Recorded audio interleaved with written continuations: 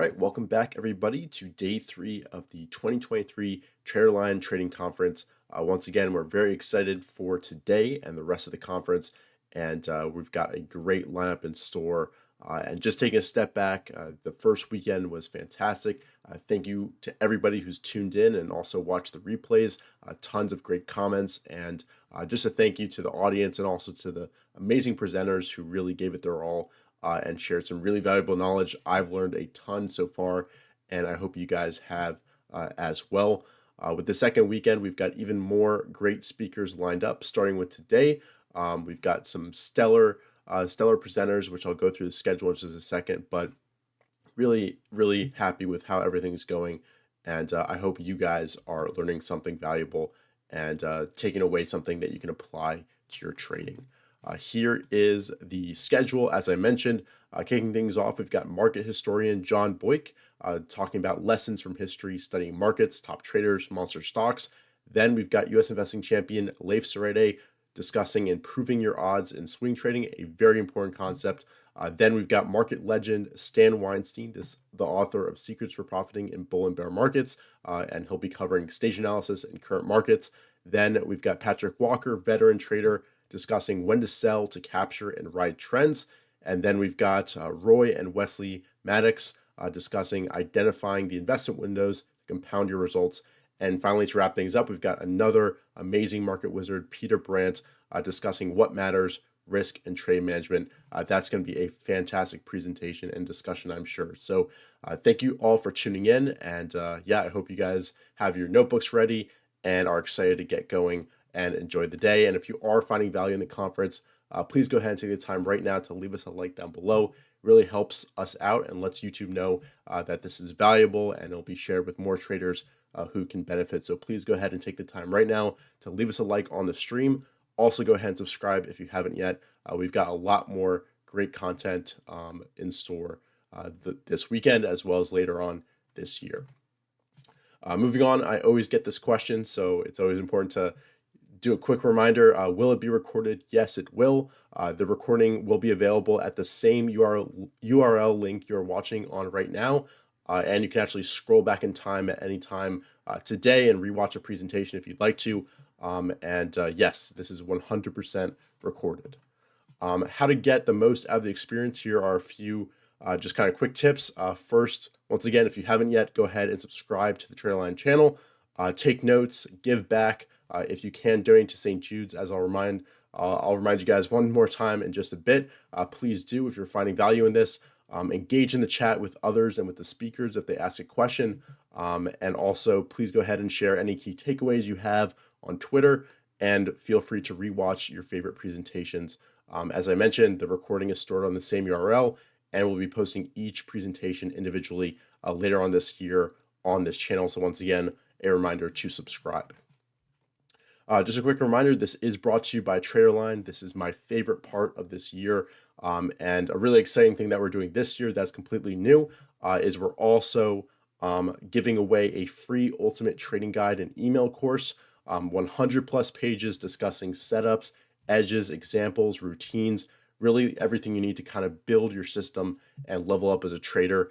So once again, this is completely free, and the link to download it is in the description as well as popping up in the chat right now. A very valuable resource that we've worked hard on the past few months. So please go ahead and check it out. Let us know your feedback, and hopefully it can help you out as you work to improve. In addition, I want to remind you guys that we've got some fantastic additional resources available for you in the form of the TraderLion Masterclasses. These are fantastic, recorded, as well as future ones will be live events that really share a wide breadth of knowledge. We've got Oliver Kell's Swing Trading Masterclass, Jared Chandler's Trading Psychology Masterclass. Eve, along with her fellow authors of the Life Cycle Trade, shared their expertise on trading IPOs and also their whole trading styles in the IPO Masterclass. And then, of course, we've got Stan Weinstein, who'll be actually talking today as well, shared his entire system in the Stage Analysis Masterclass. So if you're really looking to improve your trading and level up, these are great ways to speed up that process, and they're extremely valuable resources that I've learned a ton helping create. So once again, the link is in the description and should be popping up in the chat right now. And this weekend is also brought to you by DeepView. This is a completely new and revolutionary charting platform, and our goal is to build a tool that can replace many, tools that we use in our day-to-day lives when it comes to post analysis, when it comes to charting, looking up fundamental analysis. We want to combine all of that into one platform and have everything talking to each other and just enable us to, get rid of multiple subscriptions and focus on one platform that makes us more efficient and better traders. So I'm really proud of how far this has come, and it's a fantastic platform. This is my daily driver that I use on a day-to-day basis. It's got screening, it's got alerts, it's got watch list management, and soon to be much, much more, including trade analytics, journaling, as well as many other future modules. Taking a quick look at the interface, you've got your watch list, you've got your data columns here where you can choose between dozens and dozens of data points. This is expandable, so you can drag the chart to the right, see more data columns if you wish. You've also got the stats table down here, which shares earnings and sales data. You can hover over any quarter and look at surprise data, and you've got access to many different quarters of estimate data as well, going out into the future on both a quarterly basis as well as annual basis. Really amazing that you've got access to these estimates. It's great to see the future growth because we know the market is a discounting mechanism, and really the past is the past, and the stocks are often trading off this perception, what this is likely to be. In addition, you're also able to store dozens of fundamental data points or technical data points in your fully customizable data panel over here on the right-hand side. This can be one column, two column. Really, you can customize this and make it your own. You can see how I've personally customized it to suit my own personal process. I've got a nice kind of company summary over here, market cap, website, dollar volume.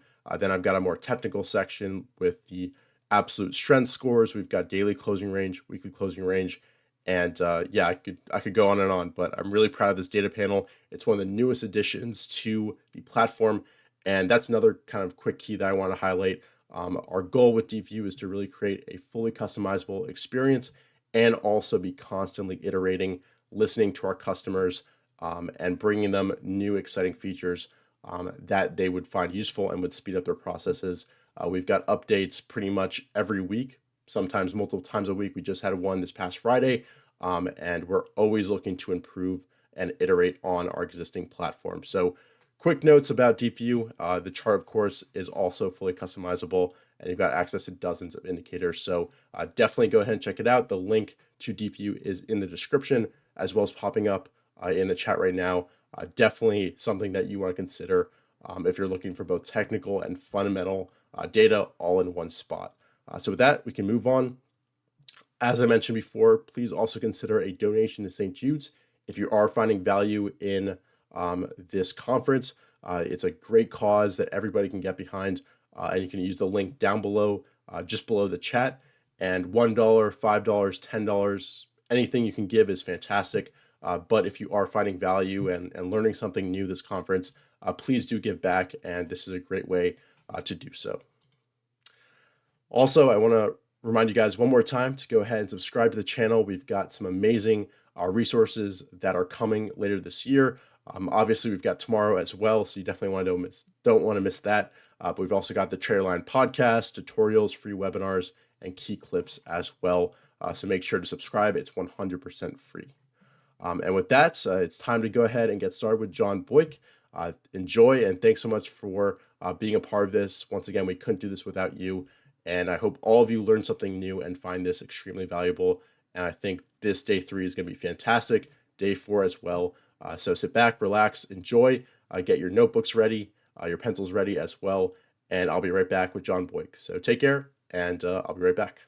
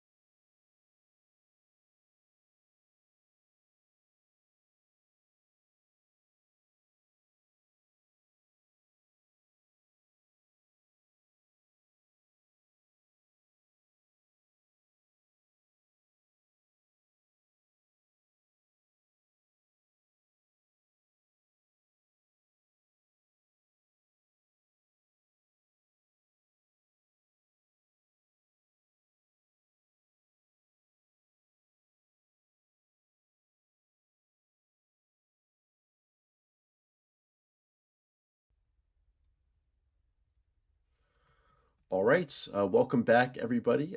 It's great to have you guys here for day three of the TraderLion conference. And to kick things off, we have my good friend John Boik, a market historian, author of several fantastic trading books, and the market historian. So, John, it's always a pleasure talking with you. So, thanks so much for taking the time, and I'm really looking forward to this. Thanks, Richard. Good morning to everybody, and thanks for having me back again. Yeah, and thanks for fighting through a little bit of a head cold here. I appreciate it. And to kick things off, I think it'd just be great to, open things with kind of a more general question. Why is it so important to study history and do historical analysis in addition to technical analysis, fundamental analysis, trading psychology analysis? What's the Right. benefit and why is it so important? Yeah, just before we get to that, just a couple things. Yes, I apologize up front. Been under the weather for a week and a half or so, but I'm going to soldier my way through this, and we're going to have a great conference. And the other thing I want to say is, once again, I want to mention that prayers and thoughts to the O'Neill family for the recent loss. Such a huge impact on so many people, and for those who work with him and for him. It's our job now to carry that torch forward, and it's going to take an army for us to do it, and we need to do it. And I'm going to do my little piece, and we all need to go for that. And we're sorry for that great loss. There's such a huge impact on so many people. So, and I called him the chairman of research. I don't think anybody has done more historical research than he did. Just incredible detail, and dedicated his life to that. So with that, we'll roll into your question. Why is historical research so important? He was living proof of that, of how it helped him to become who he was. And I also want to say this too. There's several of us out there that have written about great traders and their lives and have brought that to the public. Michael Covell is one of them. He's done his trend following books, which are great, excellent. Highly recommend those for everybody to get those. He did the background on a lot of great traders. And then you have Jack Schwager, of course, who did the Market Wizards interview books, which again are introduced us to a lot of these great traders today in the past when he wrote those books. So, and then what I tried to do was even go back further all the way to the beginning to see who the pioneers really were that paved the road for everybody else. And so I went back to the legends that really started this, and everybody kind of picked up and carried their torches forward, and they paved the road for a lot of other people.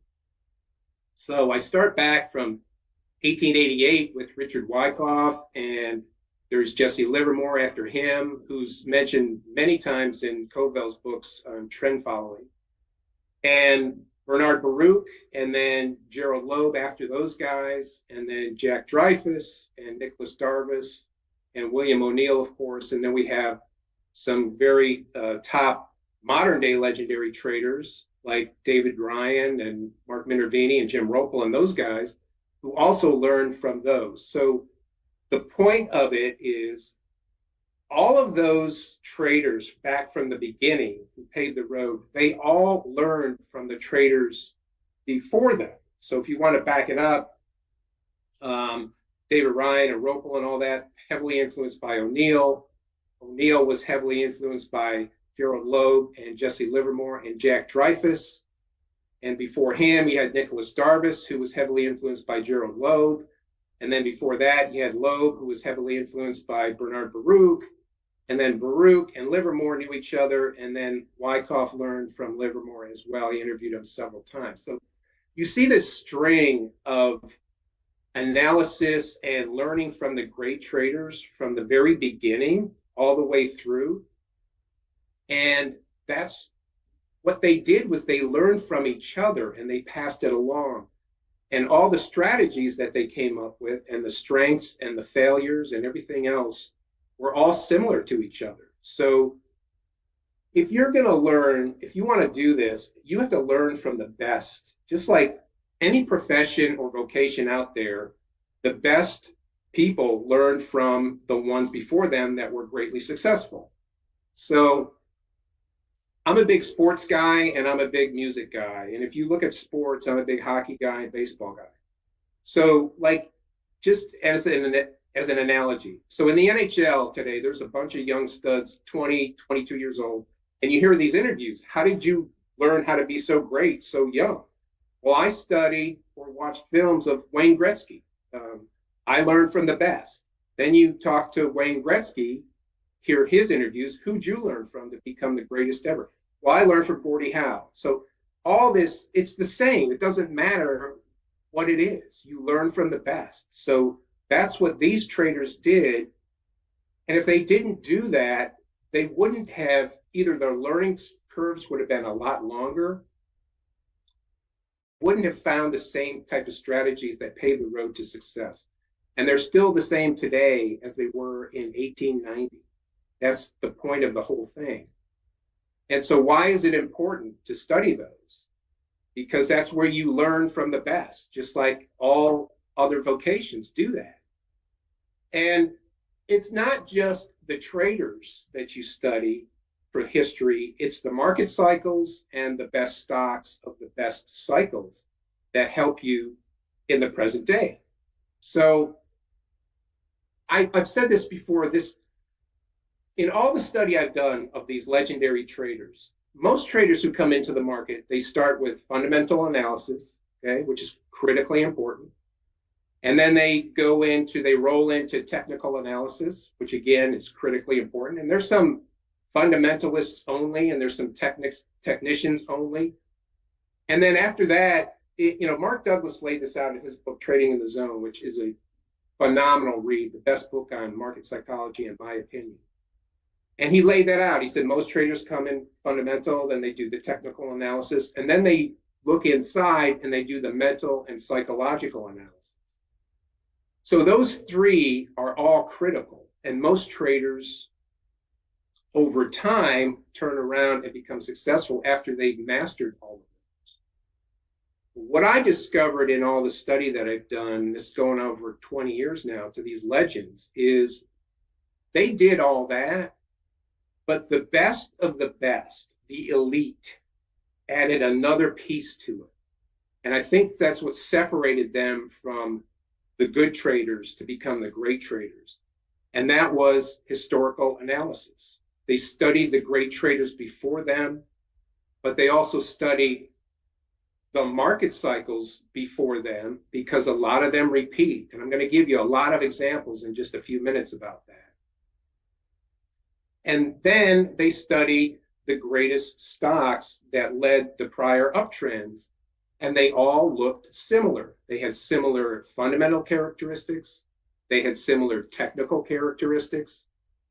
And, William O'Neill's study was really all about that, is study past big winners and you'll buy future ones. That was his whole theory there. So excuse me while I just take a water.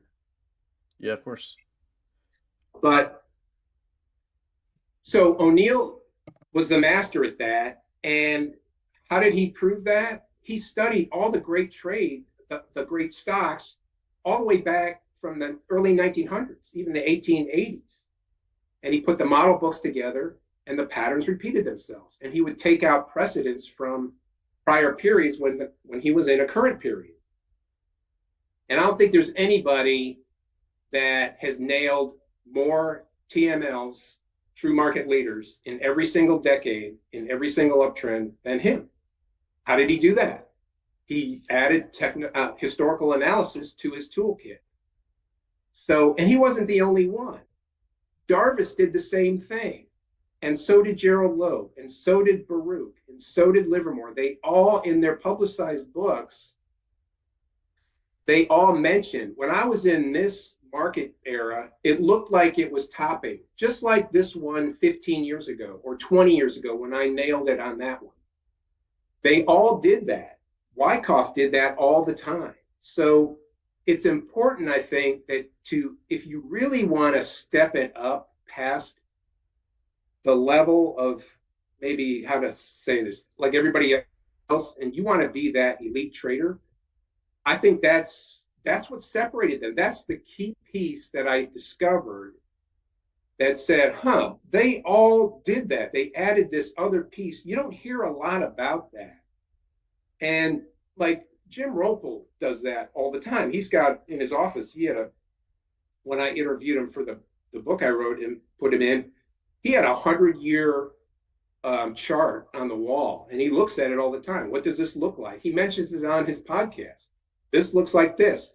Like right now, he's talking about, hey, this uptrend might be gaining some strength here. It looks like prior ones. So it's just, I think you're at a disadvantage if you don't understand some of the historical analysis side of it and add it to the fundamentals, the technicals, and the psychological side. It just adds another piece, and I don't think it's a coincidence that the best traders of all time that I studied all the way back, those legends, they all did that. Mm-hmm. They added that. They did it numerous times. So I think that's a critical piece. And I think if you want to up your game, it helps to do that. And we're going to talk about that in the current market too, and how it looks like in the past as we get to that, segment. Yeah, that's actually kind of my next question. Given what you studied going back in history, what does kind of the current time period remind you of, and what's kind of, taking a step back, what's kind of the template for a market bottom, and what does that kind of look like as well in terms of indicators, what stocks are doing, and also how the greatest traders handled it?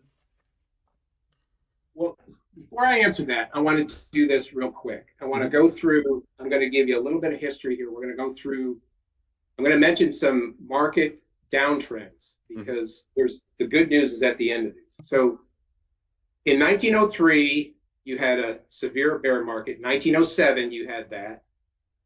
1917, you had that.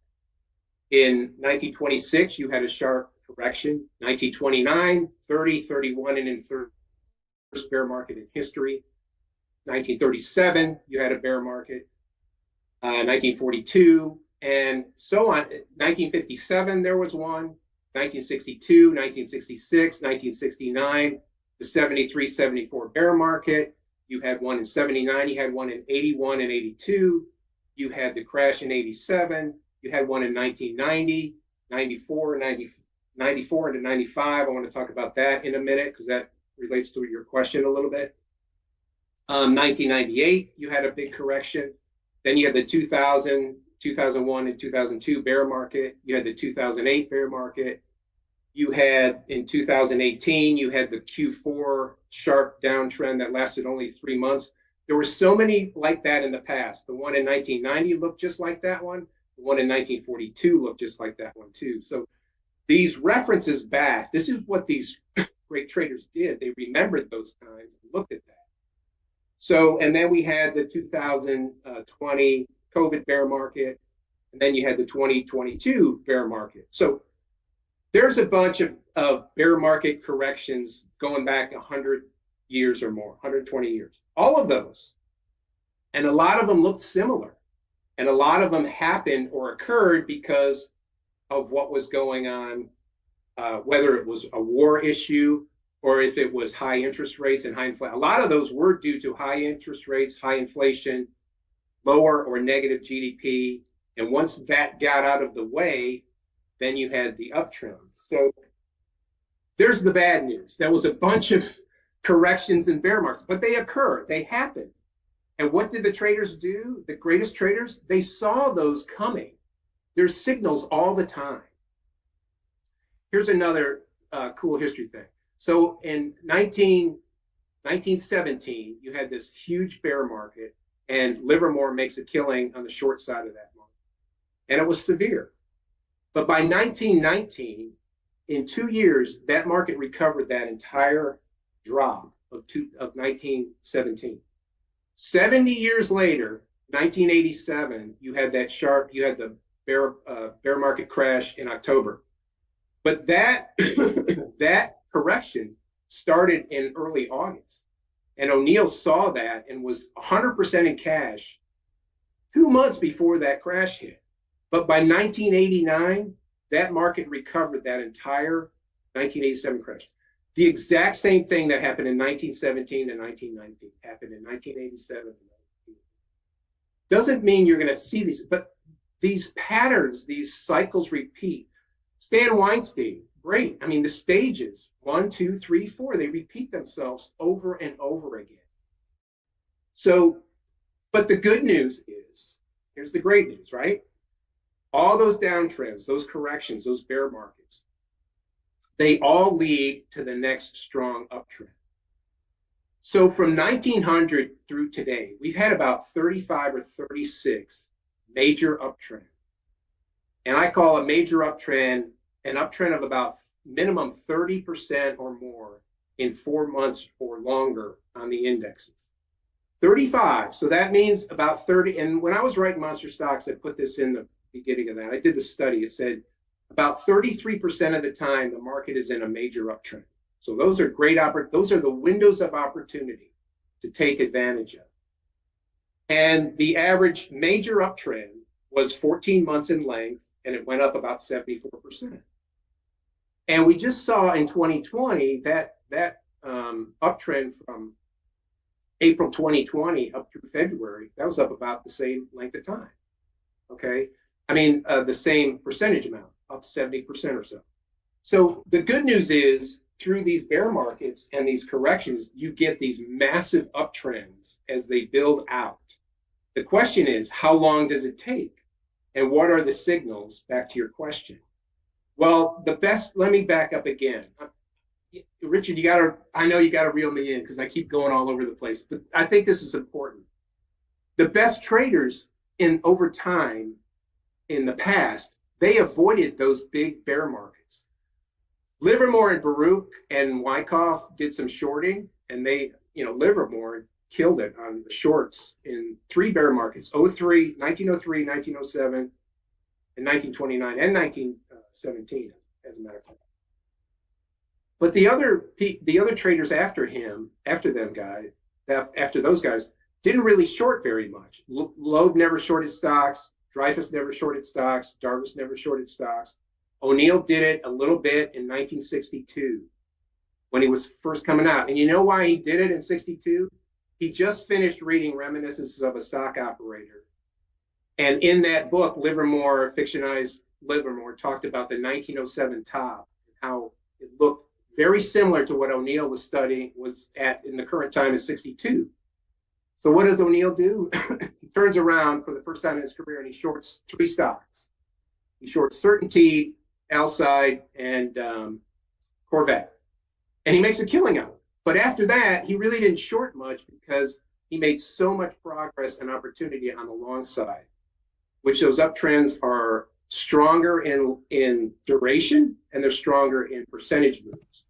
But the bear markets and the corrections can be brutal if you're in them. So those traders use those topping signals in the past to get out of those markets and protect themselves when they needed to do it. And can I jump in with a question, John? Yeah.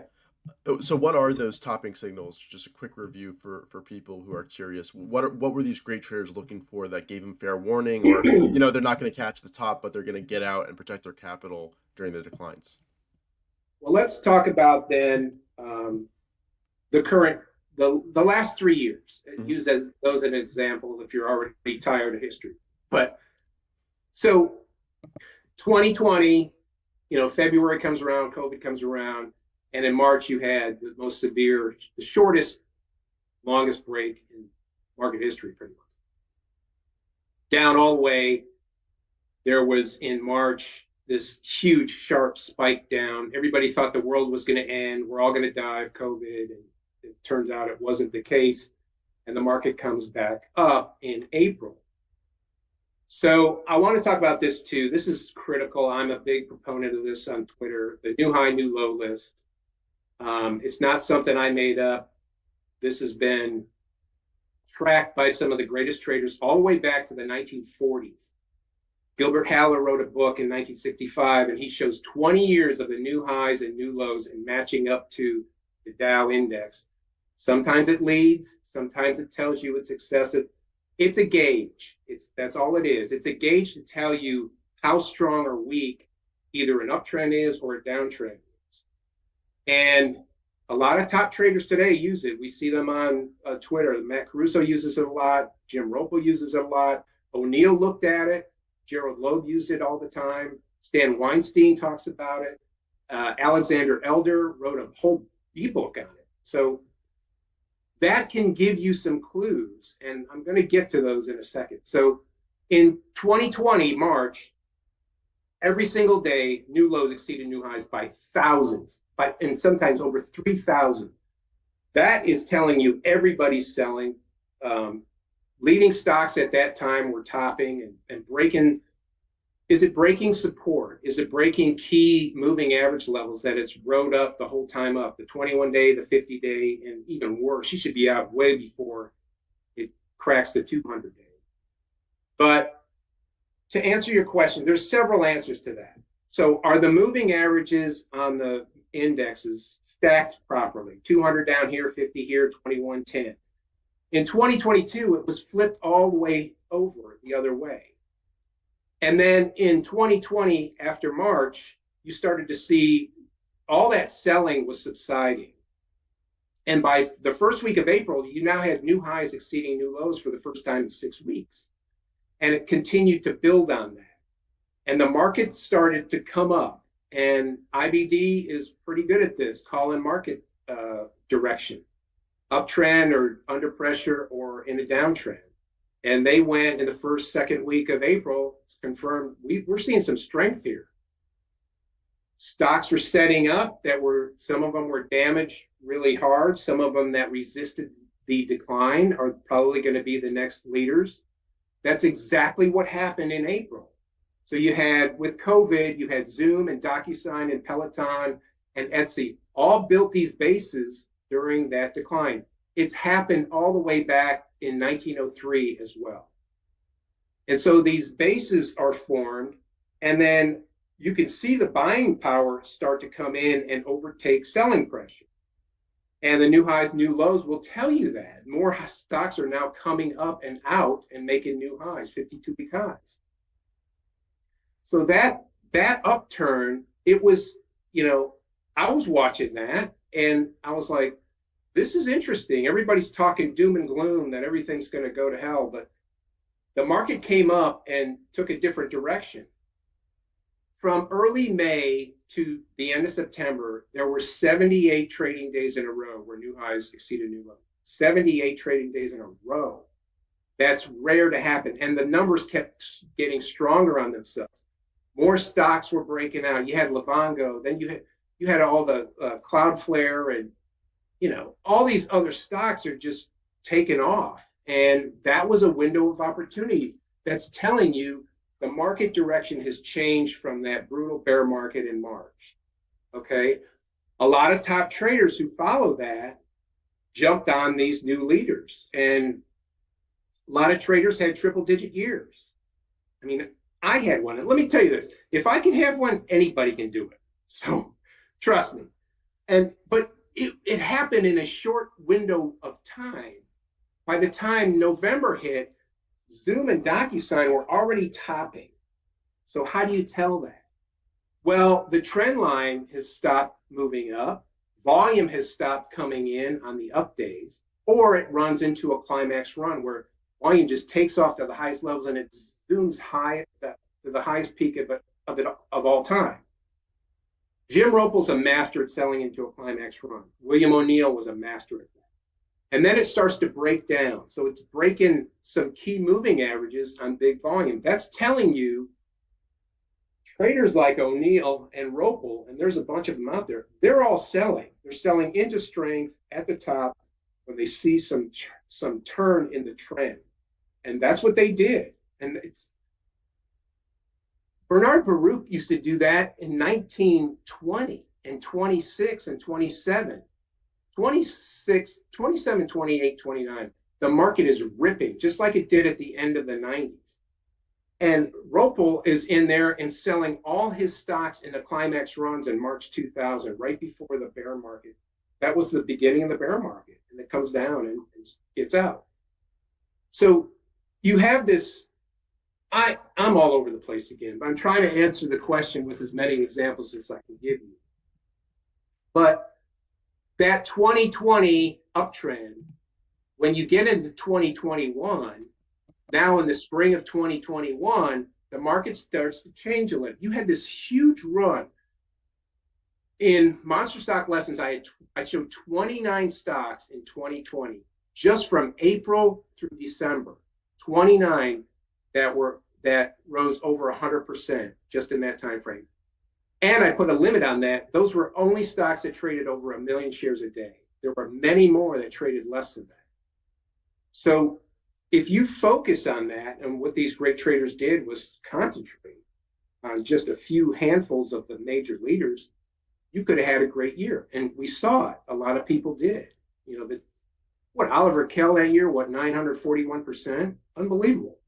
And he concentrated that mostly in Tesla a lot, but he had other leaders, and he jumped on when a window of opportunity gave him that opportunity.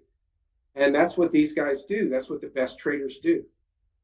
So then in the spring, you start getting this sector rotation rolling in. It's different. It's a different look than that strong uptrend.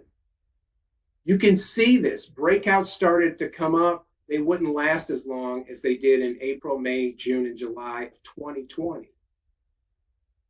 That's giving you a signal. Guess who jumped on that signal? Mark Minervini saw that and shortened up his time frame so much, he'd buy a breakout and then he'd sell it into strength very soon after, because they wouldn't follow up on that. And he kept churning his account over and over with turnover, and he was up 331% in a choppy uptrend in 2021. Then in November of 2021, the second week of November, new lows start to overtake new highs consistently, day after day after day. And then IBD at the end of November calls it a correction. And that was the beginning of the bear market for 2022. And for 2022, you had this downsloping classic bear market with bear market rallies coming up. Now you're flipping the moving average lines upside down on the indexes. You have new highs and new lows going upside down. Just to give you another stat, in 2020, 80% of the days, and this includes the month of March, which was every day a negative new high, new low day. For the whole year of 2020, 80% of the days, new highs exceeded new lows. In 2022, 78 or 79% of the days, new lows exceeded new highs. You had the complete opposite reversal of 2020. But then in 2022, on October 13th, new lows exceeded new highs 1,201, by 1,201. And the market took a deep dive and then closed at the very top on huge volume. That right now is the bottom of the market. That's the bottom of the bear market. It hasn't come back to touch that. In the past, if you go back to 03, 02, which the market bottomed in October of 02, and then you had this sloppy, choppy, you had a severe 2-year bear market, 3-year bear market, really. You had the sloppy, choppy action along the bottom, but there was accumulation coming into the market in February of 03.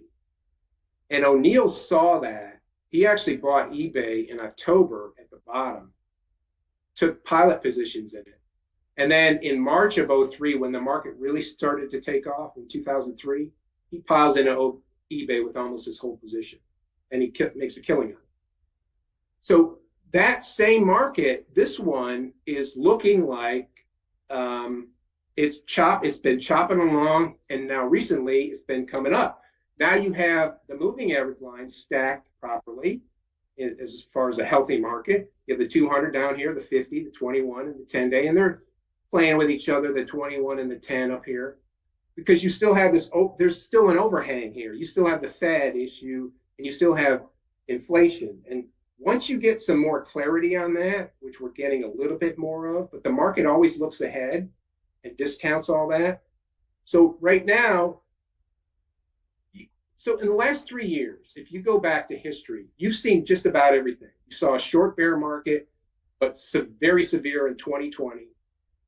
Then you had this great opportunity, which rewarded many top traders with triple digit year in 2020. Then you had a choppy uptrend as it's kind of tiring itself out. And then in November of 21, you get the peak. In 2022, you get this classic bear market. Bear market rallies come up, they bump their head on the 200-day or the 50-day line and get rejected. There's a clue for you that it's not over yet. And there weren't many stocks making great progress. There's always going to be something. But you had new lows exceeding new highs by pretty healthy numbers.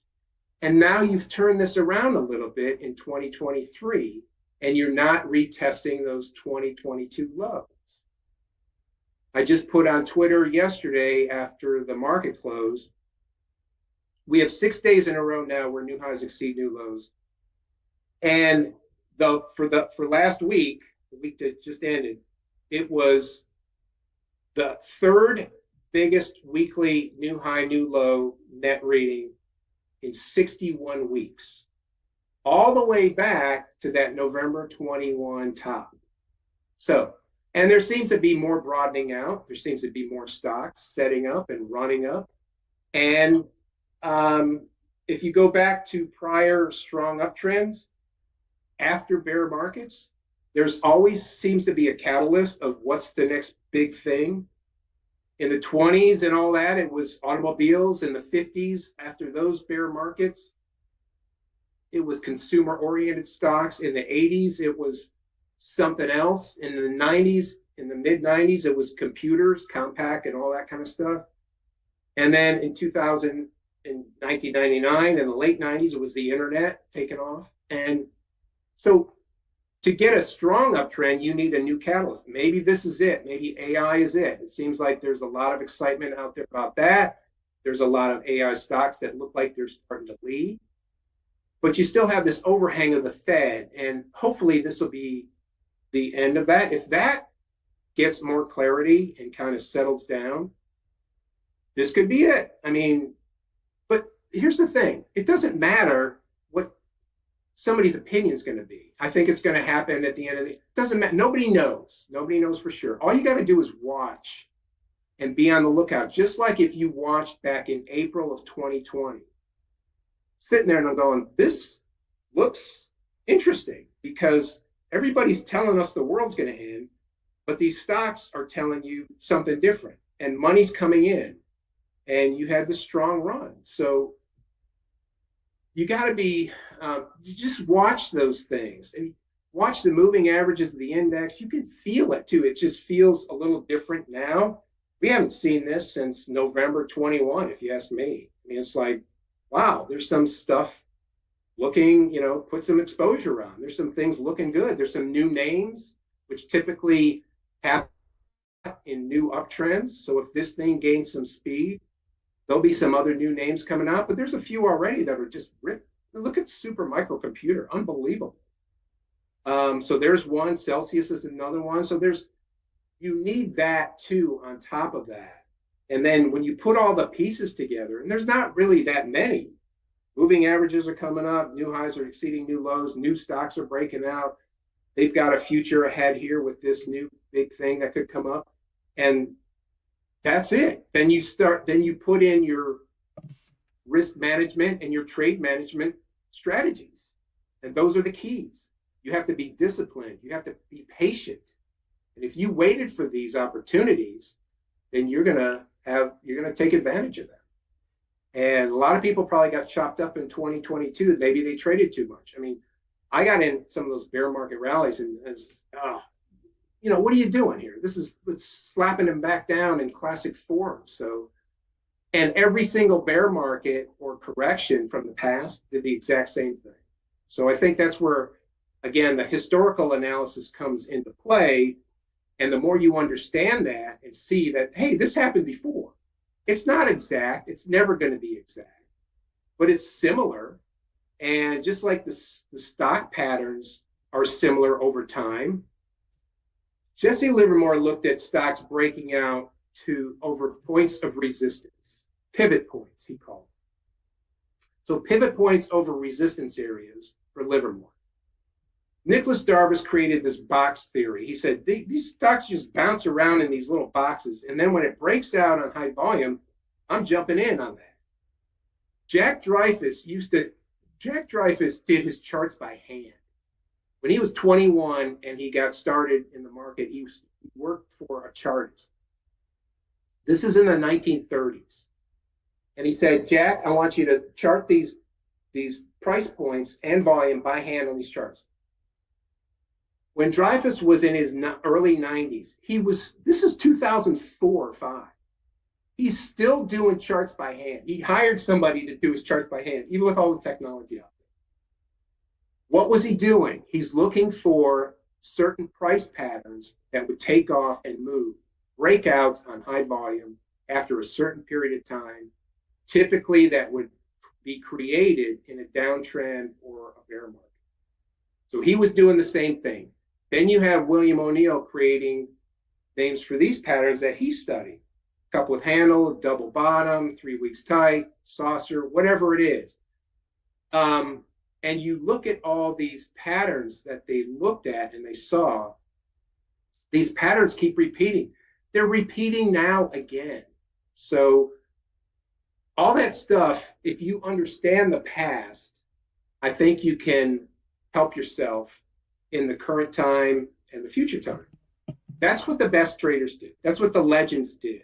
And if they did it, I want to do it, or, get in and do what they did. I want to follow them. I'm not creating anything new. I'm just following the path that they laid out for me.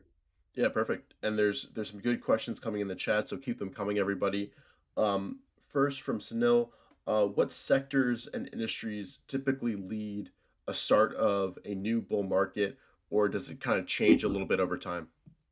It changes all the time. I mean, if you go back and study some of those great uptrends that followed those bear markets and corrections I talked about, it changes all the time because the landscape changes. In the 1890s and the 1900s, it was railroads because that was what was being built. Bernard Baruch did incredibly well with railroad stocks in 1900, 1910. You had the auto stocks in the early 1900s. Chrysler led so many uptrends. They kind of reminded me of, and repeatable leaders can come back. Apple's done it so many times. Why? Because they reinvented themselves. They had the computer and they had the iPhone and all these things. And every time they introduced something new that was adopted by the public or masses of people, they were a leader. So it depends. There's so many different, in the 50s, after the 57 bear market, actually even before that, in the early 50s, coming off the 40s, the late 40s, the war ends and you have all these consumer stocks for the first time that started to broaden out the stock leadership from the industrial era. So instead of just railroads and autos and steel and all those other things, steel's a great one. Steel was in the early 1900s, U.S. Steel was just a massive leader. They're like NVIDIA today, okay? Always there, always needed, always refining, doing what they were doing. And Livermore did it into U.S. Steel. Baruch did it. Wyckoff, those were, and even Gerald Loeb. That was one of their major monster stock winners over and over again because it kept repeating itself. NVIDIA today has done it. It's doing it now. Okay, if they're the go-to for AI, look at what's happening already with them. So it depends what's coming out and what's the economic landscape, what's the creative companies that are changing things and preparing us for the future. You've had medical stocks in the past many times than a leader. O'Neill landed Amgen in 1990, 1991. Mike Webster to this day keeps telling everybody, he said, that's the greatest stock transaction I've ever seen anybody make. It was O'Neill's transaction in Amgen. What did he do? bought it off a breakout, coming off a bear market, actually a little bit before that because it was leading at the time. And he pyramids this stock all the way up. He sells some into strength, it pulls back to a support area, takes off, he buys back more. Constantly in and out, but not the whole position.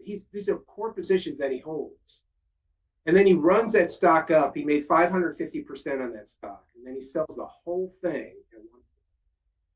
So it just depends. I mean, that's a long answer to that question. It seems like It's, the common it's theme not, is the prevailing technological revolution, right? That's going on at the time, right? that's true, but you can have repeated Right. leaders. But a lot of times you're going to have new names that come into the fold that ride the tail of the leader. Right. You want to study what stock was the leader, go back and look at O'Neill's biggest winners in the 60s, 70s, 80s, 90s, 2000, 2010. I've never seen anybody, well, some of those other guys did it too, but O'Neill did it better than anybody. He had the major leader at the time, whatever it was. He didn't care what it was. Are they making money? Are they introducing products and services that everybody's going to adopt to? And that's the one I want to be in. I want to be in it, and I want to have a high concentration in it, not just a portion of me. I'm going to go all in. Stanley Druckenmiller, I want to add this. He's been doing some more public interviews recently, which are awesome to look at and to listen to. He brings up his time. I saw just a month or so ago, he was doing an interview. He goes, yeah, I'm looking at history again. And, how does this era look to this era? And so on and so forth. And one of his greatest quotes is, when you have conviction, go for the jugular. So, and I know he's in NVIDIA. He's talking about it. He's like, this AI thing, this could be the next big thing. And he can move markets. I mean, he's one of the best ever. So if you study these great traders, that's what they did. And it's not just recently, it's all the way back to 1900. That's what it's about. And can I jump in with another question? Yeah. So you mentioned earlier that this time period kind of reminds you of 94. Can you kind of discuss the similarities as well as the differences as well? Well, in 1994, the Fed raised rates starting in February 7 straight times. Okay, we haven't seen that till recently. Now we're at 10. So they broke their record. Congratulations. 7 straight times in 1994. And the market just couldn't get anywhere. It was a downtrend. It wasn't explode. So, I mean, I've seen so many people say, well, the Fed's just raising rates up here. The market's just going to crash and that's it. It's over. And 7 times in 1994, that was the most times at that time. The market was only down 15, maybe 20%, somewhere in there. The indexes were different. But at the end of 94 or the beginning of 95, the Fed paused and stopped. And the market started to move up. And it started to take off and took off on a pretty good. Mark Minervini talked about this. He said he didn't even get into the market in 95 till April. So if you miss some of this AI stuff, it's not too late. Trust me. There's going to be, if this takes off and becomes what it could be, there's going to be plenty of opportunities. He didn't get into that market in 95 till April, and he had a 413% year at the end of the year. So, but 94 looked similar because you had the Fed, you had inflation concerns, you had the Fed aggressively raising rates faster than any time before that. And so that's a similarity there. But there's another similarity I see from 81 to 82. You had this long drawn out bear market correction type thing. Again, it didn't implode. Like the Dow hasn't imploded at all. I mean, it's gone down, it's doing, sloppy trading, whatever. But in 81, 82, you had this same thing, this long drawn out choppiness, downtrend thing. And then in August of 82, the Fed stopped raising, that was an interest rate inflationary condition. O'Neill was famous in February '82. He put out a whole page article in the Wall Street Journal saying inflation's back is broken and it's time to get ready for the next bull market. In August of '82, the market takes off and it goes up 101% in 11 months. So O'Neill was a little bit early, but he was setting that up, seeing what was happening. So that '81, '82 period has some similarities to what we have now. You had high inflation, you had the Fed trying to fight it, knocking it down with high interest rates, and you had the '94 period. So there's been others even before that. This is not by any stretch the only time in history where we've had inflation concerns and the Fed trying to knock it back down. So there's several of them in history that have done that.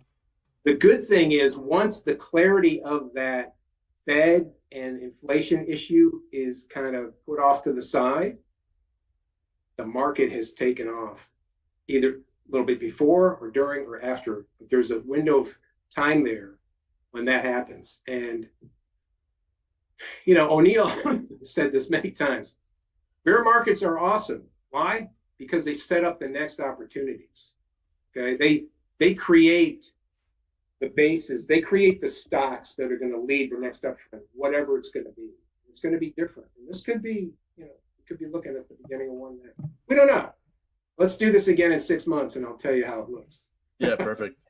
And I think a question I really want to ask is, putting yourself in the shoes of all the traders that you've studied, what would they kind of be doing now? What would they be watching? What would they be trading? And what would they be waiting for if they're not in yet to signal that, it's time to press on the gas? I think all of them, because they're all similar in their styles, would be stepping in, and Livermore used to call it a probing strategy, and Darvis would call it a pilot buy. So if you see stocks, and there's some movers that are already well extended. So if you're not in those yet, it's okay. They'll pull back if this continues on, and you'll have another opportunity or opportunities to get in there. And then there's going to be some new names that'll come out if you pay attention. So I think they would all be, I highly doubt they'd all be still in 100% cash. I think they'd be moving, they had been probably moving in with probing or pilot buys, testing the market. If they're working, then you either sit or you add to it. If they pull back and you want to have your risk management strategy, that's the number one rule, everybody. So wherever you got in, if you don't sit on a loss, you can let it play, maybe bounce it off at some moving average or watch for support, resistance, and you can get a feel for that. So I know that they look at all these things, and then new highs are starting to take over new lows. The new lows have shrunk to some very low numbers now on a daily basis. That means right now selling pressure has subsided. But that doesn't mean it's an all clear signal either. You could have the Fed on Wednesday. I mean, that could surprise everybody. They could jack up a half a point. Guess what? The market's going to probably crash, or not crash, but correct pretty hard. I don't think that's going to happen, but we don't know. So there's still some overhangs there, and I think that's why maybe some of them would be stepping in a little lighter than typical. That's just, if I go back and I think what they would do, that's probably what they would do. Some of them may be more aggressive. And some of the bigger names that have been moving already for a month or so, yeah, I think Druckenmiller's got some pretty big positions in some AI accounts. So he's a great one to use as an example. And I think he saw that and just like, I can't ignore this. This is moving. That's what those great traders would do. The market has been moving up. The Nasdaq's over 26% already year to date. And it's not even half the year. So there has been some positive movement. It was just confined to a very limited number, but now that seems to be broadening out. And if the market reacts okay to the Fed, and the Fed does the right thing and inflation subsides a bit, you could have this could be a pretty good strong uptrend. but I don't know. Nobody knows. We're just you don't have to know. One of my favorite quotes of all time is Mark Douglas from Trading the Zone. He said, traders in the zone don't need to know and don't care what the market is going to do next. They know what they are going to do next, and that makes all the difference. You think about that. You don't have to know 6 months from now what the market's going to be doing because you're not going to know anyway. You can take a guess, and you might be right, you might be wrong.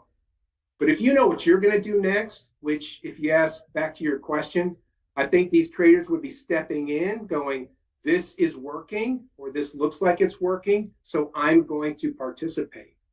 But if it doesn't, I'm going to go out and then I'll sit back and wait again. Or if it continues, I'm going to keep hitting it.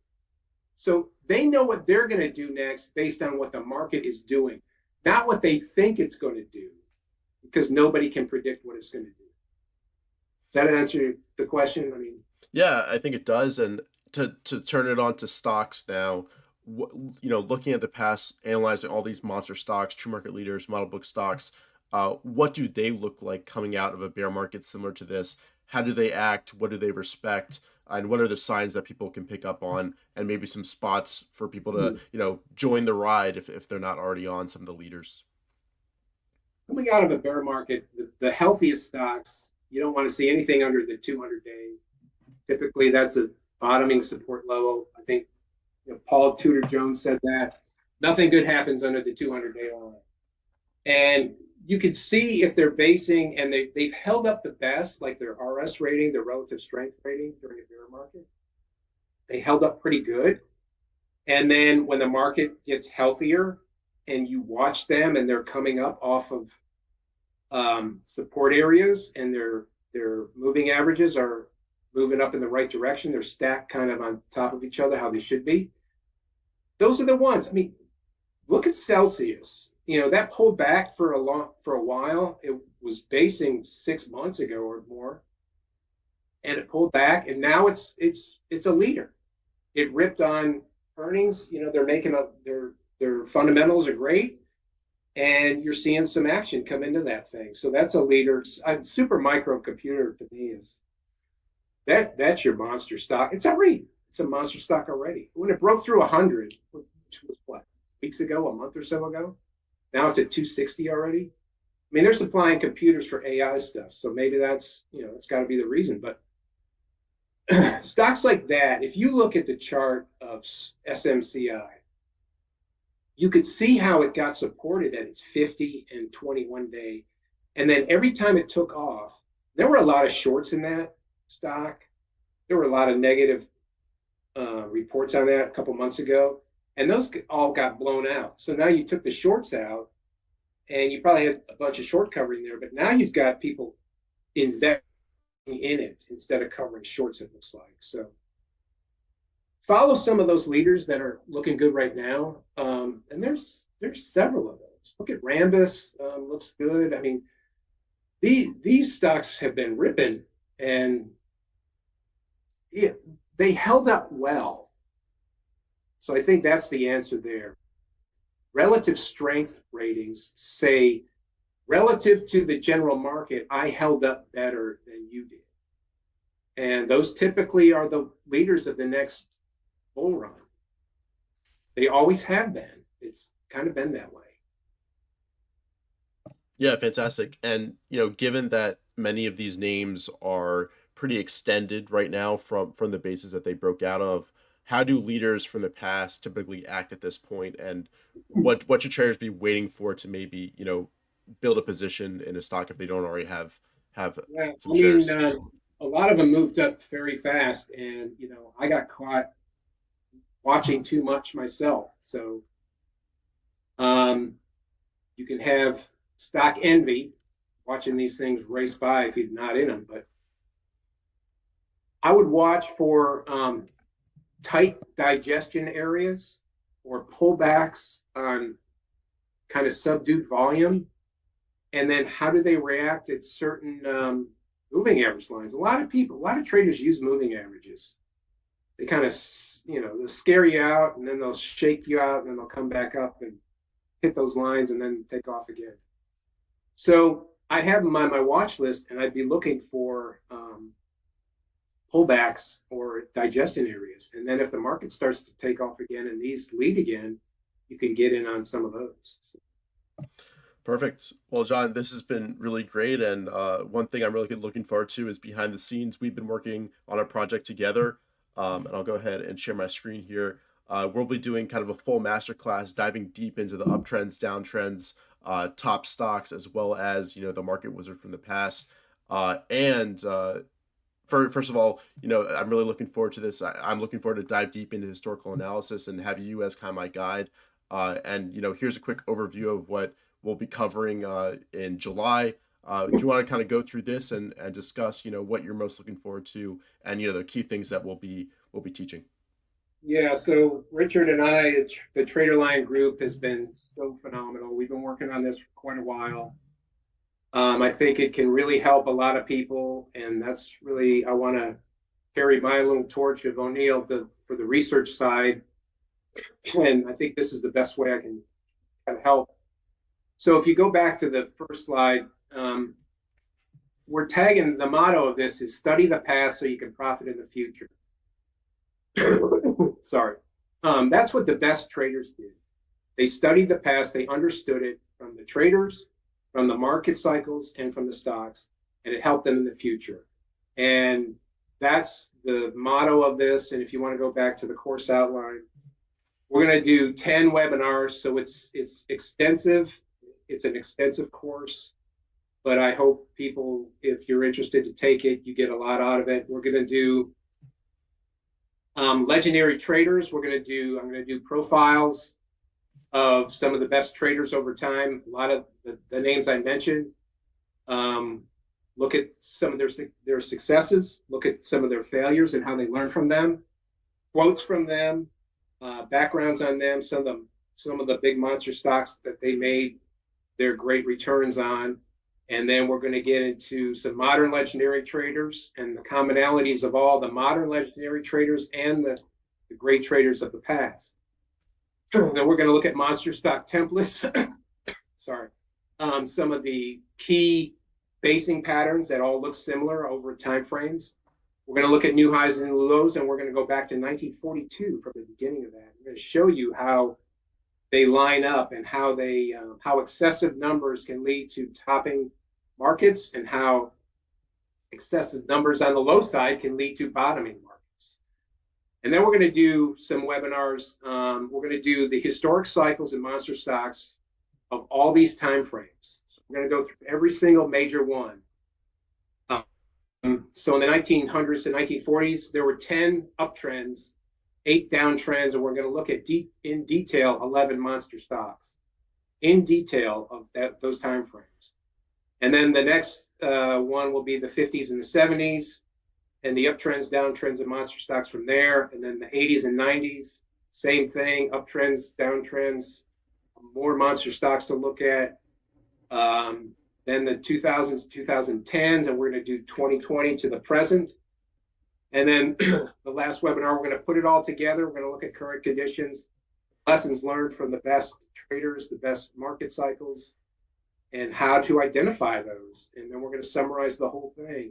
And this has been a lot of work. I think it's interesting. And trust me, I've been studying this. There's nothing out there like this. I hope people find a lot of content to it. It's exhaustive and inclusive of a ton of information, but you can now have the whole history of the market in one document. So there's a 230-page PDF document textbook, I call it, that lays all this out.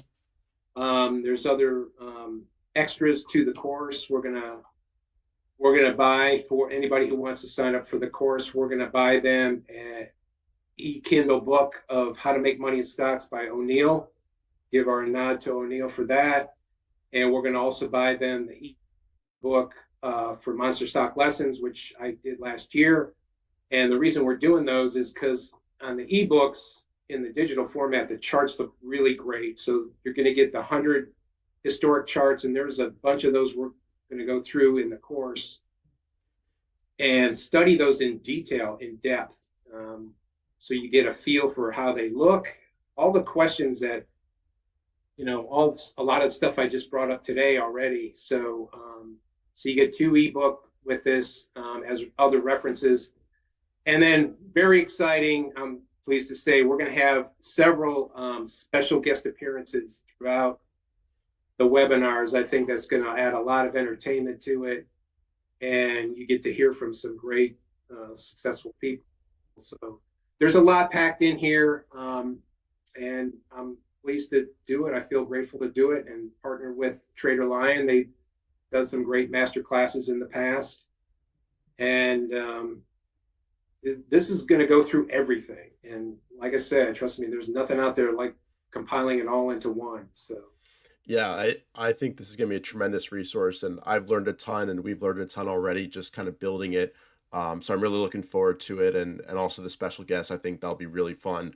And yeah, I think this will be fantastic. And we're also happy to announce that June 24th, we'll be kind of giving a teaser here and doing a free webinar that kind of represents the class, focusing on William O'Neill and a few other legendary traders, going through an overview of that. And yeah, I'm really looking forward to this. There should be a link popping up in the chat right now where you can go ahead and sign up for this free webinar. I see it popping up just now. Go ahead and click that, enter your email, and you'll be automatically signed up for this free webinar. It's going to be a fantastic resource. We're going to have a challenge as a part of it as well that you don't want to miss. So definitely check out this. And John, I think it might be worth kind of touching on the kind of class mantra that you've kind of developed. Study the past so you can profit in the future. Do you want to touch on that? And, I know O'Neill inspired you a little bit for that as well. So, yeah, would you kind of discuss how you came up with that? I mean, he was the huge inspiration for this. He did it. That's how he became so successful. Throughout the course, we do these profiles of these legendary traders. We're going to show some stocks that they landed during that time. How did they move in and out of all those market cycles? How did they take advantage of the uptrends? And how did they study the history before them to help them in their current time, whatever time frame it was? And so the course starts in 1888, it goes through today. So there's 125 years of history in it. And every single day the market was open during that time. One of those traders was active. So we don't miss anything. We're talking about every single one. I want to add this too. So in the course, there's going to be some rare IBD and O'Neill charts that they were, I'm grateful they lended permission to show these. They're not, a lot of them were not, they're not available to the public. They were from some of the master classes that you had to take with O'Neill. So those are included as well. So it should be, and I hope I hope whoever takes it gets a lot out of it. I want to really help others understand all this. It's helped me, and I think it can help a lot of people. Like I said, the difference between the best traders did that, and that's what I want to try to get back. So. Yeah, and is there anything you want to touch on specifically with this kind of free webinar that you're really excited to share with everybody? Oh yeah. The free webinar will be in 2 weeks, and in addition to the 230-page PDF textbook you get, I think you're getting 450 slides. Yeah, and that's in the masterclass. That's in the masterclass, not the free webinar. But yeah. It's in the masterclass, but we're going to show you examples in the free webinar, the promo, what you're going to get. So we're going to show different pieces of that in the free webinar. We're going to show you some of those great traders, and we'll show you a background on one of them and some great quotes on another one, and some strategies from another one. And we'll show you some charts from some of these traders. The course is filled with all kinds of different looking charts. There's old charts from the 30s, and they look old because they are old, and we're not trying to hide that. And so we're going to show you a variety of what's in the course during the free webinar, so you can get a feel for the pieces that are going to comprise the whole course. And hopefully you can look at that and make a decision if you want to take it. So Yeah. Well, I'm looking forward to going back to school, John, and I think you're the perfect market historian to take us through. So, John, this has been really great. But my last question is kind of, do you have any kind of general advice for traders watching this, to kill this next cycle, and maybe taking a historical perspective, anything that people should tune in on or pick up and focus on, going forward as this bull market potentially develops. yeah, I mean, I would, look at some of those past cycles I talked about and just stay attuned to what's happening. Watch the Fed next week. There's a lot of eyes on that. See how the market reacts to that. If the market takes off of that or whatever, or if the Fed does the right thing, this thing will probably have some legs. And then, make sure you're looking at what the leaders are going to do. Also, this course that TraderLion does, this whole conference, it's just incredible the amount of people and what everybody lends to it.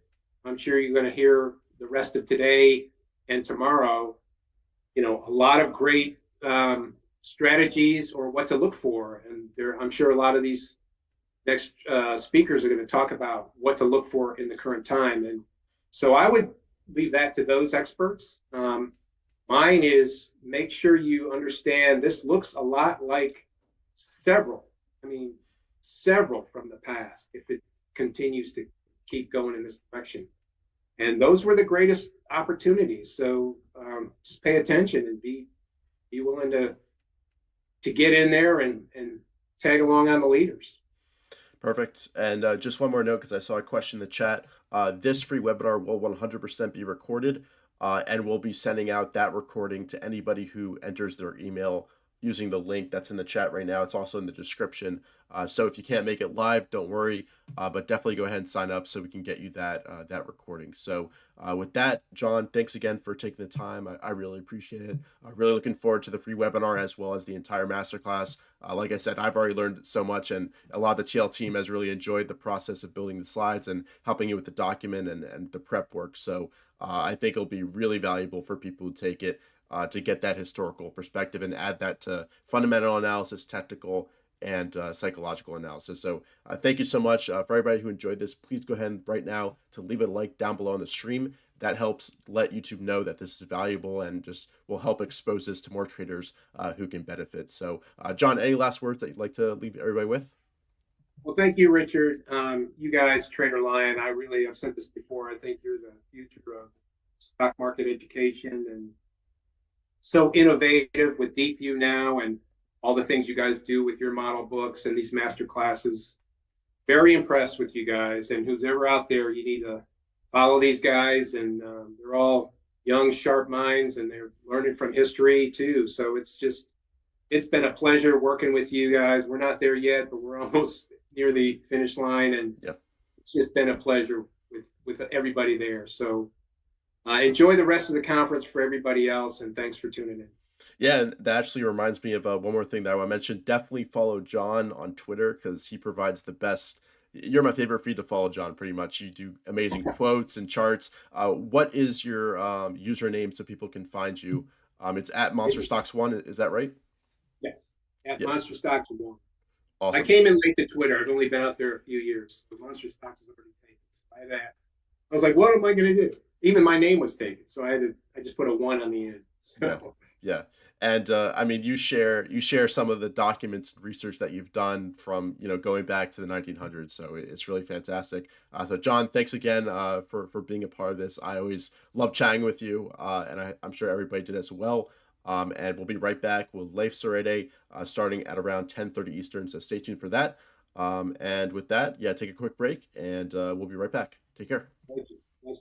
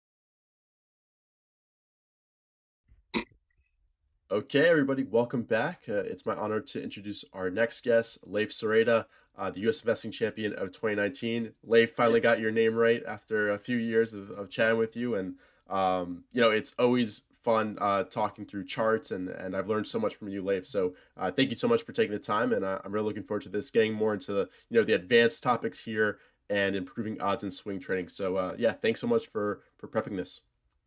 Hey, thanks for having me, Richard. Dude, as always, this conference is really great. It's nice to see John Boik again. I met him in Vegas. He was just on a great presentation. It's really cool to be in right ahead of Stan Weinstein, whose work I've studied at length, and I've paid people to dissect and go over with me, and over the years, and it's really great stuff, and it's just fun to be a part of all that, and just be the aggressive swing trader that I am, and try to use all the stuff that from all these people that go through your interviews and stuff. And it was cool to be like, what was I, your second interview after who was I after? Your first one was Jim, I think. Jim Ropel. Ben Bennett, Jim, yeah. Yeah. So Jim Ropel, and that was cool. So it was fun to be like your second interview there. I knew right away you were you had a good thing going, and look what happened. So this part of what I'm about to go over is that never-ending quest for success and improving the odds. And we all know the basics. I'd say I tend to focus on more intricacies through all these different systems and styles and methods.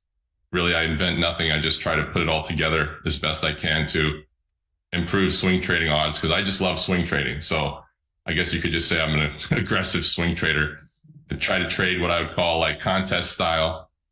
And really, like this quote from Seth Klarman here says, he said, all an investor can do is follow a consistently disciplined and rigorous approach, and over time, the returns will come. So that's what we're going to do for the next hour. And I got 40 slides, and it gets more exciting as we go. Yeah, let's dive in. I'm looking forward to this.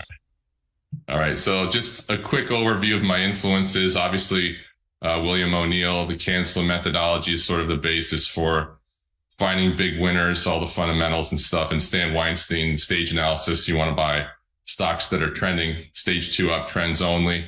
And it's the problem is that stage 3, you never really know you're in stage 3 till that ends, really. So it's just the kind of recognizing that and risk managing. And Minervini's work on kind of like the entries and the cheats. Definitely read those books. And O'Neill, all these guys have books. Dan Zanger maybe has some more videos, but just some influence of chart pattern and volume analysis from him. Good stuff there too. So I think I did a tweet about this. Just sort of, you have to have like kind of a big vision for what type of trader you want to be, and really just don't mind the naysayers. Like, give yourself time. It won't happen overnight. And if you start in 2020, sort of timing is everything. And so I think this is one of my next slides. And I knew to do I have a service myself, and it was fun to do it then. That was the timing there. Obviously, that was exploding after COVID. So all kinds of new traders got to learn how to swing trade them, and just you have your goal. My goal is to be a great compounder that swings in and out of the fastest moving stocks. But like I said in the slide here, if you don't have kind of basic rules, you're going to blow up. Like my first small account when I was in high school, I went all in on some stock that went bankrupt. I was kind of swing trading in and out of it. And then one day they went bankrupt. So, it was all in on one. That's kind of, not good risk management, right? So you gotta have a rules-based system and develop yourself that way. And I talk about, subscription services. They kind of get a bad rap, but everybody I know that makes money in the USIC, that places well, has learned from a service, or, at least the books of the people that have services, stuff like that.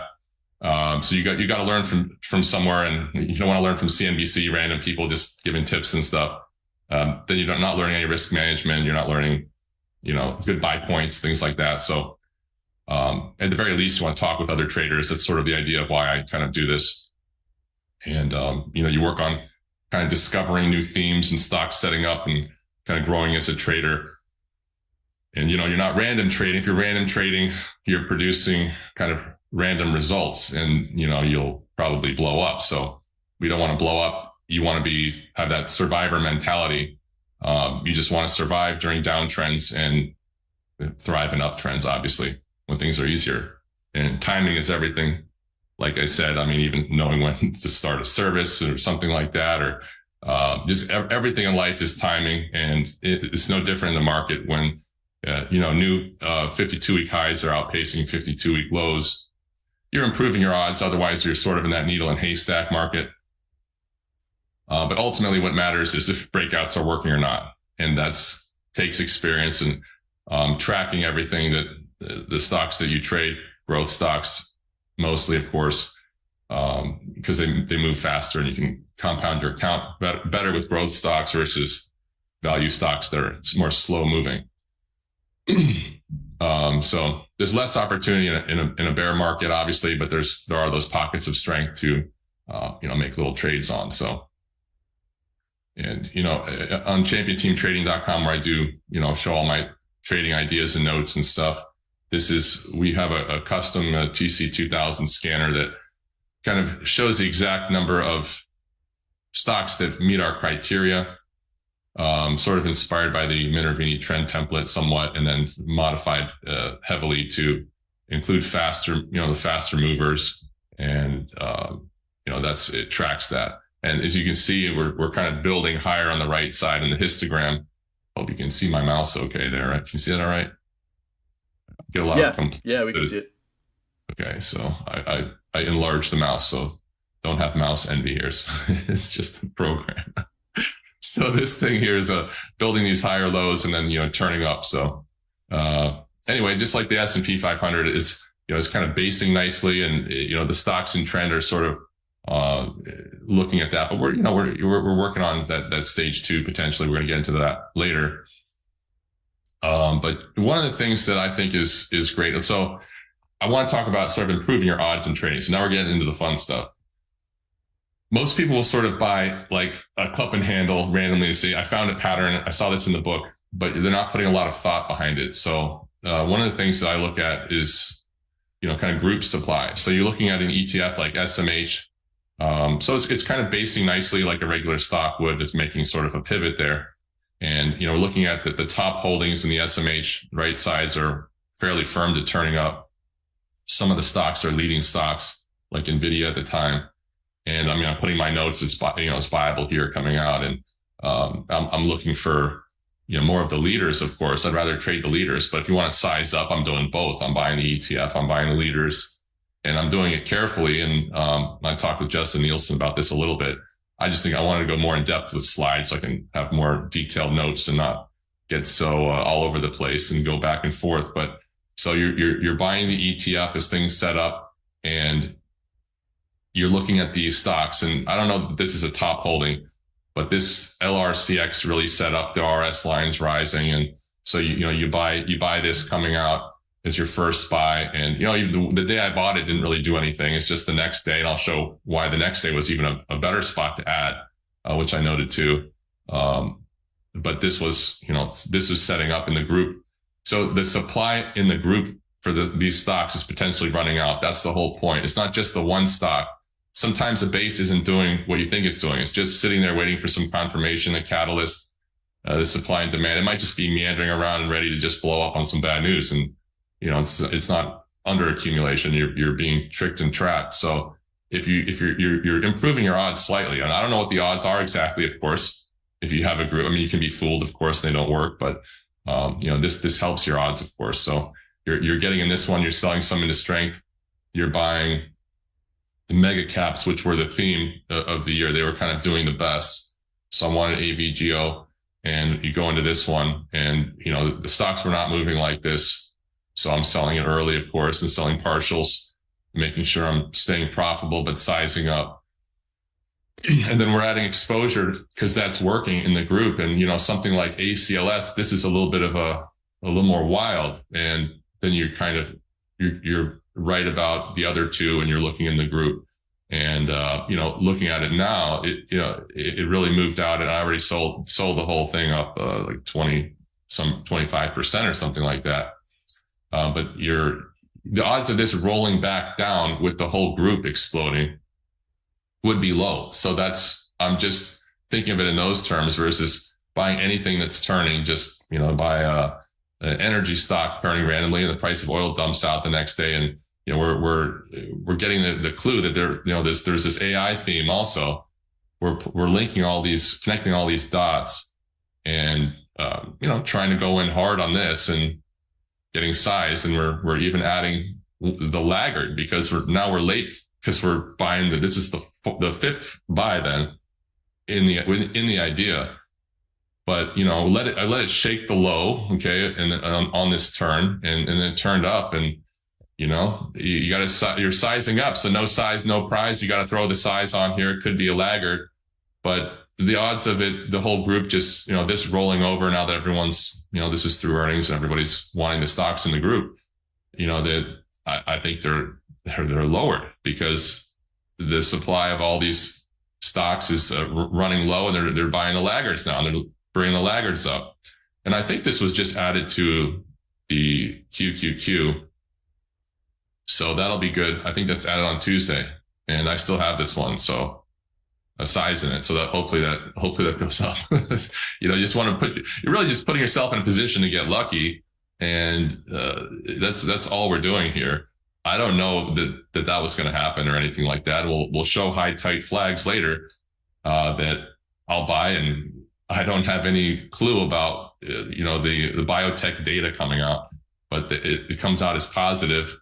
I'd say slightly better than 50% of the time. I don't know how much more, but when you're trying these very powerful patterns, the odds kind of leans to the positive side.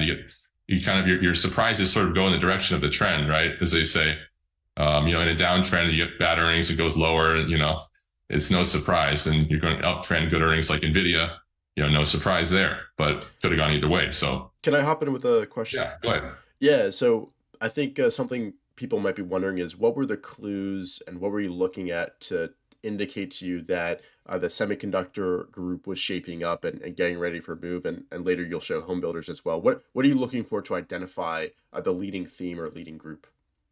Well, we like the AI theme, and that's back to this slide. So I'm just scooting back just to elaborate. The theme, artificial intelligence needs semiconductor chips to run all these, new, I don't know what you want to call it, software or whatever. So, and this just shook out also the SMH. It looked viable before. So, it looks like it's sometimes that initial shot up off the lows. It's like that stage analysis.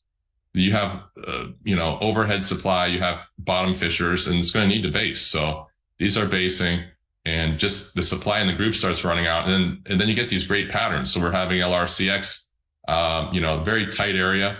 If you might want to say it has that characteristic of a VCP where it tightens. Another way to say it, just tightening area, which is not too many like that lately. We get this kind of higher lows, and it's usually more of a shakeout or something that works better. But this was, I'd say, fairly good looking here. And you just, this is set up. They're all just set up, so they're setting up together. Yeah, they're all setting up together. That's improving your odds. Otherwise, because then they're gonna, as soon as the next buyers are going to move all these up, is what I'm thinking, right? Because, if there's any more buying, the pressure, if it goes to the upside, they're ready to go to their next bases because, like ACLS is kind of shook out, sort of making the low potentially in the new base, and maybe it's on its way to the next base, which it clearly did there and sold early. And part of selling early is I'm always going to sell early, basically, which is part of the game. But, it's good to keep some partials. But in the last year, it's just recently changed where we're getting some bigger gains than 20% and such. Especially with AVGO, where I have that, it just went up 45% from the buy point where I risked 1.7%. That's more 2020 action.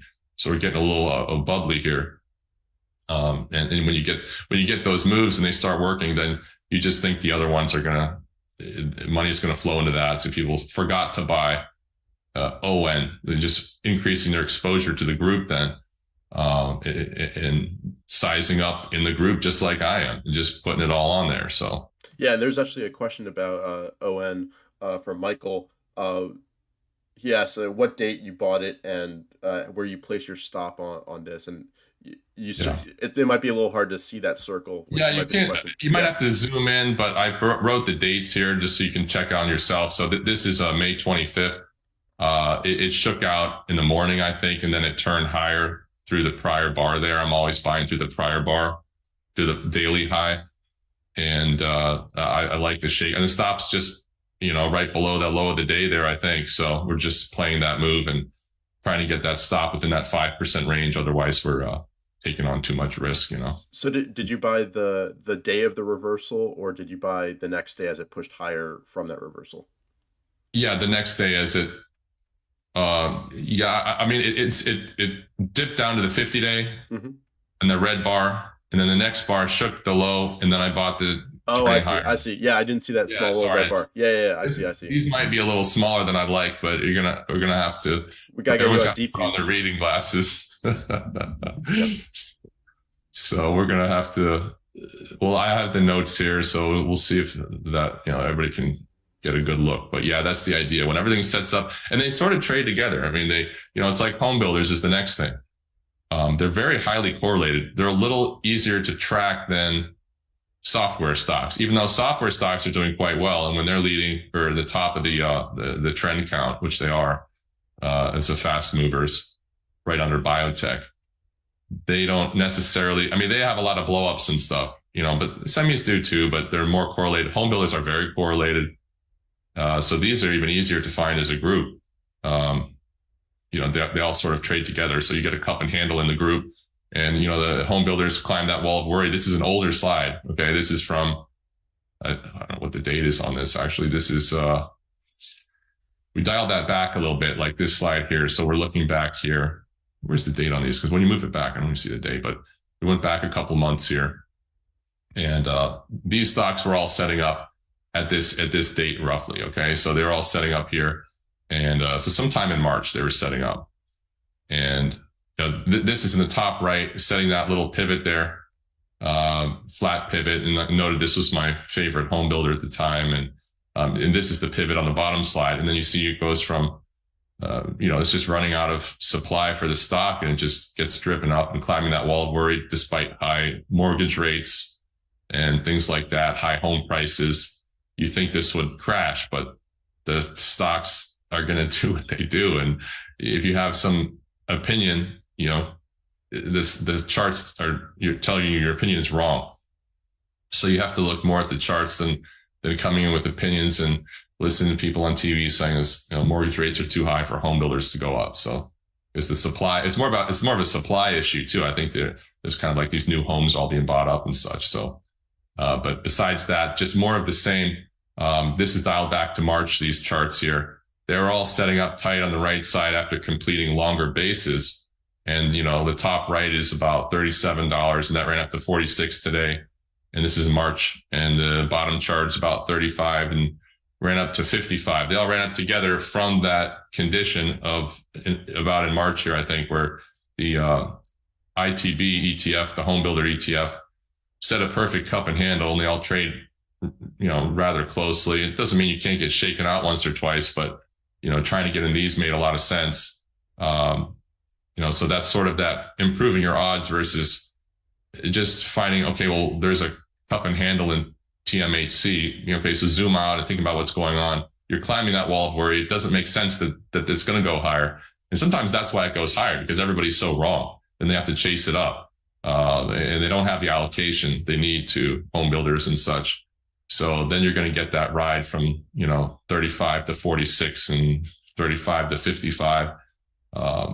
And, just more elaborating on that group strength ideas, kind of beverages is the group chart in the top right. If you see the green arrow, just a lot of strength there, just blasting off. And for the most part, I missed it because I didn't feel like trading Monster Energy, and Celsius is, nothing I would hold into earnings there. There's really nothing viable on the right side for my style. So, we're looking for a pullback here and, or some way to get in based on, seeing that strength. We're looking at, of course, something might pull back. You're pulling back on the moving averages and just, you're looking for kind of a low volume spot, and then a turn is all I'm looking for basically. So you have sort of this 3 low volume days here, end of May, and then that turn. I think that might be end of May or early June there. If you can see where I circled it, sort of coming out there, selling a little bit into strength, of course. I think up 7%. I'm peeling off 25%. And then I have the option to stop even if I'm wrong, and it just rolls me over and runs me over. And we don't have to take a loss now, because we are going to have other losers. So you have to make sure you're getting as much money in the trends as you can, and risk managing appropriately, and seeing if this can trend, and selling pieces and trying to get on other trends and getting back in this one too. You always want to get back in your big winners and kind of pyramid up, and you get the next base you can add back, or sometimes you buy a breakout, sell a little bit into strength, and sometimes it pulls back. You just add it back on some kind of a turn. That's a way to sort of kind of chip up slowly in your account there. And we're focusing on it. I don't want to do this any injustice, but Stan Weinstein's coming up. So, I'm a big fan, obviously. And I did this real quickly yesterday, just sort of stage analysis of the NASDAQ roughly. I mean, just kind of rough guess. So, stage 2, 3, 4, 1. And I'd say we look like we're in stage 2. Technically, you can argue with whatever you like about the fundamentals and where the market should be, but we're sort of trending up for now. I mean, we're still within the prior base, so that's not exactly where you want to be. You want to be in like sort of a power trend. So you might have a little more difficulty in here. You're going to have some overhead supply potentially, even though it's over a year and a half or so back now. And once you get over that September 2022 jump there, and you have some bottom fishers that are going to sell on the way up and kind of slowing your trend. And you really want those blue skies and no overhead supply and everybody chasing it up. And breakouts working basically. I mean, that's what I'm working on here. So, and you want to avoid the downtrends, basically those stage 4, and 3 is the tricky spot. And it really, that's where things look like it could continue, and then it just busts loose. And then really in hindsight is stage 3. I mean, you can see, okay, well, that was stage 3, and then it sort of checks back to stage 3, and you have your short point as it rolls and under the moving averages. And then you have your basing, your higher lows, and your initial jump out, like I always say, then base. And that's your kind of, that's my target zone, is after the jump up makes a base, and then the moving averages start to turn. A little bit like IWO, which is what I would say is the general swing trader's best indicator. And I think a lot of people have gotten off the IWM, which I sort of always pump this, that IWM is IWO, which is the growth small cap plus the value. So if you take the value out of it and you just have IWO, it's just a little better indicator of, I mean, they sort of trade similar, but you take the value out, it's more growth, right? So focus on growth if you're a growth stock trader. And now, I mean, you've had a pretty awful 2 years here or so in a downtrend, and then you have just chop. So you get these little bounces along the way. So if you're alive through this, you're probably a decent swing trader, and then, a power trend up from here, you're going to have an easy time. Okay. That's, just my opinion. Of course, not any advice or anything. I don't know this is going higher, but if it does, the stocks will start breaking out. There'll be more stocks in trend. Usually the Fed's easier or something in an uptrend with IWO, of course, and it's getting those higher lows and making that initial shot where these bottom fishers sold into, and now it has that potential to turn. And I don't know that I want to fish that low, but it's looking pretty good. So there's less distribution on the right side. You have some buying weeks here now, finally, and swing trading is getting a little bit easier as you see some semiconductors blow off, and the right stuff is moving. When energy's moving, shoot me. I don't want to trade it. It's terrible to trade energy. I have to adjust to swing trading off pullbacks on the 50-day typically, and a lot of extended stocks there get sold, and materials and all that inflation trade doesn't trade great, like like an Nvidia or something like that, which we're going to show later. And Nvidia is just a real model stock here now. But just more fun on the stage analysis, because I get carried away because I know Stan's coming on next. Talk about when you want to see, okay, well, are we actually going to go into stage 2? And you start considering your options. There are a few options. You can buy this or that.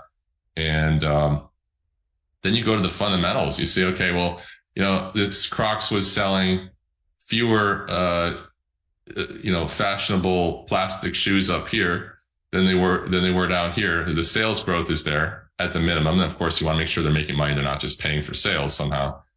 But it just kind of tells you they're going to be around. Most likely they're doing better and the stock's at a lower price and it's setting up to go into that stage 2. So that's where you're increasing your odds. I mean, if their sales growth is dropping, I mean, now they sort of have a little difficult quarter, but let's just look at more of the turn spot here into the stage 2. You're selling a lot more, as you go, and the stock is going lower. So at some point that's going to start to turn, and the chart will tell you when, and you have your entries there, and base on top of base, and then you have this kind of topping action where lower buyers are selling and such, and the sales growth maybe slowed a little bit or something disappointed, but you get the idea. I mean, they're not going out of business, so those are the better transitions clearly. So, and just more of that idea.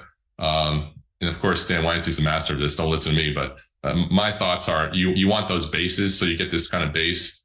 And at this point in the cycle, I mean, the stage 2 turns. I mean, you buy something like that's going from 200 to 400 potentially, like MNDY could. I don't know that it will. I mean, who knows? But you get these kind of initial, bottom fishers and overhead supply. They sell into that first shot, kind of big volume, and then kind of bases. And now you start maybe your stage 2. And this is a couple days old, this chart, but XBI, a little bit of the same. You had enough time. So time's another thing. When you're basing, you higher lows and a lot of time digesting price acceptance. That stage 2 turn was sold into as you have these, like I said, a lot of the same. And I'm even long right here on this slight pullback to see if this can get out ahead of these highs and maybe start trending, maybe get up to 100 or something like that. So,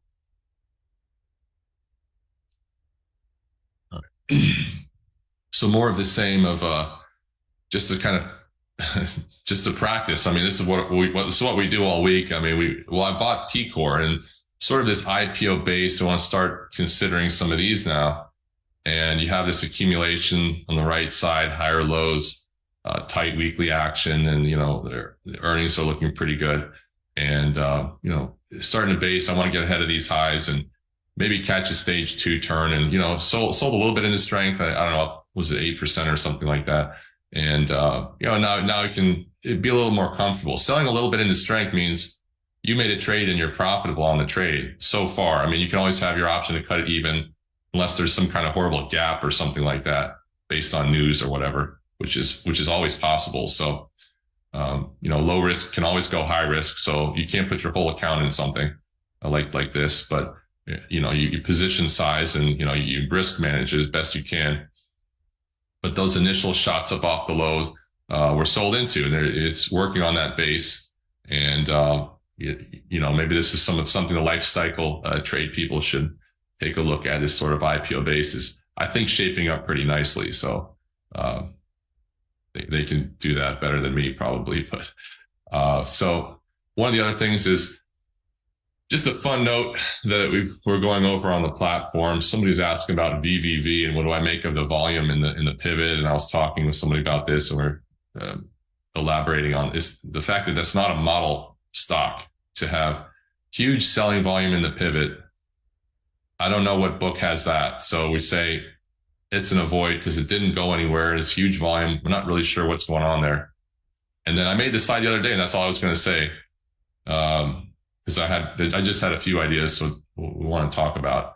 And then we updated, and of course it's sold off, and that just kind of proves the point. Of course it could go sky high, but it's nice to see that, okay, well, we kind of stuck to some rules. We want to see more of a volume dry up and a volume explosion out of there than huge volume in the pivot doing nothing. We don't know what that is. So, and it could have been news. I didn't really look at this. I'm just looking at the chart. So we just skipped it. We didn't bother to look at the news. I mean, I can't look at every news of every. And you don't have to do that. You don't have to be a newscaster. I could probably tell all the stocks off the top of my head, and I would know what the symbols are and stuff. But then you're not going to want to know all the news, because then you're going to scramble your brain. You want to look at the important stocks setting up, know the news for those. But this was a skip, so I didn't look at the news. So don't kill yourself with the news. That's not on the slides. It's just me telling random stuff. And then, model setups. There's a good follow, TA Plot. Check him out on Twitter. It's got a lot of good setups there. And following the model setups and trades very similar to me, of course. So, okay. So buying the RS line, new high, of course, is the relative strength of the versus the S&P 500. Not the rating. The rating is a different Market Smith thing here, but you're kind of setting up and breaking out of the RS line is breaking out right in your move there. It's just more people want it than the market that day, and you break out. Just your odds are improved slightly, whatever that is. You just have to add that to your quiver of preferences or whatever, right? So you're going to have to see, what's setting up in RS line breaking out to new highs through the buy point. That's key. So through the buy point, new RS line high versus the market. So the market's maybe pulling in, and this is doing better than the market. Your breakouts is having better odds, and you're not just buying a pattern that is dragging around and going up with the market. This is kind of better than the market in a way. It's just a way to think about it. So, and just to go back to AVGO because it's recent, and like I was talking to Richard earlier, said that I could put up one chart, we could just talk about it for 40 minutes, just dissecting it. But this is going back to the same chart, just a different lesson. So you have a base here, and the shakeout kind of below the 50-day is kind of a sign of strength, and a lot of people don't see. So, because it was supported quickly after, so I want that quick reset, showing some kind of support down there. That's not swing traders buying down there. There's not a lot of systems that are fishing the low there. There's real buyers. And, the group and everything else is moving. So I kind of put the odds to the upside. And, that zone below the 50-day, I like a little work down there and then a reset because it tells me there's probably, big money holding it up. And I call that zone where the can't slim zone, where most swing traders like myself, the weaker hands were out. So we just can't slim down there. We're backing up here. So if we're in, we're shaking out there. And then kind of stronger hands are in the name is what it tells me as we kind of turn back up there. So tight areas, tight action, clearly nothing I've invented. Is just throughout history, you're buying something breaking out of a tight area. IMGN, a high tight flag that I bought recently. We're using the average true range for the math behind it. So is something you might want to consider on your charts, because sometimes average true range is elevated and the bars are taller and wider and more volatile than they look. But you want to see it calming down. Price acceptance is what it's showing.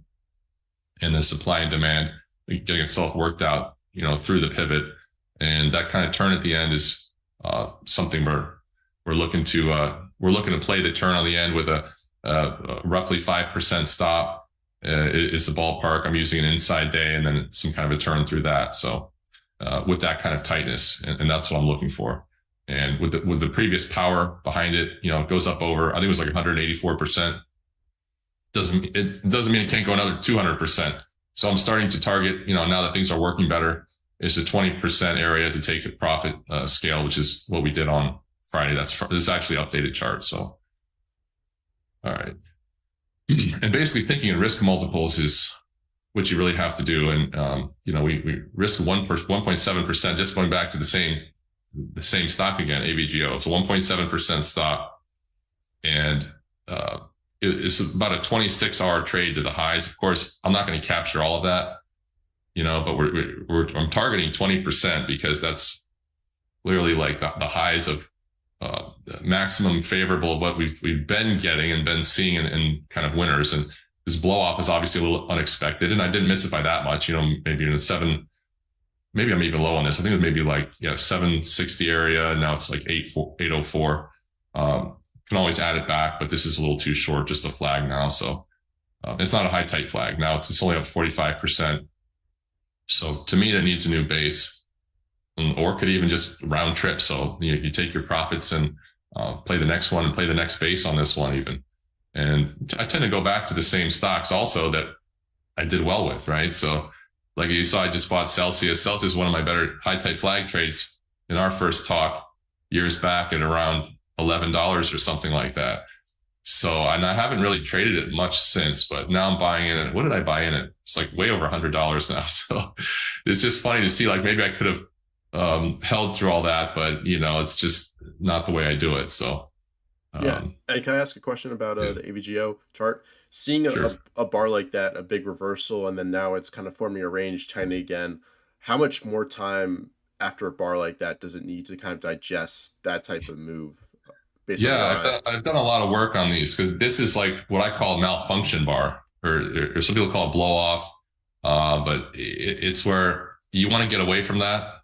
Definitely get away from that before you're getting into. So I don't know who bought it 900, but they're not happy. You know what I mean? So you need to get those people need to slowly work their emotional distress out selling. They're going to be capping the price for a while. This is quite high. So, like I said, I just need to see a new base after something like this, probably. Got a lot of volume up there. You don't know how many institutions are looking really stupid or why they bought up there and they're trying to sneak out. Losing in semis isn't the best look right now, right? You want to win in semi. You look like, just everyone's just trying to capture, I'm in a semi, some guy with a bunch of money at a fund or whatever. I don't know I'm not making fun of anyone specifically. I'm not making fun in general. I'm just trying to talk about the psychology. So, I buy them wrong too, and I have to get out, but, I'm not buying extended, which is a whole nother slide about RMBS, which is what we're going to go over too. But this needs a whole new base to me.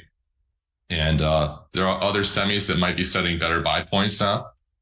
And I don't know what to do with this, basically. It just needs more time to work itself off. So we're not going to play. We're not going to play this flag. And you could draw a little diagonal and probably break it. Look, it could go back to 1,000 tomorrow. I don't know.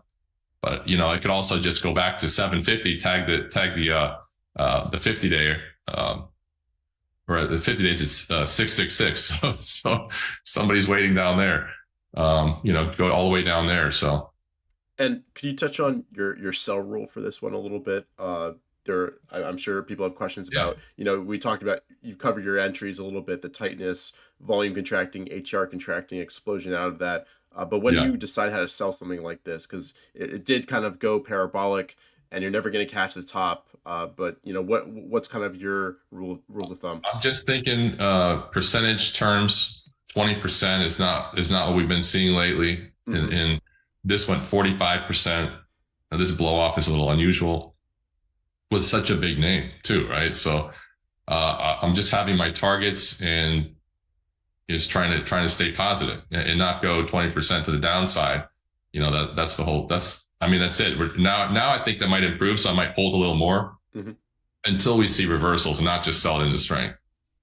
Save the partial. So, as maybe that blow off day, I probably would have sold some into that. And you're trying to keep a trailer. As soon as that low was taken out, I probably would have sold. And that's probably why you're getting this flag, So I sold early. I'd say, overall, probably a mistake. Probably should have held a little more, but it may be too excited to book such a big gain. I don't know. So, just trying to work on, you're trying to stay positive, and that's the main thing. So if it reversed on me, which there's been a problem in the last year or so, it wouldn't be so bad. But I look at this, I'm not like, I should have held. I'm not beating myself up over it. I've been so beaten up, over this and that over the years. You become totally immune to it, and that takes experience. And I'm not going to have the FOMO of like, I should have sell. It's just information for my next one. How the stocks are going meme stock now, in a way, if you're in the right groups. Until I'll let them play out a little more until you kind of have a reversal like we saw there. I was expecting maybe just it popped there on the day and kind of took out the low and maybe just went around to 730, and then I would have been glad I sold up there, which could have happened, and it's just such a big move. So, and one more question, sorry, before I let you keep going. There are a few questions about your position sizing on these entries. Maybe you could discuss, when the first semi started going, what was your sizing on those positions as a percentage of your account? And then also on the laggard stock ON, you mentioned you no size, no prize. What was your kind of methodology there? Well, I mean, it's all different. It's all personal. I mean, I'm not trading a contest account. I'm trading like all my money. So, it's a little different. But I'll do, 10% positions coming in from cash for something like this, and ETFs, you can go bigger. Mm-hmm. So you can get pretty concentrated in this, which I was at the time, and kind of just got all out of it and kind of sized back and banging around some other stocks that, are doing okay. Some mixed results, but the semis that was the big thing so far. So. And there's a question about your thoughts on, progressive exposure versus going, with, going with all your position at once. type Sure. thing. Yeah. Yeah, I mean, you got to get the right feedback. It's the common sense. You don't sit down at the poker table and just go all in. I mean, you start playing and start trying to build up your stack. You know, if you go in and just if you go cowboy, I mean, you go down to the blackjack table, you're going to be out in 5 minutes if you go all in. You know, you lose the first hand. So you have to see how you're doing. And then, I mean, I'll even play, for fun, play some blackjack like that. I'll just play until I start winning and then start sizing up. The same thing as trading, and then, maybe they don't like my play at the Hard Rock doing that, but, you play small and you start pressing when you're winning. So that's all you have to do. The same with trading, and trading is different because you get to sort of see the cards. I mean, you have all these setups, you're improving your odds, it helps. And if things are not working, you don't have to go 10%, 15% size or whatever.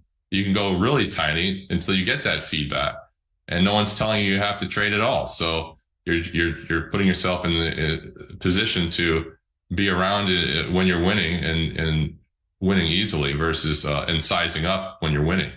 And that's the sequence of pressing your bet, on these stocks. And, you have to think about it like that. Like at some point, like you're sort of playing a tournament. At some point, you have to put all your chips in and beat someone. You're going to have to play your hands big at some point if you really want to get some big gains. If you want to have, smaller average gains, then, never go big, I guess. But, you're going to have to probably bet it all at some point on some big ideas.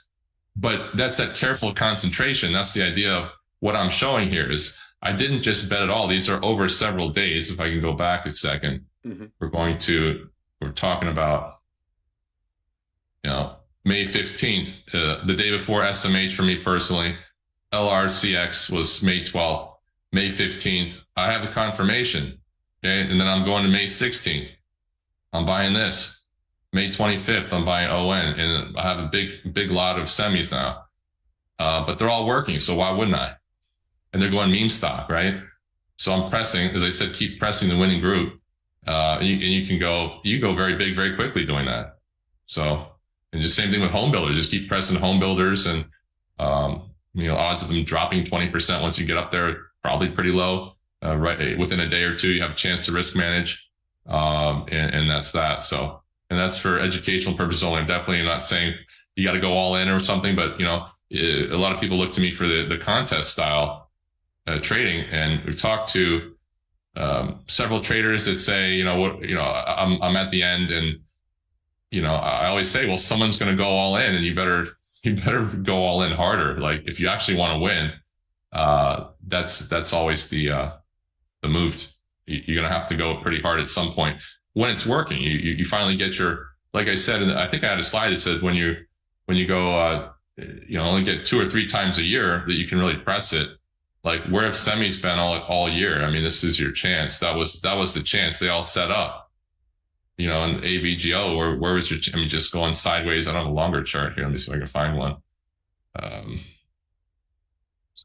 You see something here. So you just have your charts. You just kind of flopping around in IWO. There's no chance really to buy that. So I mean, this just shows how you have to be very group dependent, and in difficult markets and even in great markets, you got to use this to your advantage. All these ideas of kind of group strength and things setting up together, and everything climbing the wall of worry. Everybody doubted all these setups, so you did get your shots up off the low and like ACLS. I think I was looking at this one too. I don't remember what happened here, but this one was a really great example of a pullback in the market, and then ACLS was kind of volume dry up in here in December, and that was viable. But a lot of stuff was not working then. That back in here, right in here, if you see, and the top one's a little more clear. You have the low volume spot, and then it ripped out of there. But the other semis were a little choppier. But we're going to get into, maybe go to NVIDIA. I have this one. So, okay, the model trades. All right. So, and we want to focus on the stronger stocks, and the stocks that are trending are going to have these higher relative strength ratings per MarketSmith. It's a different calculation than stock charts is 90 plus. 90 plus. You want to be in the stronger ones. Certain markets, mega caps work, and those are on 80 to 90 RS. when tech stocks are leading, it's sort of an ideal swing trading situation. And we want the rally to spread out from mega caps. Is something I tweeted about. If you follow me on Twitter, you can see that. We're starting to see that more stocks are participating, and not just the megas. And that's one of the reasons I targeted AVGO, because mega caps are working. It was a semi. I'm putting a few things together. You have to know what size company they're looking for. And then it just spread out into everything, ACLS and all that. So, but, once again, try not to buy extended. You have NVIDIA. Now this is extended to me, so this needs new work. But, pullbacks it kind of tells you what stocks are going to be the leaders or are the leaders. I mean, the market pulled back February to March, the S&P 500 at the top there, the downward sloping there. NVIDIA was upward sloping, totally the opposite. So as soon as the market went sideways, so did NVIDIA, and it gave some buy points on the end of that in a low tight flag. And this kind of move, tells me it was a leader. I just happen to play a lot of the other ones, and had this on the watch list. We'll show why, but this was the clue that this was going to work. Like, you have this big sell off, and NVIDIA's ripping. So I guess I'm going to go random, jumping into candlesticks here. Maybe I should have put this somewhere else. It's a little bit random. Just before you go this, like, if you go back one, at TraderLion, we call this an RS phase, where the market's pulling back and the RS line just in an uptrend like that. That's a key signal that is worth watching for sure. So just want to highlight that again. Yeah, this goes to ACLS. Check that out. And I'm going to lose my place, but you go back, like I said, market pulled back, ACLS went sideways, no volume. It can look different. NVIDIA went straight up during this pullback. So, right.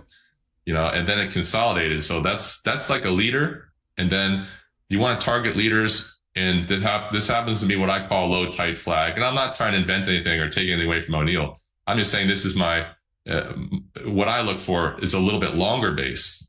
Okay, we're going to get into that than a high tight flag. This is my observation, just so I can put a name to it. So that means it's a leader to me, low tight flag, 60% rise in the flag, and 6 to 8 week base at least. And just a normal base from that, it just tells me a low tight flag, a lot of power, right? Then it could just be on its way. It doesn't have to shoot up like IMGN. It's not a biotech. I mean, it's going to take a lot of money to move this one up there. And we'll get back to that in a second. So that's a tease for the next slide. Let's put it that way, instead of me doing random slides all over the place. All right, well, candlesticks. I like candlesticks, right? I mean, it tells a story. I'm going back to the same chart in different format, in candlestick format. This TC2000 chart here. So you show the candlesticks. I bought it on the day before this open equals low candle, where the opening price is the low of the day, and it even closed on the high, which is a real sign of strength, which is called a white Maru Buzo candle, which I'm never going to say right. And then we're looking for dojis and tight bars. Dojis is like open and the close about the same, and little tight. We don't want them too wide, but then from this, I bought here is this just peaked out, so it was out a few cents, and then by the end of the day I'm underwater. But the next day it was an ad spot. As it opened on the low and pushed through the buy spot, I thought it looked even better. There's more volume. Everybody's buying it, and then just nonstop buying every day. Buyers in control off the lows. Meaning that even on this pullback was probably viable. It just turned up a little too high, so I don't buy a gap like that. So you're selling some of the strength, you can add it back there, given this kind of strength. And the candlesticks tell the story that they couldn't get enough of this stock, buying it on the open, closing it on the highs almost all the way up. And then on your normal market pullback is some profits are realized and buyers cool off. So, and where are you placing your stop on that buy? When you're buying in the tightness? Yeah, I mean, you could start using lows of days, but 5% stop or less, and you could stagger it. There's a lot of ways to do it. I can't remember what I did here. I think I might have just done 5% stop, and just throw it down there, put some alerts, and then you would want to see what's going on with it in case you need to adjust and just completely tanked or something like that. So yeah, I mean, that's the way if you stagger your stops, you kind of get some bigger size typically, but you're going to have more stops because, I mean, look what I bought. I bought it and it pulled in. I mean, is that worth stopping on? Not really, because it's still within the previous candle. So there was nothing to do there. There's only adding as it came out. It's just improved. Everybody maybe realized that it was a good buy, and as it looks perfect coming out there. So it just, sometimes you buy early. I mean, one of my biggest errors is buying early. I mean, it popped out, so I buy it. And then, but then maybe you didn't read the volume right. It sits for a day and then it turns. And maybe you feel like choking it off because you feel like you didn't get it right. But you got to let them work. I mean, there's nothing here that says, this was a bad idea. So, in the groups, the group didn't really tank. So you kind of, you look too closely at the chart all day, you're going to panic. So you kind of want to use the daily time frames mostly. It doesn't hurt to look intraday though. I don't have any slides about this, but you get a nice cup and handle intraday into your daily buy point. I'll add odds to the trade all of a sudden, Right. And the point of this, the theme of this is improving your odds, and it's my never-ending quest. I just want to get better and better, and we'll see how far we can go with it, and we'll see if we can figure it all out. And we have all the notes on my platform, of course, and just trying to work on that all the time and getting better. I mean, that's just these little things that can improve your odds, And sorry, one more question. If you go back to the slide, if you didn't buy on that the day where it pushed down and came back in slightly, and you're waiting for that next day and it's pushing through that other high, then would you also use kind of a typical 5% or staggered stop, or would you use the low of that kind of powerful day? I might have used more of the low of the previous day, so you can kind of have your stop and then adjust your risk. It's just. Now it's working, and now you're seeing if it works or something like that. Right. I mean, that's how you can trade aggressively, and not, you don't want to be stuck in something going sideways within 5% for days and days when there's other merchandise moving out. That's the other thing too. I want to get the money where it's moving, starts meandering, taking out a low or something. You consider sizing down, because you got to be in the right stocks that are trending. If it's not going anywhere and it's rolling lower, you can always revisit. If it's just improving, you can size up. This one just improved. The only thing to do with this was to size up as it came back through. Mm-hmm. So that was, kind of a great looking chart. You got higher lows and tightness and, sort of contractions throughout or whatever. So you can draw a diagonal across and use every style and system. And they almost all agree that this would be sort of a good buy point. Is that confluence of styles and systems and themes and ideas and, improving your odds, candlestick reading, and putting it all together on the fly instead of just saying, hey, I found a cup and handle. Well, you did, but a lot of them weren't working all year. You weren't paying attention to the group. You weren't looking at this and that. So it's like trying to do all that and not just getting into any old pattern that doesn't go anywhere and just stops you out. That's what I try to improve on at all times. So. Oh, one more question. No, I'm just kidding. Go ahead. Okay. Well, high tight flag. Obviously, this is a lot of fans out there of high tight flags, including myself, as O'Neill pattern or idea, where you kind of go up 100% or more in 8 weeks or less, make a 3 to 5 week flag, and then break out. I'm looking for a tight area, kind of low volume spot inside day turn here, and trying to buy that coming out. This initial run. I did play that a little bit and sold some and stopped out. And revisit. I mean, you got to be able to revisit. You got to have persistence. Just because you were sort of right and wrong, I guess, making a little profit and right and wrong at the same time, doesn't mean you should just put it away. I mean, this is the textbook high tight flag to me. I have to trade it, and then at the end, the news really is the thing to move it. So it was maybe just waiting more for the news, or somebody knew about the news, or whatever's holding this together. I have no idea. I'm just trying to get a piece of it on the end of the space here as it's coming out. And our profit targets are around 20%. So we got some off at 21% here. So obviously you can't put your whole account in this, because, it could have any biotech news, but, have some size in it. And it's helping the account. So, and you're going to have your losers. So you got to book that. We're taking the profit there. It could just tank or something, but this could be on its way to $30. This sort of that $15 range is the ideal sort of high tight flag spot for me. I'd rather this be in a new NVIDIA or something like that, or new technology than biotech, because I'm not a biotech expert, so I can only size up so much in it. Otherwise, I'm going to kick myself when it blows up on me, and there's some study that comes out and it negates the whole idea. So So slower to take profits there. And on that idea is kind of going back to NVIDIA. NVIDIA, kind of a very deep base, but a lot of power coming up off the lows, showing that it's sort of this low tight flag idea that I have, where you're not quite a high tight flag, so you need a little more time. And if you can correct less than 15%, which is preferred, then I'd probably trade it. You get about 6 to 8 weeks, so more time than a high tight flag, 3 to 5 weeks on a high tight flag. So this needs to base a little bit longer.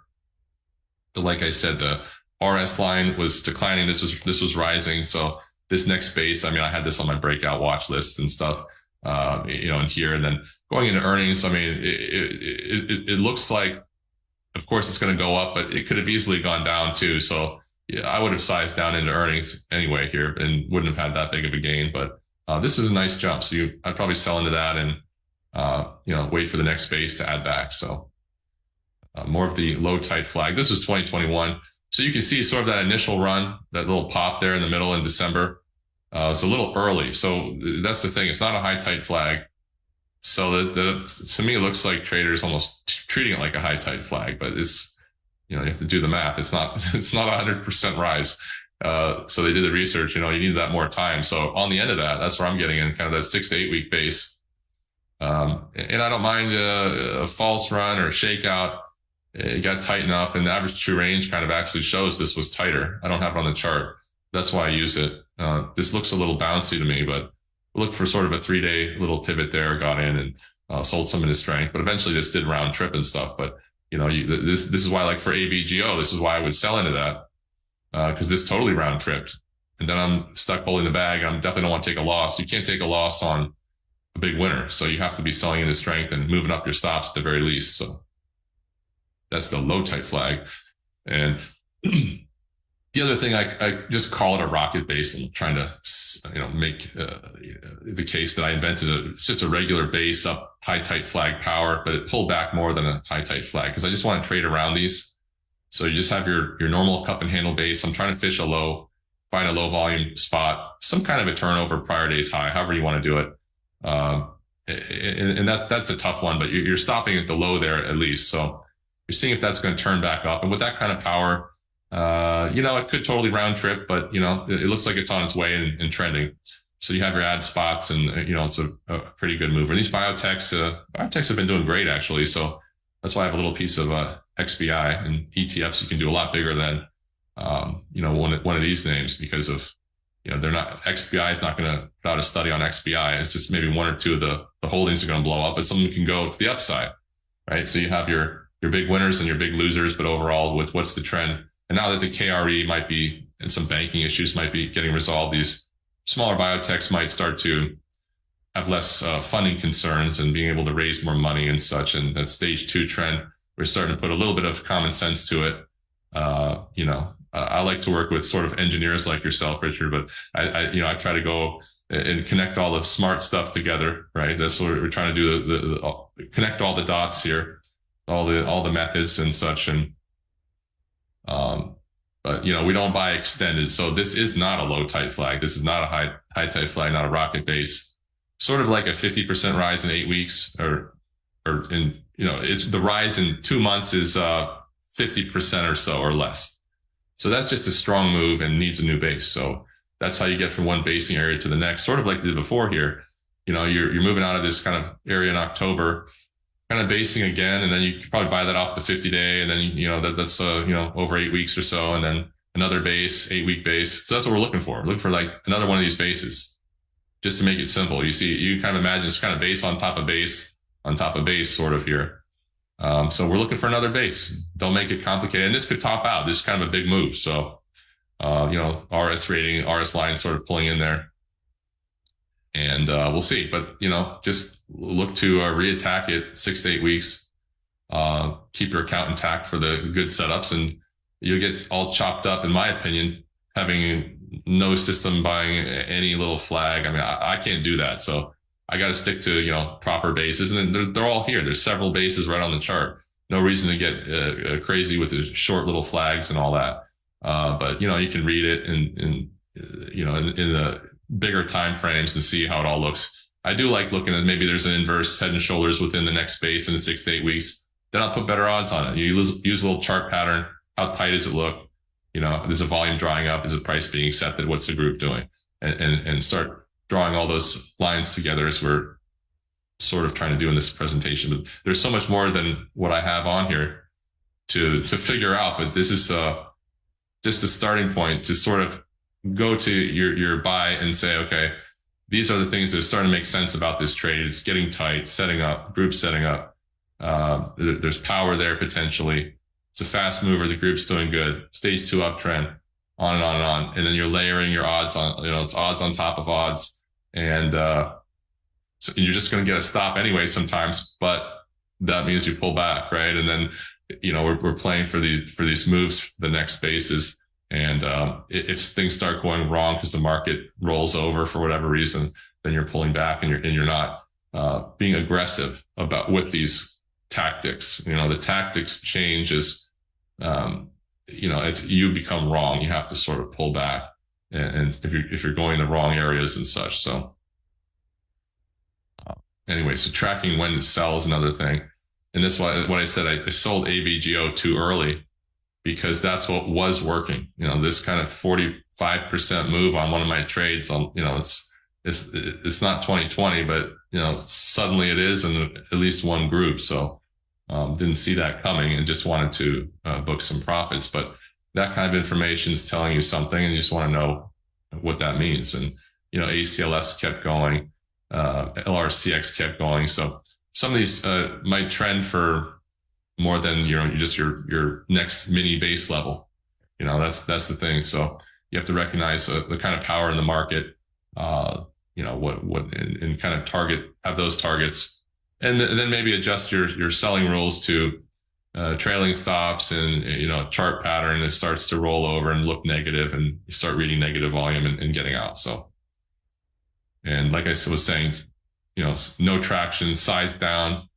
Don't make random adjustments. So if you always make random adjustments, and like I tend to do it at the close, at the close, that's, if you're making adjustments all day, you're selling, you're down 1%, you're chopping yourself up. By the end of the day, you're back to where you bought it. It's nothing to do. Like LRCX is the perfect example of me being underwater and, looking at the end of the day, that day, like, oh, not again. It's going to go against me. You're going to want to size down, but there's really nothing to do there.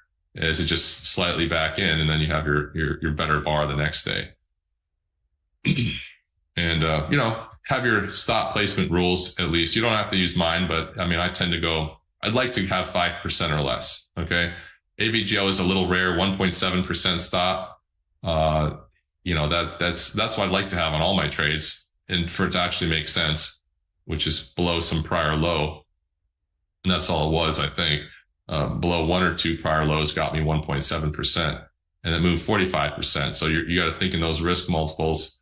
I figure, well, it gets out 5%, it's pretty good trade, and went even further than that. So the other thing I do to sort of raise my odds is I don't want to hold in earnings, typically, unless you're up pretty big, because anything can happen. I was going to put on a SMAR, which was a chart that just blew up. It was like a perfect cup and handle or something going in earnings. And, obviously you can't buy it because, you'd be up 3% going into earnings. And even if that's the options volatility, I think it still went down 20%, if I remember, something like that. So there was nothing to do there. Nothing blew up. So I'd rather go through earnings. This is Melly. This chart's, it's not a textbook one, more BSY. That this is sort of more textbook, but you get your normal base and it kind of opens inside and pushes out on an earnings surprise. This is what you have to buy almost. I should have bought this one with both hands and, take a profit scale and let it ride there. For whatever reason, this is, they really liked it on earnings, and, versus buying the gaps out, like we showed DocU, or, Carvana just went out all crazy. It's all over the place. I can't trade that. Some people do, and that's by all means, do what you want to do. But, for me, it's got to be coming out of a proper base. And yeah, this is DocU. I think this gapped up and went straight down 11%. This opened inside and sort of pushed out 11% or something like that. Melly had a beat and raise, pulled inside, intraday turn through the prior high. I'm trying to get in that. Selling some into strength. This was back in March. Things were a little more difficult, so I'm selling more into strength here, and then I'm out. You got to be willing to go to cash. I think I went to cash here as I sold this. Maybe had a couple that were going against me too. So you have to kind of balance that. If you want to get in, get a look at the market, and things are all going against you. Sometimes you just have to offset your winners, and you have to cut things short. And of course, I mean, this basis now is totally rolled over anyway. But I traded this another 2 times just for small gains, roughly. But look at it again later. But beat and raise through the buy point, proper base. To me, all day, that's, they're showing the cards. It's sort of like, I mean, it could still blow up. And I've seen this happen before. I looked at like TXJ kind of popped out and dumped in or something, but they had better than expected numbers. They can fail, but, this is a pretty good move. So you get a lot of volume around the earnings too. So maybe liquid enough to move some size around. So anyway, yeah, buying right. I mean, to me, this is like buying this random earnings explosion is very random. Like, I don't know what their earnings said, but, it's too extended anyway. And then it just pulled in, and I would have been stopped on that for sure. I'd only buy 1 or 2% out of the pivot. This pivot sloppy, just look at more something like this. I'm just trying, this is just recent. I just had to find some kind of example real quick. So to me, this is just too much gambling involved here. And, you can use your intraday methods. I know some people buy these gaps but for every one that works, there's a lot of these that stop you out too. So you got to kind of buy it right. All right. Well, context selling. This is a sort of a platform note. Back when we were a little more aggressive a couple of years back about sleep numbers, very high handle here. Looked at Purple Mattress. It's one of my favorite examples. I mean, they sell mattresses. So one mattress company says, whatever, we're doing terrible. So of course I'm just going to sell sleep number. This was, where I think this was up like 10% or something like that. Just sold the whole thing and it just tanked just with the other one. Like they're both mattress companies, very, very correlated, very, you're not selling mattresses. Well, maybe the other guy's not either. That's all I figured out. This is not, you don't need an MBA to figure that out. But, it's not always right. I mean, this could have kept going. That could be company specific, but, you only need one reason to sell. And I mean, recently, I think AZO, sort of auto parts, kind of tanked on earnings. And I was in PAG and it was like perfect. All the group strength, everything was fine. And I was going to almost show that. But it dumped out and I sold PAG. I tried to sell it close to even, little liquid. So you can't get too much size in that. And it sort of rolled over there down to the 50-day and got worse from when I sold it. But then it just bounced back for whatever reason. Its market's better. Cyclicals are doing well. Sort of ripped back out again.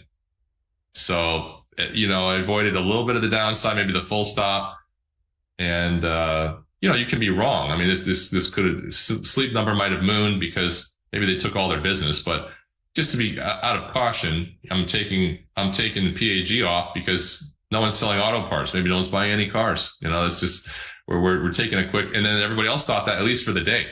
AutoNation sold off. So I'm like, okay, well, that was right. And then the next day, the market, bounced everything off the 50-day on AutoNation and PAG, if you want to look at that idea. But check PAG, AutoNation, GPI, all those were setting up rather well, very, very tight. And the supply, once again, the very correlated supply sort of running out on the right sides of the basis.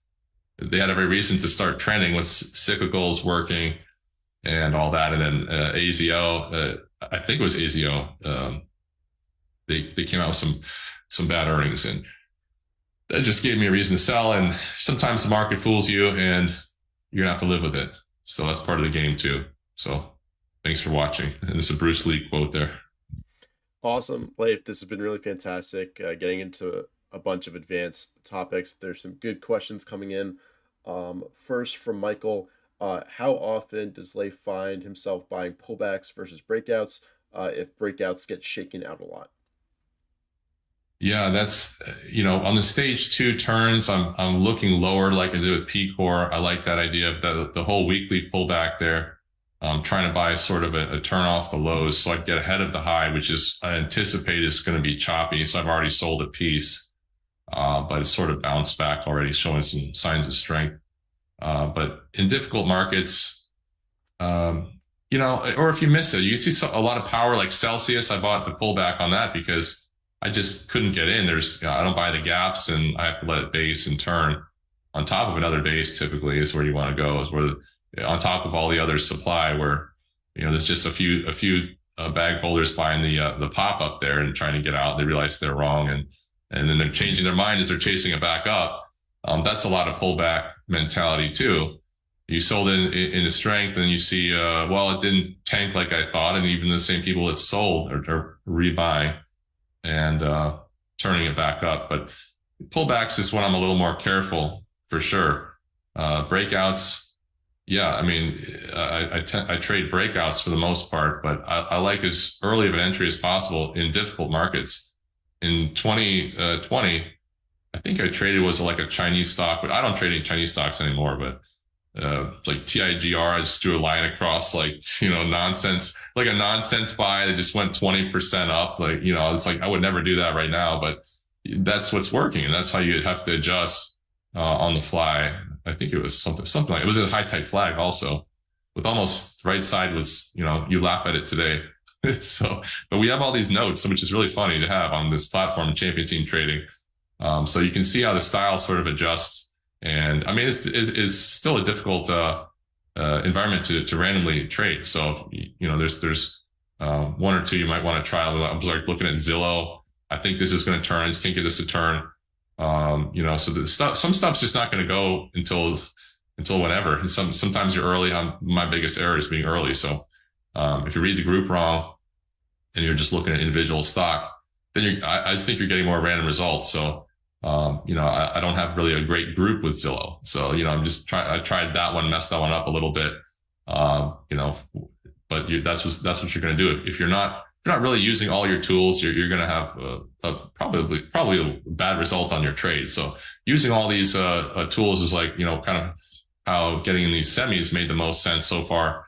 You know, this year, that's kind of one of the better runs of concentrating into an area. Right. The home builders sort of did the same too. So, And do you have any advice for people who want to get their entries better and identify those pivots better? There was somebody who mentioned that they get shaken out a lot with tight stops, that type of thing. Any advice for identifying the pivot where, you know, if you're right, it goes. If you're wrong, you've got a small loss. yeah, I mean, looking at all the model trades, model stocks, you're studying all that first and foremost, and using average true range, add some math to what you're doing.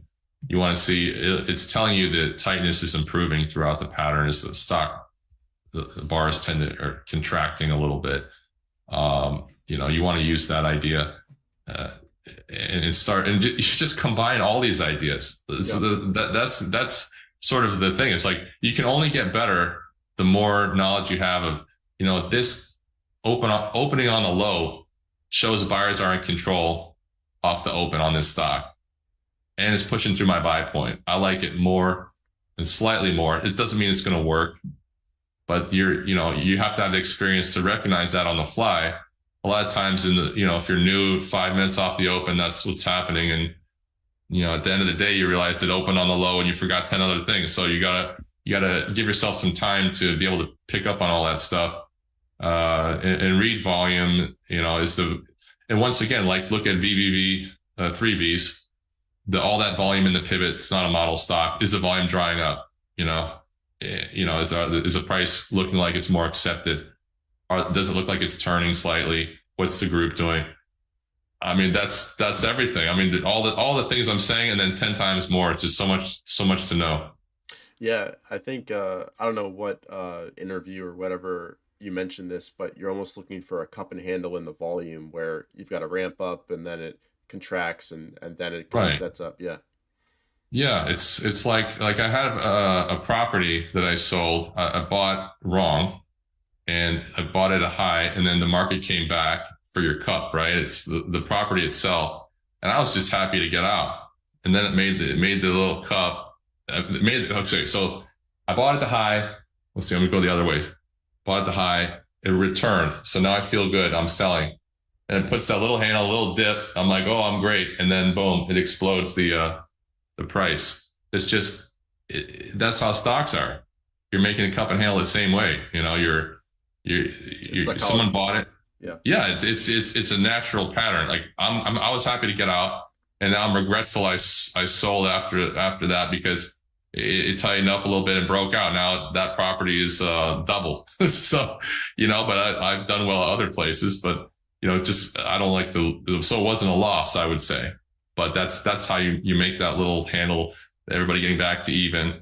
And the patterns are there, not just because it's all psychology making that stuff, making those chart patterns. And you have to read it and think about what everybody's doing. And, I was just, honestly, I was just tired of that.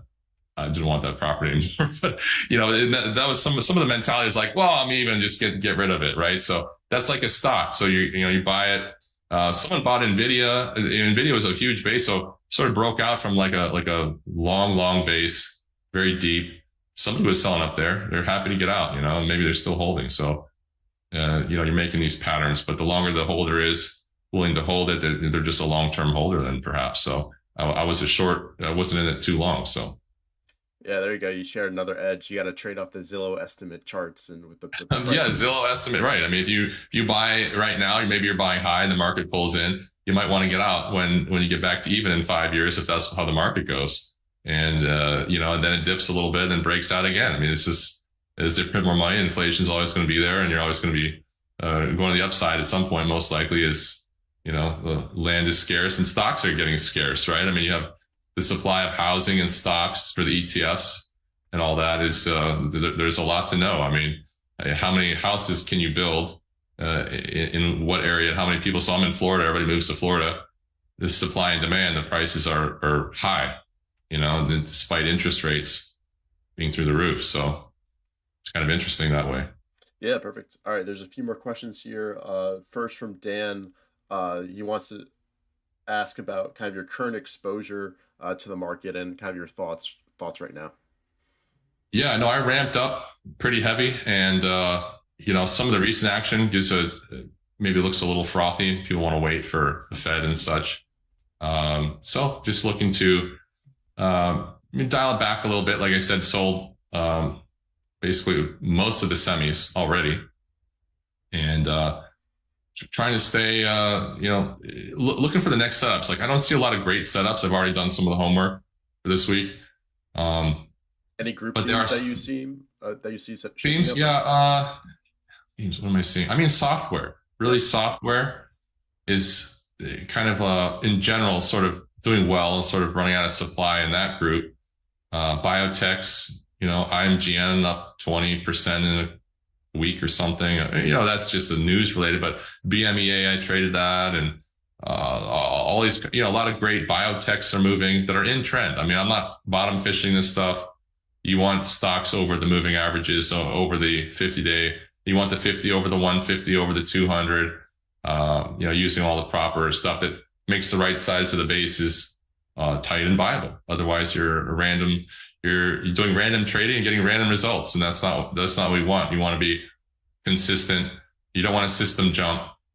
And there's a lot of that in this bear market. I know that for a fact because I'm involved with some of the education side of it, and you hear switching to bottom fishing or something, and that works for a week or whatever. I mean, it's like you got to be able to take a little bit of. Sometimes the pain is just sitting out or whatever, right? I mean, that's just painful. It's like, oh, what am I going to do with myself or whatever? I don't know. This is why. I mean, I do a lot of different stuff. So just try to stay busy, and set up your plays and don't overthink them. If you micromanage your trades too much. And this is what I know a lot of traders don't admit. They chop themselves up doing stupid things. So try to get yourself in the right space. If you have to go smaller to behave yourself, then do it. That's no one's going to master it. Like I said in the first slide, in 97, I took an account and just went to zero, basically, like right off the bat. So haven't done it since. So that's good. But you're going to have your times when it's not easy to trade. But if you have rules, which I have now, I would never have done that. And, I was more going off of tips and nonsense. So, going, many years later, it's just fun to be a part of all the trading. And I'm just here to like sort of combine all the ideas and just all the observations I've made and just trade with other great traders and find great ideas and see if we can trade them. I mean, it's simple, I'm just, that's my favorite thing to do. So, and it's fun to be on the internet with you, Richard, and all this stuff. Spent a lot of years out of anything like that. And people are always wondering, well, what do you do? Like trade stocks? Like everyone's like, sure, you trade stocks. So that's why I did the USIC. But to be useful and out there and work with other traders, you don't have to win the USIC. You just have to be useful. Yep. There's some traders I know that have not won the USIC that I get more out of them than out of people I know that did win. And sometimes, somebody that has huge returns, you put too much weight on their ideas. So I don't want to ever say stuff like that, but you put too much weight on their ideas and you go in too heavy.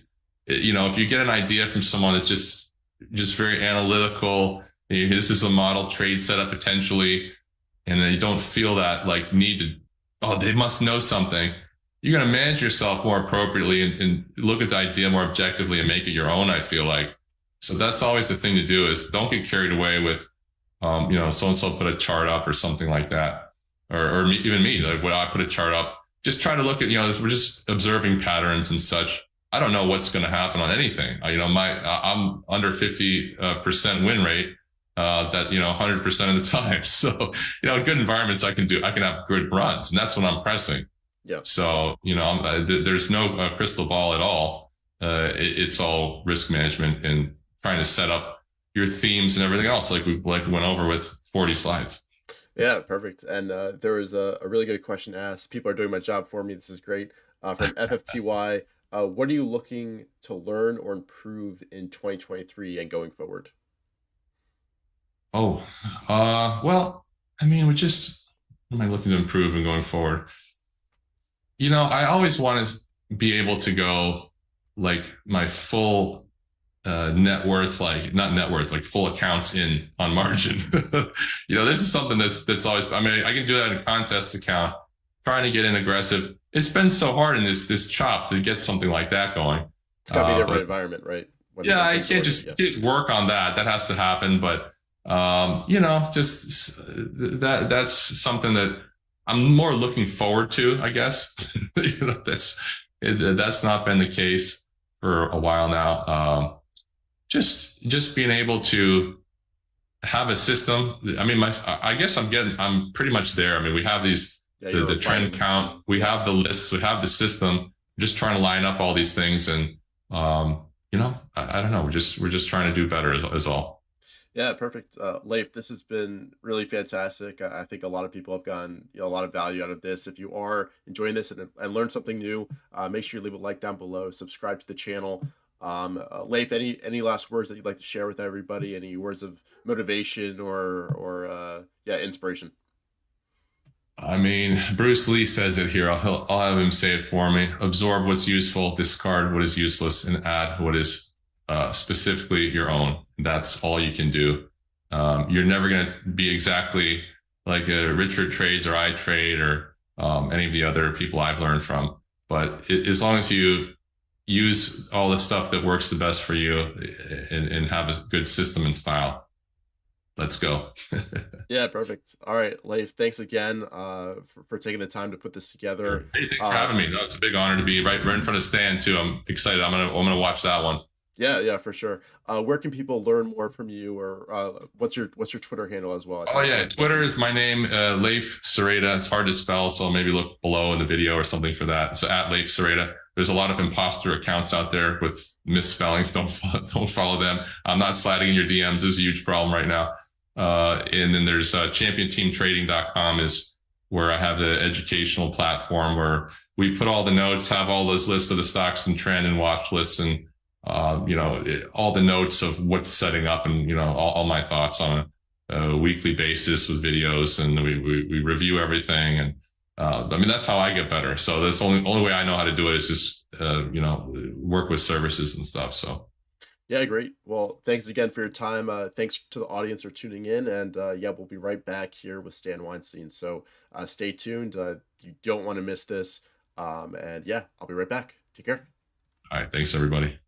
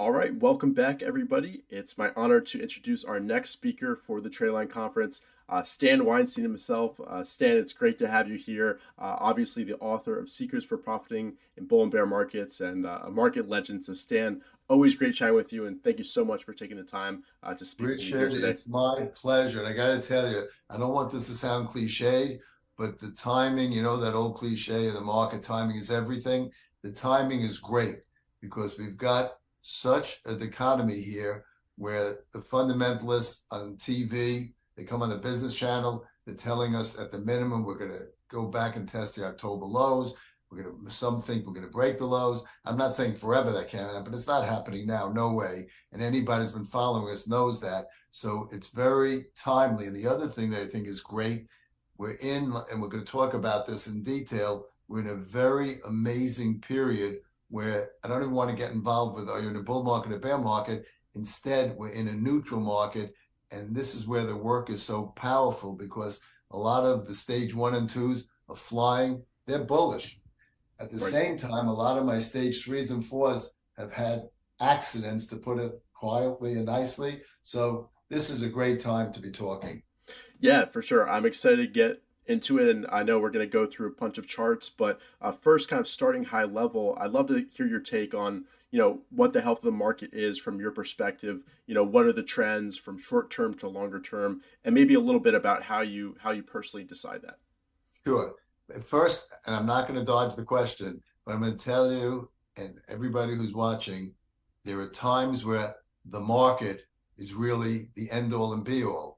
There are other times where it's really stock picking. This is stock picking time because I've seen so many people who say we're in a bull market and it's going to new highs, and other people say we're bear market, it's going to crash. And I think that's not relevant. What's relevant is to know, and people again who follow us know that we put out that bear market sell signal in January of 2022. It crashed you in a clear bear market into that mid-October bottom. Then once we put that bottom in, and we always move incrementally. I'm not going to lie and say, I knew at that point how good it was going to be, but we covered a load of shorts, knew it was an important short-term bottom. It then drifted into an intermediate-term bottom.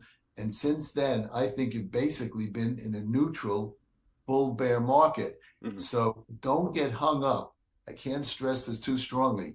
Don't get hung up in semantics. You're in a bull market, you're in a bear market. Know that all you have to do is look, we have what my proprietary S&P and secondary surveys, they're currently both near 50%.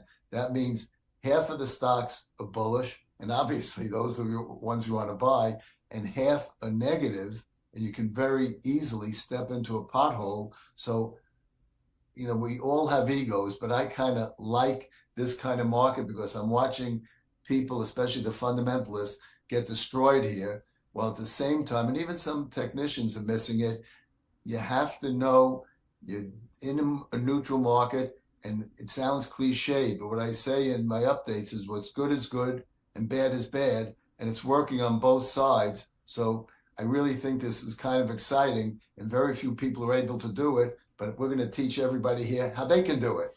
For sure. And, the last kind of public interview we did, it was, before the bear market that we had.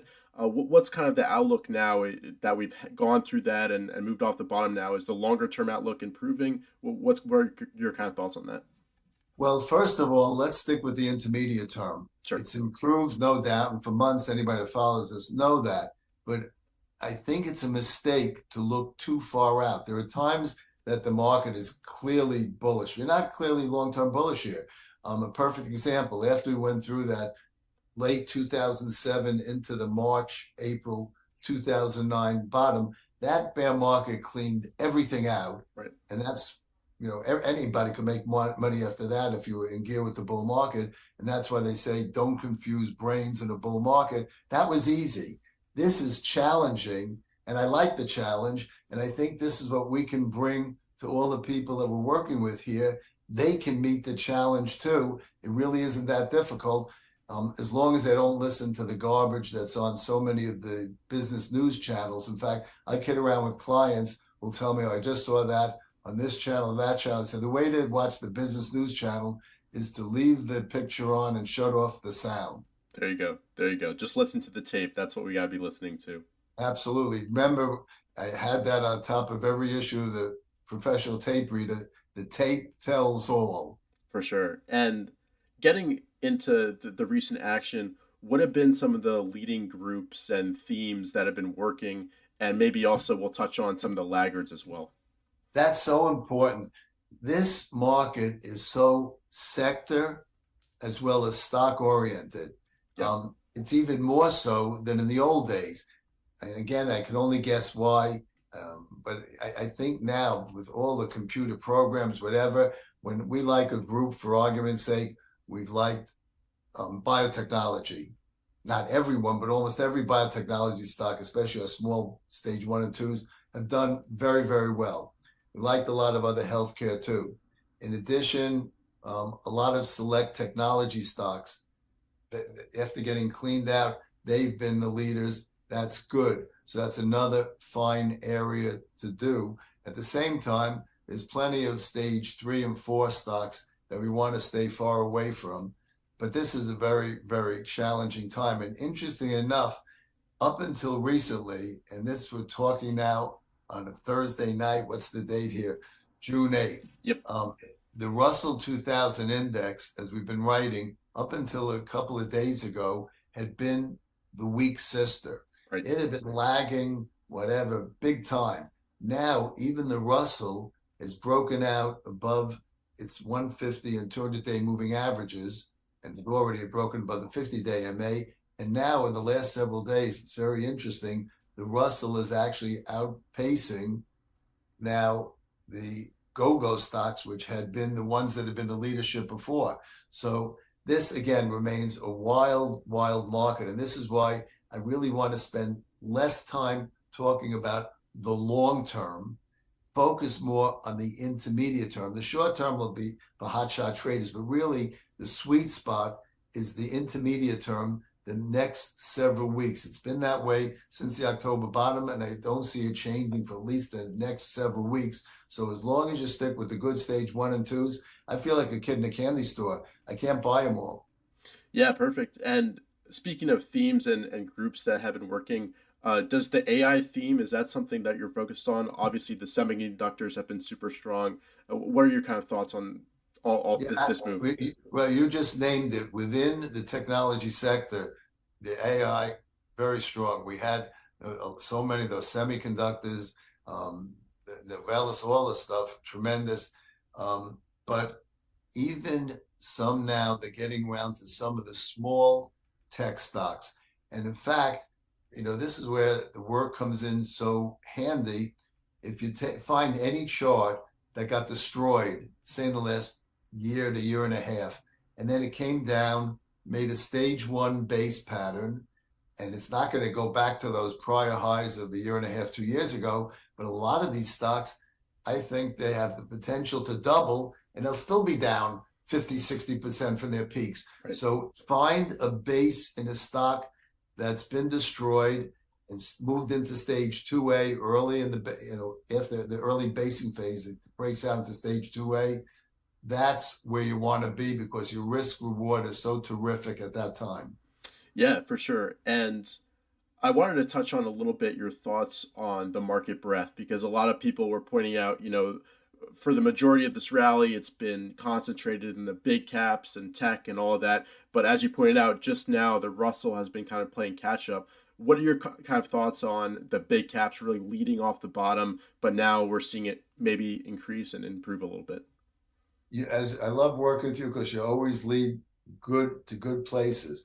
First of all, on the surface, if you just do it simple-mindedly, a lot of people are concerned. I was even a little bit concerned when I turned bearish in the late 2021 period, in the November, December, you had the go-go stocks going, but almost nothing else was going. And that added to our call in early January of the bear market. Now, you had to a degree somewhat a similar thing until recently, but now that the Russell has come on and broken out, I don't think, this is why I'm saying for the next several weeks, probably a couple of months, we may get into trouble down the road. I'm not saying that won't happen, but for the next several weeks, the fact that the Russell is now broken out, it's broadening the rally, right, which is the opposite of what actually happened back in late 2021, early 2022, when it was only the go-go stocks and nothing else. So I think that this is a healthy thing. But again, going back to your advanced decline talk, even today on this Thursday, again, June 8th, you take a look today on the surface. Oh, it was a terrific rally. The Dow was up almost 170 points. But go and take a look at the advanced decline, and it was even Steven on both the New York and OTC markets. So this reinforces what our game plan has been, which is don't get caught up again in the bull bear stuff. Understand this is a stock selective market. Yep. And here's where the work really helps us. Yeah, perfect. And you mentioned the advanced decline lines. What other kind of market indicators have you been taking a look at throughout the rally this year that's kind of helped you, confirm the strength, the potential for positive movement? Well, first of all, we always go back, and it's not because of pride of ownership, but way back in the early 70s, we developed the S&P and secondary surveys, which just show it's like doing a subsurface X-ray of the market. And the fact that both our S&P and secondary surveys are in basically a 50-50 position, that to me speaks reams about what this market is all about at this point. You have a 1 in 2 chance of stepping into a pothole very easily, but not if you follow the discipline. Mm-hmm. So that's one. In the meantime, at least they've gotten to the point where they're neutral. That's okay, but it certainly isn't, like I said, when you came out of that bottom in 2009. Other indicators we look at, which have been very helpful, all of the stock, well, the leading indicators, the leading gauges above their 200-day, 150 and 200-day moving averages. So that's also bullish. But again, tempering things, the number of new highs, well, last several days have been more new highs than new lows, are still kind of anemic. So again, this is each thing that comes out, checks the box off and tells us, even though I sound like I'm repeating it over and over, but at Northland, we can't make it too strong. Don't get hung up on bull bear thesis. Don't overthink things. Instead, just focus on some of these great stocks, which are bullish. Yep. And then look at the charts, and we're going to do this for them. Look at the charts that are clearly bearish, and I don't care how beautiful the fundamentals are and who's pushing that stock. As long as you're in stages 3 and 4, stay far away from it. If you follow this discipline, I'm not going to tell you, oh, it's any system is 100% foolproof. That's for liars. But the reality is, if you're disciplined and you follow what we're going to teach them here, 8 out of 10 times, you're going to be on the right side of the market and the right side of stocks. And I always come back, some people get annoyed with this because they say, oh, how can you liken the market to blackjack? But I think it's like blackjack. Anybody out there who plays blackjack knows that you don't overthink things. If you've got 11, the dealer's got a 6, that's the best hand you can have, you automatically double down. Now, you may lose that hand, but in the great majority of cases, you're going to win. Well, it's the same thing in the market. If you stay away from stage 3 and 4, and you especially buy 2A, which is after you've had the big base and then your first break out of the base, I'm telling you, at the end of the year, you'll win, and all you'll need is a creative accountant. There you go. I love that. And keep it simple. Definitely important to remember. Definitely. And that's another thing. People always say to me, Stan, what is one of the biggest mistakes that people make in the market? I think it's overthinking things. And I'll be honest, especially in my younger days, I did it too. When you start looking about, well, what the market indicator is saying this, I don't know if I should buy that stock. If you learn to keep it simple, you'll see, and you don't overthink things. Again, nothing is perfect. You're not going to always be right, but this is something I'm very proud of. In my book that I wrote, God, I think it's now 35 years ago, whereas I remember reading some books, how I made $2 million in 22 minutes, et cetera, I put a chapter in there about stocks that didn't work. And I really believe what I wrote 35 years ago is still valid today, which is that how you handle a losing position is going to make you a winner in the market. No matter what system you use, there's going to be some clinkers come along, but it's how you deal with those losers and you make it up the next time that's going to make you a winner. Yeah, 100%. And I want to ask you, was there kind of an aha moment where that really clicked, where you really realized that you had to focus on limiting the losers and cutting those, and that was kind of the ultimate secret to over time have an edge in the markets. Absolutely. And that's what the journey is all about. But Richard, this is where we can help them because, hey, nobody was there initially to help me. I had to make the mistakes, but I think one of my strengths is like people say nice things. Oh, Stan, you're a genius. I'm not a genius. But what I am, and I'm proud of this, I think is one of the most disciplined market players that you'll ever find. I know what my rules are. I never say, well, maybe this time it's different. To me, again, it comes down to the blackjack thing. I don't overthink the 11 versus dealer 6, and I don't overthink a stock is breaking out of a stage 1 base. It's in a good group. Volume's coming in. Go for it. Perfect. And I think one more question before we're going to move on to charts. Going through all the market cycles that you have had, does the current environment remind you of a particular transition period after bear market? You mentioned 2008, 2009, but are there any others that really stand out where the similarities are really glaring?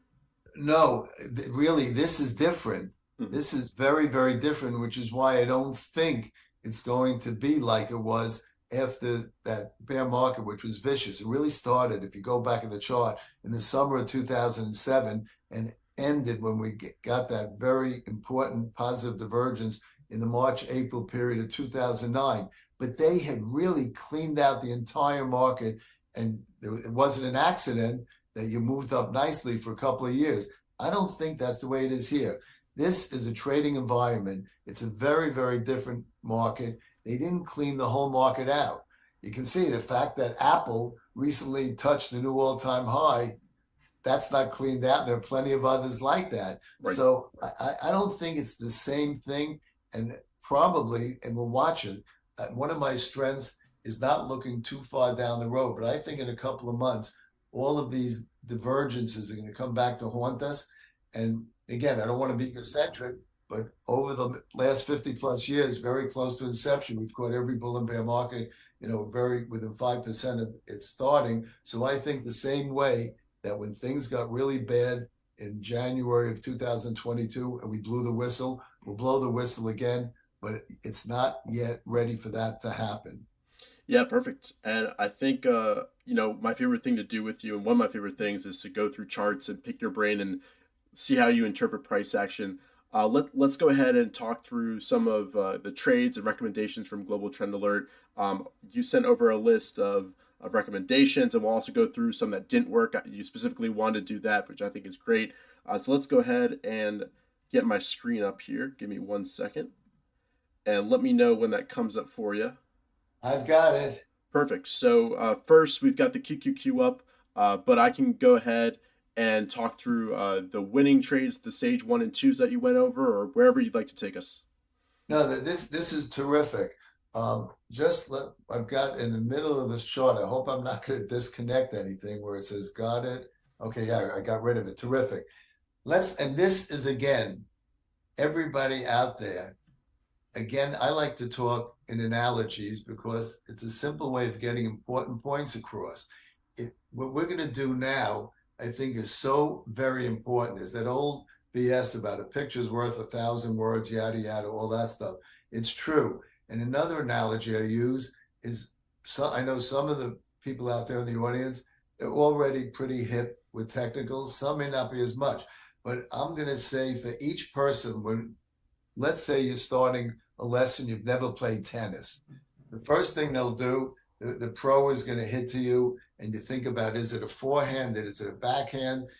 And the more balls that are hit to you, after a while, you get used to it, and you don't stop thinking, is it forehand and backhand? You just react. Well, it's the same thing with charts. What we're going to do now is give them tennis balls hit at them analogously, and after a while, they're going to see it. It really, some people say, oh, is it really that simple? It really is straightforward. So here we go. Let's take a look. These are the cues. Stan, do you mind if I jump in for a second? Just to orient everybody about the chart, this red line is the 50-day moving average. The black line is the 200-day, and we've got the 150-day moving average in orange here, just so everybody's clear and oriented. Good. You even got me on board. So that's terrific. Yeah. Now take a look. While it was below the 200-day moving average, sure, you had some rallies, but they didn't go anywhere. And now, once you moved above the 200-day MA and you had a rally, then you got it. And then look how it came back and tested. It held within a ceiling millimeter of the 200-day and the 150. It took off thereafter. And the Qs are clearly in a stage 2 uptrend from that point on. And now, if you take a look just from a scalping point of view, and this is because we have a lot of traders in the global trend alert. From a scalping point of view, just for a few days, I'm still very bullish on the Qs, but it looks like a little baby head and shoulder may be forming here, where you had this little right there left, then you went up to a new high, right, and then boom. I think the burden of proof short term is that the Qs have to move to a new high and close above 359. If they fail, it's not the end of the world. It's not going to turn the bearish, but I know there are people that are playing 2, 3, 4-day moves. If that happens, I wouldn't short it, but from a trading point of view, I would take some chips off the table, especially on Wednesday. They got clocked pretty good.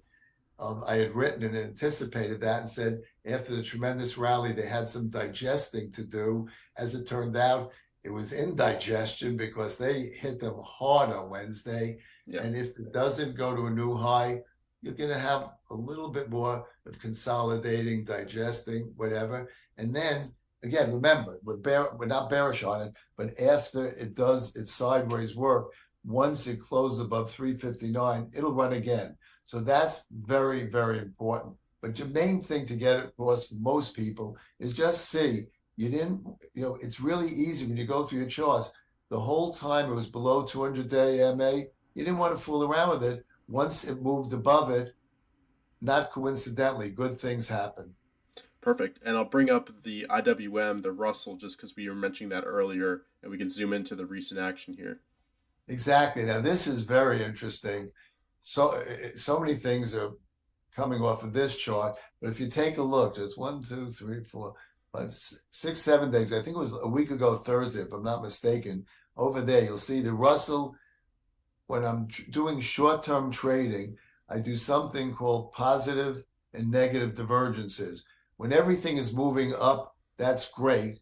When something gets out of gear, like 2 averages make new highs, 2 or 3 don't confirm, just trading-wise, that's a signal that you're going to get a contra-trend move on the downside. Conversely, you see right there where you have this little doohickey there, it broke to a new reaction low. And at that point, none of the other indexes on that day, we wrote about that, broke below their respective lows. That was a positive divergence, which was a favorable short-term indication. We had the traders cover shorts, do some buying, and then take a look and show them about that little gap that came. You got it right there. Boom, you had a gap. You not only moved above the 150, but also the 200-day moving averages. You had the gap there. It's terrific. Now, short term, you go so quickly from where it was down there, 172 and change, all the way up to where we are now. It's going to probably come in for a few days, but you want to buy the correction coming in, even though it's not an A-plus chart because you do have supply overhead. Look at February, March. But A, it's a trade, a long side trade. That's number one. B, I use this as an indicator. The fact that's a very important sign. The fact that the weak sister has even that now come to the fore and starting. That tells me, and I'm not talking for the next 2 years, but that's telling me for the weeks ahead, you're going to be still in a good market, at least a decent market. So that's very, very, very important. Perfect. And I think now we'll come back to a few names on here. But first, let's go ahead and start training our eyes and talking through the charts of the stocks that have been performing well. So, walk me through. We've got Apple here. Just let me know when you'd like me to go to the next one. And sure, we'll do it. And again, here we go. We're hitting tennis ball stuff. I want all of you out there, look at it. Just get the feel. See, I can bring you so far mechanically, but the word feel, I put in quotes, That has to be developed. Some people feel things better than others, while other people just plod along. They say, that's bullish, that's bearish.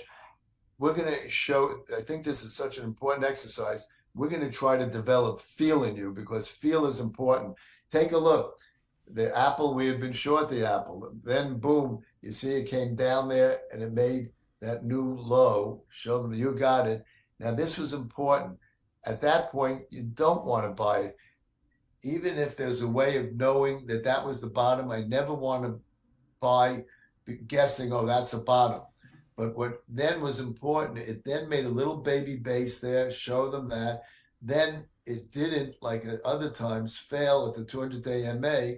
It moved above the 200-day MA. Then as it pulled back, show them how it pulled back. Yup, as it pulled back, it just broke by a silly millimeter there. We again did more buying once it moved back above the 200-day MA, and the rest is history. Now, again, we're mixing a lot of short-term and intermediate together. It's fine, but from a scalping point of view, show them 1, 2, 3, 4 days ago, it had what I call a key reversal day. Now, this isn't like, oh, it's the end of the stock forever, but if you're a trader, and this is an important thing, let me digress. We have a lot of traders, obviously, in Global Trend Alert. We also have long-term players, but this is what's changed over the years. Whereas in the old days, many years ago, back 30 plus years ago, I wouldn't worry about these short-term foul ups. Now I do worry about them, because the volatility is something that I never saw when I played in the late 60s, 70s, 80s, 90s. Never saw this. We're living a new norm. So rather than bitching and moaning about it, you've got to know what you're dealing with. So when you get a key reversal day like that, and to me, a definition of a key reversal day is the following. First, it makes a new high for the move. It did. Then it not only closes down on the day, but it closes below the low of the prior day. It did. It does this on heavy volume. The volume was heavy. It was. Now you're fooling around on the right side. Again, I'm always flexible. I'm ready to be wrong. I'm not going to be stubborn. But I don't think short term, long term is different. I don't think short term it's going to move above that high. If it doesn't move above the high, it's making a little baby top. And again, I always kid around with clients and say profit taking is not a dirty word. You take some off, and that's really what people have to learn in this market versus 10 or 15 years ago. Even my long-term players, they're all, anybody who followed me has learned to make incremental moves. Obviously, if you're a trader, you make big moves, but even if you're a long-term player, these moves are so vicious, you take a little off, and if it breaks below that low, show them the low of the last 3 days. If it breaks below that low of the past 3 days, it's going to come down to that next moving average there, which I believe is the 50-day MA, right, Rich? Yeah. Yep. It's going to come down to there. And, at that point, maybe you want to buy it again. But the bottom line is there are certain rules that if you learn, it's going to help you big time. And another thing that people say to me so often, what did you have to do to learn to really become successful in the market? Well, obviously my system, but over and above my system, I learned the key word, which I said before, discipline. I'm totally disciplined. I never argue with my system. The bottom line, when I take a look at the end of the day, if something didn't work, and you should do the same thing, can honestly look and say, you checked all the boxes, it did everything it was supposed to do and it didn't work. That's just life. Life and the stock market is not perfect. There'll be, I would say, 2 out of 10 foul ups, and we'll handle those. 8 out of 10, it will follow the script perfectly. And again, that's what it's all about. So discipline is a key word that I can't overemphasize. Perfect. And because you mentioned the moving averages, and I know this is a question that a lot of people suggested, how has your personal trading adapted to the current markets, which are faster paced, as you mentioned? How have you incorporated, different moving averages or different styles and added that to your process? Fine. Okay. If we're talking me personally, and I'm straightforward with everybody. Well, obviously, you all see the charts. You have to be who you are. I think what Shakespeare said, be true to thyself. The bottom line is, I think, one of the best traders on the street. I'm not as good an investor because when I see something's going to come down 10%, even though it's good, whatever, I'll often kick it out and we'll get it. It's like the next taxi going down the block. I'll get into something else, and and that's my nature. But the bottom line is, what I've really changed. Like, I think a good question is, what has changed over the past 30, 40 years, and certainly in the last 15, 20 years. And that's whereas before, even somebody like myself, if a stock broke its 50-day moving average, I would kick out at least half. Now, me personally, I'm not telling everybody to do this. Me personally, if a stock breaks below a 50-day moving average, I'm out. There are so many other stocks that don't have any black clouds. I don't need to start riding it, wait for it to go to the hospital and be repaired in the emergency room. I'm out of it. And when it comes back, and once in a while you'll get whipsawed, when it comes back and it's healthy again, I'll return to it. So I think that's changing. Even my long-term market players, and this is very important. There are very few people. I guess you can always find some, oddball here and there, but there are very few even long-term market players, even my mutual fund players, etc., who are really calling me up and saying, Stan, what do you like for the next 6 to 12 months? That's ancient history right now. That's the way it was 10 years ago. Right now, even my long-term players, two things come. What do you like for this quarter? So that, I think, is a valid question.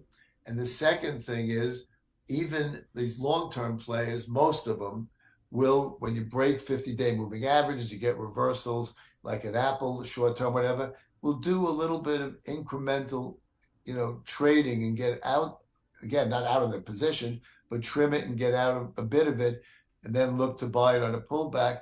That's how you deal with this new norm that we're in, which is ridiculous volatility that's been brought about by well, you all know, it's been brought about by so many things that have gone on in the marketplace. In the old days, we had specialists with books, and even though we know some of them were a little crooked, they still served a very valid purpose of balancing the books and supply and demand. Now, between commissions being so low, yeah, you can just press a button and buy or sell it, and 2 hours later, you can reverse your position. This is the way it is. It's the new norm. I don't like it. I think you didn't know how great it was when we were in the 70s and 80s. And I would say even into the early 90s. But those days are gone. They're gone forever. So again, rather than bitching and moaning, we've got to adapt to it. And the way I've adapted is to, if a stock starts to act poorly, even on a short to intermediate term basis, I get out.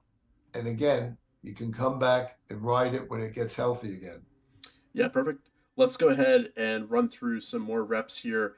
And I think this might be an interesting chart to talk through just because of the price and volume characteristics. Because a question that I think would be great to touch on is what would you look for in terms of price and volume for, late stage one and on the stage to breakout that would make it an A double plus setup?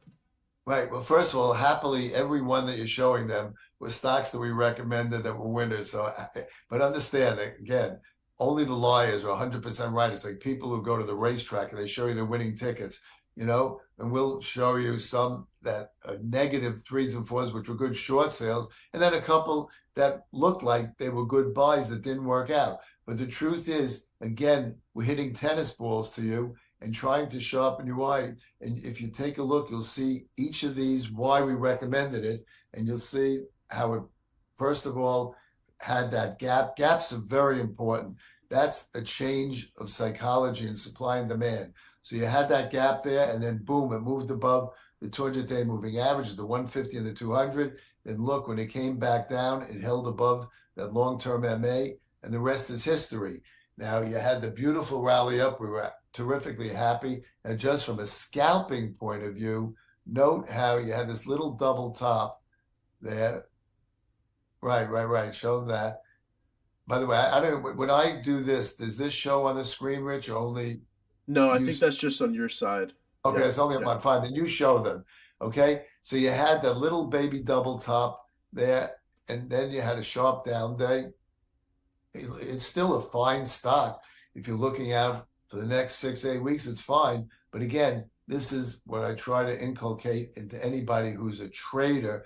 when you see that kind of little short-term negative action, don't get out, but do a little bit of trimming. And in fact, not only will that pad your profit side of the game, but in addition, psychologically, this is important. Psychologically, it'll keep you from making a big mistake, because if you sell nothing and then the stock breaks down and comes all the way back, let's show them to that first moving average there, that's a pretty hefty decline. And instead of looking to do buying, if it holds there, and myself, it used to happen too, you'll start to panic and sell it when you should be buying it. So psychologically, if you're ready for the decline and you take some off, and then if it holds in textbook fashion, you'll feel psychologically good about buying it again, even though you had to go through that rough patch short term. So that is a case of both helping the profit side of the equation as well as helping the psychology part of the equation. Perfect. Here's the next one, AVGO. Oh, this has been beautiful. Again, now, there's an old cliche about trees don't grow to the sky, okay? And you know what? It's true about stocks too. So we were so happy to recommend this, and boom, it took off or whatever.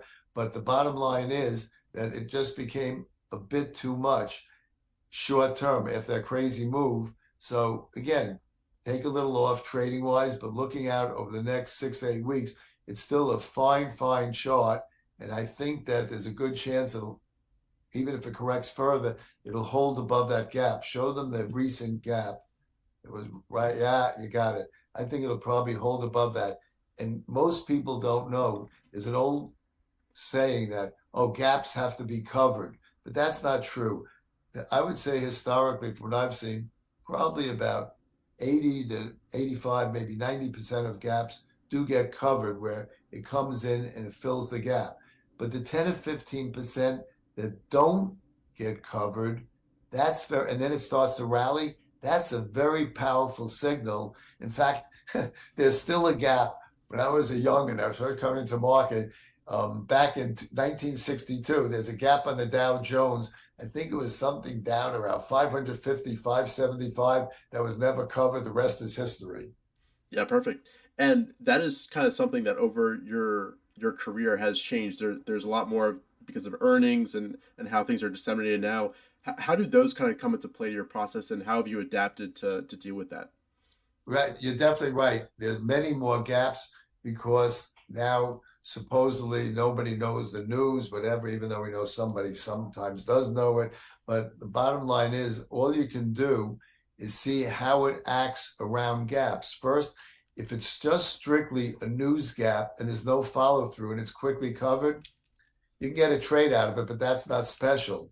But if it's something like this, where you do, this actually had two gaps, show them there was a little baby gap, you got it down there, and then there was the second follow-up gap the next day or 2 days later. That's very powerful. And now if we could talk 30 days from now and you say it came in here and it never covered the gap, I think it'll take off and it's going to have another powerhouse move. Perfect. And if you have a position personally in a stock in a strong stage two, it's looking good, but earnings are coming up, how do you personally deal with that situation? Do you sell some into strength? And if it did gap down on you, how would you decide whether to keep holding the position or to let more go? That's a good question. The bottom line is, first, if you know earnings are coming, and especially if there's air beneath you, I automatically take some off. I just think that's common sense. And when I used to be on the seminar circuit, which I haven't done for years, I used to say common sense is a rare commodity on Wall Street. We all make the game so much harder than there has to be. So you take some off. Then there's no way of knowing before, but here's where evaluation comes in. If after the news, you have first an upside gap and it's not covered, well, that's terrific. If you have a downside gap, I would get out and come back to fight another day. If the news doesn't do anything good or bad, I would just, whatever I have, ride it. So just watch how it reacts rather than trying to guess, beforehand. Just see what comes out after the news is out. Yep, perfect. All right, moving on to the next one here. We got Barnes. Right, okay. Now this take a look. We had a good trade, but again, take a look and see. It had a terrific move, and then you had this. Show them there where you had that big reversal day, and then it broke the 50-day moving average. Yep. I personally got out. We got out of it, and I got a lot of traders out, even some of the investors. Breaking below a 50-day MA to me is worrisome. And like I said, it's one thing if there was nothing else you could go into, but to me, again, it's common sense that if you get a black cloud and it drops from what was an A idea to say a B minus or a C, and there are new A's coming along, why the heck wouldn't you get out, take the profit, and boom, then you go into it later on if it gets healthy again. Like after it's been a long time now, it's built this little base. Show them along here. You can almost make a trend line across these two tops. If it breaks out above that level, you can return to the scene of the crime and do it again. But look at how much agita and time you've wasted if you never got out when it broke the 50-day MA. Perfect. And what was the buy point for this one? Where were you looking to enter? Right here when it came above its long-term MA. The 150-day right here, or further here with the 200? No, the 200. The 200, yeah. Okay. Perfect. And that lines up with this resistance level right here. Exactly. Very good. Perfect. All right, moving on. We got BLDR. This has been a super strong.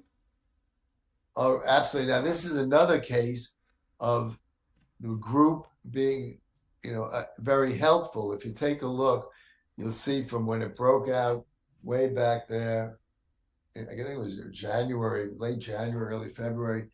This is a thing of beauty, a joy to behold. Look at how every correction held above the rising 50-day MA.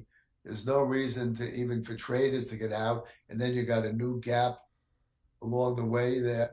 There was actually a little baby gap. If you take a look in mid-April, go back, you'll take a look. You're there. It was a little baby gap. And look how, not coincidentally, a few weeks later when it sold off, it held above that gap. That was a bullish sign. Then you had a breakaway gap a few days later.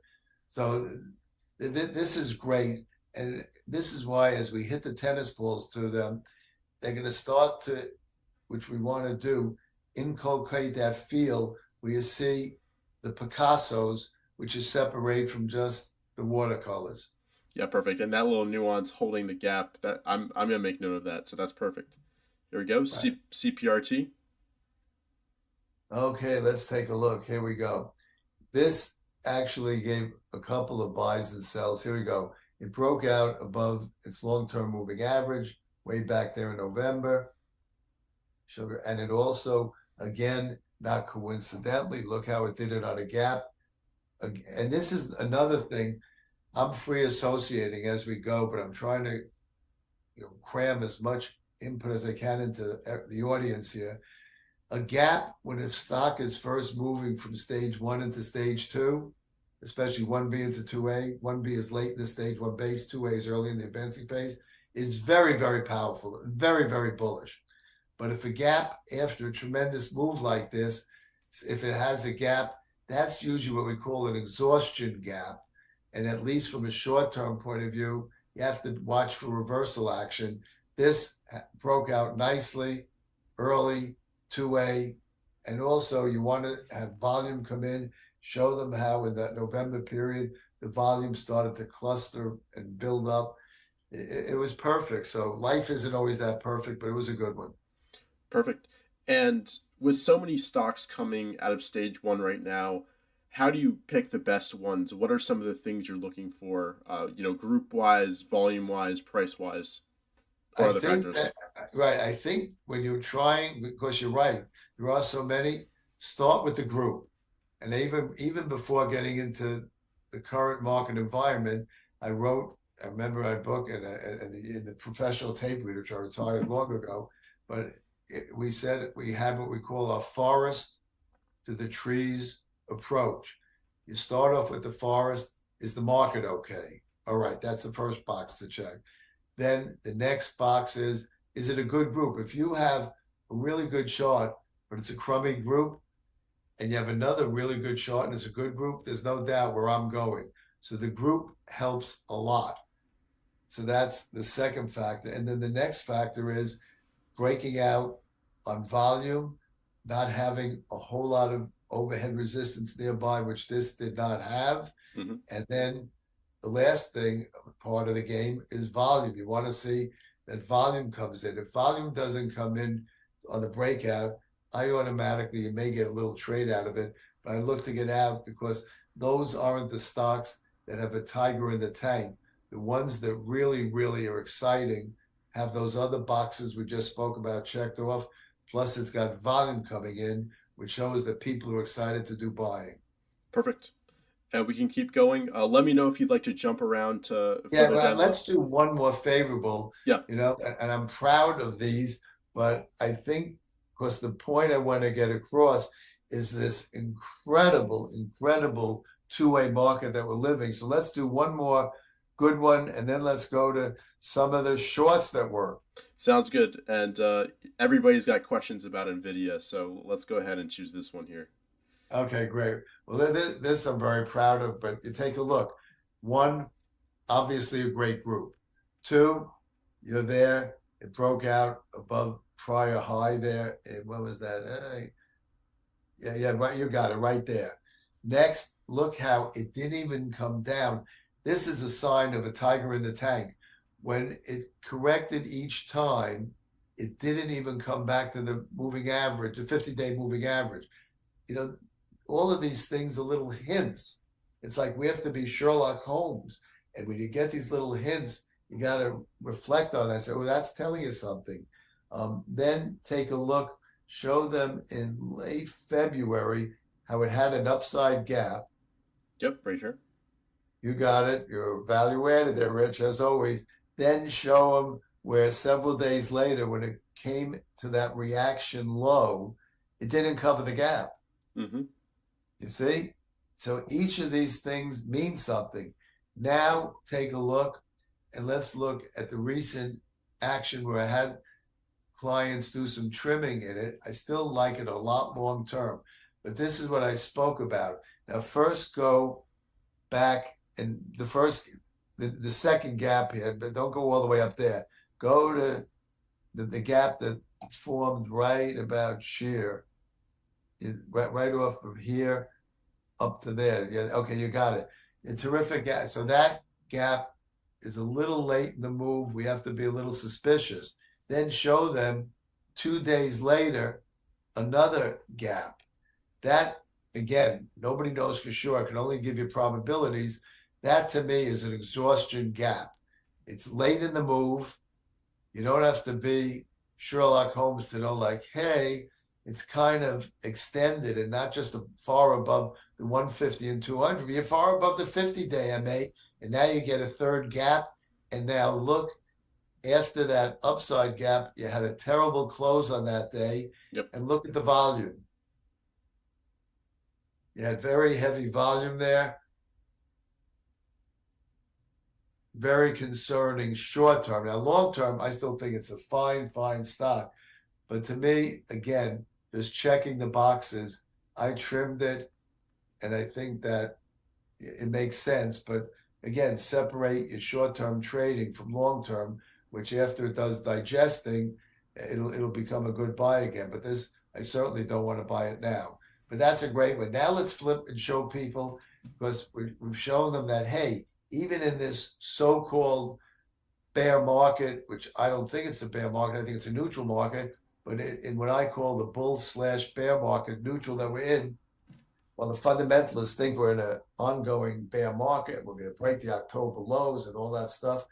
Take a look at some of these stocks, and let's just go through and show them quickly, as many as we can. Look at Agilent got killed, or one after the other. Keep going. Ashland. Oh, yeah, let's stay with Ashland for a minute. I think. Can you go back to there? You got it. What was the one before Ashland? Go back one before. Elite. No, not that one. Not Elite. I know there was one before that. Okay, let's first look at AdTran. First, I wanted to show them how stocks top out. See how going all the way back there. Can we compress it a bit? There we go. Yeah, there you go. Look at how first you had back in July of last year, you had that double top. You broke the 50-day MA. Look at how you had a series of lower peaks. But that's one set. Now let's go to where there was another one in July. In July? July of 2022. Yep, July of 2022. Oh, here we go. Sorry, there we go. There. First you had the double top, then you broke the 50-day MA. You quickly went from the penthouse to the outhouse. And even though it came back above the long-term MAs, look at how you had a series of lower peaks. 1, 2, 3, 4. You have so many declining peaks. It's not surprising the stock went to heck. And this was on our sell list, one of many. Let's go forward. Let's look for some more Picassos on the negative side. Ashland, that's another one. We'll go back to the Ashland now before we go to Burlington. The Ashland, first, it was an okay stock. Then look at how if you go to December, there, that's good. December 2022. At that point, it's okay. Then you can see it gives you a little warning. It first broke below the 50-day MA, where I would have taken some off. But at that point, the 50-day MA was still rising, so you don't have to get out of it totally, but you should get rid of some. Then look at how that rally failed well below the prior peak. Then you broke the 50-day MA again. And to me, that's sort of, to use a crude analogy, when you start breaking it repeatedly, it's like a guy or a woman having a heart attack. Each one is a small warning, a warning heart attack. And after a while, we know what happens. And then you see it had, more and more distribution going on. Then it had the downside break, whatever. It's very bad. Let's move ahead to some more bad charts. Okay, go to the domino. Before I go to Dollar Energy, go to domino. We'll hit this tennis ball to them. Look at how it made a little trace out for them. August to September back in 2022. Show them the head and shoulder top. Left shoulder, head, classic. Right shoulder, broke below both the 150, 200. The end, the rest is, following the script perfectly. Terrible. And let's just flip some more before we wrap this up. But the bottom line is, we're making the point, which I think is very valid. There are good stocks, there are bad stocks, and you could say, oh, that's always true, but it's not as true as it is here, that they're so vicious. Like, go back to this one, the one prior, and we just say, yeah, look at that, the NGVT. Look at how, and this is why everybody has to, even my long-term players, everybody has to have a bit of a trading component in them.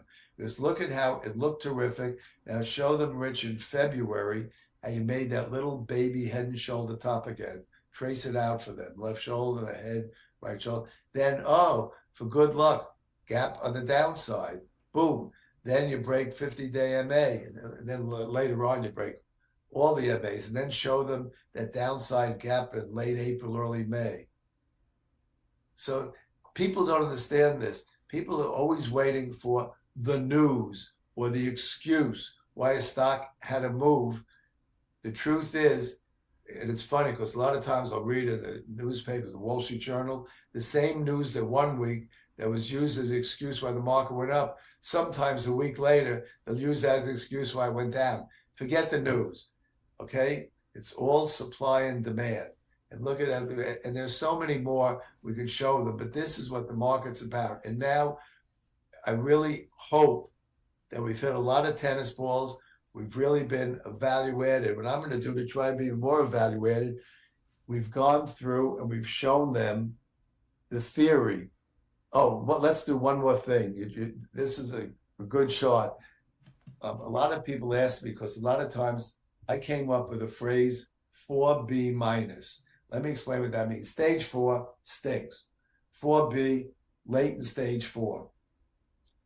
When I put a minus on it, That's my way of saying it's not a minus at any stage. It's no longer a grade of whatever that stage is.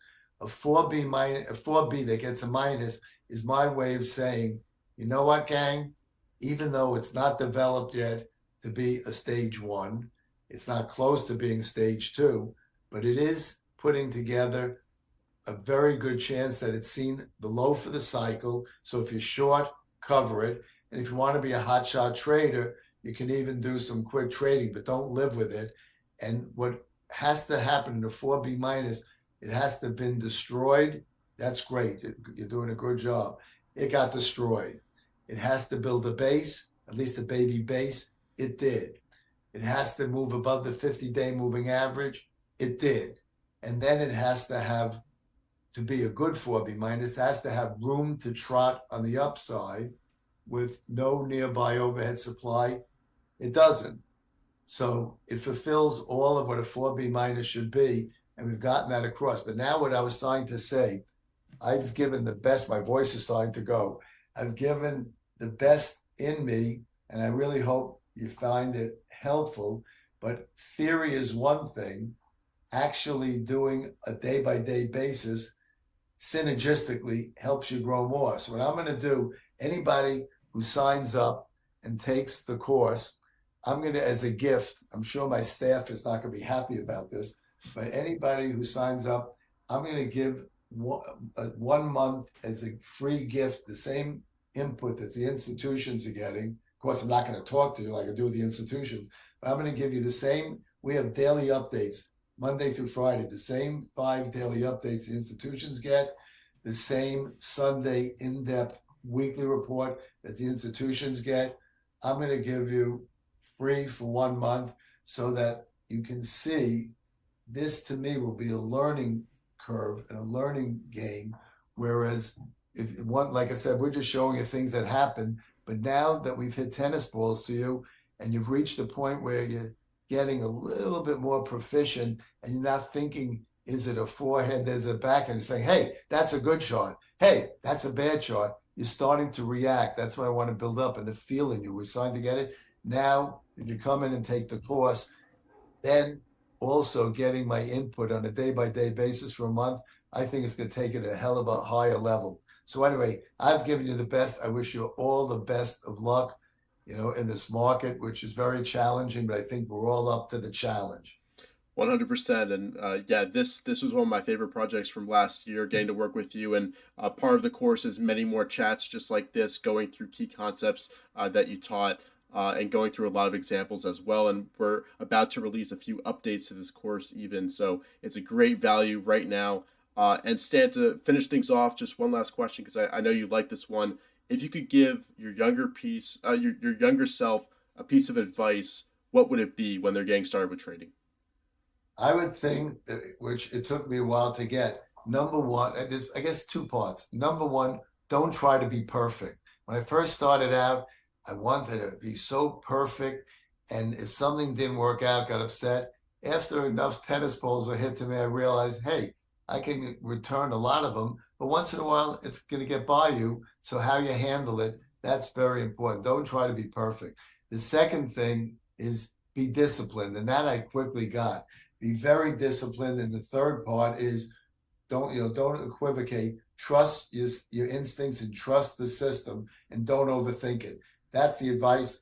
It took me a while to get, but if I was going back, I would have gotten it quicker, giving my younger self, when my hair was still black, that advice.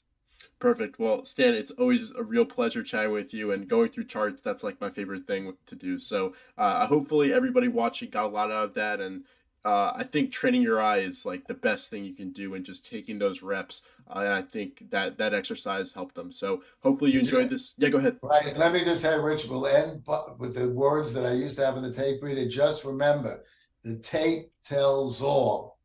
There you go. Perfect. We'll end it right there. Hopefully you guys enjoyed. If you did, please go ahead and leave a like down below.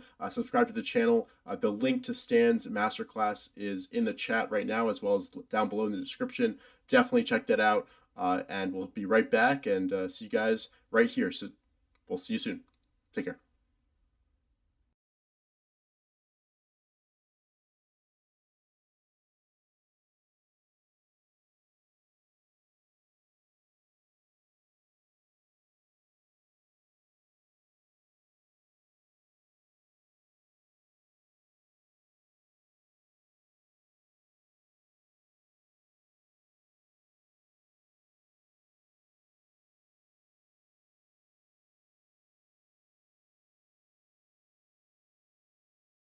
All right, welcome back everybody to the lunch break for day three.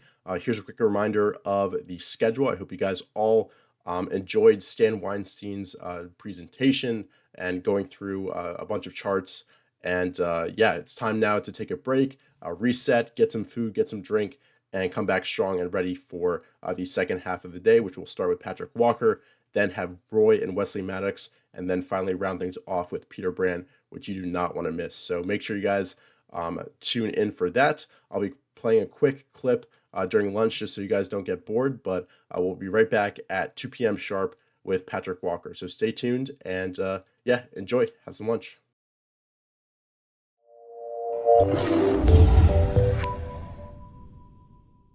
Hey everyone, welcome back to the TraderLion podcast. I'm your host, Richard Moglen. Joining us today is someone who I really enjoyed talking the markets with, Charles Harris, who is an experienced trader and a portfolio manager over at O'Neill Global Advisors.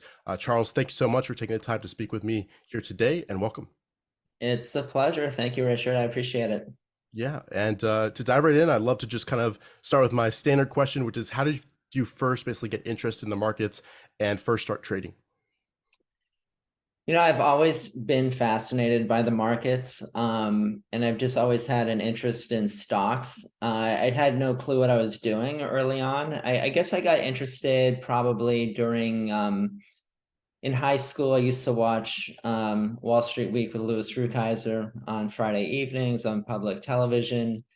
And then when I was at UCLA, I had a small account of a few $1,000, and I remember I used to go to the UCLA library and scour through the old newspapers, or just newspapers, but kind of current, and some of the journals they had just for like low PE stocks. And that was like my only strategy, was looking for low PE stocks. And I didn't really have any success. I mean, I think I kind of just held my own for years. And then I got a friend of mine when I was in college said, you should put your money in Fidelity Magellan. It goes up, 3% a month, which is what it was doing. And I'm like, okay. So I put my money in literally like 2 months before the 87 crash, lost a third of my money right off the bat.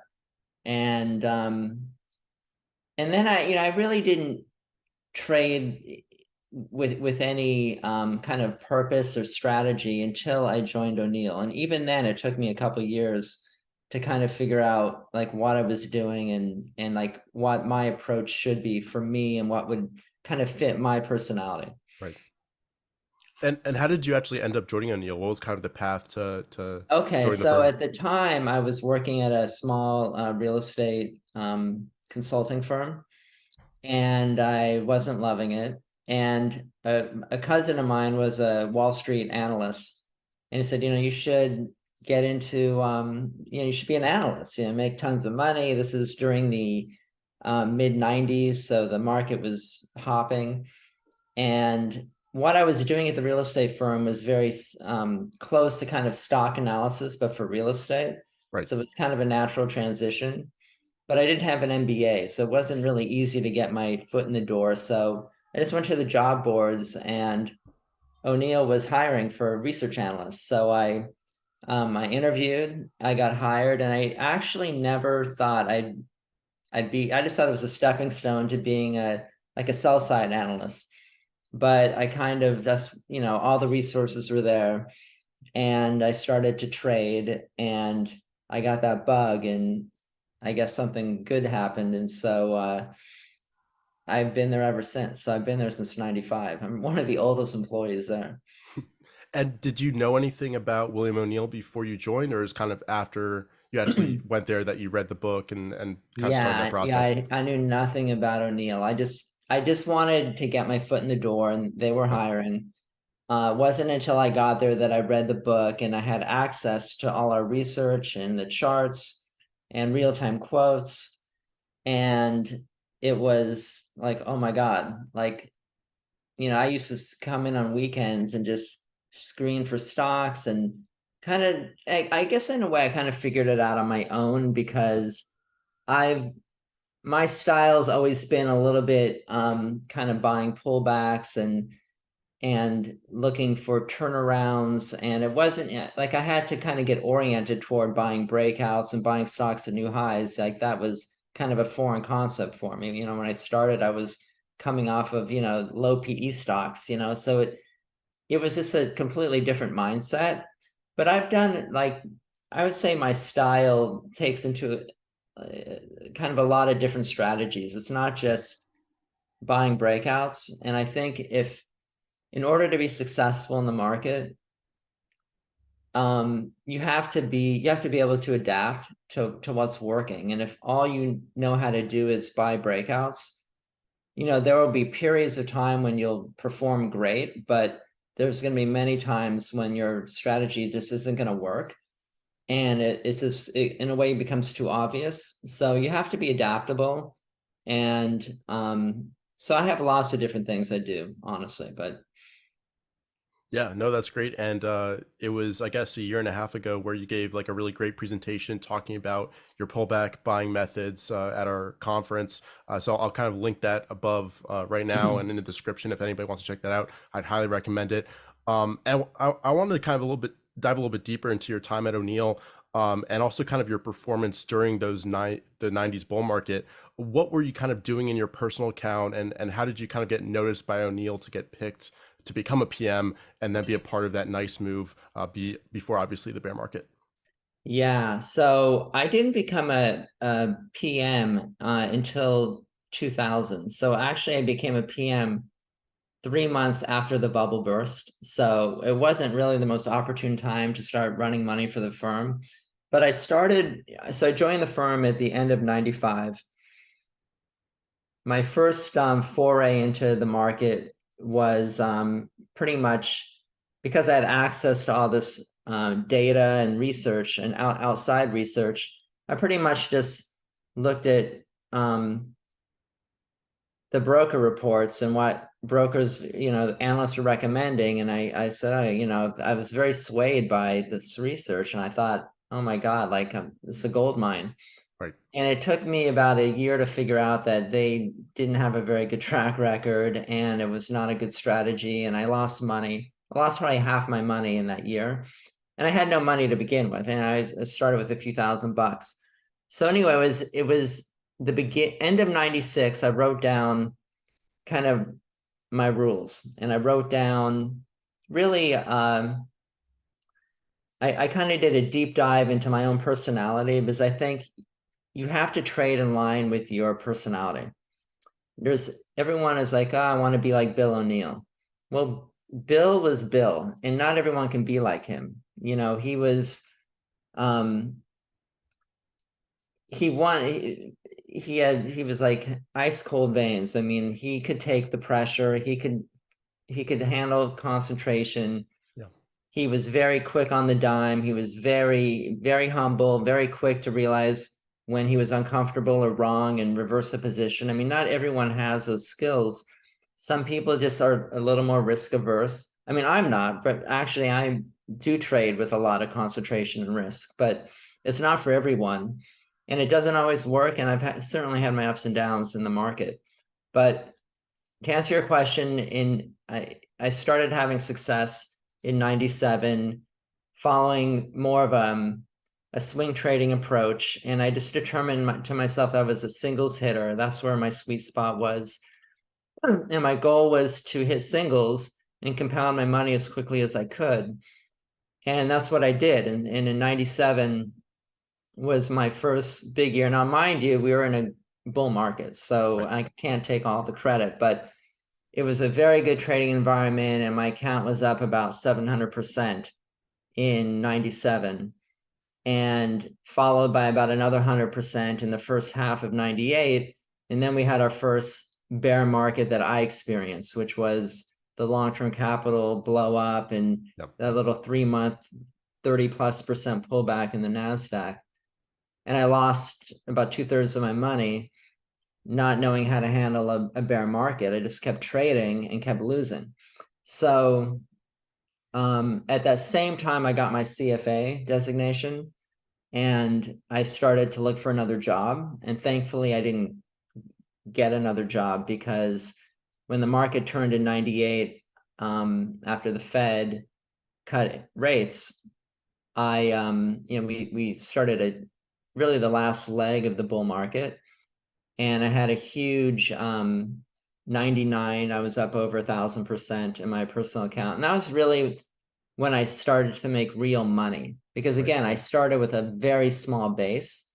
So, to turn a few $1,000s into hundreds of thousands and then millions, it takes time for that to happen. But we were in this crazy environment where things were happening.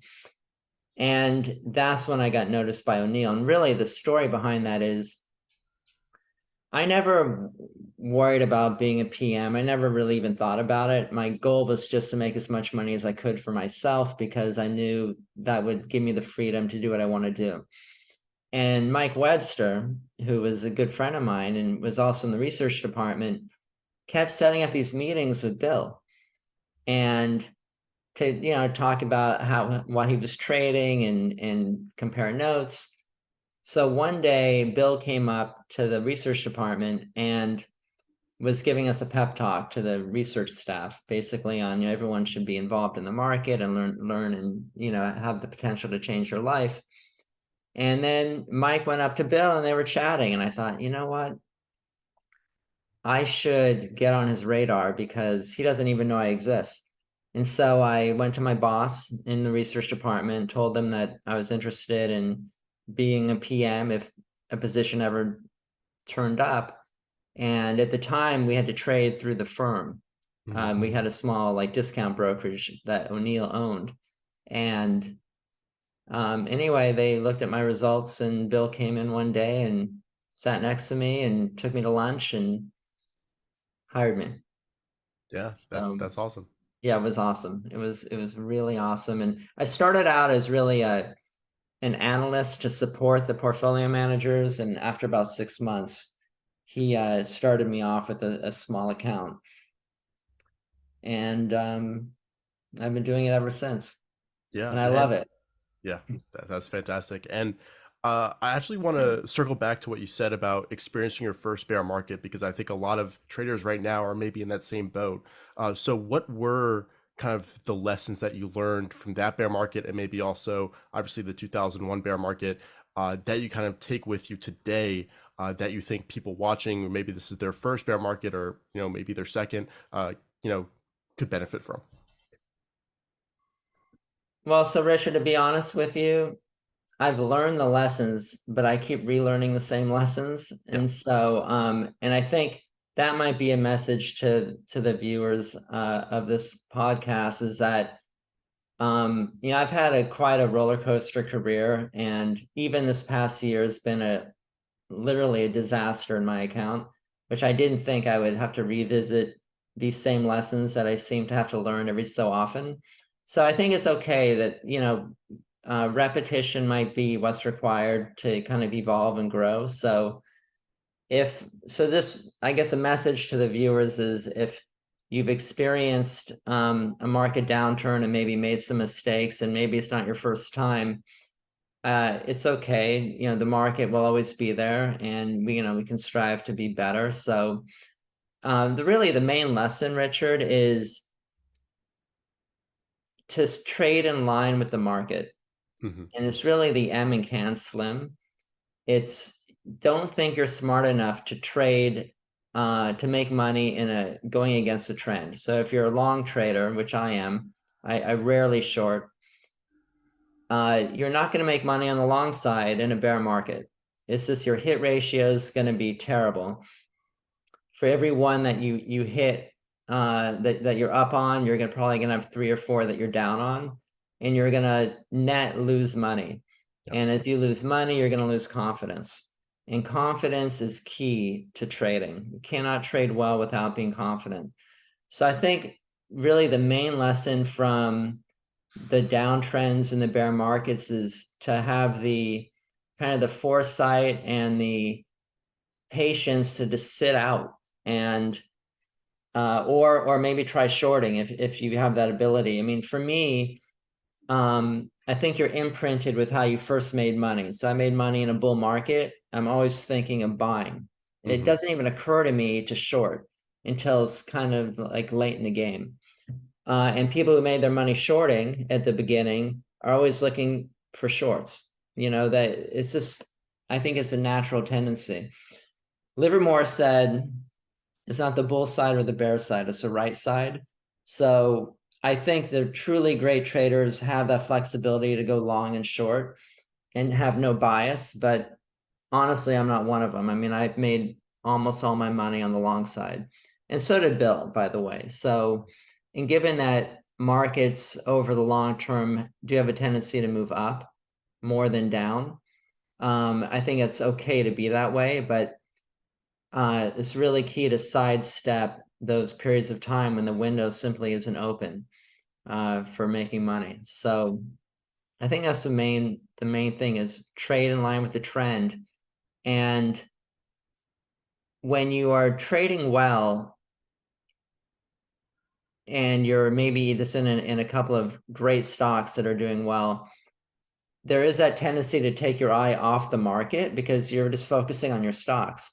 And so I think it's important to kind of have a routine where you actually are looking at the indices, every day and really analyzing them and trying to determine, are we extended? Is there distribution in the market?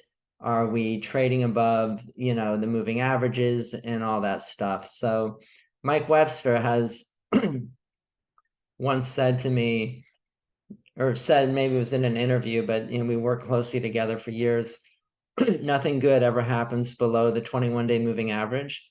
And it's so true. If you just look at the 21-day moving average and put that on a chart of the NASDAQ, when you're trading below it, you're not going to make money. It's just, so trade in line with the trend is really the most important thing. And then, by doing so, the odds are in your favor. Yeah, I think that's super important. And coming back to your experience at O'Neill, what was it like working with Bill? And also, what were some of the key lessons that he kind of passed on to you as you worked with him as a PM?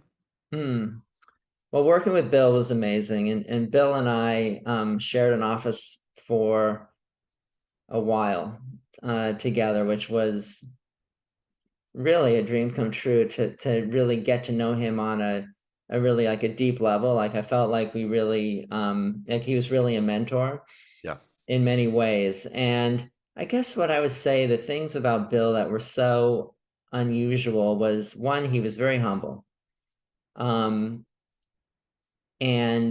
very no one worked harder than Bill at the firm. I mean, it's his company, but he was just relentless how hard he worked, and he was always trying to make improvements to the newspaper, to IBD, and just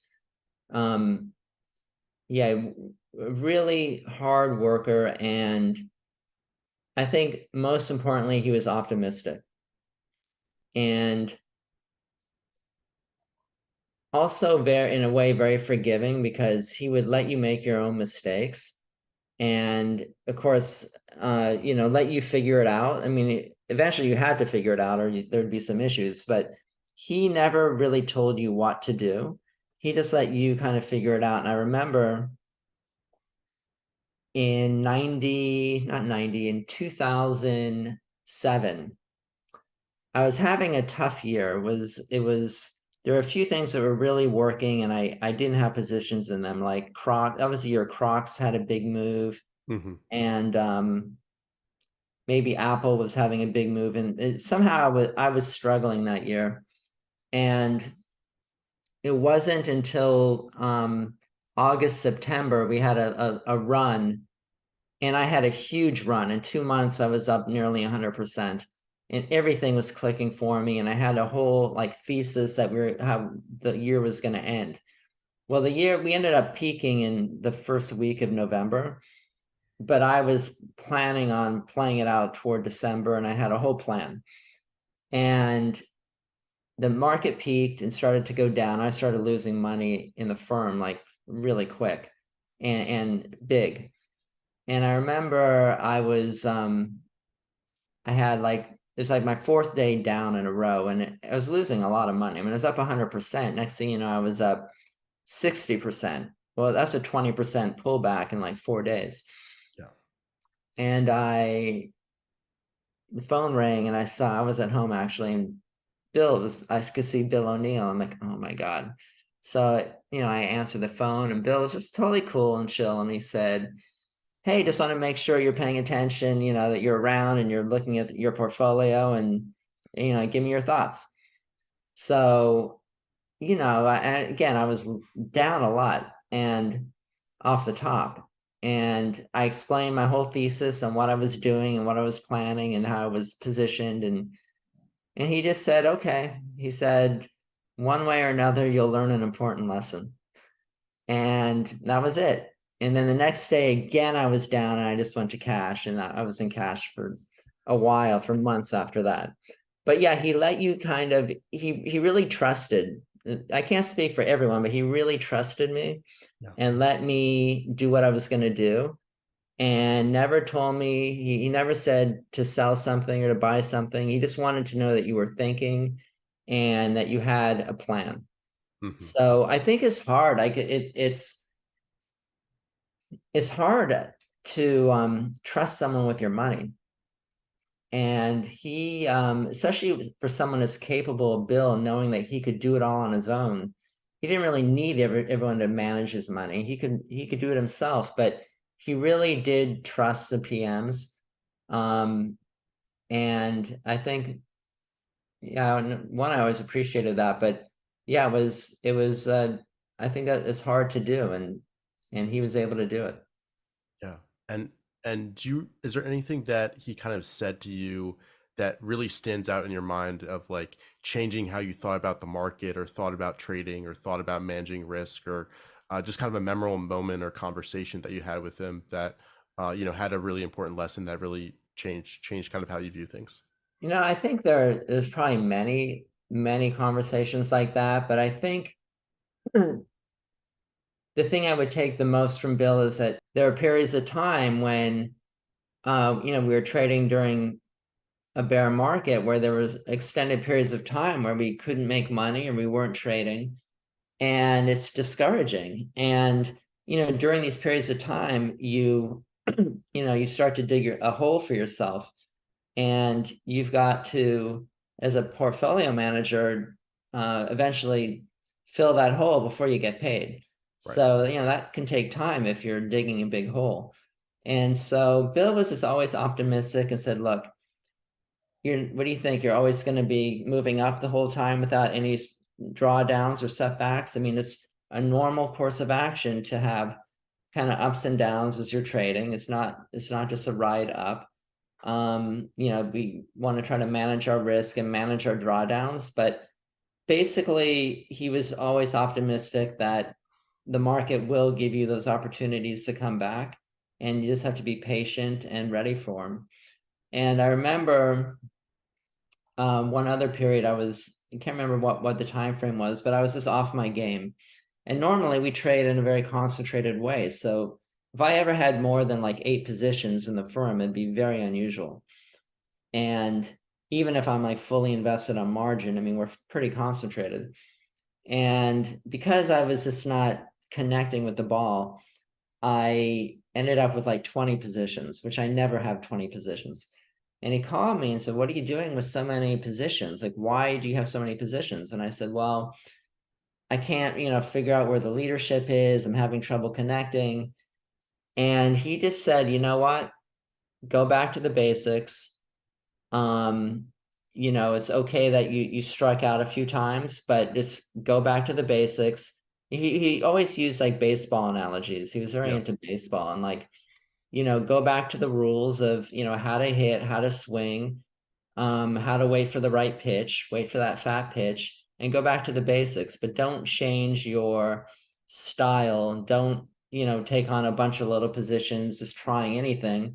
Just kind of go back to the basics. So, that I would say that is a super important lesson, because we are all going to experience losing streaks and periods when we're just not, trading well. Yeah. And the thing to do in those periods of time are to really stop trading, do a post analysis of, what are you doing wrong? Are you chasing stocks? Is your timing off? Are you breaking certain rules? And then come back small. You don't want to come back in a big way trying to make your money back quick. Start small, start connecting, start putting on a few winning trades. And it's amazing how your confidence will bounce right back with a few winning trades. So usually, when you're coming back from a losing streak, the objective isn't really to make money so much as it is to get your confidence back, because again, confidence is key if you're going to make money trading. Yep, and I've got plenty of questions. I know a key subject that we want to talk about is trading psychology, and we're definitely going to cover that. I just got a few more kind of background stuff here. Sure. I know that you, Mike, and also Ross were kind of tasked with building a model book of kind of that 90s bull market period. I wanted to hear about kind of what that experience was like from your perspective, and also if you learned anything really important about finding winners from that experience.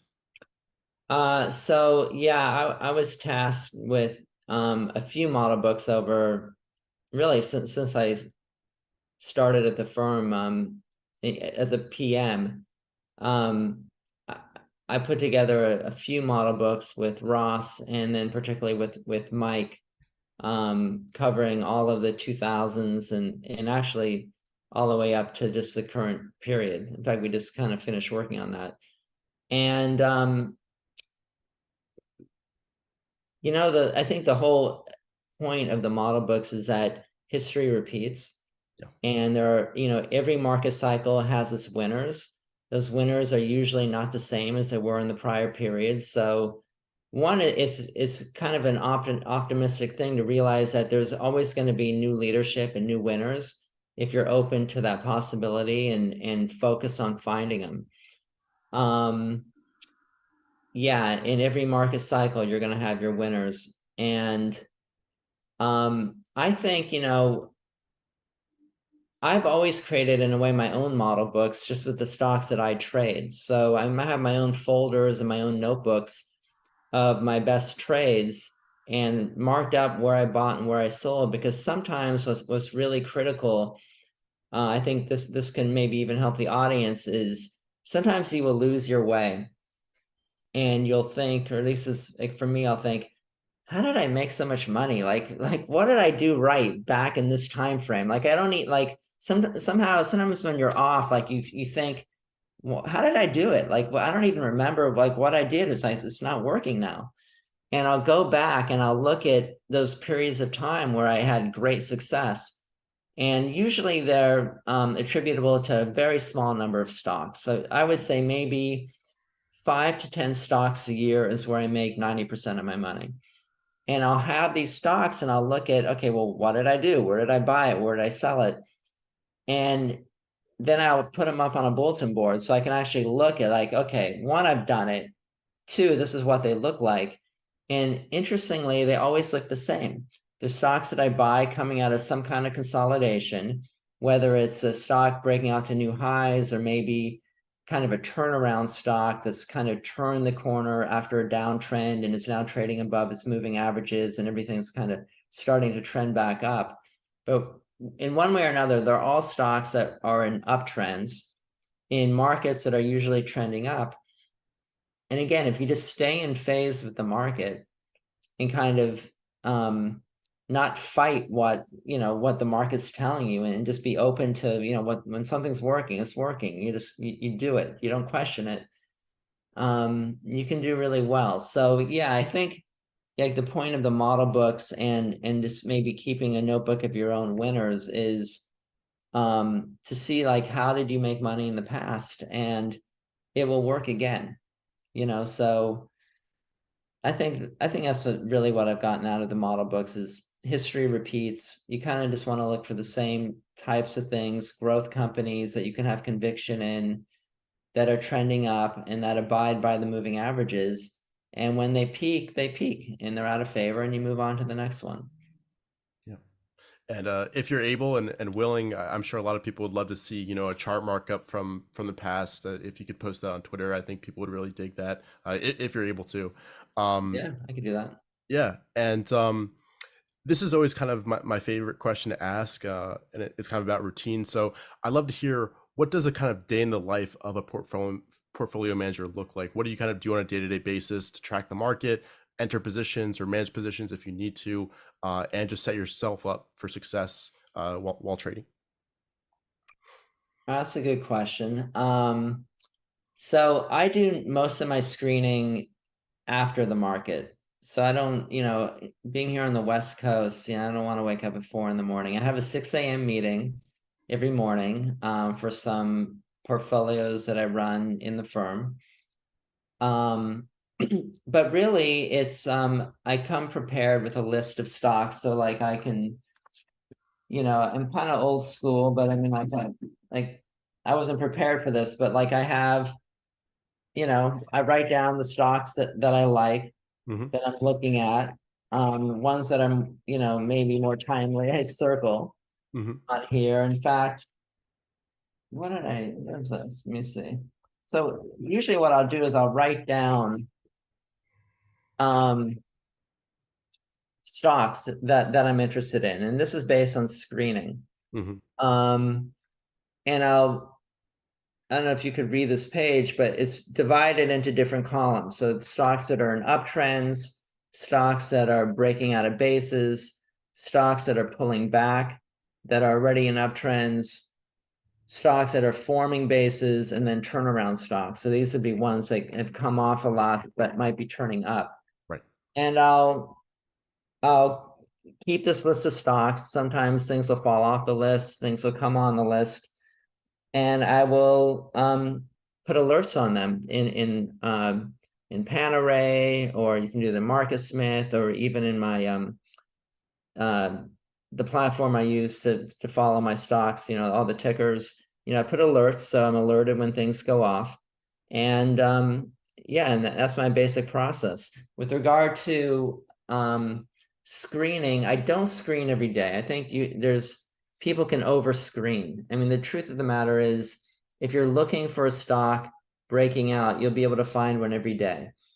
And that doesn't mean you should trade it or buy it. My personal opinion is, I mean, I've been a swing trader my whole life. So for me, the sweet spot's always been a holding period somewhere between 2 to 3 weeks on the fast, on the short side, and 2 to 3 months on the longer side. It's usually I'm somewhere in there. But that being said, and maybe we can talk about this later, but I have changed my personal style for my own accounts to be more long-term oriented. And everyone knows I've had a position in Tesla for a long time, which has been excruciating over this past year. People are like, well, what'd you do with Tesla? So in my non-margin account, I have not sold a single share of it. And I've said my objective is, 5 to 10 years. I'm going to hold it for 5 to 10 years, because I think it could be a stock that ends up like Apple. Mm-hmm. But the truth is, even Apple had periods where it fell over 60%, in the 2008 period. It had a couple of drawdowns in the 40% range, a number in the 30% range. And so it's I was actually just looking at this when I was kind of thinking about what I might talk about with you. Is, there was a period in 2005 when I had all of my personal money in Apple. Mm-hmm. And Apple, I don't know if you would recall this, but Apple started its major move in 2004. The first quarter of 2004 is when we kind of first identified it. And that's when it really started its big run. And this is years before the iPhone was even conceived. This is during the iPod days. And iTunes just come out, I think. Yeah. Yeah. And so Apple started this huge move, and we all made a lot of money in Apple in that early time frame and over the years. But Apple has been up almost 450 fold from that period to its peak of last year. And I certainly didn't make 450 fold in Apple. And so I think having gone through that experience and never having enough conviction to kind of hold Apple and really try to get more than just like a triple digit move in it, but like truly a gigantic life-changing move. Like I think that's where real wealth is built in some of the longer term, being right in a big way is where the real wealth is made. Right. I've done really well swing trading, but if you look at, you know, the richest investors in the world, most of them, I think, made their money being right in a big way over a longer time period. So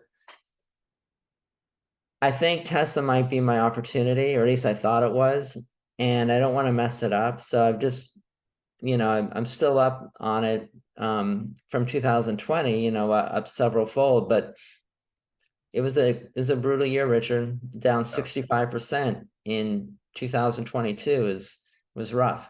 So in any event, so my style has changed a lot in with my own personal money to some extent, but talking about my routine though for the firm, which is, you know, obviously different and much more active. Yeah. I screen about once a week for new merchandise. I screen when I need to screen because I think there's too much emphasis placed on screening and technicals and not enough work done on fundamentals and really trying to trade something you have conviction in that can actually become something. Mm-hmm. There's nothing wrong with short-term trading and just trading off a chart, but I think the real money is in knowing what you have and actually having something that can be like a model book type stock. And that's what Bill's Cansom is really oriented toward finding the next leaders. And these are leaders that will have runs for, you know, minimum of 6 months to maybe a year and a half. Somewhere in there is like a sweet spot.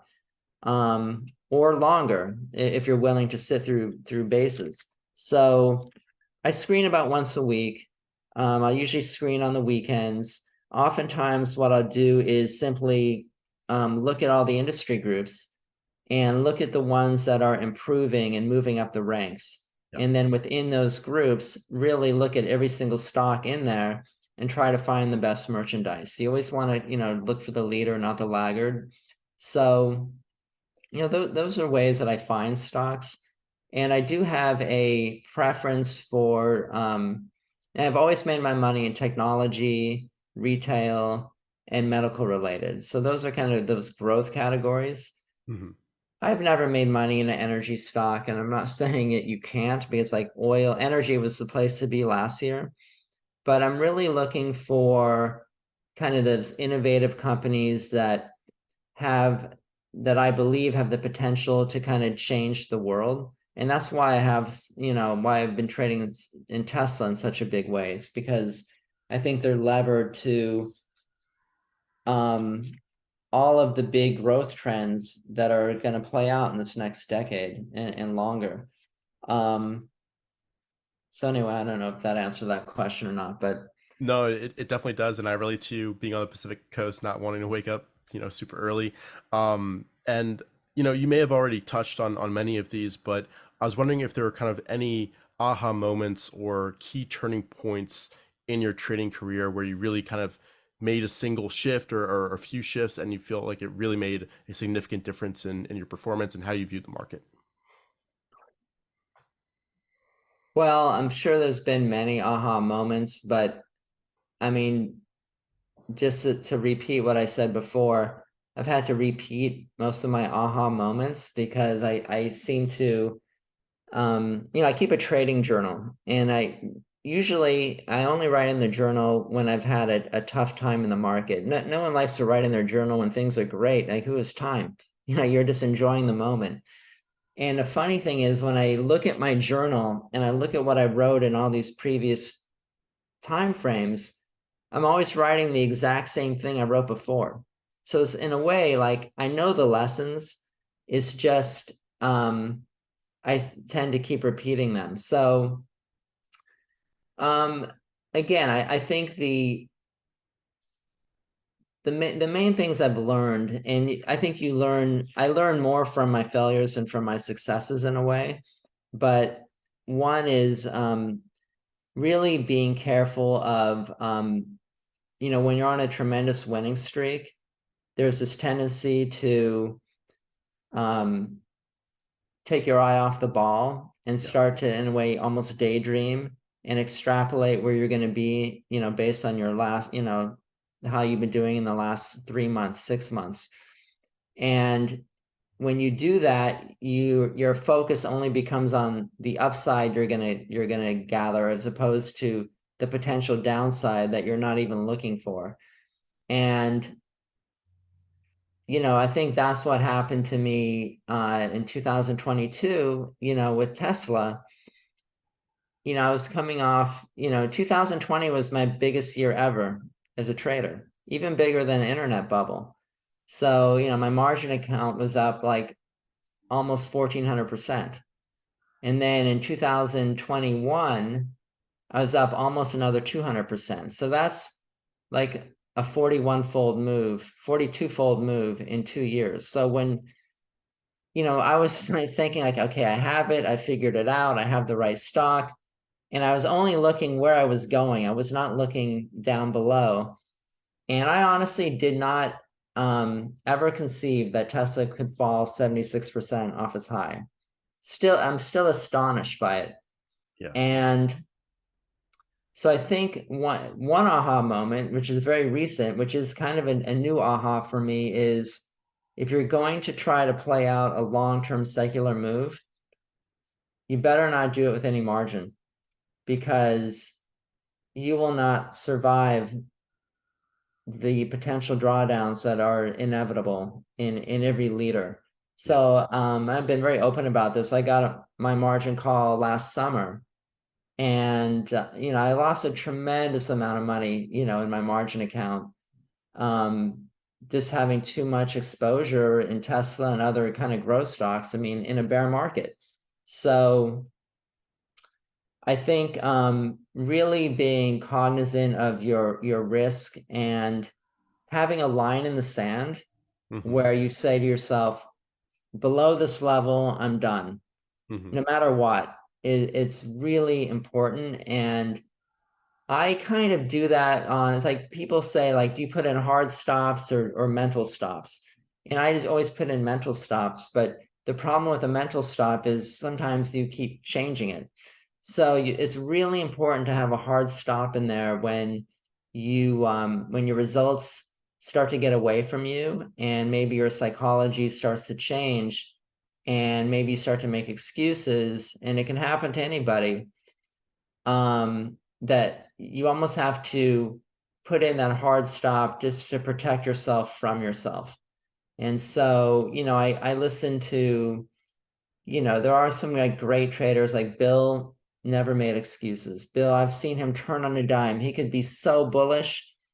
One thing happens, boom, thing is sold out. And I'm like, wow, how did he do that? And then maybe the next day or two, things reverse again and he goes back in. So he was incredibly flexible. I listen to guys like Mark Minervini, so disciplined. Like, that guy will never blow up or never have issues on the downside, because he's simply so disciplined and pays so much attention to risk management. So I think that's probably the area that for me,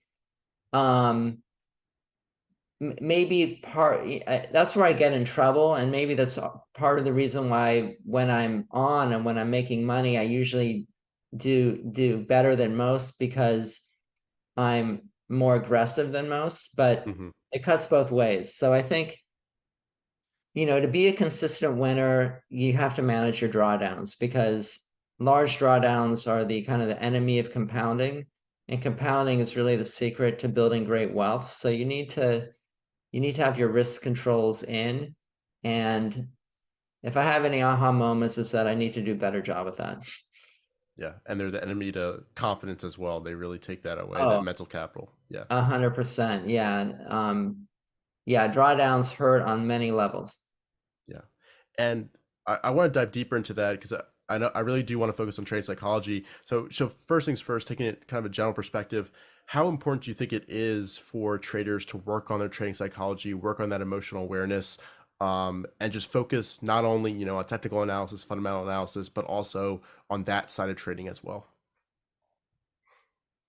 Well, Richard, I think it's the most important thing is your mindset Yeah. and being aware of your psychology and just, kind of how humans act just behaviorally. We all have common, we're kind of all afflicted by the same things.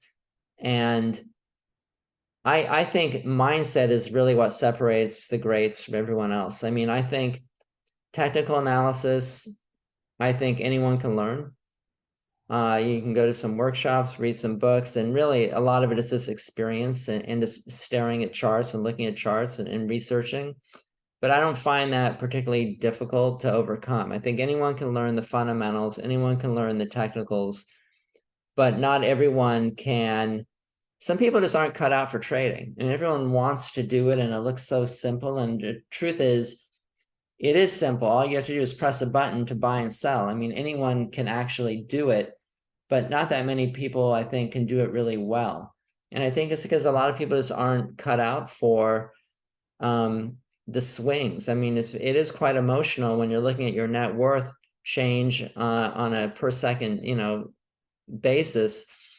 I think that it's an emotional thing. So I mean, it doesn't affect me that much as far as I mean, to for good and bad. I mean, when I'm making money, I'm happy, but I'm like used to it, and as your account grows, you just become accustomed to larger numbers.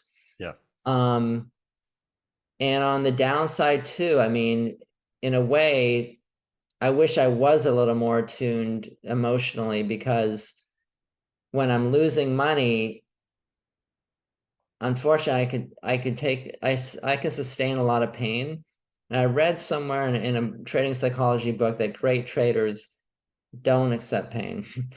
There's no reason to, really. So if you're following rules, why would you want to accept pain? So why would you want to put yourself in that position? I guess for me, because I'm trying to play out some longer term moves, I'm willing to accept some drawdowns, but you do need a way of limiting them. And I think it's really critical to, if you can keep your account within, I'm going to say 20% of an all-time high at all times, then I think you're probably doing well if you're an aggressive trader that uses leverage. Yep. But once you start to fall more than that, 30, 40% off your peak, again, it wears on you mentally and your psychology, and it just, you start to ruin the whole compounding thing, because you ruin the time it takes to get back. So anyway, I think mindset is really critical, and taking responsibility for your trades is really important too. I think a lot of people will blame the market, or even when people know that I've had a tough year, and the retort I usually get is like, oh, well, everyone had a bad year. It's a bear market. It's not your fault.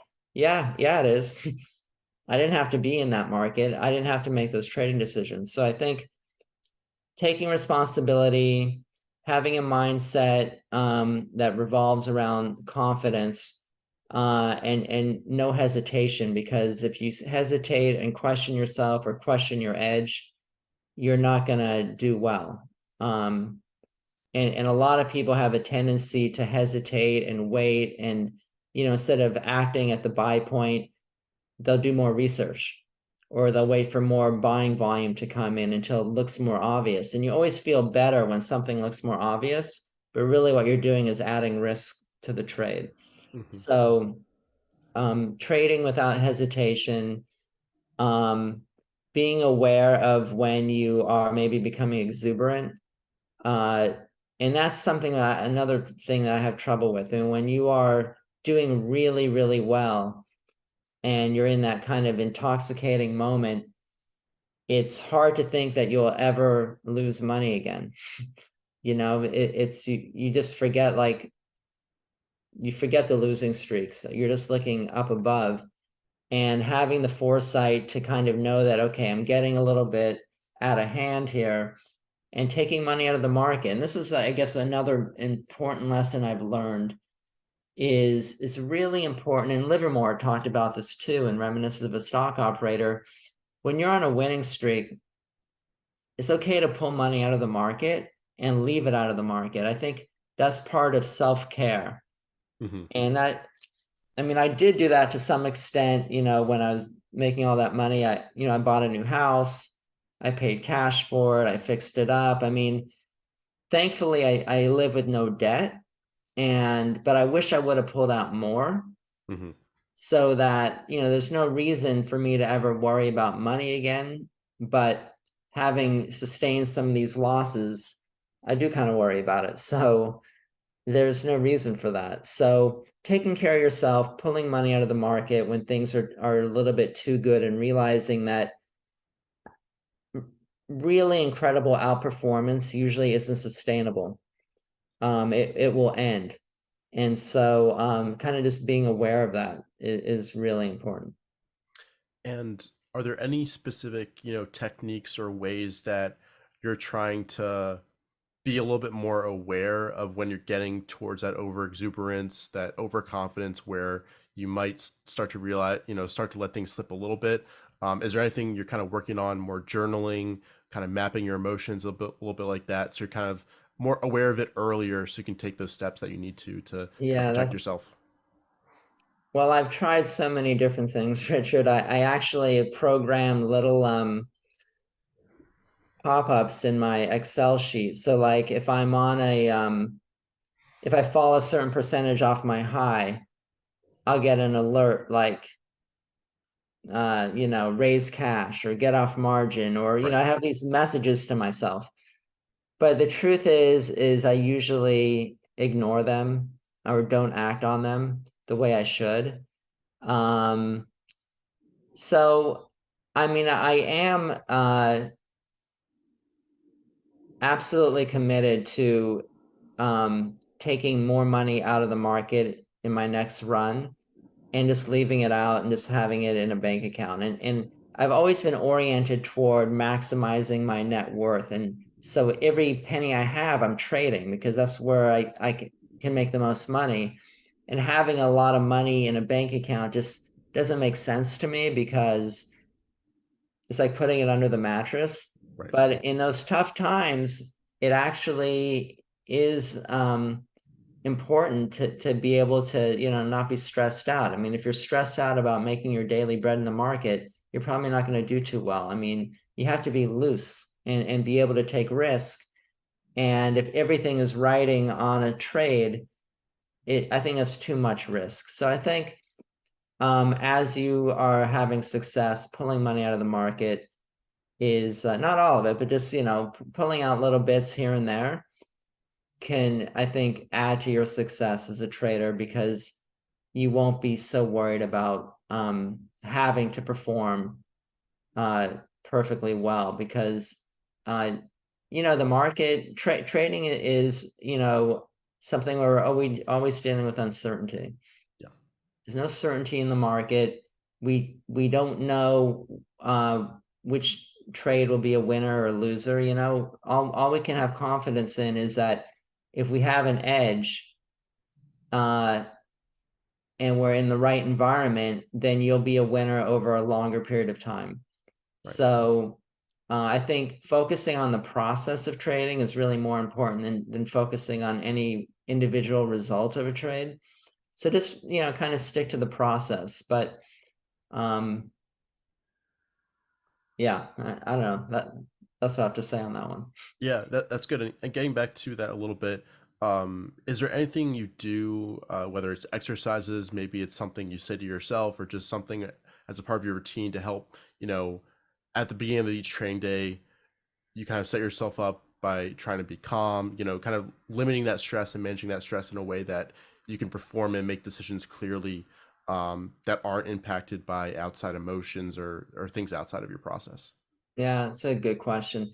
Over the years, I've tried different things. I've tried meditation, which I don't do well. My mind is always racing. I should get back to that though.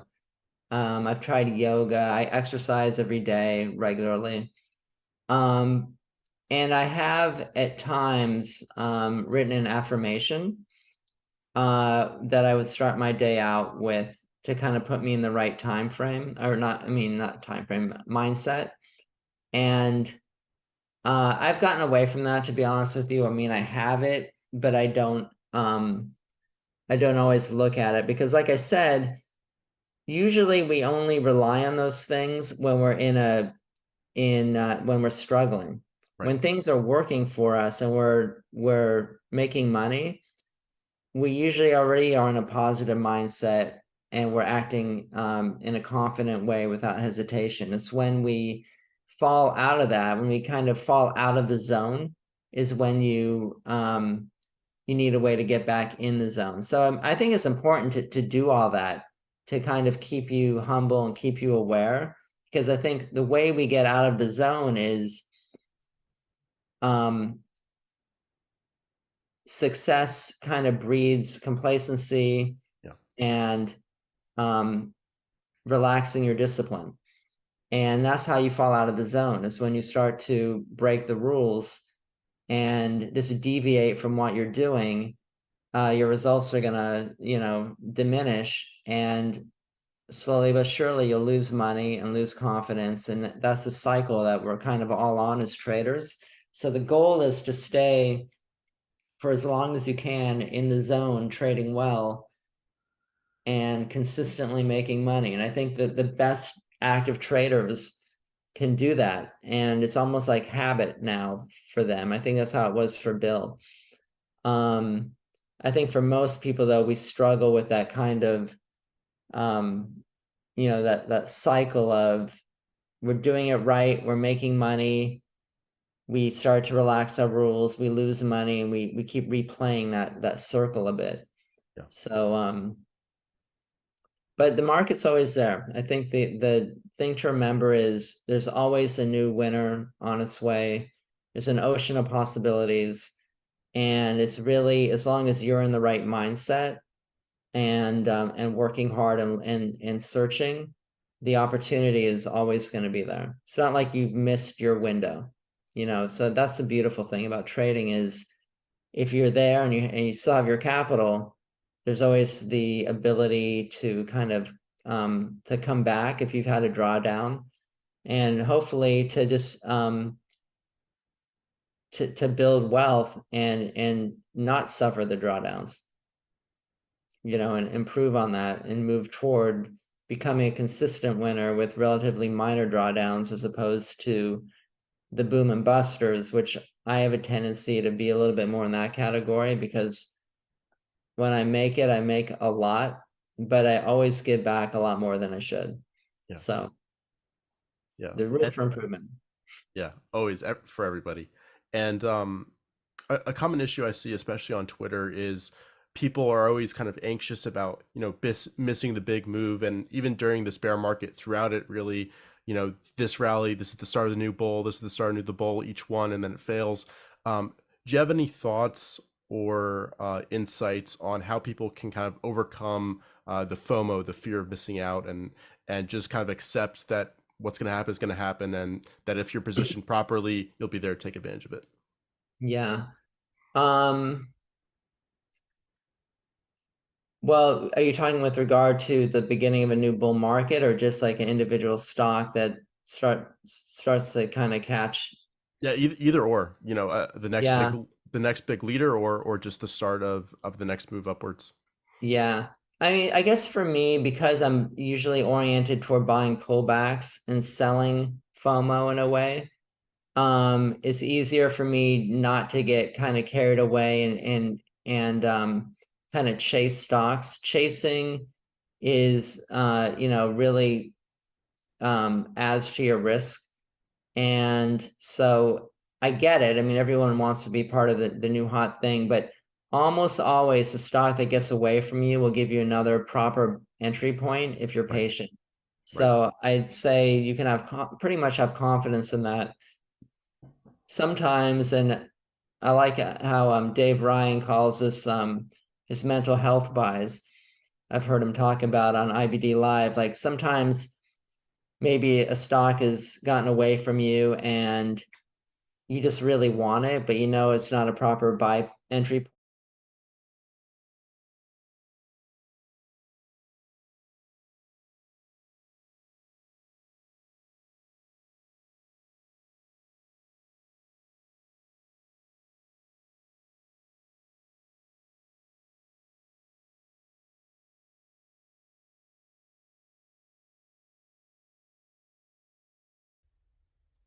Okay, welcome back, everybody. I hope you guys had a great lunch. It's my honor to introduce our next speaker for the TraderLion Conference, Patrick Walker, an extremely experienced trader and a really fantastic educator as well. So, Pat, it's always great chatting with you, and I think we'll pass on some really important messages and lessons today. So, thanks so much for taking the time.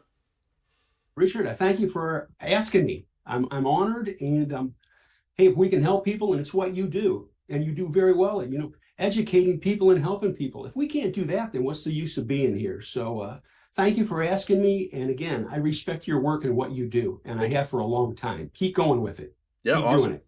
Awesome. Let's go ahead and dive in. And if at any time you guys are enjoying this, please leave a like on the live stream. That helps YouTube let other people know that this is valuable information, and it'll basically spread it to more traders who can learn something. Also, if you have any questions throughout Pat's presentation, just leave them in the chat, and we'll make sure to cover those during the presentation and also at the end for the dedicated Q&A. So with that, Pat, the floor is all yours, and looking forward to this. Thank you very much, Richard. And everybody, thank you for coming. I'll try to make this worth your while. It's very important. I don't believe in stealing things, including stealing people's time. So I don't want to steal your time. Just a little bit about me. Married, got 4 kids, got 4 grandkids.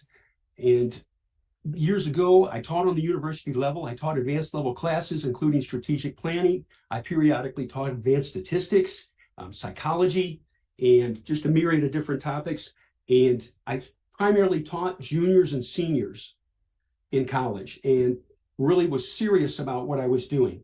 Got out of that, and this is important. This is an important history. I enjoyed teaching. I still teach today. That's why I do Mission Winners, teaching people, helping people. But when I was teaching on the university level, I really poured my heart into it. But after a while, I became bored. It was just not challenging enough. So I got out of it, and I got into the investments field. I got in the investments field in 1986. And you say, he's an old guy. No, let's not bring that up. Let's not talk about that. But I really enjoyed it, but this was really a heady situation. I was running money for myself and other entities, I'll leave it at that, through the crash of 1987. And it's good that Richard asked me to talk about selling, because I managed money, quite a bit of money, through the crash of 1987. And I credit one person for really guiding me and helping me. And I'm grateful that I had met him a couple of times. Was Dr. Martin Zweig. And if you don't know who he is, ZWEIG, look him up. That man predicted the crash of 87 before it happened. And we went back and forth, and it really helped guide me, and we avoided the crash. All my managed accounts were out. And I'm not bragging, I give credit to Dr. Zweig, who passed away years ago, and it was a sad day when he did. Anyway, but there's something I learned through all that. Risk control. And I'm glad Richard asked me to do this, to talk about selling. A lot of people talk about buying, good buying. And folks, it's crucial. Something I talk about all the time, clean and simple basis. As I stated, one of my degrees is psychology, and I've got an MBA and all that stuff, business degrees. But the idea of what do we do? What do we look for? So I'm going to just touch base on something for everybody. And this is an important foundation. And again, I stress, if you don't know this, I was an IBD meetup co-leader for 12 years. I've sat down with Bill O'Neill at lunch 2 different times and talked with him one-on-one. And for that, I'm grateful. I was deeply saddened when he passed away. So what are we looking for? Let's discuss good buying. Here's some facts for you. If you focus on stocks in leading groups, the top 40 or 50 groups, over $12 a share, they trade more than 200,000 shares a day. They have an accumulation distribution of A or B. They have a composite rating of 90 or higher.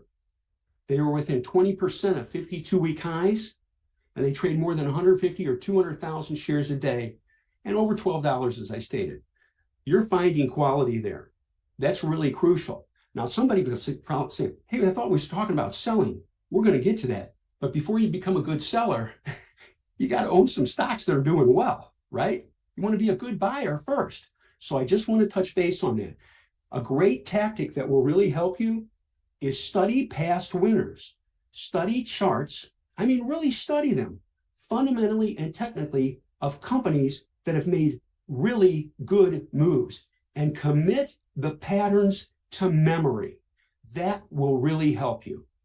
Something that I learned years ago is the company handle formation is a great formation. And again, I've met Bill and we talked about it, and I was sad he passed away. But the idea is this: we need to find a couple of other charting patterns for buying. Why? Because we want to make money, right? At the same time, our niche today is going to be about selling. But if we constantly buy stuff that's junk, the only skill that we're going to hone, our master, is selling to keep losses small. Well, that's something you want to do, folks. Never argue with price. Keep losses small. But our goal is how to sell into strength. One of the things I like to point out when I'm looking at charts is clean and simple basis. Price is good above the line and bad below. It helps you keep losses much smaller. And you can see advanced micro devices, AMD, you can see the clean and simple basis right here. If you focus on that, it will dramatically improve your investing results. And let's be very pragmatic. Why? Why? Think it through. We want to find chart patterns that everybody can see and that it's easy to see. Why? Because it increases the potential probabilities that they're going to buy also. And as I stated earlier, isn't that what you want? I don't want to be the only person out there that sees it and I buy it and it's like, I ain't doing nothing. Where is everybody? Nobody's buying it. I guarantee it. Every person listening right now knows what I'm saying. I bought stocks, Pat. They don't do anything. They don't do anything. So focus, master a couple of clean and simple bases for buying. That will help you. Key on fundamentals, key on technicals. Combine both together. If you focus, we're going to cut to this and then we're going to talk about selling. If you focus on stocks, I'm going to give you some guidelines here. Focus on stocks in the top 40 or 50 groups. Focus on stocks over $12 a share. They trade more than 200,000 shares a day. I'm saying all this again. Composite rating 90 or higher. Oh, no low price stock, as I said earlier. High relative strength rating. It's got everything going for it, and it's got a clean and simple base. You can say, can you show me some examples? You know, a picture's worth 1,000 words. I'm going to show you about 10,000 words real fast. These were all keyless stocks. Apple, flat basis, clean and simple. Advanced micro devices, clean and simple. Google, clean and simple base. Meta, clean and simple bases. Focus on those. Say, well, I'll try to find one nobody knows about. No. Microsoft, clean and simple bases. These were keyless stocks. Tesla, we did Tesla. Here, got a gap here. We bought more into strength right here. And then we got a gift, and this was a gift, okay?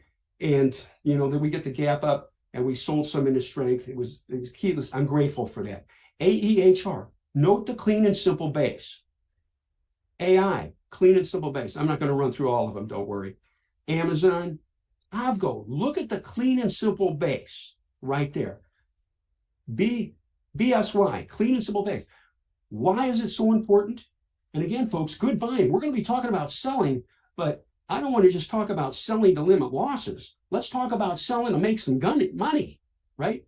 Clean and simple base. Beazer Homes, clean and simple base.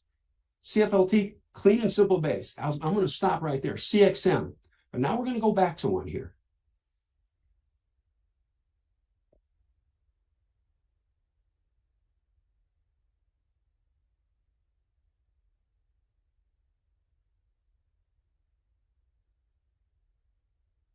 Right there. Avgo. Richard, who does really good work, and I respect him. In fact, I will tell you this, folks. If I didn't respect him, I wouldn't be here because I've got better things to do. But the man does really good work and knows his stuff. And he didn't tell me to say that. He didn't know I was going to say that. It's just the cold hard facts. And he's also a nice guy. He's smart, but he's humble, and he's hardworking, and he's knowledgeable. You don't get those traits, and he's honest. You don't get those traits with a lot of people.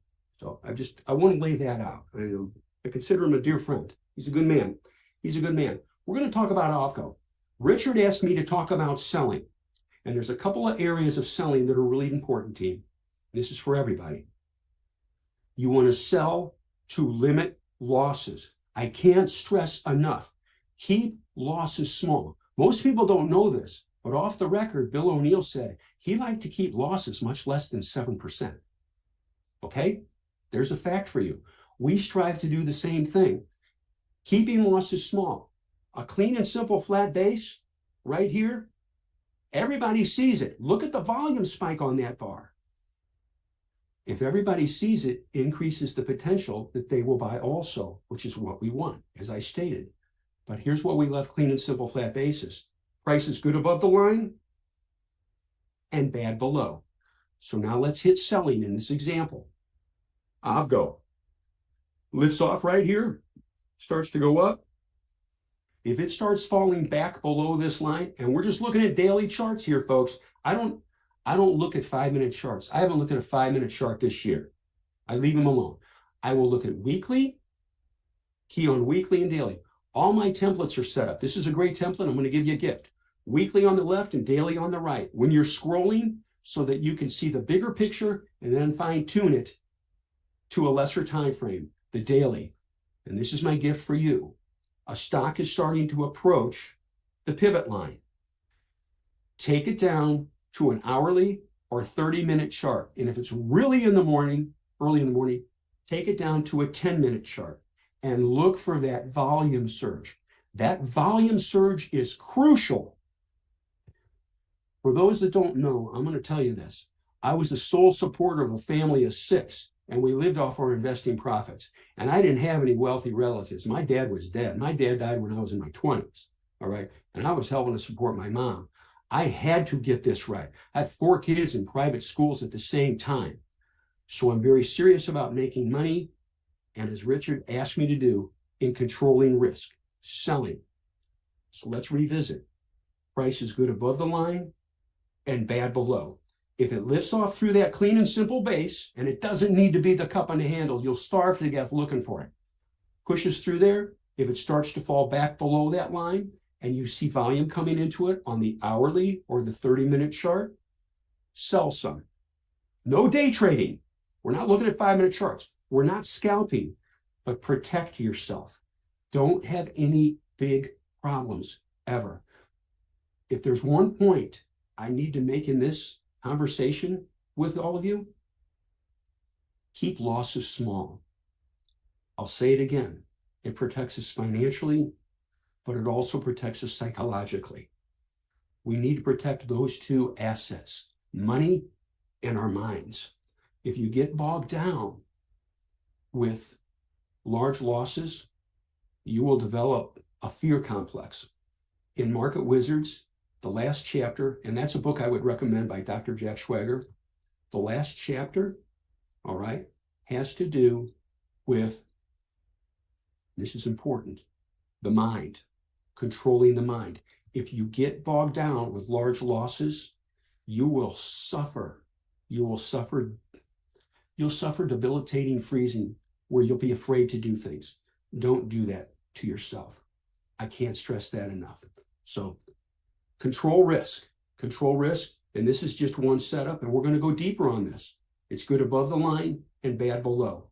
If you can remember that and apply it, you'll do great. I'm going to repeat myself a couple of times because some of these things need to be repeated. This is a quote that I had taped to my monitor, like you're looking at now, for over 20 years. And it's a quote from David Landry. You really might want to soak this up. You might want to write this down and apply it. I'll believe in what I see and not in what I believe. Get in line with what's going on. Don't impose your will on the stocks. Let price and volume tell you what to do. Focus on the weekly charts, focus on daily charts, focus on hourly charts, and periodically 30-minute charts to analyze them. Stay away from 5-minute charts. I haven't looked at a 5-minute chart this year. In fact, I will tell you this, if I continually looked at 5-minute charts, I wouldn't be doing this because I'd probably be dead. There's just too much angst and emotion in there. Don't day trade. So let's go back. Good selling, clean and simple basis, prices good above the line and bad below. And you will find the best stocks, and I say this all the time at Mission Winners, the best stocks just push away. They just go. Why? Let's be pragmatic. Charts are a reflection of human emotions. Pushes through that top right there. You can see this. Comes up to it, pushes through. Look at the volume surge. And it works. There we go. I stated something very important. Charts are a reflection. And you all need to know this, all right? Charts are a reflection of basic human emotions. I really want to drive home the points on this. The reason I'm so serious about this is because your financial life depends on it. Fear, greed, panic, complacency, and it's all reflected in the charts. What do we look for? We look for complacency, nice and quiet patterns. And then when it starts to go, as I stated, look for that volume surge. So you can say, Patrick, we're supposed to be talking about selling, good selling. I agree. But before we can handle good selling, we got to handle good buying. So I just wanted to point these things out. So we focus on clean and simple. I've got notes here in front of me on things that I want to say. Now I'm going to cut to the chase here. Good buying is crucial. Good selling is even more important. The best investors I know are really good sellers. In what respect? They are good at selling into strength. They are good at selling more into strength. And they are good at keeping losses very small. I can't stress that enough. I'll say it again. It protects two forms of capital, financial capital and mental capital. If you get bogged down in a lot of big losses, you'll suffer the freeze. You'll become afraid of doing things. You'll be afraid to invest. You never want to operate under a foundation of fear. We want to operate under a foundation of opportunity. I'll say this. Why were stocks invented? You had to raise capital for companies. They were invented for us to make money. And that's why I'm so serious about this, as I stated in my background. So again, we focus on clean and simple. So now let's hit selling, okay? And I'm looking at my notes because I really want to get this down hard for you.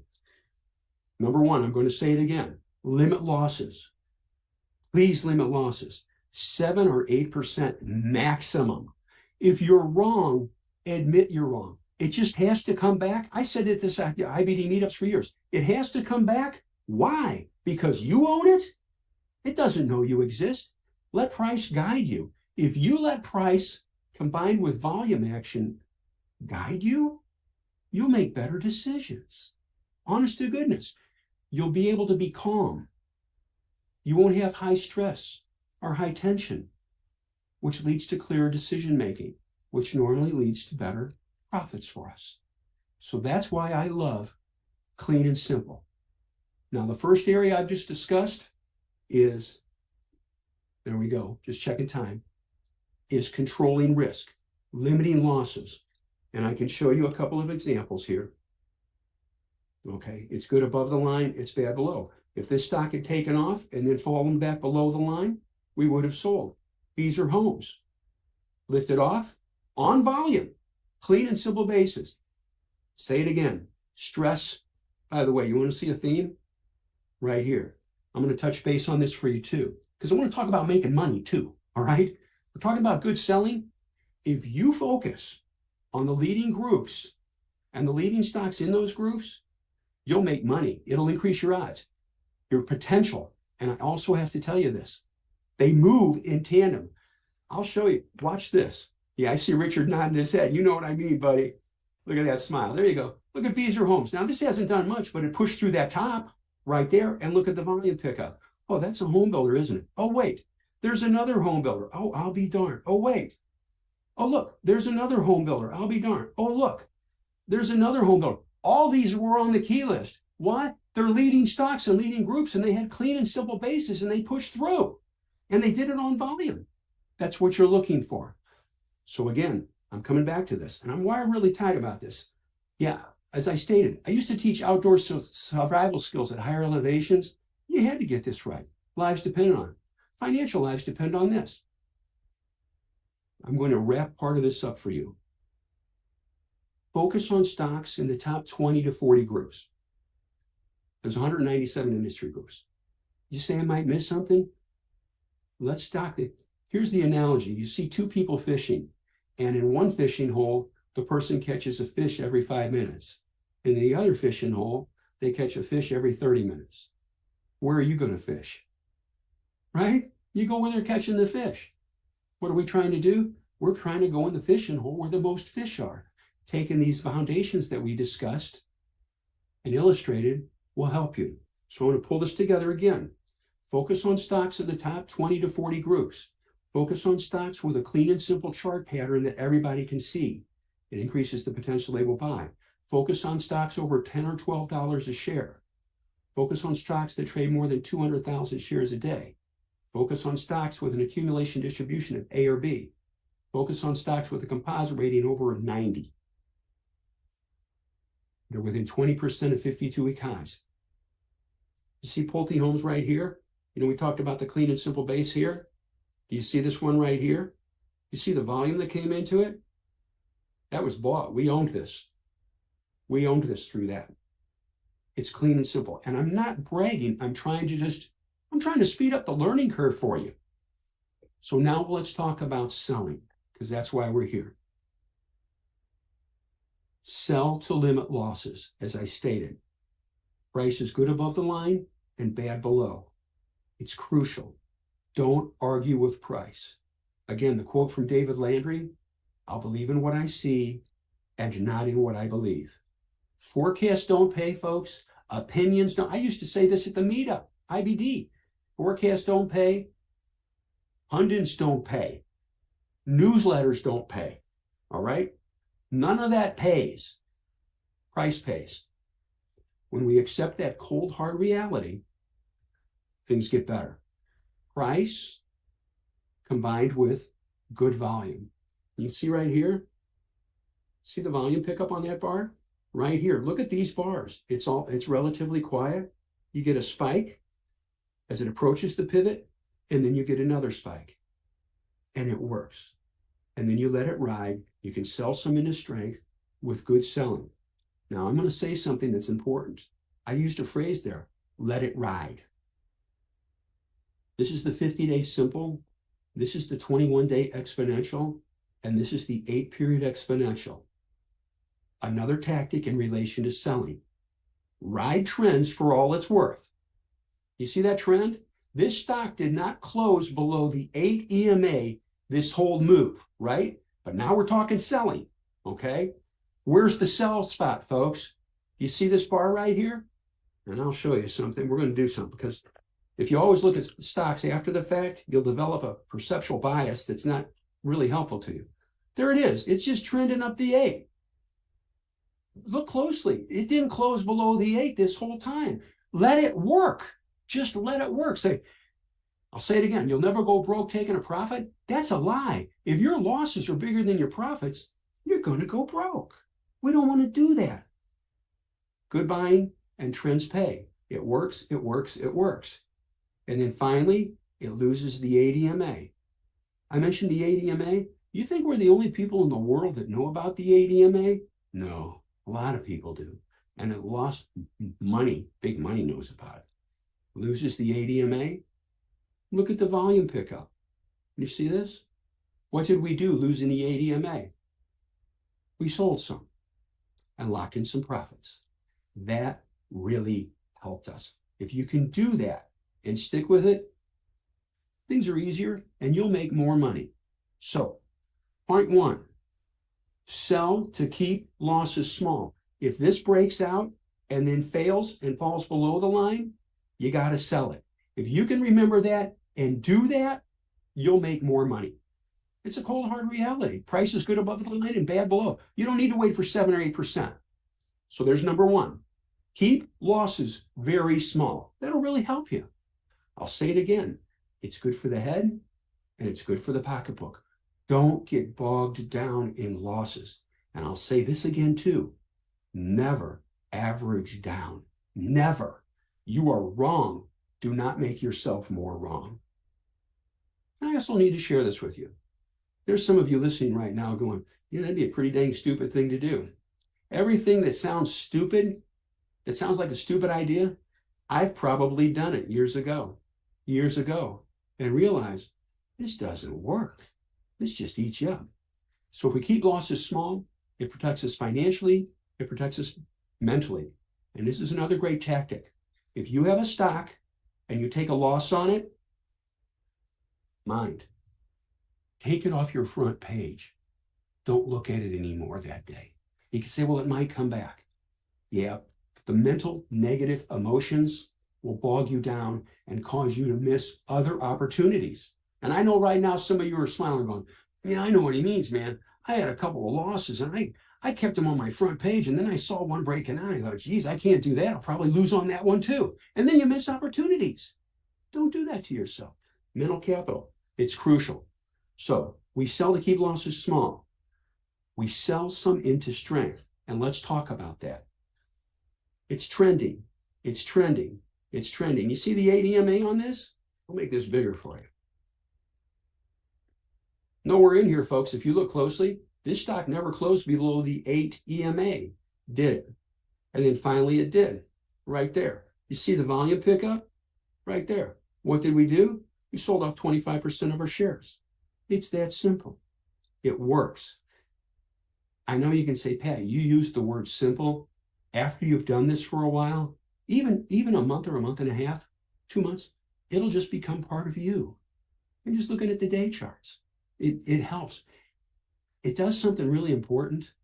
As I stated, it minimizes stress, which leads to clearer thinking. If you're going through a really stressful time, folks, I encourage you, from personal experience, something bad's happening, okay?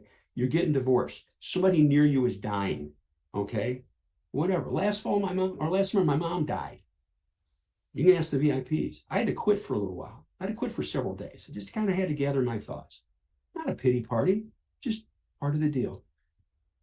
If you have to make money, you won't make money.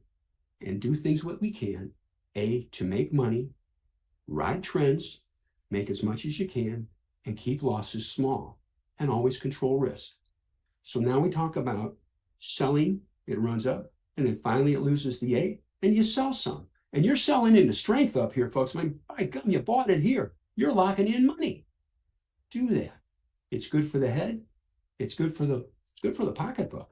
You make money. But I do point out, ride trends. I'm going to switch gears here a second, Richard, if it's all right with you, buddy, and share something. Do I have your permission? Is that okay? Of course. You know what I know Richard well enough. I thought he was going to say, no, you can't do that. Hey folks too, you got to have fun. Okay. Take this seriously, but you got to laugh about it. Okay. I mean, I had a good trading partner and we traded together. I had complete power of attorney on his account and he did on mine, and we did really well for, I don't know, like 20 years. He'd do stuff for me I didn't even know, and I do stuff for him. Okay. We got a stock that it was dropping like a rock. I said, Steve, look at that sucker. And all he says to me is, that's not good, is it? In a real calm way. Fun with it too. That's really important. So you ride the trend, and then when it starts to lose the 8 EMA, you sell some. And what are we doing here? Selling into strength. So now we've got 2 things that are important, very important. Selling to keep losses small and selling some into strength. And the most operative word I said was this, some. Don't sell all of it, sell some. If you sell all of it and then it keeps going up and you can't get back in it, you've defeated yourself. One of the things I found best is I will sell off in 20% increments or 25% increments. It works great. Do it in pieces. You can say, well, what do I do? If you have 100 shares, let's quantify the number. We can talk percentages, but percentages can be deceptive. Sell 25 shares. All right. You have 1,000 shares, sell 250 shares. It guarantees a profit, but it also minimizes psychological stress. Why? Because you know you're going to make money because you locked some profits in, and you know you won't take those other shares down to a loss. The worst case scenario is when you do that, you're going to make money. That's really good for us, folks. I'll say it again, it's really good psychologically. So key on that. It will help you a lot. Now, I want to show you another tactic that's very important in relation to selling. We can see here's Apple's trending, okay? Advanced micro devices. Google is trending. Meta, bases, walking up the ADMA. We've sold some into strength, but overall, it's trending. Look at the trend. Let it work. Microsoft, it's trending. Let it work. Tesla, this was a new one here, okay? And this is a gift. So now we're going to get to another rule, another tactic for you. We talk about selling some into strength. There's different forms of strength in a chart, right? There's the steady grind up, but then there's also the, I won't say exuberant, but the emotional gap up. And this is right here. I'm going to show you 2 examples of this. By the way, this is the real world, all right? This is now. This happened yesterday. Tesla, on news, we were buying in here, okay? Here, buying, and then you get an emotional gap up like this, and you can see what it did. This gapped up huge, right? And by the way, they all don't do this, okay? I don't want to convey that message that everything gaps up big. No. But when it does, how are you going to handle it? Gaps up, starts to run up, and then starts to fade off the high. It reverses down. It takes out the opening price. What do? You sell some into strength. Patrick, what do you mean some? How much? Sell 20 or 25% of your shares. And you can say, yeah, but it might go higher. That's stupid. Don't do that. And my response is, yeah, and it might keep falling. And you didn't sell any, and it comes way down. And finally you capitulate and say, gosh, I was up 15, 20 points. I'm only up 5. I'm selling the sucker. And then it turns and goes back up, and you can't find a way to get back in it. You take a portion off, 25%. You take a portion off, and then you watch it, and you let it work. Don't get sloppy with it. Just let it work and see what happens. I do stress. I probably shouldn't use the word stress when we're talking about this. I do emphasize, by selling some into strength, you're guaranteeing yourself a profit. Knowing that you've made money, it allows you to breathe. It allows you to rest. It allows you to think clearer, which allows you to make better investing decisions that will really help you. Don't sell all of it. If it keeps going, you'll go crazy going, what did I do? Which leads to another point for you. Don't chase price. On a big gap up, chasing price is very risky. Can you imagine buying that gap up or chasing it up here? And then all of a sudden you're down, 8, 10 points. You're going, what did I do to myself? So then you sell it. But if you'd have bought it right, you're in good shape. So there's a moral here. I'm going to reiterate. Sell some into strength. It will help you. Portions, 20, 25%. It works. It guarantees the profit, as I said, but it also relieves stress, emotional stress. And I'm going to show you another real world example related to this. I'll Pat, say this before we move on. Can I jump in with a question here? Sorry to cut you off. Hit you, good buddy. You betcha. Always. Yeah, sure. So on a gap up like this, when you're selling into strength, are you doing that near the open, or are you waiting for more towards the close to sell that 20, 25%? And I've got one more follow-up after you cover that. Great. Thank you, Richard. And whoever asked it, great question. By the way, I want to share this with everybody. This is what I always say to our team. There's no such thing as stupid questions. There's stupid answers, but there's no stupid questions. This stuff's on your heart. Ask the questions. and I take you seriously. All right. So here's the gap up yesterday. What do? Take a look at the hourly chart. Well, here's the hourly chart. You can see, well, that closed pretty good yesterday, right? Hold on a second. We're going to refresh this to make sure it's right. There it is. Good close here near the highs. Inside bar right here. Take it down to 30-minute. Runs up. But note this. You want to see something interesting? Look at this. It gaps up. This is really important, team. It gaps up and it runs up and it closed below where it opened. You see that? I'll make this bigger for you. Look at that. A little bit of selling there. Okay. Overall, still good, but a little bit of selling. Now look at this bar. It opens basically unchanged and closes up in the bottom or the top third of its range on good volume. That's good.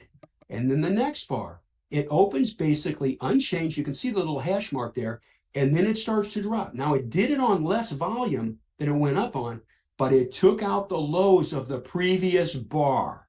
You see that right there? You take out the lows of the previous bar on an extended move, on a fast extended move, and note, it opened, it closed below where it opened. What do we do there? That's a trigger to sell some. You could sell off maybe 20% of your shares. That's all. Now watch this. It forms a little pennant here, and I'll draw this for you.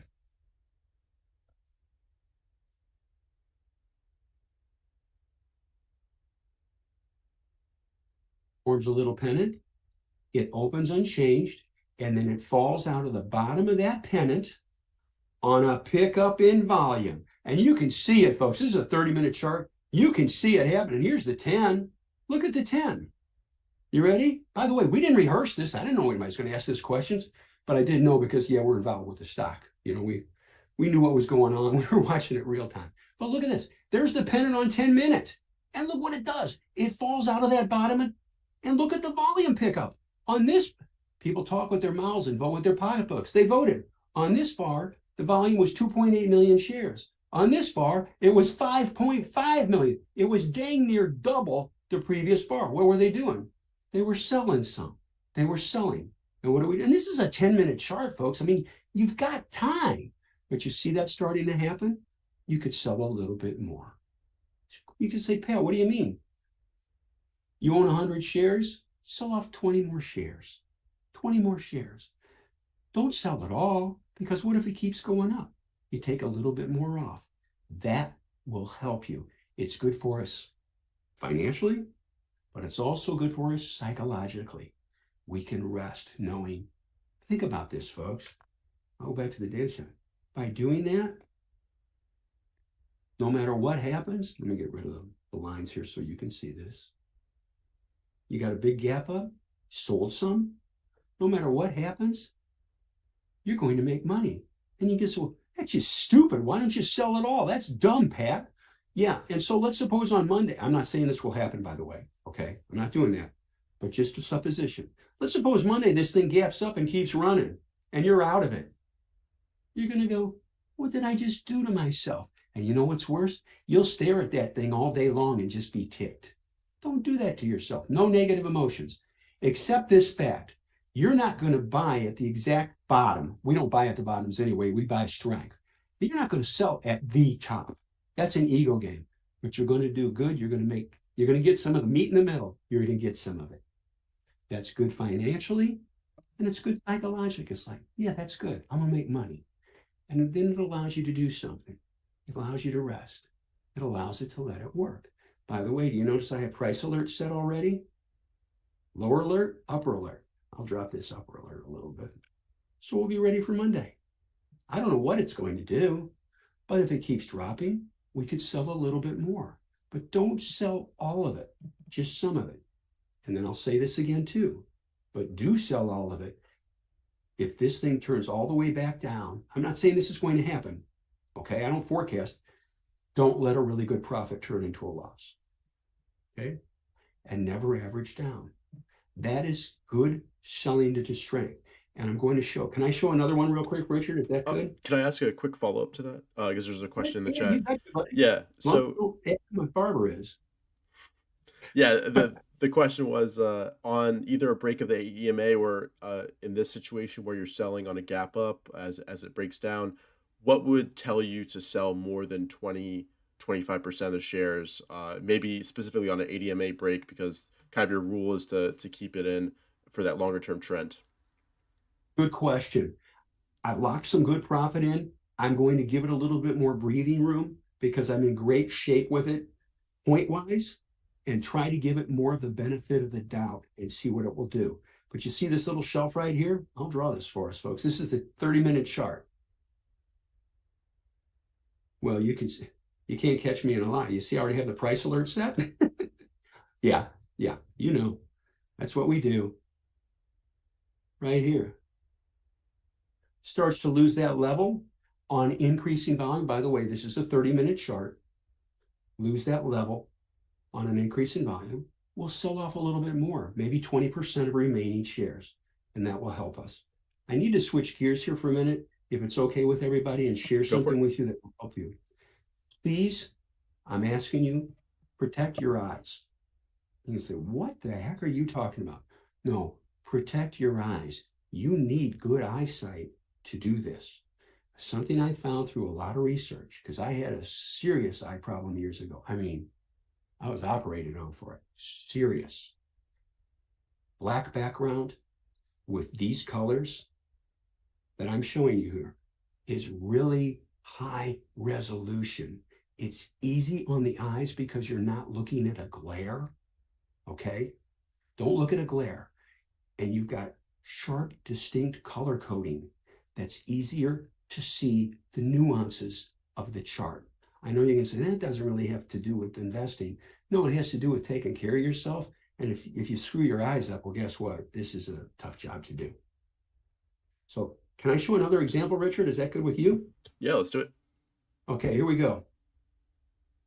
We're going to take a look at another example. Avgo. This is a real world example, folks. This happened. You've heard me say it a couple of times, but it's worth saying. Clean and simple flat base. Check this out. Well, it's just kind of going sideways. Oh, look. Just going sideways. And then right there. This is daily. Takes out the line. I could drop it down a little bit to that high, but you get to the point. It lifts through there. This is a daily chart, folks. Look at the volume surge on that bar. They voted. So everything's great. So we bought it. Everything's great. Members bought it. It was on the key list. There you go. And it lifts off on increasing volume and everything's great. Okay. Everything's fine. It's lifting off good. It's going up. Still going up on good volume. Okay. It pulled back a little bit here. All right. It's not too bad. Okay. And then it gaps up. And this is very important, folks. It gaps up. See the open? And it runs up and it closes below where it opened. Okay? This is called a tail bar. And you can say, well, Pat, this one did the same thing. Yes, but this bar did not take out the highs of the previous bar. This one did. Okay? That is a warning to be careful, to watch. Why? It shows that some power has been expended. It gapped up, it ran up, and again, it closed below where it opened on a pickup in volume. Okay? So you got to watch it. Then it drops, but it drops on less volume. Okay? And then you get this bar. This is what we call, and I've done this for years, long before Mission Winners. This is called an igniting bar. Okay? It's like, that baby's on fire, man. Look at this. This is a gift. You see where it gapped up? And then it pulls back, and then it closes near the highs of the day on a pickup in volume. Okay, heavy volume. But note the slope of this line, and I'll draw it for you. This is a very important lesson, team. This is for everybody. This is what we do, showing people. And I don't want to cheat, but you can see the slope of this line. Advance it one more bar, okay?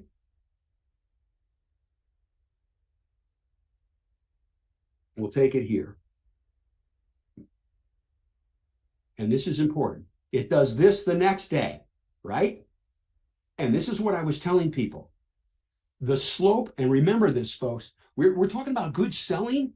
Okay, they're selling to limit losses. They're selling to control risk. They're selling to lock in a gift. And most people don't even know this. But when you see something like this happen, remember it. The slope of this line is not sustainable. And I typed that several times to the VIPs.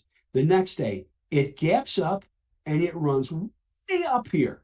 All right. And folks, let's be pragmatic. It goes from basically 650 up to over 900. The slope of this line, the steepness of this line, it's not sustainable. When you get a gift like this is one I really wanted to point out to everybody. When you get a gift like this, sell some into strength, lock in some profits. Again, this is not sustainable. I will just tell you that right now. You can say, oh no, it's going to go higher. No, gaps up, runs up, starts to fade off the highs, volume's heavy, sell some. You can say how much? Sell 25 or 30% of it. Lock some profits in, okay? And then you get this, which is still okay. And you get this, and it's just chopping around.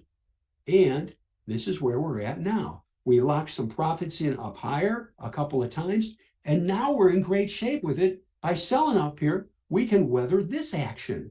So now I ask you, we talk about good selling. I'll give you maybe a gift. I don't know if it's going to happen. I don't know the future.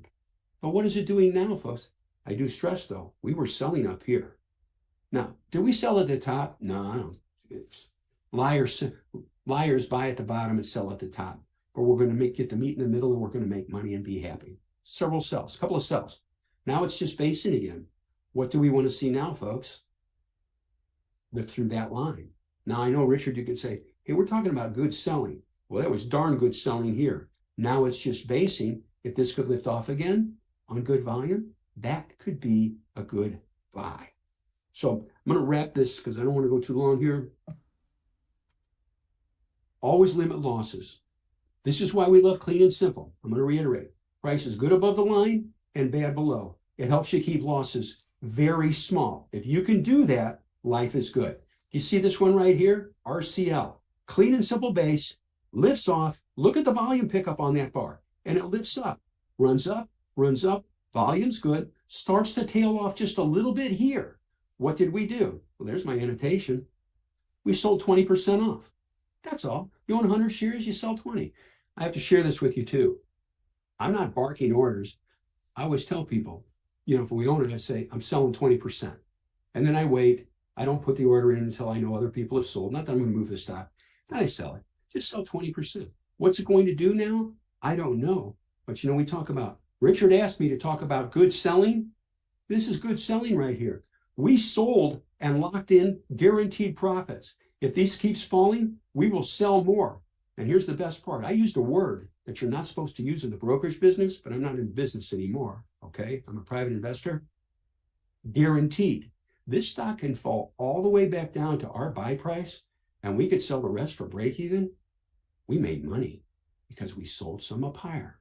So we're in good shape. If it continues falling, we will sell more. The important point is this, team. I can't stress this enough.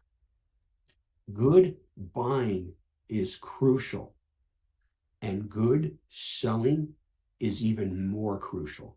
I don't know if that's grammatically correct. Crucialer. How about that? I know that's not a word. I see Richard smiling like this guy's a nut. No, it really does help. It does something for us financially, but it also does something for us mentally. We know what to do. We teach this every day, real time. The Mission Winners, showing people how to do what to do. And then they own the concepts. And I love it because we'll have members say, hey, I sold some. And I'm like, yeah. And this is before I post something. I'll get things like that. They're getting it. Another point I need to make, though, I've said it before, I'm going to say it again. No day trading, no 5-minute charts, hardly ever 10-minute charts. Do this, though, for yourself. And I'm just speaking from my heart. Always be thankful and always be humble. Always be humble with it. We don't get loud. We don't get brash.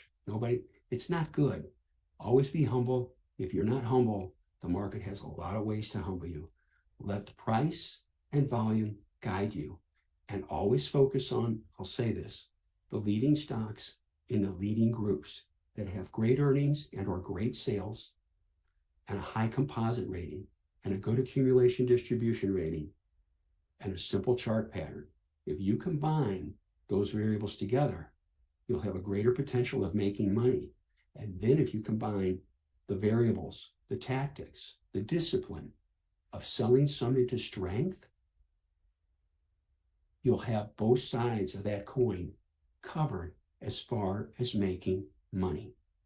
And I'm going to say this again too. You can say, Patrick, you've repeated this.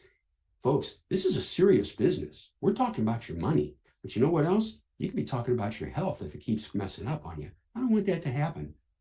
As I said, be thankful and humble. Apply these tactics and disciplines. They work. Accept this fact. You may buy at the exact right price. Lose this ego deal. I'm going to sell at the top. I don't know what the top is. All I'll be happy with is, by Jove, I'm going to get what I can out of it, and I will ride that sucker for as long as I can. And this is the last one I want to do, just to show you. Right here. See the clean and simple base? You know, I talk about trends paying. I want to show this. And this is not bragging. This was on the key list back here for buys in January. And what do you have here, folks? What is this? This is called the higher low setup that I talked about. Do you see the volume pickup on this bar coming through here? Decent volume here, pushing through that line, and then an igniting bar, and then another igniting bar. Higher low setup, and I say this, and trends pay. Please remember that. I'm serious, folks. I'm speaking from my heart. I wish somebody would have said, why in the heck are you selling it? Patrick, you're defeating your purpose. Let some shares ride. Keeping the language clean, by the way. How about that? But look at the trend. See the 21-day moving average line? Yeah, a little close. Some sells into strength, but it's working. And now it's basing again. I'm not saying buy it because it is extended. It is extended up here. But the key point is this. Good trends, good buys, and good trends pay, and sell some into strength along the way to make money and lessen stress, which allows, again, clearer thinking. That'll really help you. It'll really help you. And I am speaking from my heart, all right? These are all things I wish somebody would have said to me a long time ago. Hey, Pat, why are you selling all of it? If it goes higher, you won't be able to get back in. Don't do that to yourself. So it's called the School of Hard Knocks. And this is why I respect what Richard's doing. He's speeding up that learning curve so that you don't have to reinvent the wheel. He's sharing things from other people on not reinventing the wheel, learning from them. You want to learn how to ride the horse? Listen to other people that have been riding a horse for a while and not getting knocked off of it. And that's what he's doing. So I respect, I've known Richard for a while. We talked, and the man does good work. He really does. And you know what I like about him too? He's humble. He's not arrogant. So you do good work, buddy.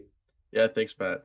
Yeah, perfect. Thank you so much for the great presentation. There's already been some really thankful comments in the chat. I do have a few follow-up questions, starting with this NVIDIA example.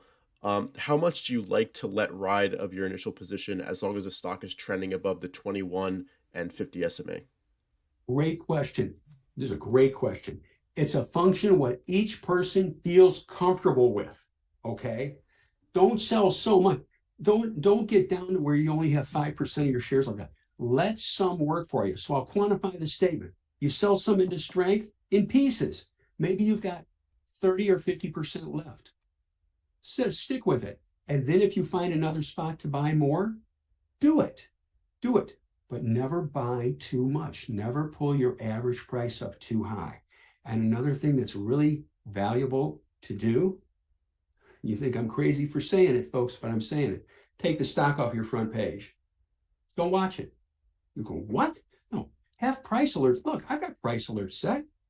Take the stock off your front page so you're not looking at every little noodle move in the stock. And just look at the daily charts. Don't go down and, you look at this and say, this looks fine, but gosh, you take it to 5. Holy cow, it's the end of the world. But look at this, I'm selling it all. I'm selling it all. But then you go back and say,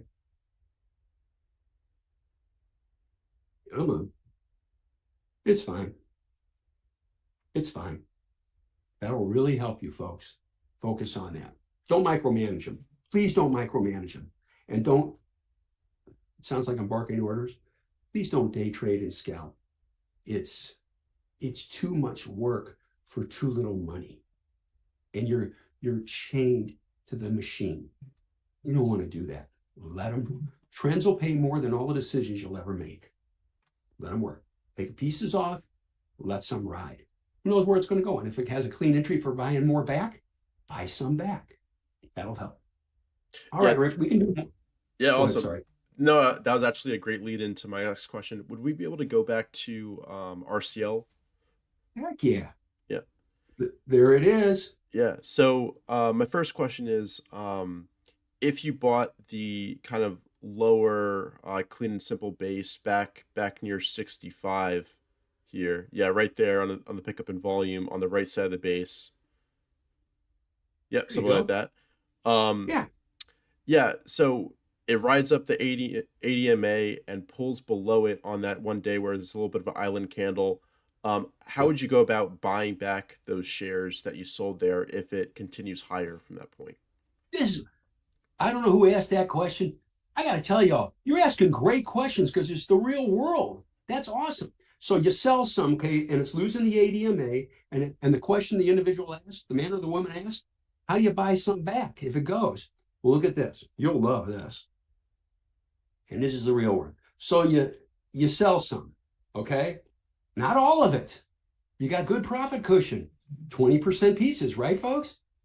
And it goes up, but look at this bar right here. It opened up, it runs up, and it closes below where they open. There's no power there. Okay, this is just a quiet inside bar. I'm going to do something for you. I'll make this bigger. Is that better, Richard, so you can see it? Yeah, that's great. Good deal. So just an inside bar, low volume. There's no problem. Oh, look, it starts to pick up. OLB comes almost up to that line, up to those old tops. Oh, it did it on a pickup in volume. Oh, people talk with their mouths and vote with their pocketbook. Gosh, it looks like maybe some people bought here. Maybe it'll take out that line. If it does, maybe we could buy some. Let's see what happens. Well, just wiggling around here, gapped up, runs right up to that line and pulls back. Folks, I said this earlier at the beginning. Charts have memory. They do. Why? Because charts are a reflection of human emotions, fear, greed, panic, and complacency. And it's reflected in the chart. Runs back up to that old high and pauses. Right? But note this, pick up in volume. Maybe it's getting geared up to push through there. If it pushes through that clean and simple line, maybe we could buy some more, right? Oh, gee whiz. I guess we were the only people in the world that saw it. Look at what it did. It pushed through that line, and look at the volume pickup. You buy more. You buy some back. Now, let's address this. Rules of proper buying. We're talking about good selling. Never buy. If you own 100 shares, okay, and you sold off 20 and you have 80 shares left, don't buy 80 shares. You're pulling your average price up too much. Just buy maybe the 20 shares back that you sold. You're basically buying it dang near for what you sold it for. So guess what? You're not really pulling your average price up much at all. You're in great shape. And you get this. There it is, right there. It's a great question. Whoever asked that, you know what's great about your questions, folks? It's the real world. You're in the trenches doing it. There you go. And that's how you can manage it. And this bar right here, I'm going to go back to key on it for you. It gapped up, it fell, and it closed near its highs of the day on a pickup in volume just below the line. Look how easy it is to see. You know what? Print this out. Take this out and say, you know what? The next time I see that, I'll tell you what, maybe that'd be a good buy there, especially if you own it from lower. And what will I look for? Good price action and hopefully some volume. That means people are voting on it. Yeah, they did. They did. Look. It's that easy. Now, that sounds like I'm minimizing it. Yeah, it's that easy after you've looked at a million charts, okay? But what Richard does here is awesome. You know what he's doing? He's speeding up the learning curve for everybody. He didn't tell me to say this, and I didn't say I was going to say it, okay? I'm just telling you the truth. He's speeding up the learning curve so you don't have to reinvent the wheel. It's like, study from these people that have been talking today. Take notes. I hope you are. These are sharp people. And apply it. Apply it.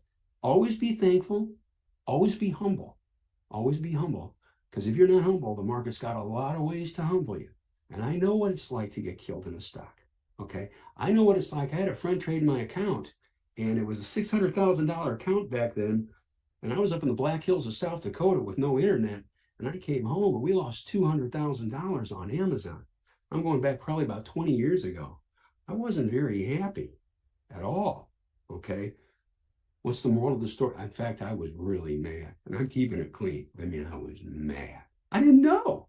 So control risk, control risk. Clean and simple, ride trends, buy more. It gets extended in price, sell some into strength, let it work. Let it work. Got a little pausing bar right here. I'm going to take this a step further, if it's okay with you, good buddy. Yeah, go for Got it. a little pattern here. You know, Richard, you could be cute and say, no, you're done. See, I got to let you go. Okay, it's got this little base right here. All right, it's made a good move. It's rallied up and done on good volume. If it starts to take out the lows of these two bars here, I'll draw this for you. And I'm not saying it's going to happen. I don't know. Here we go, selling. If it starts to take out the lows of these two bars right here, and it's doing it on good volume, heavier volume, and how will we look for it? Again, this is the real world. Don't just look at the daily. It's early in the morning. Take it down to the hourly or the 30-minute. If it's real early in the morning, take it down to the 10-minute. If it's losing that line on heavy volume, sell 20% of your shares. Don't sell all of it. Sell just 20% of it. And then see what happens. If it keeps falling, you can sell more.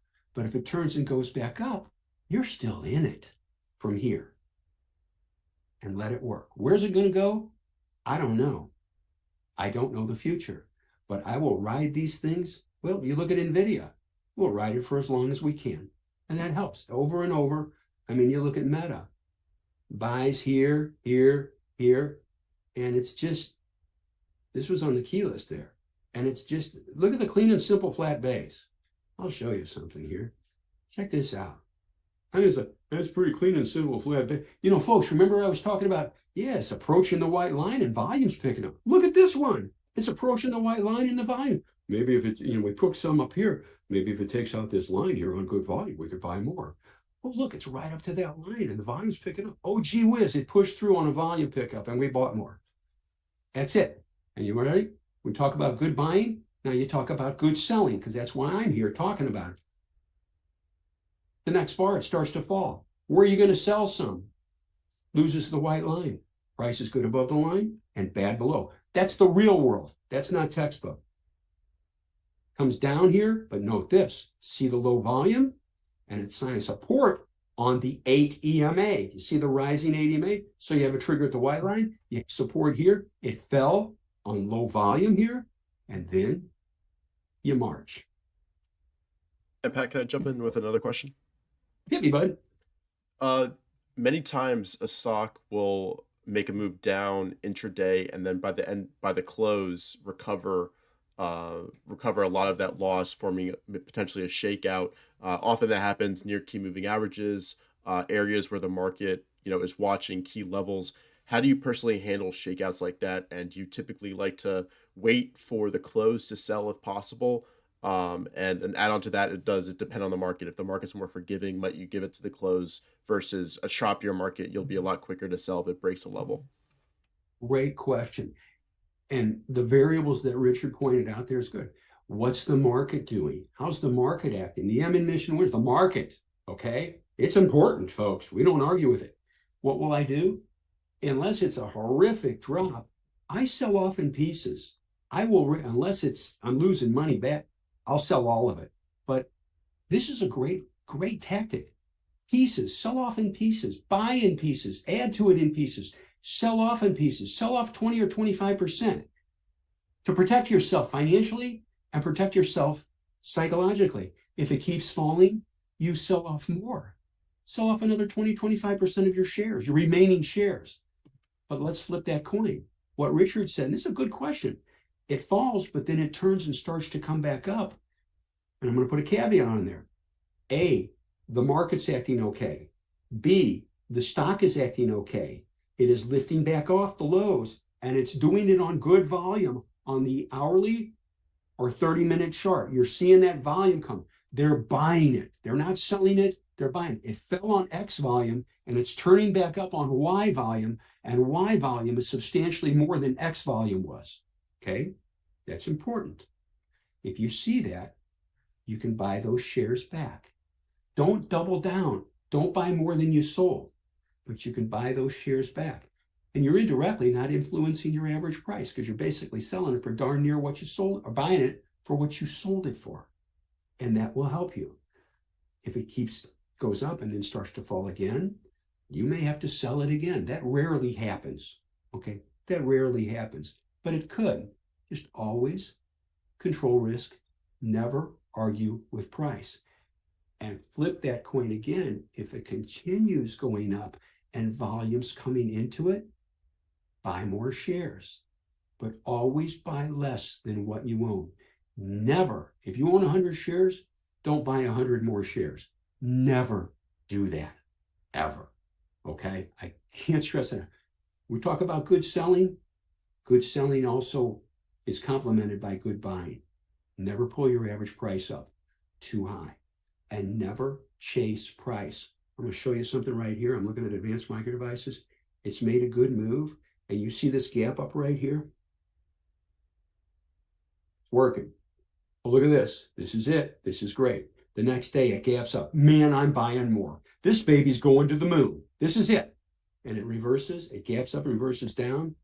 All right. If you chase that gap up, we talk about good selling. You better sell if it starts bleeding back into the highs of this bar, because you're wrong. You can say, well, yeah, but now it's doing this. When it's doing this, I don't know the future, because it could just keep on dropping.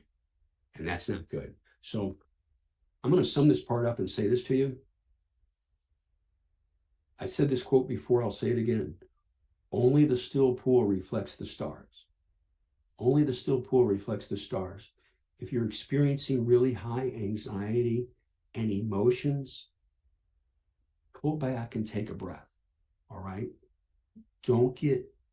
I'm speaking from my heart when I say this. I've had grown men call me up crying, saying, I don't know what I'm doing. I'm not going to say the word. You got to breathe. Take it easy. Don't try to get your money back too fast. No vengeance trading. And I read this in Reminiscences of a Stock Operator. If you're losing sleep over your positions, sell down to your sleep point. Don't carry too much. You're not in this for the next day, week, month, or year. Lord willing, you're in it for your lifetime. So control the risk, sell some into strength. Never let a good profit turn into a loss. Keeps falling, sell more into strength. Manage it. And you'll be in the game as long as you're humble and controlling risk with good buy tactics and good selling tactics. All right? It makes all the difference. I'll say this again, team. The best investors I know, they're good buyers. They're really good buyers. And they are great sellers. Great sellers. By following what the markets were doing, and I credit Martin Zweig for that. Like I said, I met him years ago. When the market was doing an 87, you could see everything was starting to fall in increasing volume. I didn't argue with price. All my managed accounts were out before the crash. And I credit Martin Zweig. It's not because I'm so smart, okay? I credit him. And just like price and volume was telling me, get out. So you can say, well, what are you saying about right now? No, everything's fine right now. Here's, this is okay. I'm not saying no, everything's fine. Everything's fine. But do focus on clean and simple base entries, leading stocks and leading groups backed by volume. And again, sell some into strength, 20%. That's all. And then let it work and see where it goes. And never let that good profit turn into a loss. And I'll say the last thing I'll say in relation to this, something else you can do. Take it off your front page. Don't even look at it. Have alerts set after it's made a good push. See where it goes. Why limit it? Just let it work. You'll make more money. More money is made in sitting than all the other decisions you're going to make. Good selling helps. And that's why I was so glad Richard asked me. Because, yeah, good buyers, good selling. Good selling. Do that. I'm sorry that's a long answer, Richard, but I wanted to do it justice, sir. No, that's perfect. There are a few other good questions. I have to find one that I was looking at before. Okay, Uh, buddy. yeah, so this one is from Matthew. Um, Pat, where do you place your initial stop loss for base breakout buys? Do you wait for a shorter time frame candle close for your entry? And maybe just discussing that initial buy a little bit more specifically. You mentioned, if it falls back below the line, you'll sell more. But where's your like cut out? I'm completely out if it reverses to this level point. Good question. I like that. Let's just do it. We won't do an ETF. We'll do a stock. Pushes through the line. Well, I grabbed one. Okay. I could pick one if you'd like me to, Rich, but advanced microbet. It pushes through the line. Okay. Everything's good. But let's assume that it wasn't good. Tied in with this question. So you buy right here. We'll do something here. Okay. It pushes through the line. Everything's great. And then it's lifting off. Everything's great. Let's assume that on the next bar, instead of going up, it starts to drop. And it comes halfway into this bar, this igniting bar. And it does it on heavy volume on the hourly or 30-minute chart. Sell off 20 or 25% of your shares for protection. But I'm being really stringent here. It does this, and on the next daily bar, it falls down, and it's falling on heavy volume on the hourly or 30-minute chart. You can see it. They're like, hey, they're selling this sucker. Sell some off. Sell 20% off. You've locked a profit in. It's a small profit. I'm not trying to make it a big profit, but you've offered yourself some protection in that if it keeps falling, you could sell more. But if it stabilizes, you still have 80% of your shares left. But I say it again, if it's falling on heavy volume, sell some. If it keeps falling on heavy volume, sell more. And the point I'll make again, don't let a good profit turn into a loss. You buy this right here, you're up about $4, $5. All right. No day trading, by the way. I'm just looking at the day charts. Narrow it down to the hourly or 30-minute. If it starts dropping hard, sell some. Lock some in. You've guaranteed yourself a profit, 20%. It keeps falling, sell another 20%. And as I stated again, I know I keep saying it over and over. Team, these are things that need to be said. It's like saying, don't touch the hot stove. Hey, don't touch the hot stove. Okay. It's the same thing. You know what? Your safety depends on it. Your financial safety, your mental safety, which leads to a very important point too, team. This is for everybody. Protect your capital, protect your financial capital, and protect your mental capital. Because if the mental capital really starts getting messed up, it's going to impact your financial capital. I'm not saying that to be cute or funny. That's why we have the tactics that we use of selling some. It's popping up. I'll take some off. Not all of it though. And then try to let those other shares work. And then if it lends itself to finding a spot to buy some shares back, do it. Buy some back. Manage it. Good investing is not one in and one out. It's managing and massaging it. And that will help you. But I do stress, drops below that price, sell. Perfect, Pat. We're coming on time here, but just one last question I always like to ask: what advice you have for traders out there who want to improve their systems, improve their process, improve their sell rules? What inspiration and motivation can you give them if they're watching? Great question. Thank you. And Richard, again, thank you for asking me. I appreciate it, sir. And as I said, I don't take this lightly. I take this very, very seriously. You know my background. I had to. First things I'll say is this: take care of yourselves, folks. You go, what the heck? That doesn't have anything to do with stocks. No, it really has everything. If you're not doing well financially, but more importantly, if you're not doing well mentally, and if you're not doing well physically, pull back from this. Don't let this kill you. All right? Pull back. Take care of yourselves. Get rest. I'm speaking from my heart here, folks. I've had grown men call me up crying, going, I don't know what the F I'm doing here. Okay? Take care of yourself mentally. Take care of yourself physically. Exercise. One of the best things you could do, get plenty of rest. Go for a walk or a run on a crazy day. The VIPs know this. I go to the football stadium and I'll crack out 600, 800 stairs in 92-degree heat. Just do it. Take care of yourselves. Watch what you eat. Watch the control the alcohol. All right. If you're drinking a lot, you can say, God, he's going off on the deep end here. No, just take care of yourself. I'll say it again. If you find yourself losing sleep over your stocks, you own too many stocks and you own too many shares. Get down to the sleeping point. As I stated, I've got a degree in psychology, and I'll just tell you all this. I've been involved in 2 different suicide saves, not from investors, but people that really got screwed up, not from investing. They weren't investors, but just get bogged down in stuff. Protect what's up here. It's really important. And then protect yourself physically. Don't let this eat you up alive. If you listen to these people that are talking and listen to Richard and apply the good buying rules and the good selling rules and always be thankful and humble, it will really help you. As I said earlier, if you find yourself losing sleep over your stocks, you own too much or you're doing something wrong. Listen to your head and listen to your heart. It will really help you. Take it easy. Go slow. When you find clean and simple base breakouts, you will see it because you've trained your eyes and minds. You will see it as it's going. Volume just is flooding. Everybody sees what you see because it's clean and simple and they're buying. Join the club. Join the club. And then don't argue with price and see where it goes. Runs up. Say it again.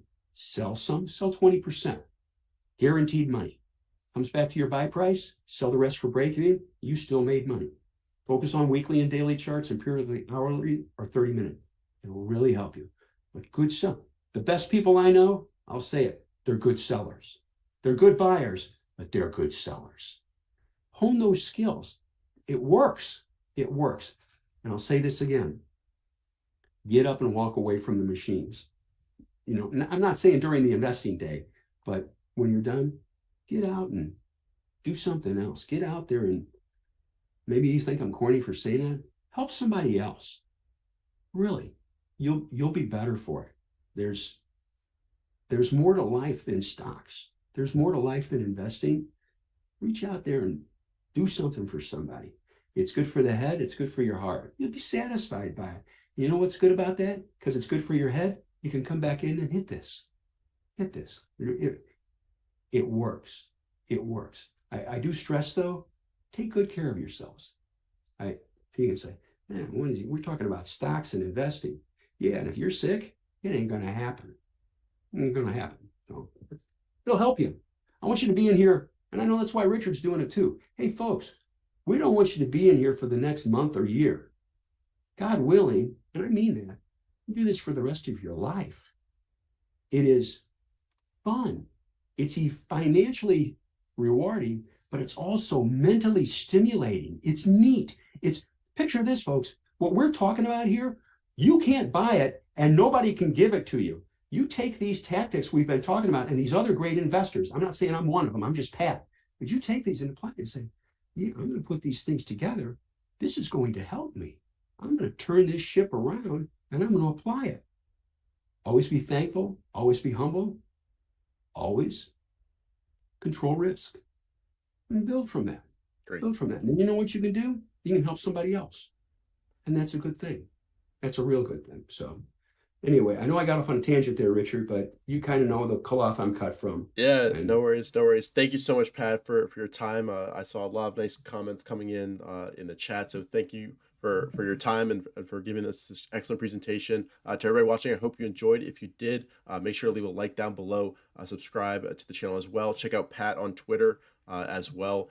And yeah, Pat, thank you so much for your time. And we'll be right back with Roy and Wesley Mattox, so stay tuned. We'll be right back. Take care. Thank you all. Thank you, Richard. Appreciate it. Always great seeing you, sir. Yeah, of course. Here we go. Thank you now.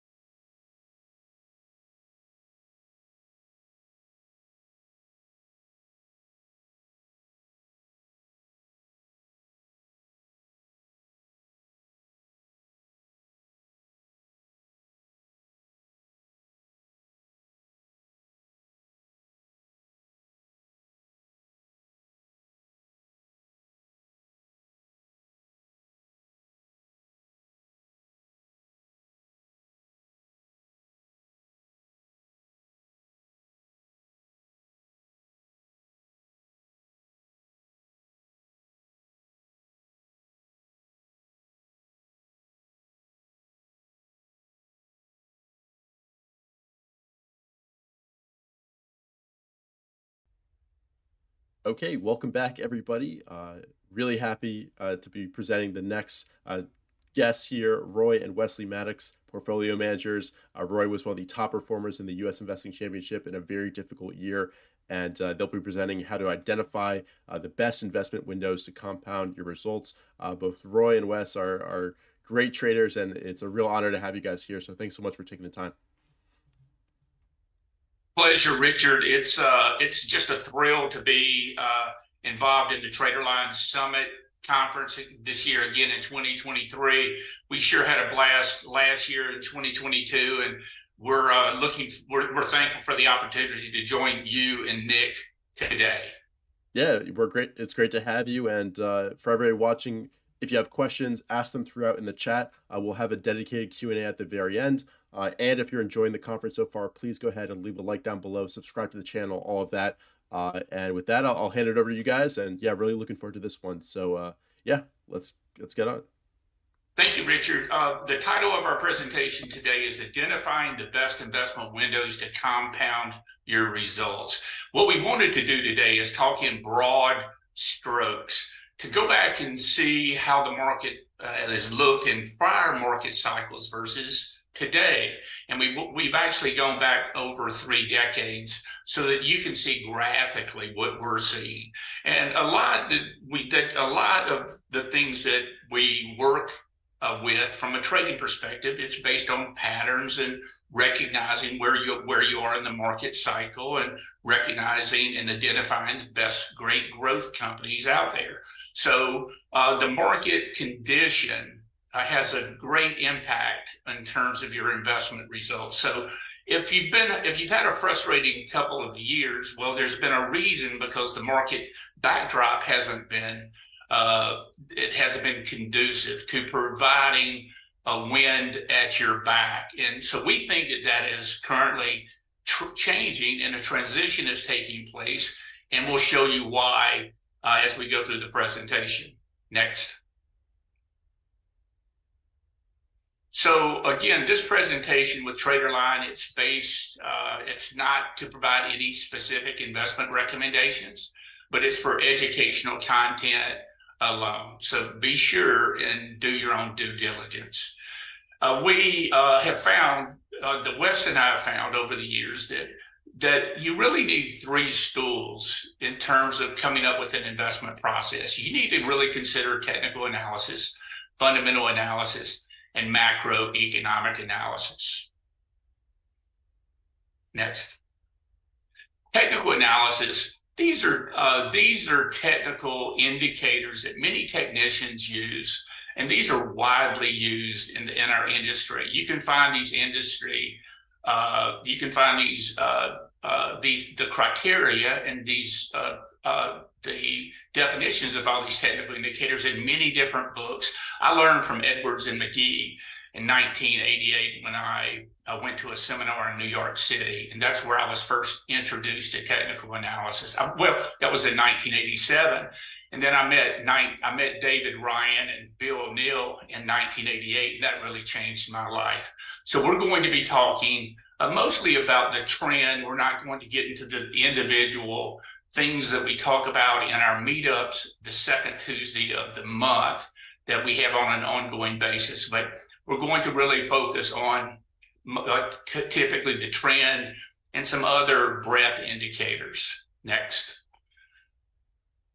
Okay, this is the backbone of what we do, and many of the best performing traders adhere to, and this is, of course, the CAN-SLIM criteria that Bill O'Neill and Investors Business Daily have been articulating for the last 30 years.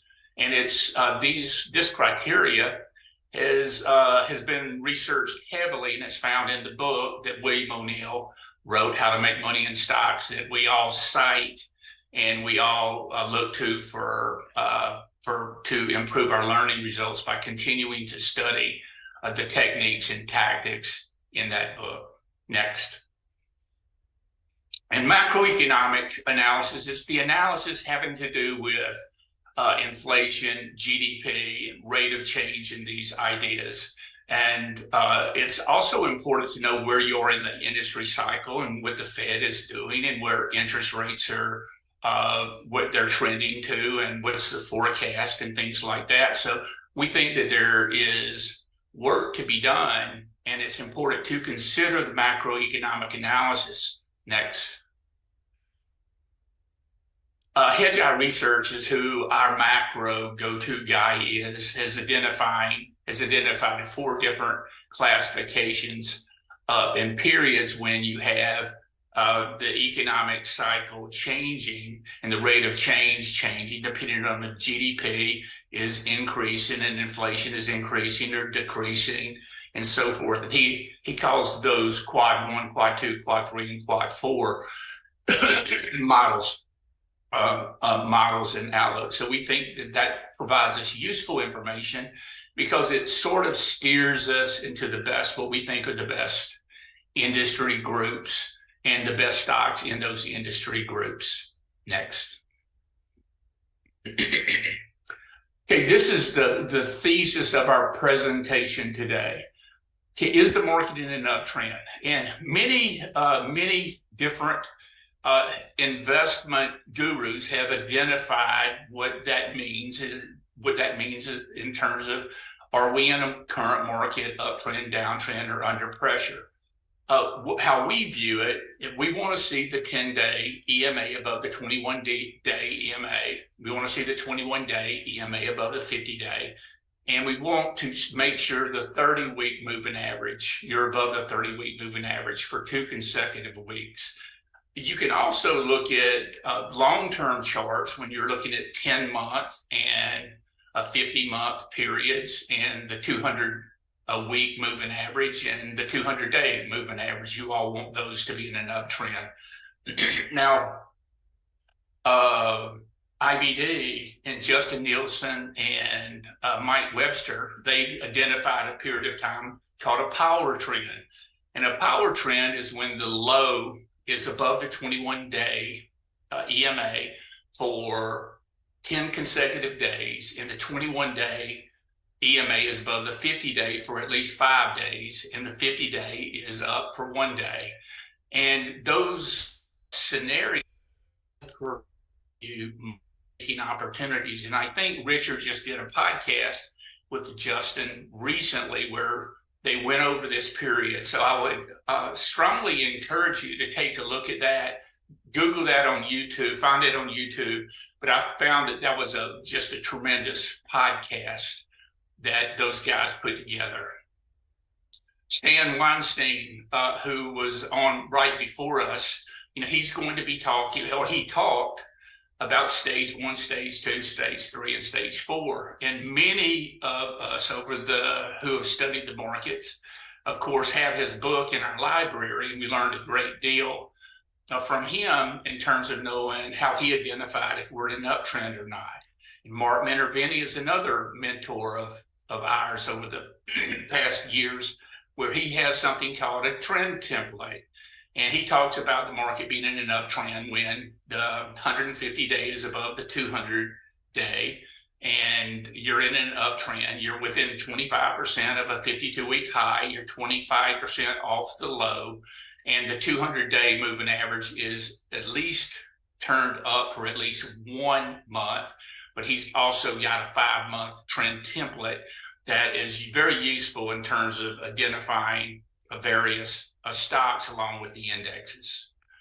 So we're going to study today, we're going to study the market internals after the bear market. See, excuse me.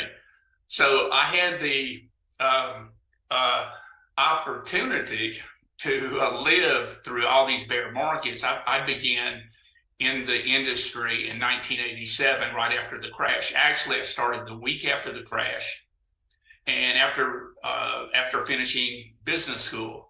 And really, I didn't know what to do for the next 2 years. I had no idea, because in business school back then, they really didn't teach you a lot about the market other than a couple of cash flow, cash dividend, discount models, and so forth. Today, you probably have a much better opportunity to learn everything about the market in business school, but they just didn't teach that other than some of the old mathematical formulas in terms of what's fair value and so forth. Now I bet you could get a very robust education learning about the markets. But if you're passionate about the markets, it doesn't require a college degree. It doesn't require anything other than just being passionate, learning from the right people, studying the right books, having paying for the right resources, and putting real money on the table. So most of the great learning is going to take place from actually being in the fire and actually having money in the game, not just trading a hypothetical account. So it doesn't matter if you've got $1,000 to get started, or 5,000, or 10,000, or 100,000 for that matter. What matters is that you get the right tools and you implement the right techniques and tactics, and you learn those so that you can have consistent results over a long period of time. And studying these bear markets in the past, we think, when we look at this, we think you're going to see some similarities. So that's going to give you knowledge so that you can look back even 10 years from now when we go through the next bear market.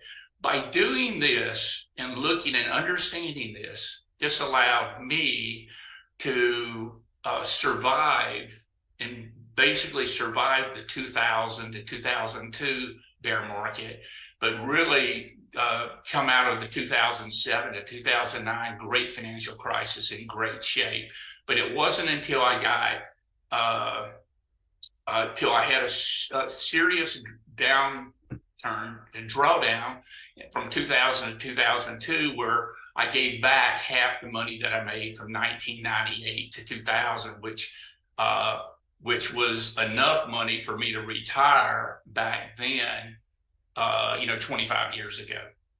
And finally, we're going to review some of the leading stocks during these periods so that we can look and see, well, what did they actually look like, and what were the similarities that they had then, and have those similarities changed, or are they basically the same? And you're going to find that basically it's all the same. The market has a way of repeating itself. We're looking in many cases at the very same stocks, if you're looking for the true market leaders. Now, your tactics can be a little bit different. You can be a breakout trader, or you can be a buy on the pullback trader, or you can have some type of consolidation pivot strategy where you're going through various pivots to put your positions on. But the tactics haven't really changed in the last 100 years. Next. Excuse me. So what we're going to do is we're going to go through the breakdown of these periods of time, and we're looking primarily, we want you to look to see and want you to understand that what a bear market looks like, and what does it look like coming out of a bear market. Because the big money is going to always be made the first year coming in the new bull market. And we want you to be able to identify that those rare periods of time, because those are the periods of time that you step on the accelerator. And you certainly don't want to step on the accelerator while you're in a bear market. You'll just get chopped up to death. But then when the market makes a transition to a full bull and you step on the accelerator, you trade with size, you increase your exposure, and you should be looking for primarily the true market leaders and the stocks that can perform providing triple digit results. Next. And so this is and you can see down at the bottom in the legend, you can see that when we go through the various charts, that's going to put us in this time period. So we're just going to go through some of these charts at this various time period. So this was the 1990 bear market.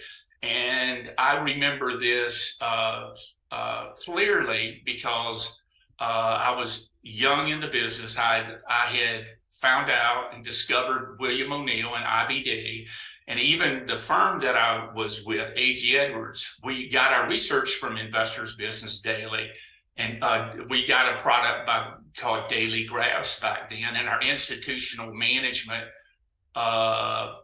department actually used their research. So I became even more and more familiar with CanSlim back then.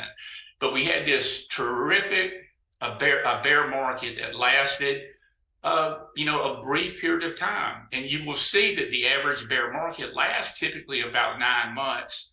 And a few of these bear markets that are doozies, that are once in a lifetime, we've had two once in a lifetime bear markets, 2000 to 2002, 2007, 2009, and I don't call the 29 to 33 bear market because that wasn't in my lifetime. So we don't look at that. But you had a big doozy in 73, 74.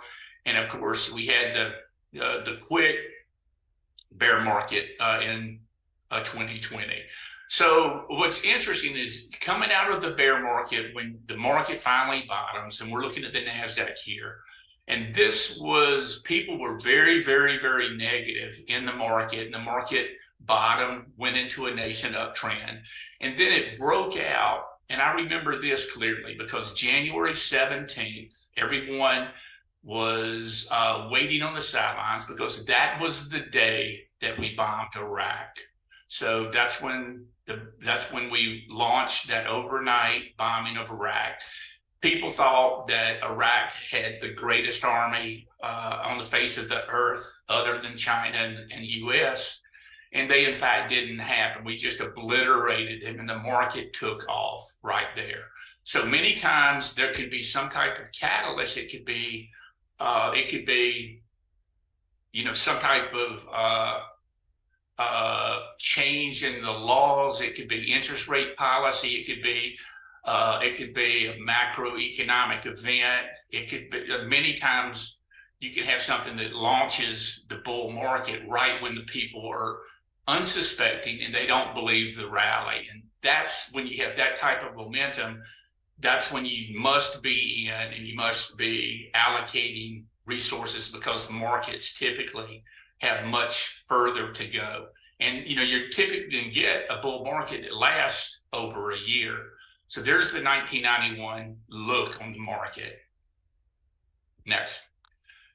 Now, back in 1991, what we want to pay attention to, and this is the new high, new low list, because we have found over the past 3 decades that it is very difficult to make money when the new highs aren't exceeding the new lows by a large amount. And in this chart, this is showing you the black information. Those are the stocks that are making new highs. And then the red on the chart below that's the number of stocks making the new lows. Thank you. And then the last chart, it's the net effect of that. Notice in the bear market how substantial the red was. So the market, and so clearly the market is, you got a headwind. You got many more stocks making new lows. There's distribution taking place until you have that nascent beginning of new highs exceeding new lows right there at the beginning of the rally. And look how long that lasted, over the next year and a half. And that's a period where it's really easy to make money in the market. It's as if you're the greatest trader on the face of the earth, and it's not you. It's just the market condition is so positive and so nice for gains. When you have a period like this, you're able to identify stocks making new highs, many stocks making new highs, and you have many times new leadership that takes place. Next. And we have a couple more charts, and I'll turn it over to Wes to go over the next period. But these are stocks that I traded myself for my clients back in 1991. And Amgen was a big stock.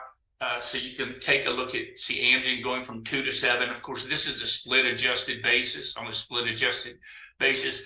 And this was the reason that the stock went up is they had a new blockbuster drug called EPO that became the best-selling drug in the world to replenish the oxygen in your blood. And they had triple-digit revenues, triple-digit earnings for 2 years. And this became one of the big winners out there. But let me show you something. And I'm going to point this out because in the beginning, I bought these stocks. I bought Amgen, Microsoft, Costco, Cisco. And we don't have a chart of Cisco because it wasn't split adjusted on the stock charts, and it looked funky. But that was a big winner. But I had all my clients in these stocks. So I identified the right stocks that were having triple-digit earnings, triple-digit revenue growth. But I sold that first leg up. So right there. So I took this 20% gain. I took that 20% gain in all these stocks, and they went up many-fold over the next few years. So when you make this transition to a powerful new bull market, then you don't really want to sell the first 20% up. And Wes will be pointing out, I think at the end of the presentation, some of the stocks that we've had big moves on recently. And, we have a couple that were almost triple digits, and we didn't sell the first 20% up. So that's something that you learn over time and going through market cycles. You don't learn it from books. You learn just going back and studying your mistakes and seeing, well, how much did I leave on the table? What did I do wrong? So there's Amgen. Next. Here's Microsoft. Microsoft was making, look at this beautiful cup and then handle that Microsoft put in.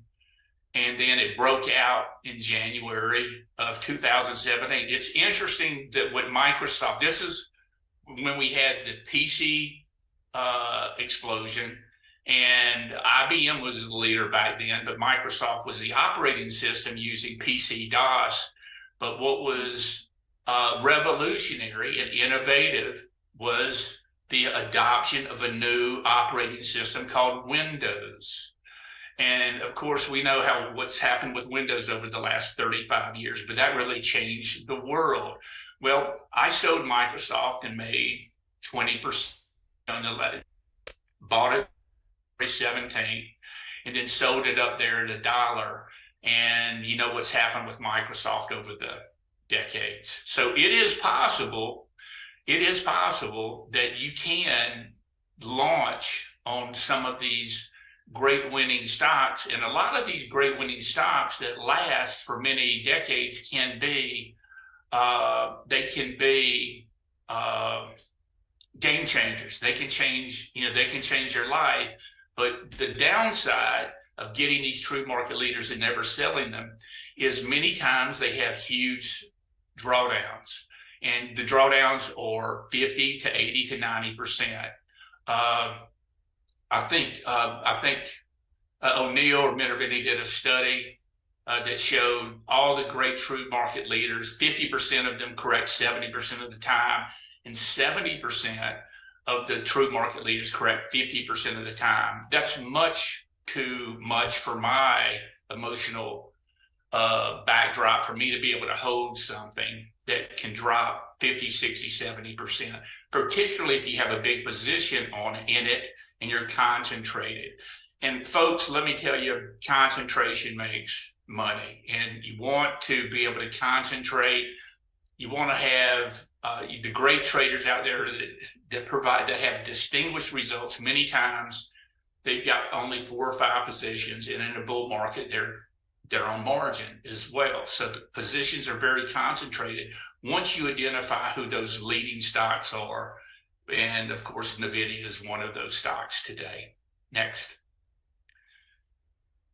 Costco, of course, the great giant, and it's interesting because we just passed Costco the other day in the car, and I thought people were selling something to win the lottery. I mean, the people were coming out of there like ants. And it's funny how a new concept can begin and then has power and staying power and durability over years. And O'Neill, in many cases, made quite a fortune on retail stocks because this is an easy cookie cutter theme to be able to identify. That's easier than understanding what the margins are for when the technology stocks or from software and data centers and all that. It gets quite convoluted. When you have a retail story, it becomes, that can establish its footprint domestically across the whole country. That can become a powerful stock, like Five Stores, Ollie's, and BJ Wholesale and other retail companies that have had great performance in the past. Next. Thanks, Roy. So that's going to be it for 1990 to 92. So thank you. I'll move on to 98 to 99 and show really the similarities that you were mentioning with breadth. We, I guess in the 90s, we didn't have as many indicators. So we'll get a few more indicators in there from the time periods beyond that. But just wanted to point out too, as you mentioned, how often these market leaders are going to pull back. You can obviously already see that in Costco, right? So, trading these things is easier said than done when, you have to, implement tactics and understand what, how the stock is moving. Because, this is a great 9-month move where it doubles, but you see it coming in, maybe 40% just from the highs in another 6 months. So that's where it gets obviously very tricky. But so looking at 98 to 99, we wanted to look at the bear market in 98 here, a much shorter bear market than we experienced in 2022 and just 3 months or so.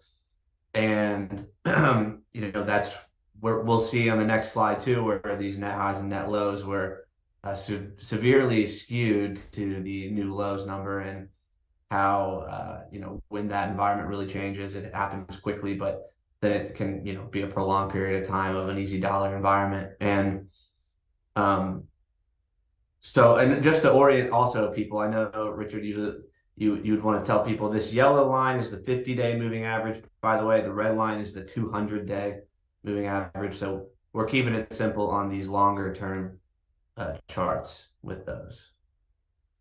And that's equivalent to the 30-week, that 150-day, very similar to the 30-week. Oh yes, I'm sorry, I said 200-day. You're right. Yeah. It is 150-day in all these charts, the red one. Forgot about that. Okay, and so here's this time period similar to 1990, really, and what we're seeing, this big washout of net new lows in the bear market. Come November, it is when that sort of started to turn. We've had maybe 3 or 4 days in a row, I think, last week where that has started to peak over blue.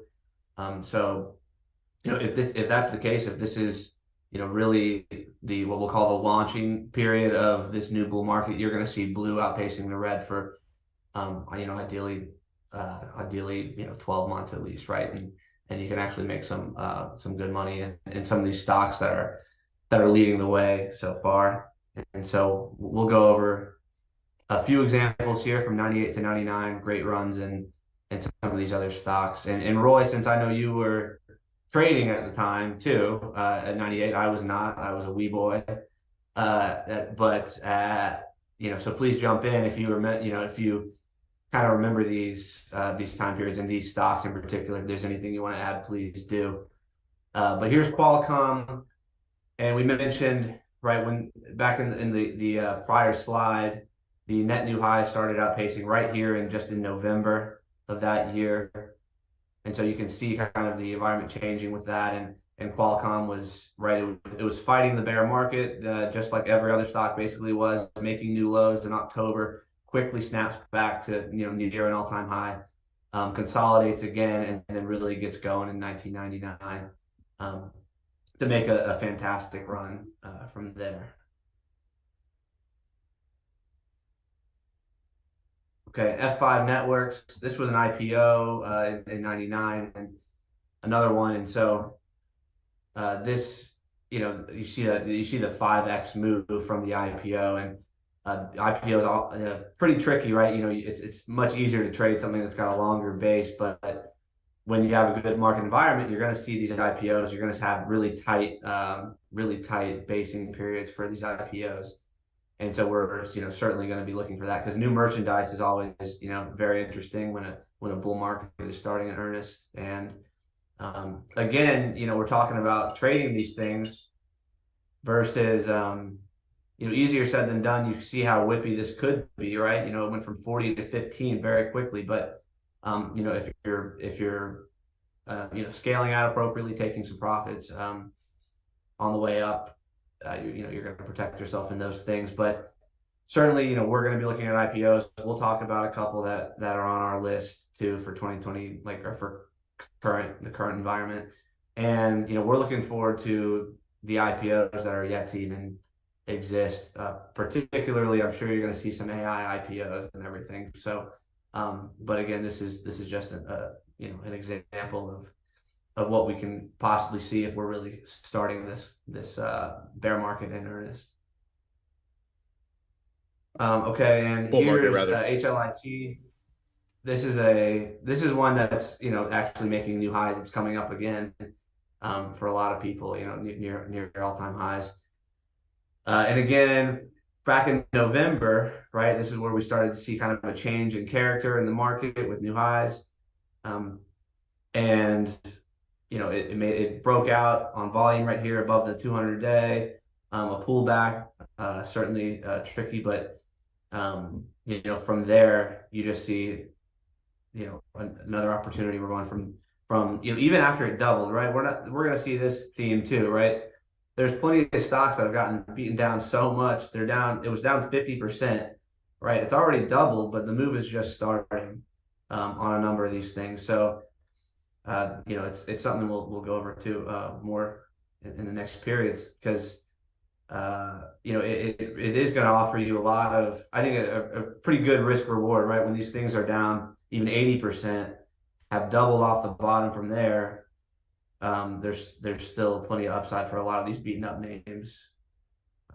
Let me step in and say something briefly. We're seeing a couple from your mentor, Richard, Eric Wish. You're seeing a couple of these. We're seeing a couple of green light breakouts. For the first time, like NVIDIA is in a green light breakout right here, right now. Mm-hmm. And so that's important knowledge. That's important to know. And so, think about, for the viewers that are listening to this, don't think about the last 100%, but think about where these things can go. And IBD did not a study, but O'Neill had a column that he started about 15 years ago. And it was, I think, titled America's Greatest Winners. And it showed like leading stocks, and it showed the duration of the move that lasted a couple of years in all these stocks. And so, for a stock typically that goes up tenfold, it's going to go up, it's going to consolidate, they're going to have 3-week tights, there are going to be digestion periods. And it's going to march higher and higher as long as their earnings continue to grow. So we think that we're at the beginning of identifying some of these that can have, multi-year potential moves. And I think that's where the focus should be, is try to identify those and not scrapping out 5% on a trade or 10% on a trade. We think now is the time to get big money involved. Next. Okay, I'll go over this last one for 98 to 99. It's VeriSign, and you'll see how quickly these things bounce back, and it'll be a theme, right? They're making new lows, and all of a sudden they've snapped back, and they're just 15% off highs. And this one clearly, right? This big breakout on the day, where you're seeing that, whatever it was, November 2nd or 3rd in 1998, where you could see it switch to net new highs. This is the first out the gate. It's above the 200 or 150 day here, on volume after brutal bear market consolidation.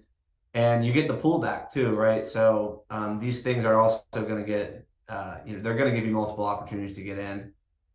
Don't think, right, if you didn't own anything 2 weeks ago, you possibly were chasing a little bit this week if you bought, and you have to remember, of course, you're going to get multiple opportunities to buy these things. If they're going to embark on this huge run up, right, like Nvidia is, it gapped up and it's going to come into the 10-day. It'll come into the 50-day at some point in time too, and it'll give you multiple chances. So, but like Roy said, it's we think this is kind of the beginning, and you try not to take these 10% moves, right? We want to get these things right here, breaking out in November. We want to sit, and hopefully wake up in a year with these things, just off to the races. So we'll move on to the next time period. Okay, and I'll take over here for this time period from 2002 to 2004. After the massive bear market that we experienced from 2002 to 2000 to 2002, then we made that transition. For many of you, if you're not aware, the NASDAQ actually dropped 87%, 78%. The Dow dropped 87% in 23, in the 1923 bear market. So this was similar to the worst period in history. So this is going to go down certainly as one of those generational bear markets that we will probably never see. We'll probably never see devastation like this again. But that's coming off of the internet bubble from 1998 to 2000, where everything that had a .com by its by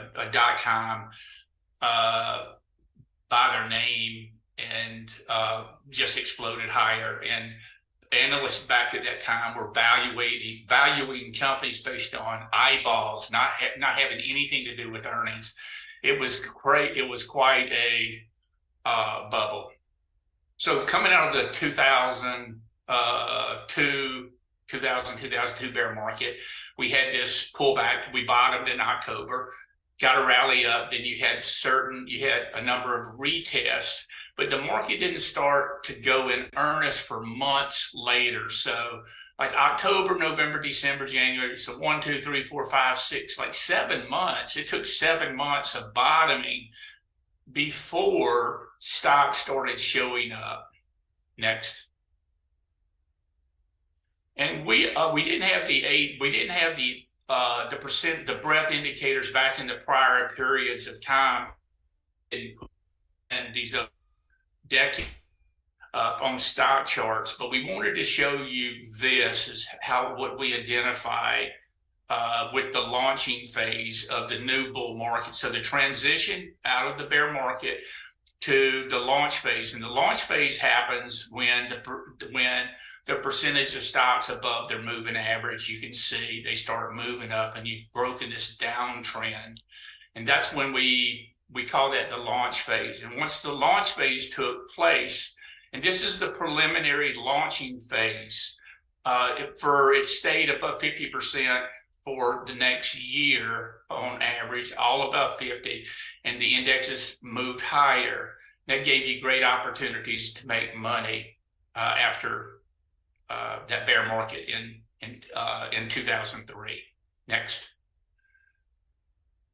And the percentage of stocks above 200, you can see where it broke out. So even while the indexes bottomed 5 months ago, that's the point we're making, you didn't break out until 5 months off the bottom. Next. And we're looking at the 80 line. See, notice in the bear market where the 80 line is going lower and lower and lower and lower. Even when you made the October bottom on the indexes, then you had that rally and you still made another new low on the advanced decline line. And that's an environment where it's impossible. It's impossible to make money. It's very, very frustrating, impossible.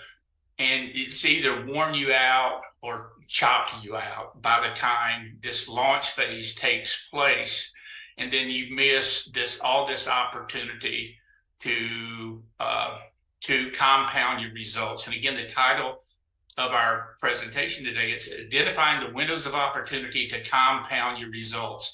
So you got to get through the bear market, get through the consolidation phase, and then identify the launch phase. And now that's when you should be able to compound your results. Next.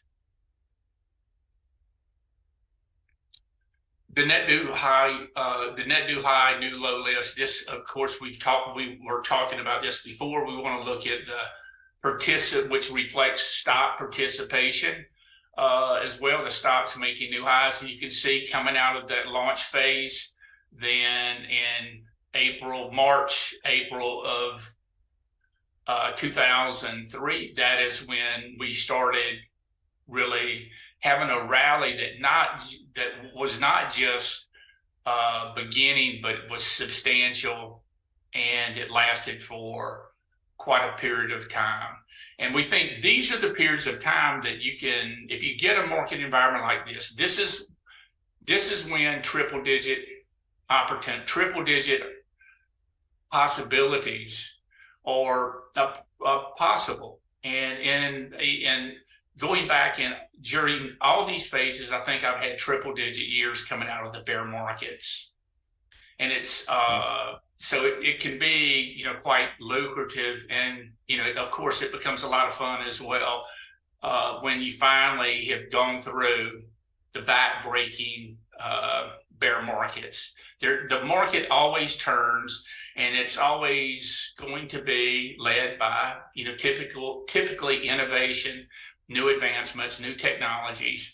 And, it can come from biotechnology, it can come from AI, it can come from robotics, but for sure it's going to increase productivity of Americans, our countries, our companies, and people, and we will benefit from it. Next. Okay, these were, and by the way, all these stocks, these are stocks that I personally traded. Wes wasn't trading then, but these are all stocks that I traded back in these prior decades, and they all, they all look similar. They're all making new highs in price. This is of course Taser, and this was a huge winner for everyone back during that. This was like Tesla. And, for that period of time. And I've got to tell you that Tesla was it's the biggest and the only true market leader that I think I've missed where you missed generational changing money. You had an opportunity to change your lifestyle. And I tried it about 3 or 4 times, and trying to buy the breakout, and just got frustrated. I was in the stock early, and then finally, when it did break out and go, I didn't participate for that period of time from Tesla, which that's going to hurt me for the rest of my life. I think I might put that on my epitaph. He missed Tesla. Next. Faro, an instrument company that, again, that was a leading stock in 2003. You can see this is a 10-bagger. So there are going to be a number of these companies. It could be Internet of Things, Samsara. It could be Nextracker, NXT. There's going to be new companies that are out there that are going to have that can potentially have amazing moves that no one knows about them yet. The general public doesn't know. And I'm sure back in this day, no one knew who Faro Technologies was, but you had a 10-bagger right there. Next. Cal-Maine Foods, they make eggs, same type of scenario, coming out of the bear market, made a new high, and then you had a 5-fold move in a year. Next. Okay, thanks. And so I'll take over again here. Okay. We'll go to 2008 to 2010. And I think you'll start to see some parallels hopefully by now with the first 3 and continue to. But this is the look at coming out of the financial crisis. So we bottomed in March of 2009. And we went ahead and highlighted this Zweig breadth thrust that happened in March 18th, 2009. If you're unfamiliar, it's an indicator coined by Marty Zweig, and it has to do with the up volume outpacing the down volume. So the stocks that are down for something like 10 days. I guess you can look up the specifics to see how that's calculated, but it basically shows, huge upside participation in stocks and a drying up of new lows as well. So, we wanted to mark that because we also saw that, I think, March 31st of this year. So it's an interesting thing to take note of, and we think it is important, and it is an important signal to realize we have seen so far. And clearly it did a pretty good job, very close to the bottom in this particular bear market, calling out the change in character there. And we'll go through the same type of breadth indicators that we just did. And this is the stocks above the 50-day moving average. You'll see again, breaking the downtrend line that was made here. And with the, just a few days probably before that Zweig thrust signal was given in the middle of March.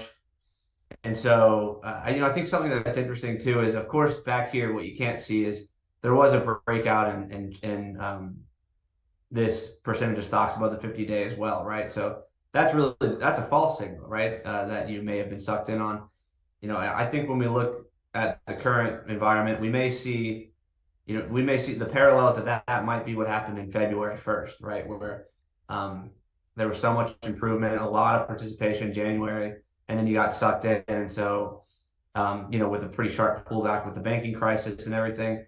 And then we're going to see that we saw this breakout again, or we're going to see this breakout again in the current period. So, you are going to get some false signals, but this is what we're looking at. And there, with that Marty Zweig thrust indicator too, kind of confirming that, and just in general stock action improved from there. But we'll move on to the percent of stocks above the 200-day. Similar idea, right? And notice that actually this is a bit different, right, versus the 50-day. If we go back this slide, right, the stocks above their 50-day, yes, you could have gotten that false signal, but the 200-day, you really didn't get much life in that because these stocks were still, in long-term downtrends after a horrible bear market. So interesting to see both things kind of confirming this launch phase that we're calling it right here.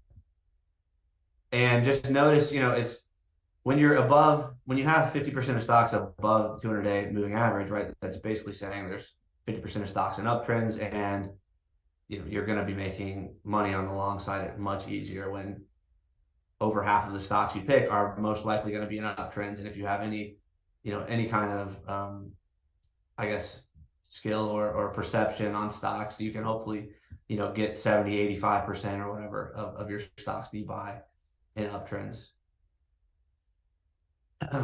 Okay, and then this other breadth indicator, the AD line, the advanced decline line, also you're seeing that sort of trend line breakout and improvement in the advanced decline line at the start of April here. And the last sort of indicator we like to look at is this net new high number. I'll zoom in on this in a little bit, but just, of course, the bear market characterized by net new lows. So lows just outpacing highs in a significant way for a significant period of time, just like we had in 2022. But you see that change, middle of March into April. And since since the scaling's off, I'm going to zoom in a little bit here on this period from March of 2009 and get a little better view to see what that blue looks like, right, where the net new high number is significantly positive here. And you can see from March to, so let's say 13 months is where you were in a pretty good trading environment there. And so now we're going to go through a few examples, right, of the big winners here. I think we have an interesting kind of duo of sort of types of stocks that did well. coming out of that bear market. We have Bank of America here as an example too, which isn't really our style, right? We're not trying to buy, we're not really bottom fishing. We're not really trying to buy stocks that we're at. I think this was actually $4, right? This was not split adjusted. But you're going to have some things that were beaten down. You might even have some of these regional banks, right? I mean, I'm sure they're up a lot off the bottom too already, because there was all this fear of them going under, and Bank of America was, like I said, in pretty rates here.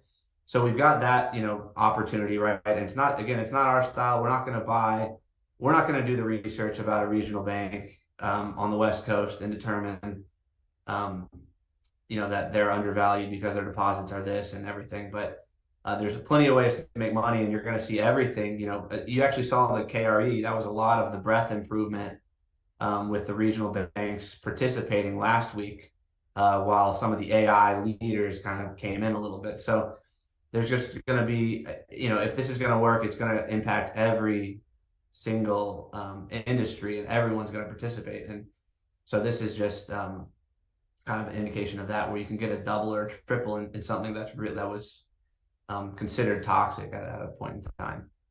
When it's kind of a similar story, I think there, where they were, they were heavily levered, with interest rates high, and an economy that's not doing well. Of course, there's a huge amount of upside there if things can turn around. If there's line of sight for interest rates coming down, a lot of that debt burden for some of these companies that have levered up, there might be some relief for the stock because of that. And Win is kind of, I think, one of those plays in 2009. And you can see, man, like April 2nd, right here, just the huge breakout above the 100 or above the 50-day there. Big volume, clearly, a change in character where it powered ahead. I think it doubled in about a month from there.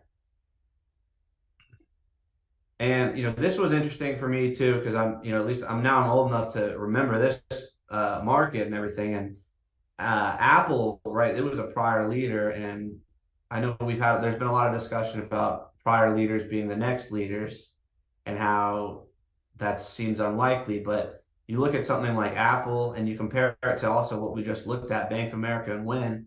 Well, Apple looks like it resumed its leadership position, coming out of that bear market, and the volatility was much lower than the prior stocks that we just looked at. So these sort of special situations that were beaten up.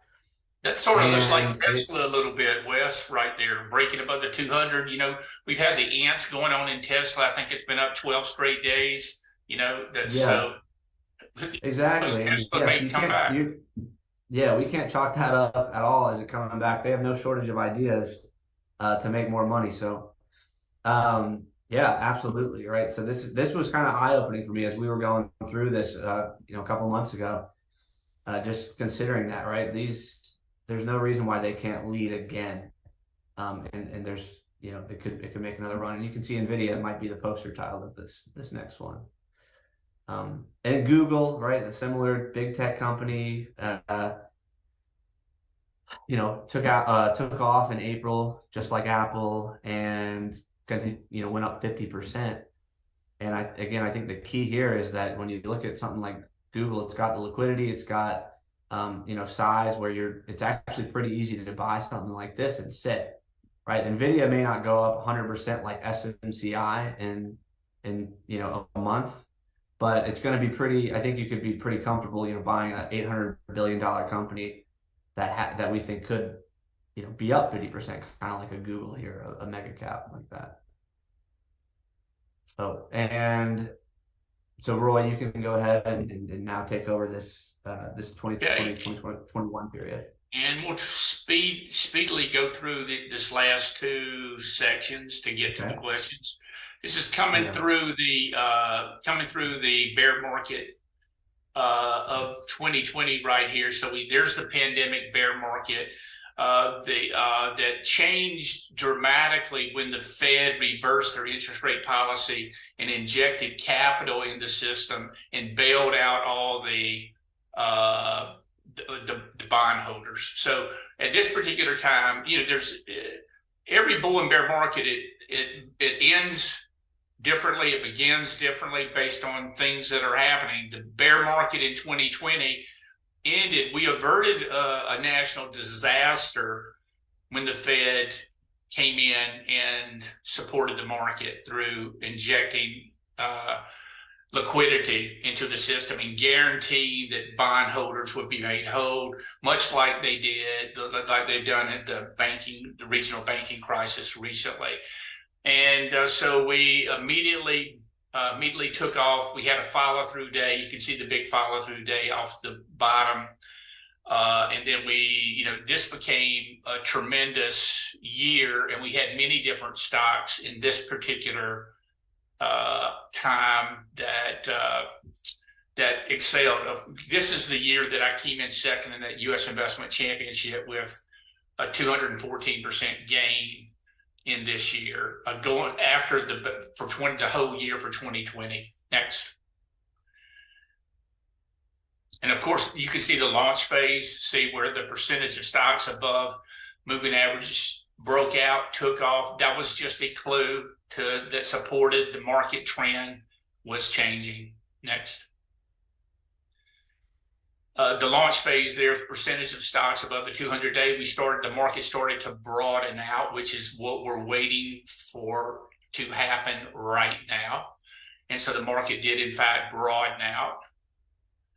And you can see the advanced decline line. We went from a downtrend to an uptrend, and that launched the new bull market, or that gave you clues that the new bull market was beginning. And of course, coming out of this very rapid bear market, we immediately moved to a new bull trend that lasted for a year and a half of mostly blue and new highs eclipsing new lows, and that's significantly. Next. Oh, some big winners, DocuSign, of course, from 2020.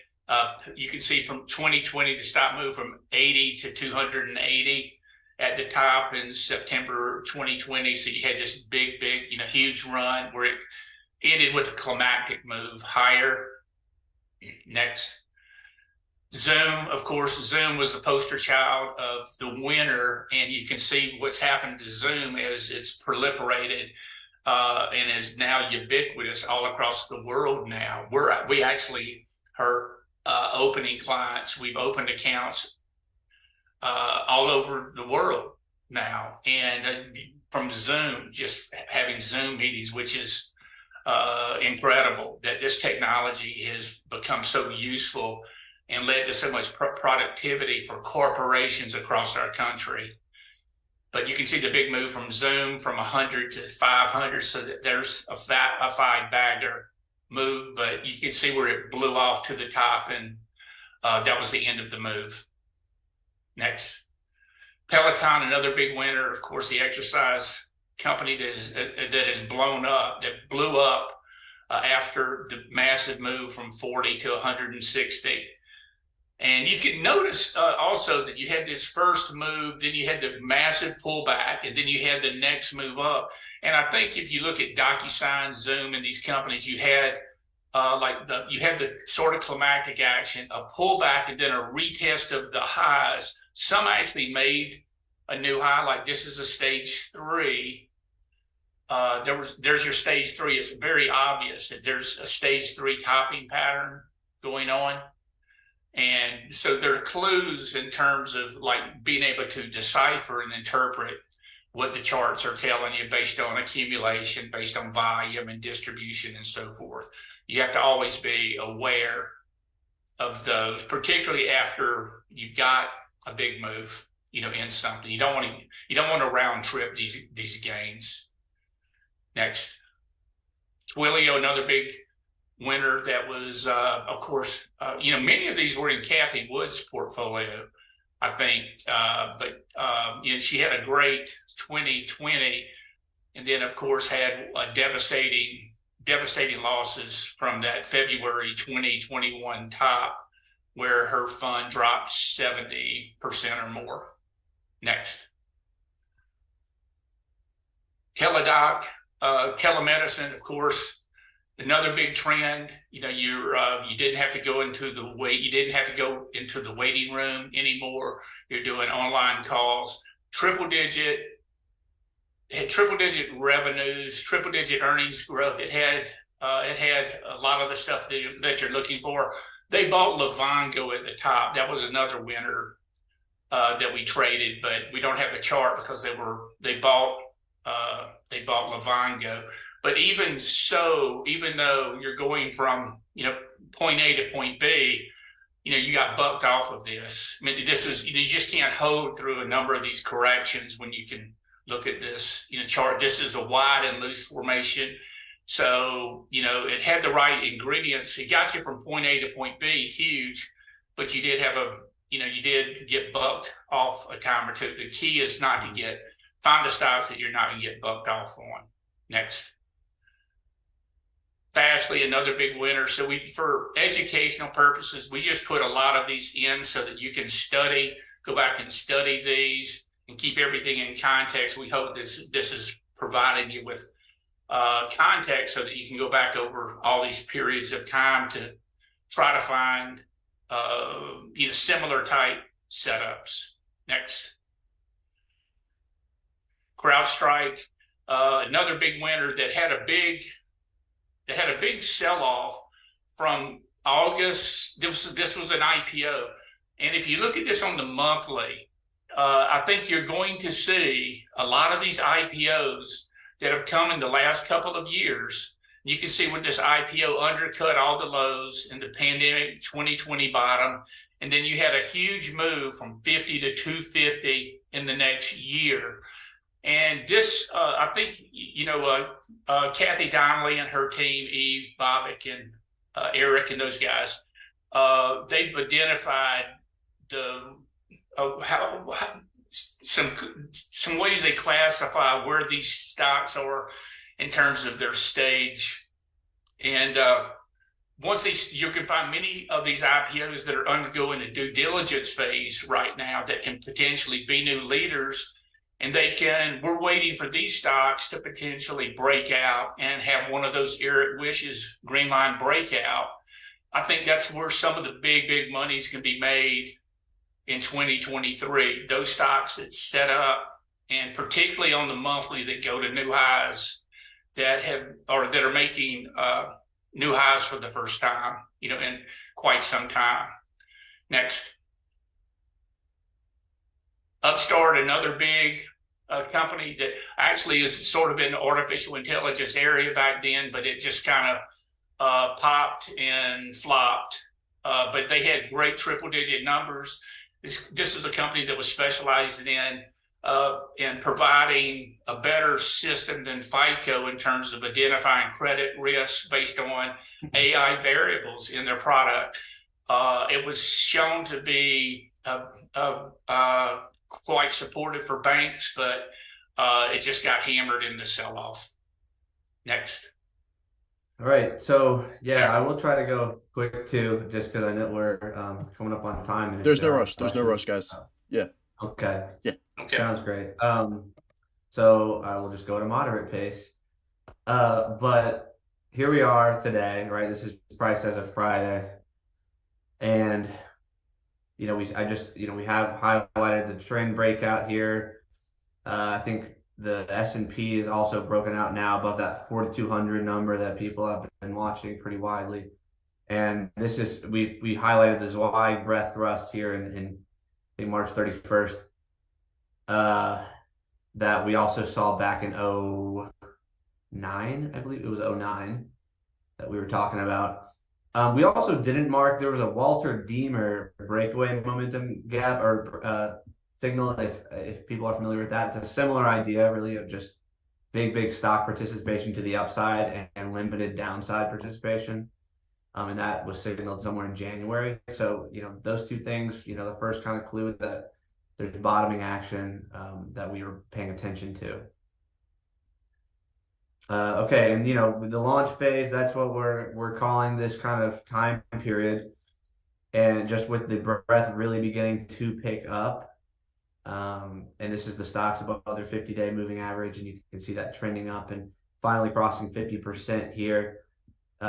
We did see this. I think I mentioned this too at the 09 sort of bottom, where there was potentially a false signal here, but you get that shakeout and then nobody believes it, right? This was the banking crisis. The news is terrible. We're going into a recession and every regional bank is going to go under was the story, right? And here we are, we're back at new highs, and the breakout worked.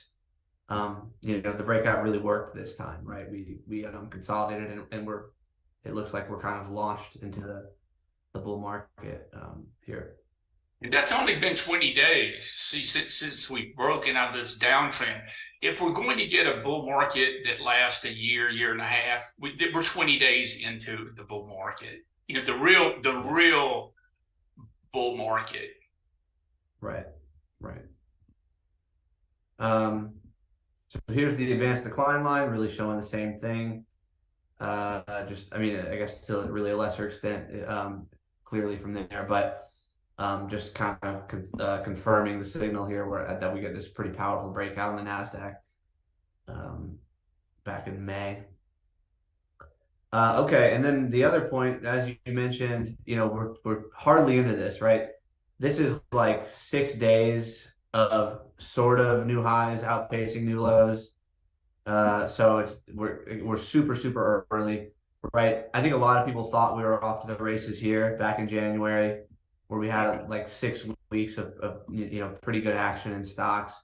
And again, I think that kind of looks similar to that 09 bottom, where you did get, you get these huge moves off the bottom initially, where things, you can get sucked in if you're not careful, and then one last shakeout, and then we kind of consolidate and we're off. And so if we're really off now, this time, right, that's hardly any days. That was 44 net new highs on the NASDAQ on Friday. So yeah, if we're going to get 12 months of this, you don't have to worry, no FOMO, don't chase everything. We're going to have many months ahead of and we're 40% long, Richard. That's where we are right now. So we want to press the accelerator depending on what happens in the coming week, depending on what happens with the Fed, what happens with inflation, not just what happens, but what's going to happen, what's the impact of that going to be in the market. It doesn't matter what they say. What matters is how the market takes it. And that's one of those things you have to wrap your head around, that you might think it's extremely bearish, but yet the market is shaking it off. And then you want to have your watch list and your buy list of stocks that you're looking at, so that you can add to those and press those if the market has a favorable move higher. If it doesn't, what you want to see is the market consolidate the stock holds for taken out of them, because it could be if you bought them too high and you're not averaging up, you could clearly be shaking out of some names. Right. Go ahead. Okay, yeah, and you feel free to add on this too, because we've been talking about this. The FFTY is sort of our barometer for our style of trading, which is trading in the best leading growth names. And you can see we just want to make the point, it's been out of favor, right, for a year and a half or more, and we've sort of bottomed for the first 6 months, and it looks like we're just about there to sort of break out and see the style sort of come back into favor. It's certainly been long enough for a bear market in these kind of names, and you can just see us turning right here and trying to take out this sort of 24-ish level that we've seen be hit a few times already this year. And Richard, if by chance this indicator has bottomed and it goes from 24 to 30, you're gonna find stocks that go up 50% from here. Right. A move from there from 24 to 30, 25 to 30. These stocks, the leading stocks that are making new highs, they're going to go up 50%. So we think it's a great opportunity for, I guess the word, taking on asymmetric risk, I guess. Yeah, potentially really good Right. timing with this conference. It's interesting. Yeah, exactly. Yeah. That's why we're so excited about looking at this, where we're 2 weeks into like the potential trend change, and we're right here, and hopefully it benefits many of our followers and your followers as well. Yeah, and could I jump in with there's a question that I think is worth bringing up before we move on. There's someone who mentioned that even though it feels like, even though it's only potentially 20 days into a new uptrend, it feels very extended right now. What would be kind of your thoughts on that? And maybe, some perspective looking at these historical precedents. I mean, it may be extended for, we don't, I mean, it depends on how you evaluate that. We're going to have NVIDIA here. We think that NVIDIA has based on their technological innovation, based on the guidance that they gave. I mean, we think there's no way the stock's not going to be at $500 in the next 13 weeks. Because of their earnings power, not just momentum. So you got something, you got a new technology improvement narrative and variable that is truly improving earnings growth. And when you listen to like the Palantir CEO and you look at the NVIDIA numbers, we think that we're very, very, very early in AI, in generative AI, and the adoption, and it's can all be centralized. I mean, NVIDIA's can play a big part, along with ServiceNow, Palantir, Adobe, other companies. So we think that while these things may look extended, they're not going to be extended if we go back and look, a year from now to see what the price is, what are the true prices. A year from now, and that value is going to be reflected, we think, higher. But short term, the market could pull back next week, but we think that you buy the pullback. We think if you have your buy list and the stocks that you're looking at, if they come back to support, we think that those are buyable and that they're going to hold support. If they don't hold support, then of course, we'll be stopped out of them. But only a few names, of course, are very extended. As everyone knows, seven stocks constitute all the gains in the S&P, or all the gains in the NASDAQ 100, and 40% of the gains, I think, in the S&P 500. That's not many names. So the window's open for this whole breadth concept and promise to exceed and broaden out. And if it doesn't happen right here, maybe it happens in the next 3 weeks. But we see this subtle change in this transition where we think that it's going to be easier to make money now. But you're going to have to, again, use progressive exposure and keep your positions smaller until you have those gains built up, and then you can go much larger. A full position for us is 10%. But we're not going more than 5% right now, and until they all work, and they're starting to all work. So we have noticed the feedback's been quite a bit better, in the last month. Yeah, thanks. I think that's useful perspective for everybody. So thank you. Excellent. So this is really telling the same story as that FFTY chart, but we threw it in. We like to look at this index a little bit too for new merchandise, the IPO, Renaissance ETF for new technologies and everything that are going public.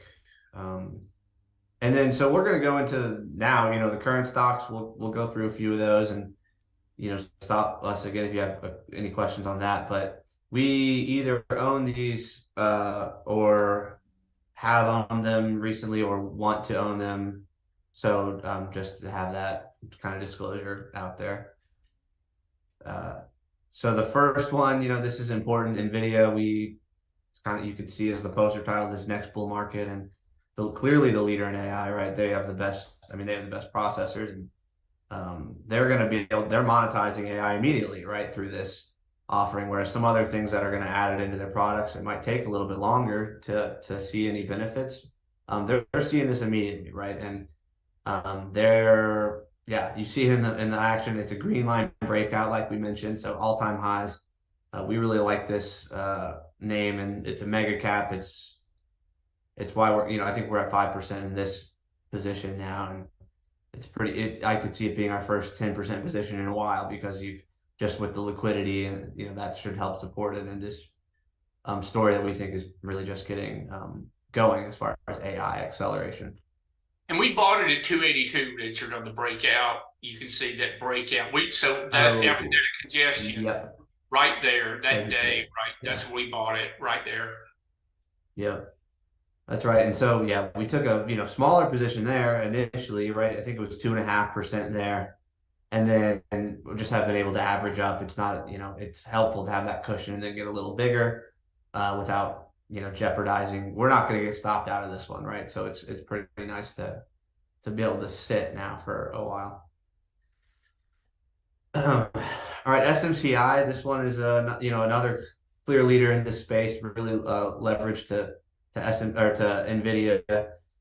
And this is another one we purchased. We don't actually own it currently. We bought it right there on this day, right? The earnings day. I think 123 right or so. And then held it through here. I think we sold it on that day.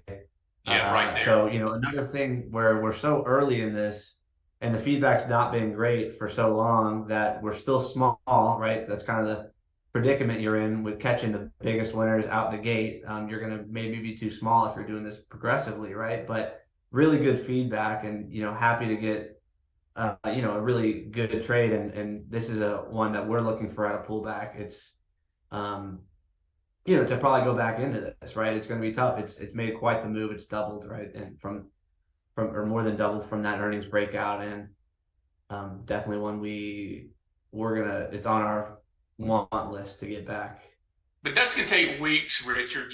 That's going to be weeks for a base to set up. We're not going to just buy it coming back to the 10-day next week or the 21 days. It take weeks to consolidate. Right. Yeah. If you look at it, it's almost it's probably like 80% above its 50-day. Is that right? It's so extended. Yeah. So I mean, talk about extension. This is extension right here. Yeah. Right. And if we remember, I was going to say, looking back at the prior, periods we were looking at too, there were a number of these that we see these parabolic moves. They go sideways. It could be 6 months, right? It might not take out 260 for that long, but then you're ready. It's on our list, absolutely, because of the earnings power and the action, right, and the AI leverage and everything. So you just have to have this on your want list at the right buy point. And think about this: once they split the stock, they're going to split the stock because it's a smaller cap, a smaller number of shares outstanding. It's not going to look as extended either. Once they split it down the road, so. Yeah, and I was going to ask, this amount of extension early, it feels parabolic, and it kind of is. But it's kind of a sign of strength this early in the move, right? Versus, we've already been in a bull market for quite some time. It's a different feeling, right? It's a sign of potential things to come. Like you said, it might have to set up a base for 3, 4, 5 months, but you got to keep it on your radar, especially if earnings come in, sales, all that. And think about this: just move your decimal places, like play that mind game. So if it broke out at 12, and now it's 26.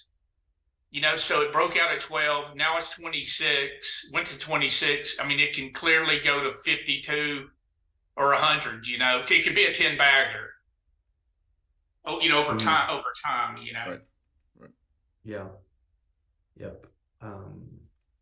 Okay. And Celsius, this has been on our list for a long time too. And it is funny because we're back in a lot of things we have tried before, right? So Celsius, I know we were buying it in 2022. I'm not sure exactly where at this point anymore. We may have done it some in July and August, but now again, just like SMCI, we kept this on our radar. We know the earnings growth is crazy. We know the distribution deal with Pepsi is kind of potentially the game changer. It's kind of got heavy short interest, good earnings report, and follow through. Didn't come even into the gap, right? So it's just one that we've continued to monitor, and we've been able to build that position up too. And we still like it, of course, right here. So Okay, Duolingo, another one, IPO, right? Interesting new product. It apparently is a pretty popular thing nowadays. With learning a new language on the go or whatever at your computer. But good action. We saw this sell off. I think this was with it was with Chegg. Chegg reported like super bad earnings or expectations because of Chat GPT. So this kind of came off in sympathy with that. Really nice to see it roar back, right? So SMCI, had that roaring back action after getting crushed a few times. So that's certainly a sign of strength that this thing, doesn't want to be held down. And it's on our buy list as well.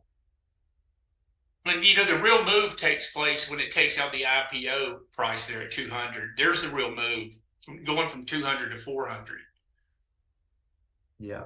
Yep. And that's what, yeah. And so we'll look at that too. I mean, that's what we're buying some things not at all-time highs, but there's still, right, there's a lot of upside to get to the new high. And then just like CrowdStrike, right? CrowdStrike that we looked at as an example of that IPO, that thing was up 60% to get to the new high and then went up, another 200% or whatever it was. So that's hopefully what we're getting at with some of these. And Uber is another one that we're looking at. It's liquid. It's kind of a turnaround story, right? They've never been profitable until I think the last year or two, and there's really good earnings growth there. And you see the institutions piling in all these, huge spikes in volume.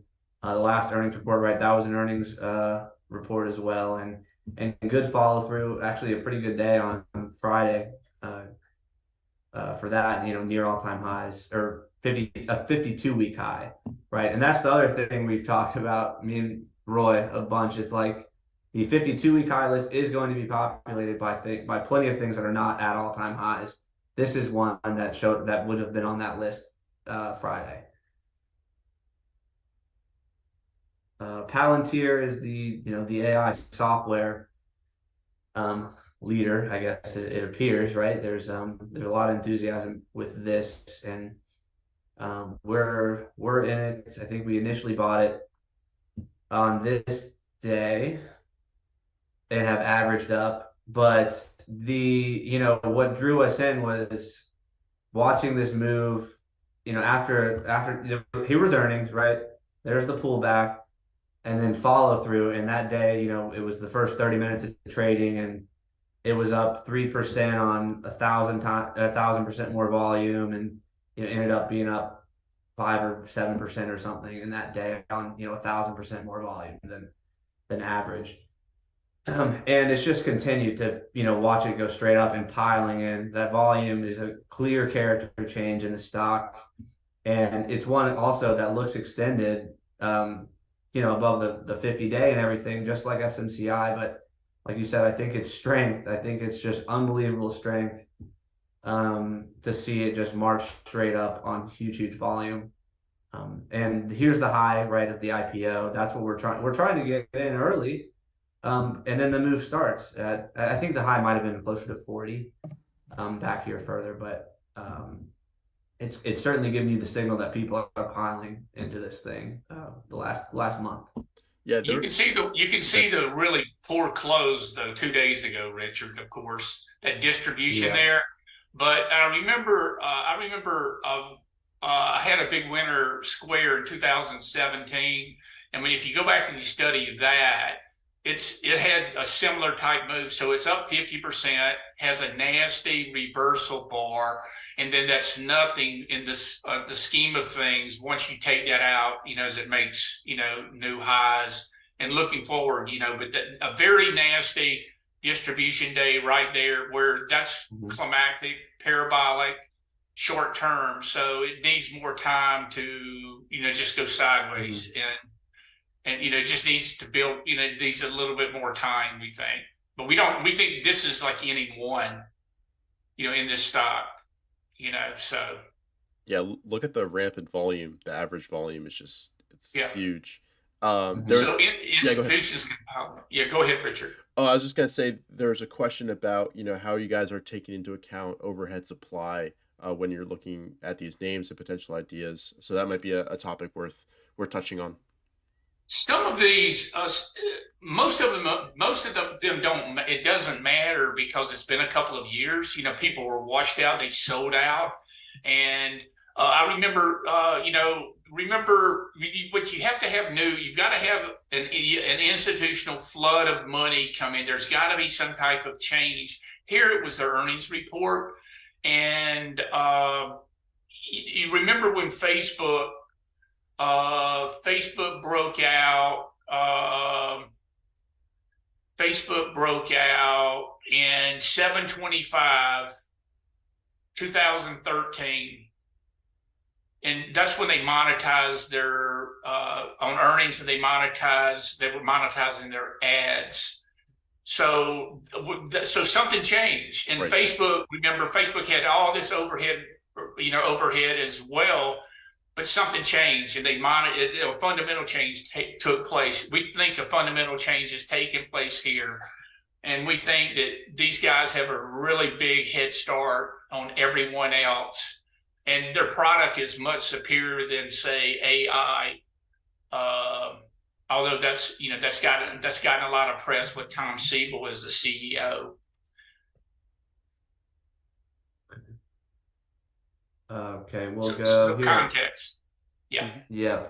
The ONON, I think this has been on people's radar too. IPO, we know that it's a simple product, right? Everyone knows the shoe, and it's a great shoe. It reacted poorly on I think a beat and raise quarter.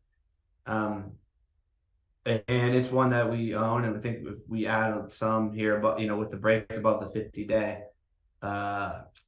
on Friday, and it's important. This is going to happen, but it's the break. We want a position size small enough where we're not losing 1% of our capital basically on any one trade. But this is one of the one of our higher conviction names, and I know we did de-risk a little bit ahead of the earnings report to avoid any kind of blow up. I think the options were implying like 12% moves or something on this name.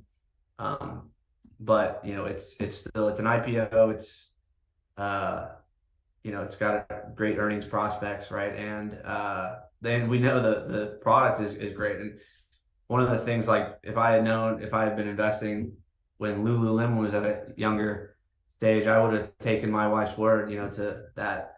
It's just an incredible product, and she loves this. All of her, nurse friends wear them to work. They're the most comfortable shoe. A lot of people I work out with wear them. And so that's, sometimes that can be simple enough to let, if you understand that, that it can keep growing. Okay. ANET's another one that we have, and this is an all-time high right here on this 175, this day right here. And, similar, I think that similar roaring back action we were talking about with SMCI and Duolingo. This was a poorly perceived, earnings report, and it's one of those things where it was puzzling to some extent to us, because we're sitting here understanding that the AI build out, is kind of important. They're certainly a player in growing that network of AI processing power, and it's come back quite a bit and given you a chance to get in if you missed it kind of on the pullback. I don't know if we love, that kind of sharp pullback isn't always great, right? It would be better if it was tighter, absolutely. But, again, all-time highs, liquid, maybe a $50 billion company or something. And I think growing earnings like 40% in the next 2 years or something. Okay, a few more PA&W. Changing character, a lot of follow through. I think off the earnings report here, we're just powered higher 5, 6, 7 days in a row, or whatever that is. Pulled back, maybe giving you a chance, but this is also at an all-time high, right? So hitting that all-time high a few days ago too. I'm still here, by the way. I just got to change camera batteries, but yeah, keep on trucking. Okay. Yeah. Sounds good. This is a sector, right? If you're looking for a little diversification out of AI, right, and tech and everything, Lennar, is kind of the biggest player there. A lot of these housing stocks have participated to the upside, but they're the biggest, maybe $30 billion market cap or so. And what's been the difficult thing to understand is, right, interest rates are as high as ever at 7%. Housing affordability is at like an all-time low, yet housing stocks continue to trend higher. So, to us, I think it's just, you obviously just follow the trend, follow the stocks, and clearly something's happening. And maybe that's people locked in. It doesn't really matter. But the fact that this thing continues to trend higher, despite going against everything you might think, it kind of is a good sign. And that's almost, hitting all-time highs too. But some other stocks in that area, all confirming the move, right? I think Green Brick has been the rocket ship. I know Taylor Morrison pretty good, and D.H. Horton, just all of them are kind of involved. And AMD, okay, the second tier name, of course. So NVIDIA, all-time highs already. AMD, not so much, but I think well known as the number 2 player in the GPU space. And I think we're comfortable thinking that it's not going to be winner take all. I mean, NVIDIA might have the best, but what started this move was Microsoft agreeing to partner with them, right? And so, these guys that are going to have to invest in AI, they're not going to use one vendor. That's not business wise. That doesn't make sense, right? You don't want to be a slave to one producer of this product that you need. So regardless, even if they are not going to be as dominant as NVIDIA might be, I think that makes a lot of sense. And the action tells you everything. Really, an early breakout from this trend line would have been possible, right above the 50-day. And it's just powered higher. So, a meaningful announcement, I guess, there, as the market has seen it, from Microsoft saying that they're gonna partner with AMD. Okay, and Shockwave is back on our list. I know we kind of bought it in an early sort of cheap, maybe on this day. And so I've been able to kind of hold through some of this volatility a little bit. There was a buyout rumor at one point that fueled it even higher. But if you look at a longer term chart, it's close to all-time highs. We own a little bit here. We want to buy. We want to average up. We love to see it take out this 300 number on volume and hopefully start the move. But huge earnings growth forecasted, a good product. Some of our we know a few cardiologists that have that use this product and know how great it is and everything.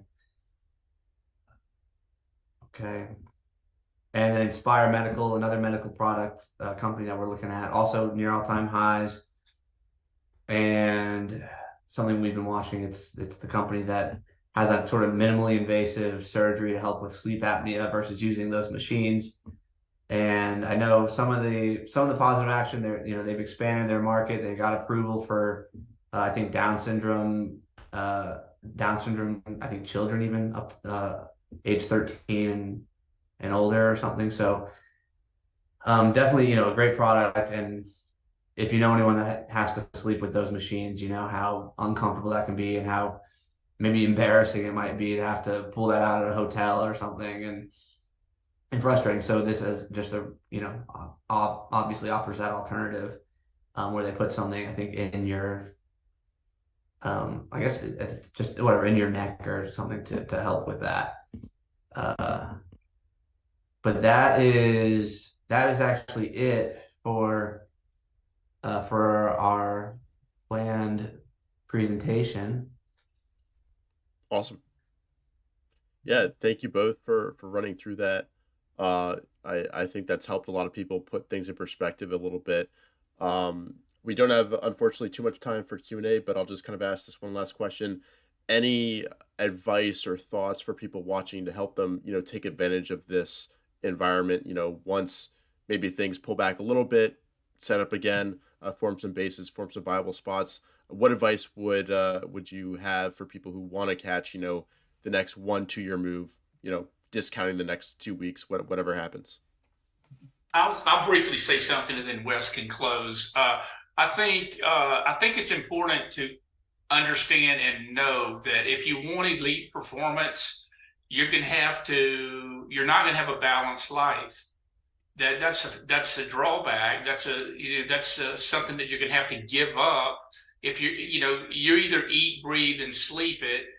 The markets, you're not going to have elite returns unless you put time in that Kobe Bryant, Michael Jordan, and all those guys, Larry Bird, put in terms of practicing. So it doesn't come easy, but the rewards are infinite, infinite, and it can change your life. So, if trading and investing is not for everyone, but we think we think it's a terrific career, terrific. It provides you with a terrific lifestyle, terrific opportunities if you're willing to grow and learn. And we continue to grow and learn every single day. Once you stop doing that, you lose your edge. So may you all continue to prosper. Everyone can do this if you've got the fortitude and the passion to do it. And we encourage everyone to do so. So thank you for hosting us, Richard, and I'll let Wes close. Great. Yeah. So, I mean, for me, I'm thinking personally, I'd say don't get too big in a stock if you're uncomfortable. We're trying to sit, I want to sit through and find the next leader that is going to go at 5x, and I'm not going to be able to sit through pullbacks if I have anything more than 10% and kind of maxing out at really 10%. I know you guys advocate for 10% typically as a good position size. But if you can't handle, a pullback, then, just don't get too big, because I'm, and try not to sell too early.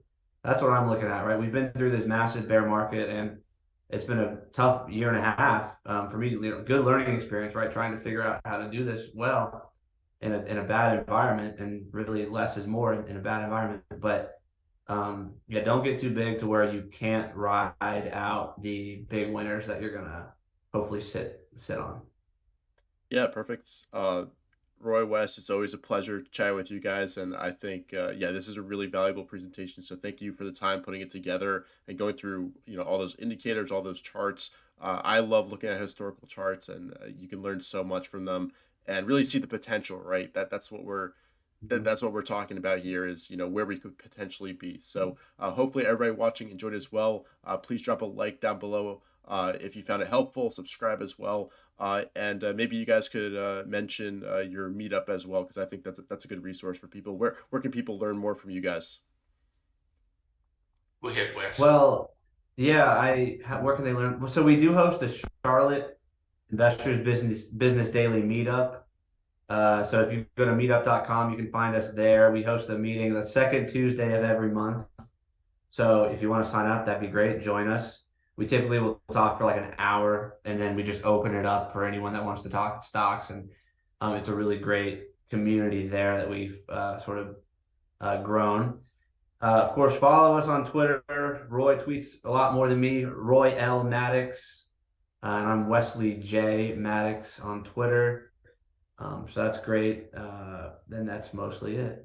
Perfect. Well, thanks again, guys. I'm sure everybody watching, I see a lot of great comments in the chat. So thank you guys once again, and we'll be right back with Peter Brandt. So stay tuned pretty shortly here. So we'll be right back. Give our best to Ray.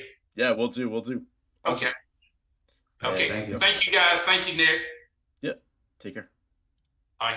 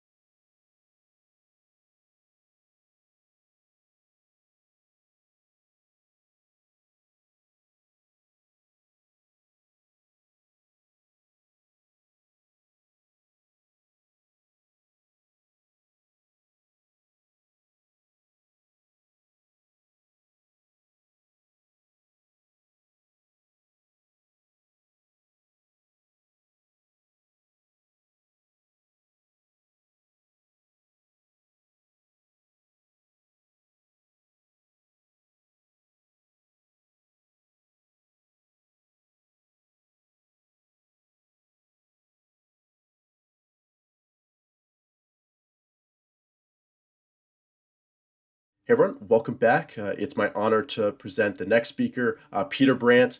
Peter was featured in the latest edition of the Market Wizards series by Jack Schwager, as you can see right here on the screen. And throughout his extensive trading career, he's produced a really stellar performance. So, Peter, it's an absolute pleasure to have you here and as a part of this conference. So, thank you very much for taking the time. Hey, thanks, Richard, for inviting me. I appreciate the opportunity always to talk to traders. It's kind of the world I've lived in. So, I relate a lot to guys who are trying to make it in the business of market speculation. So, it's my pleasure to be able to present to your trader lions. So all you trader lions out there.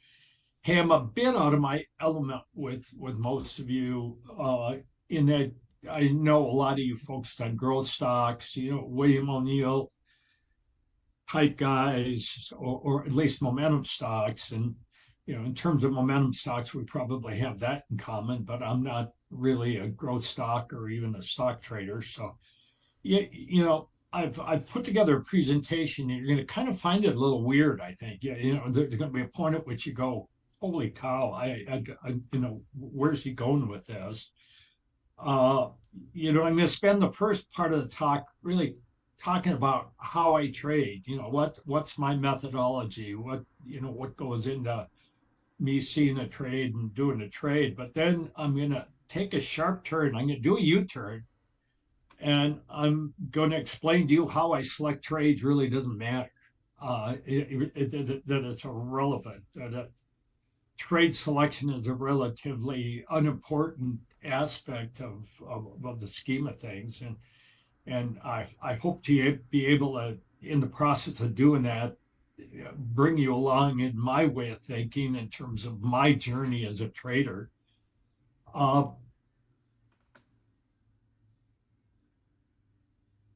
Sorry, I'm kind of a klutz when it comes to technology, so you're going to have to bear with this old dynasty. I want to really kind of share with you perspectives on market speculation as a career. And I know a lot of you are at various points in terms of trading as a career. Some of you may be there, you're trading, you've successfully traded. I am guessing that a whole lot of you are still trying to figure out what that means. And you may just be willing to trade to supplement your income as an engineer or a truck driver or whatever it may be. And there's probably a whole lot of you that kind of likes this trading and hopes that you can make it as a career, hope that you can figure out what that looks like and how does that work. So really what I want to do is kind of provide, I want to provide to you my decades-long period of trading. I started at the Board of Trade as a futures trader, and I'm still a futures trader. I trade futures, I trade Forex, and I'm a leveraged market trader. And when I started trading back in 1975, my goal was to trade my own account. I didn't want to be a floor broker. I didn't want to be a customer's man. I was a guy in his 20s who really became convinced that it's something that I could do. That would be a cool way to make a living. What a cool way is I could go to the Board of Trade and I could trade, and that's how I made my living. So that was really kind of my thinking at that point in time. And, I thought it was going to be easy. I worked hard. I was relatively smart. And, I'd be willing to put in the time, and I could quickly learn how to do it and quickly do this. And what I found is it was really quite a learning curve, and it was a pretty steep learning curve. And, I blew up several accounts during the first 4 years of my trading. And I've really come to believe that 4 to 5 years, that it really takes 4 to 5 years for somebody who is pursuing market speculation to start getting a scent for the rabbit trails they need to go down. Okay, this is kind of what it's all about for me. And for me, I just found that I found traction as a trader of classical chart patterns. 1978, I'd blown up accounts. I was 3 to 4 years into it, still in my 20s, and a friend of mine introduced me to Edwards McGee.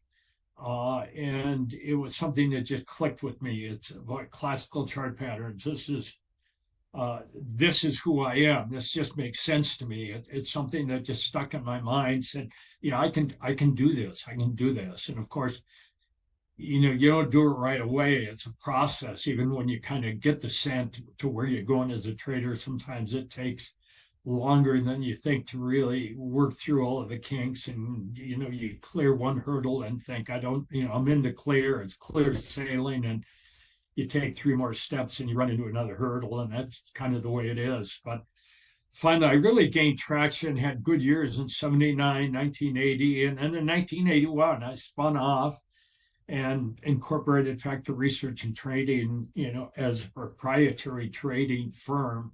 And that was at the Board of Trade.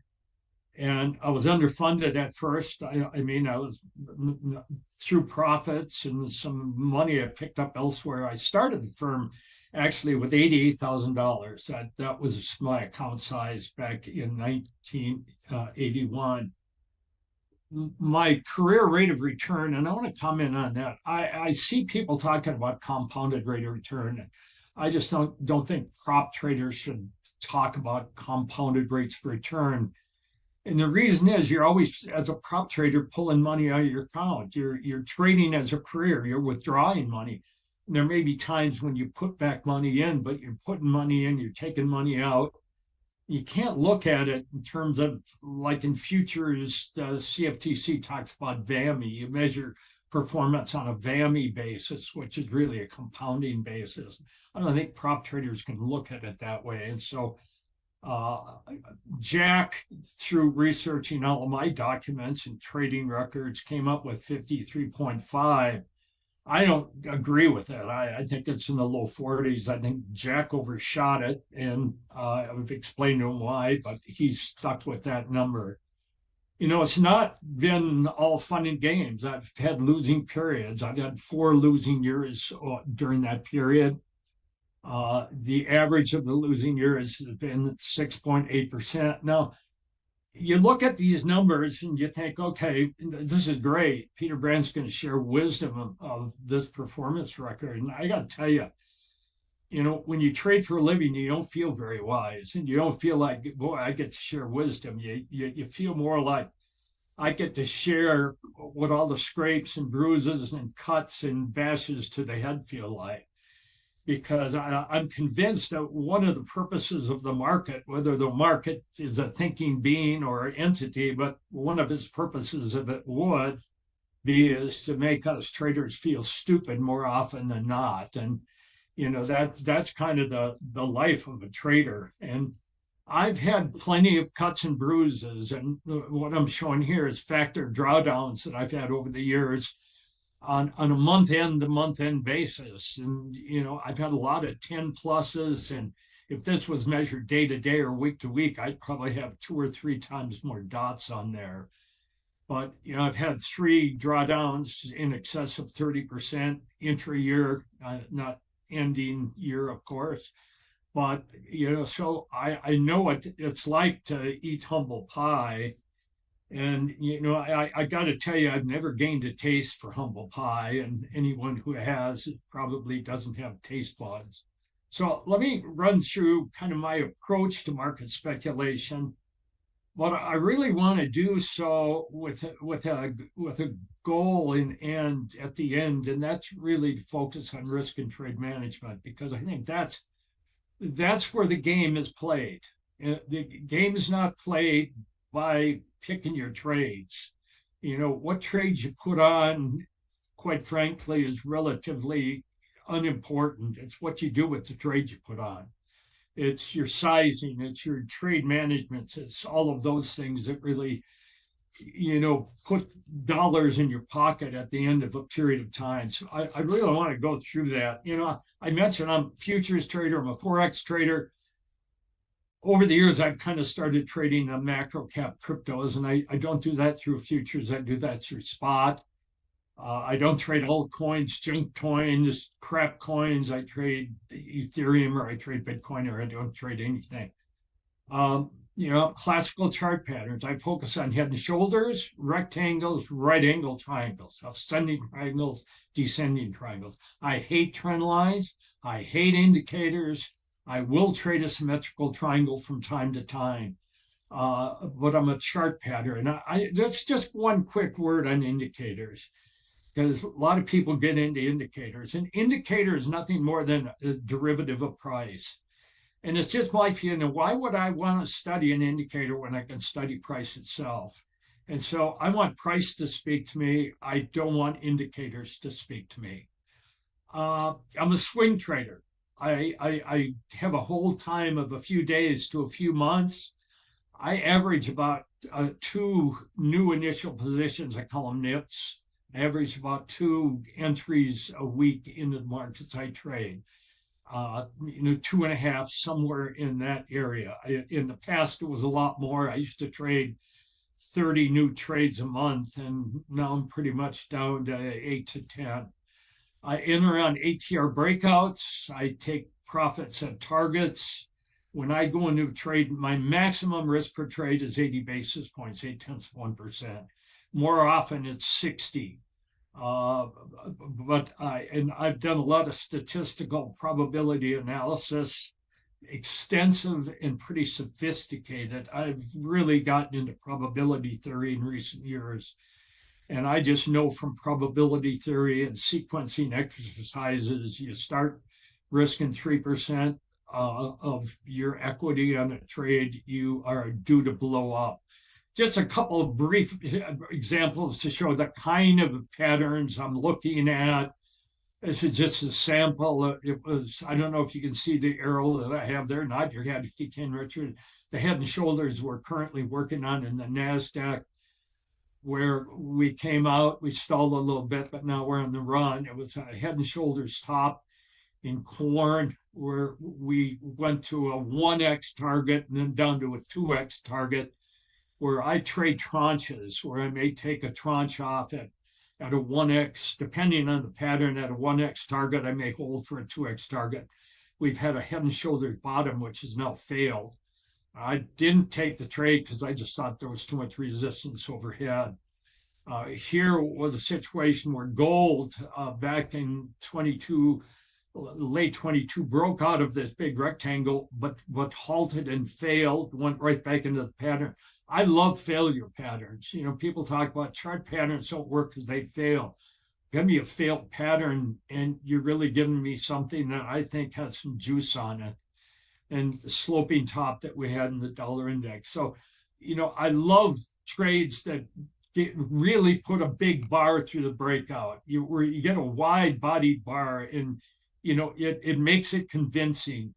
Those are the trades I like. I really like patterns that are contained in a 8 to 10 percentage point, at the outside 15% percentage point of the underlying value type. Now, I'm not going to go through this. I'm just going to show it. But I've got a grid which gives me all the different ways that I can get signals and how I put my tranches on.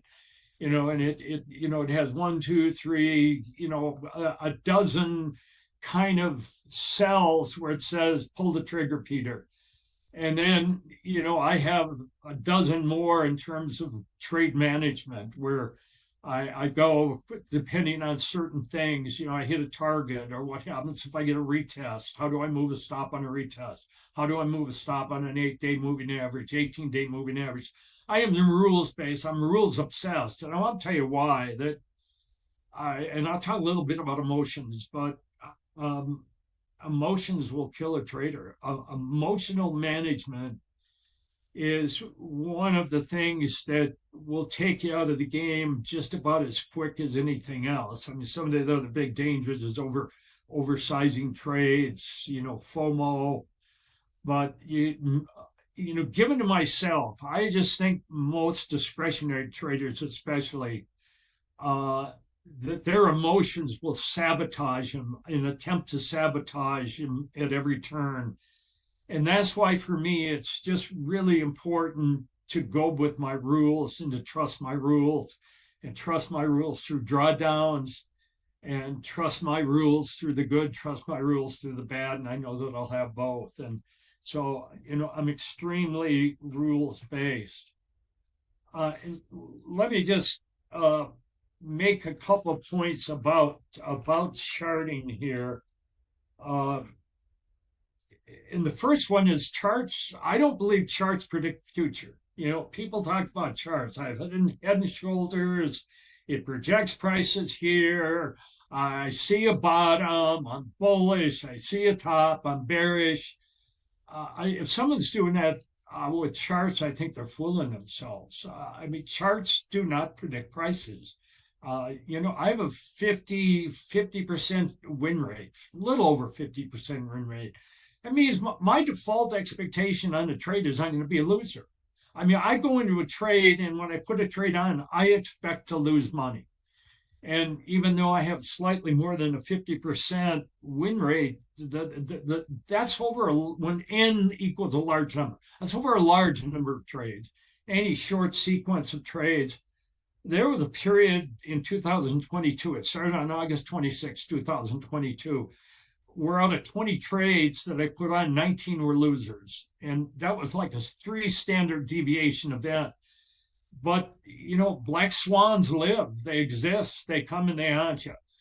What a charts do is they show me where prices have been, they show me where prices are, and they show me really kind of what might be the path of least resistance. I don't think in terms of certainties. I don't think in terms of probabilities of a trade working. I think in terms of possibilities. And, when combined with really solid risk and trade management, charts indicate trades with asymmetrical reward to risk ratios. So for me, that's what charts are. Charts can identify for me when I have an edge. And that's where my edge is when a chart can give me some asymmetry, but charts themselves have very little edge in and of themselves. Okay, talk about trade identification. My observation on social media is that novices are obsessed with trade identification. They're absolutely obsessed. They spend their money going to seminars, they buy services that are based on trade identification. When in my opinion, trade identification might provide 5, maybe 10% of the total composite of a trader's edge. And I just don't understand this obsession, because that's not where your obsession is. I want to talk about other things, which I think are the big chunks of trading. There's trade management. I talk about you put the trade on. What you do with the trade is more important than the trade you put on. It's risk management. What percent of your capital, what percentage of your capital do you risk in highly correlated trades? You're buying the QQQ, you're buying Apple, you're buying all of this. Well, you got not just 80 basis point risk on each one, but you add them up. That's one of the things I love about being a futures trader. I can be long European grains and short rubber in Singapore and long corn and have a gold silver spread on. And I don't have all of this composite risk that piles up on itself with things from similar asset classes. I think for me, that's really one of the big advantages of trading leverage futures contracts. Management of expectations and emotions. I'll talk about that in a minute. Just the process of trade management. Today is June 8th, 2022. If I'm trading and it's a trading day on June 8th, 1923, and it's 1:27 in the afternoon, I know what I'll be doing. I know what I do at 8 o'clock in the morning. I know what I do at noon. I know when I enter my orders, how I enter my orders. I know how to recheck my orders. It's the process of trading. It's doing the same things over and over and over again. I want to talk about expectations, because my observation is this is a killer. If people expect too much from the markets, you double in your capital every year. You see people talking about that. I had a 20x trade. I had a 10x trade. I had a 5x trade. And let me get one more quick word on that, if I could. when I see somebody say, I made 500% on this trade, because let's say I bought a stock at $5 and I sold it at $25. I think that's the wrong way to look at return. I think it's the wrong way to look at risk. I think that performance always has to be measured against the total capital of an account. You've always got to look, what's your total pot of money? Not what your return on a margin is, or your return on an options trade is, or your return on an individual stock is. Always get used to measuring risk and your return against your total capital base. Or you talk about people turning $5,000 into $1 million and quitting your job and killing the market. And you see that on social media. And I think it's absolutely bogus. And so here's the reality. And I want to be encouraging when I talk about this. I mean, a lot of you are aspiring traders, and I want to encourage you in that aspiration. But there's a lot of studies, and there's a lot of really good academic, scholarly studies, research coming out of the CME, research coming out of some of the crypto exchanges that, from day one, when a trader starts out until year 5 or beyond, 5% of aspiring traders really reach the point where they say, this is what I do for a living. I make a comfortable living for myself. I have good years, I have bad years, but I'm a career trader. And, if that's your goal, I want to encourage you in that goal, but I also want you to know that there are huge pitfalls that stand in your way from that. You got to be aware of where those pitfalls are, because they're out to get you. And they're out to get you when you trade too much size. They're out to get you when you have too much composite correlated risk. They're out to get you when you start FOMOing. They're out to get you if you don't be careful. So that's my word on that. Okay, management of emotions. I talked about my emotions. If I'm not rules-based, my emotions will carry me off in a never land. And so there's some practical implications to that for me. I don't enter orders during the market hours. I enter orders the night before, after the New York Stock Exchange closes, and shortly after you get the official, the end of the day, Globex close, and gold and silver and some of these other markets, NASDAQ futures. And that's the day for me when my work starts. My job starts when everything's closed, because that's when I look at what my positions are, what my orders are, where my stops are, because I use open stops. I use open order stops. I use open orders to get into trades. I couple open orders to get into trades with attached stop orders to them. So that's when I do it. I may tweak those in the morning when I get up, 4:30, 5 o'clock. I may take a quick look at market and tweak those. But I avoid doing any trade and pulling any triggers when the bell rings. And so that's my way of kind of removing myself from the chaos of price change, from the blinking screen. Then I try to remove myself. I'll go play pickleball. I try to bike 20 to 30 miles a day, do my honey-do list for my wife, and, do things like that.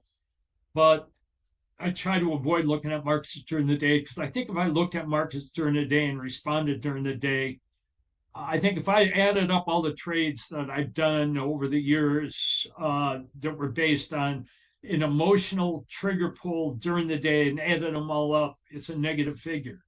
And so I need to be aware, really, of my best practices. So then you got trade management, you got risk management, and I really want to take my remaining time here before I can get to some questions, Richard, on that, because there's some key things that I really want to talk about here. I think 7, 8 years ago, I did a big project on probability theory with some guys that founded the first high frequency trading operation That was CRT in Chicago Research and Trading. These were the quants of the quants. And we developed some Excel programs that kind of were what if, based on anybody that's got stable trading long-term metrics. You start plugging what if questions in. And it was an Excel program that probably had 50,000 cells with formulas and very, very extensive. And boy, I'll tell you, I was pretty fixed on what I thought about trade probabilities, but it was a great learning process for me. And what it really made me understand is what metrics, when you change metrics in your trading, what metrics matter, what things in the process of your trading matter. And when I hear people talking about risking 3%, 4%, 5% on a trade, or 10% on a highly correlated portfolio, what that tells me is disaster is pending. It may not be this year, it may not be next year, but disaster is pending. And Warren Buffett's talked about his job is to avoid being destroyed. You avoid getting wiped out as long as you avoid destruction. As long as you keep your pile of chips in place, you got a chance. You may be struggling with how you're trading. You may not have everything in place. You may not have your formulas right. You may not have everything aligned. But as long as you don't self-destruct, you got a chance to get to where you are. I'm just shocked when I hear people say, golly, I lost everything in Bitcoin. I wrote it up to 60,000. I wrote it down. And, that's just self-destructive behavior. And so you got to think in terms of not what your next trade is and not your win rate. A win rate is nothing more. It's the most overrated metric in the world. Is your win rate. Your win rate is nonsense. And what matters is what's the ratio of your win size to lose size. That's the only thing that matters.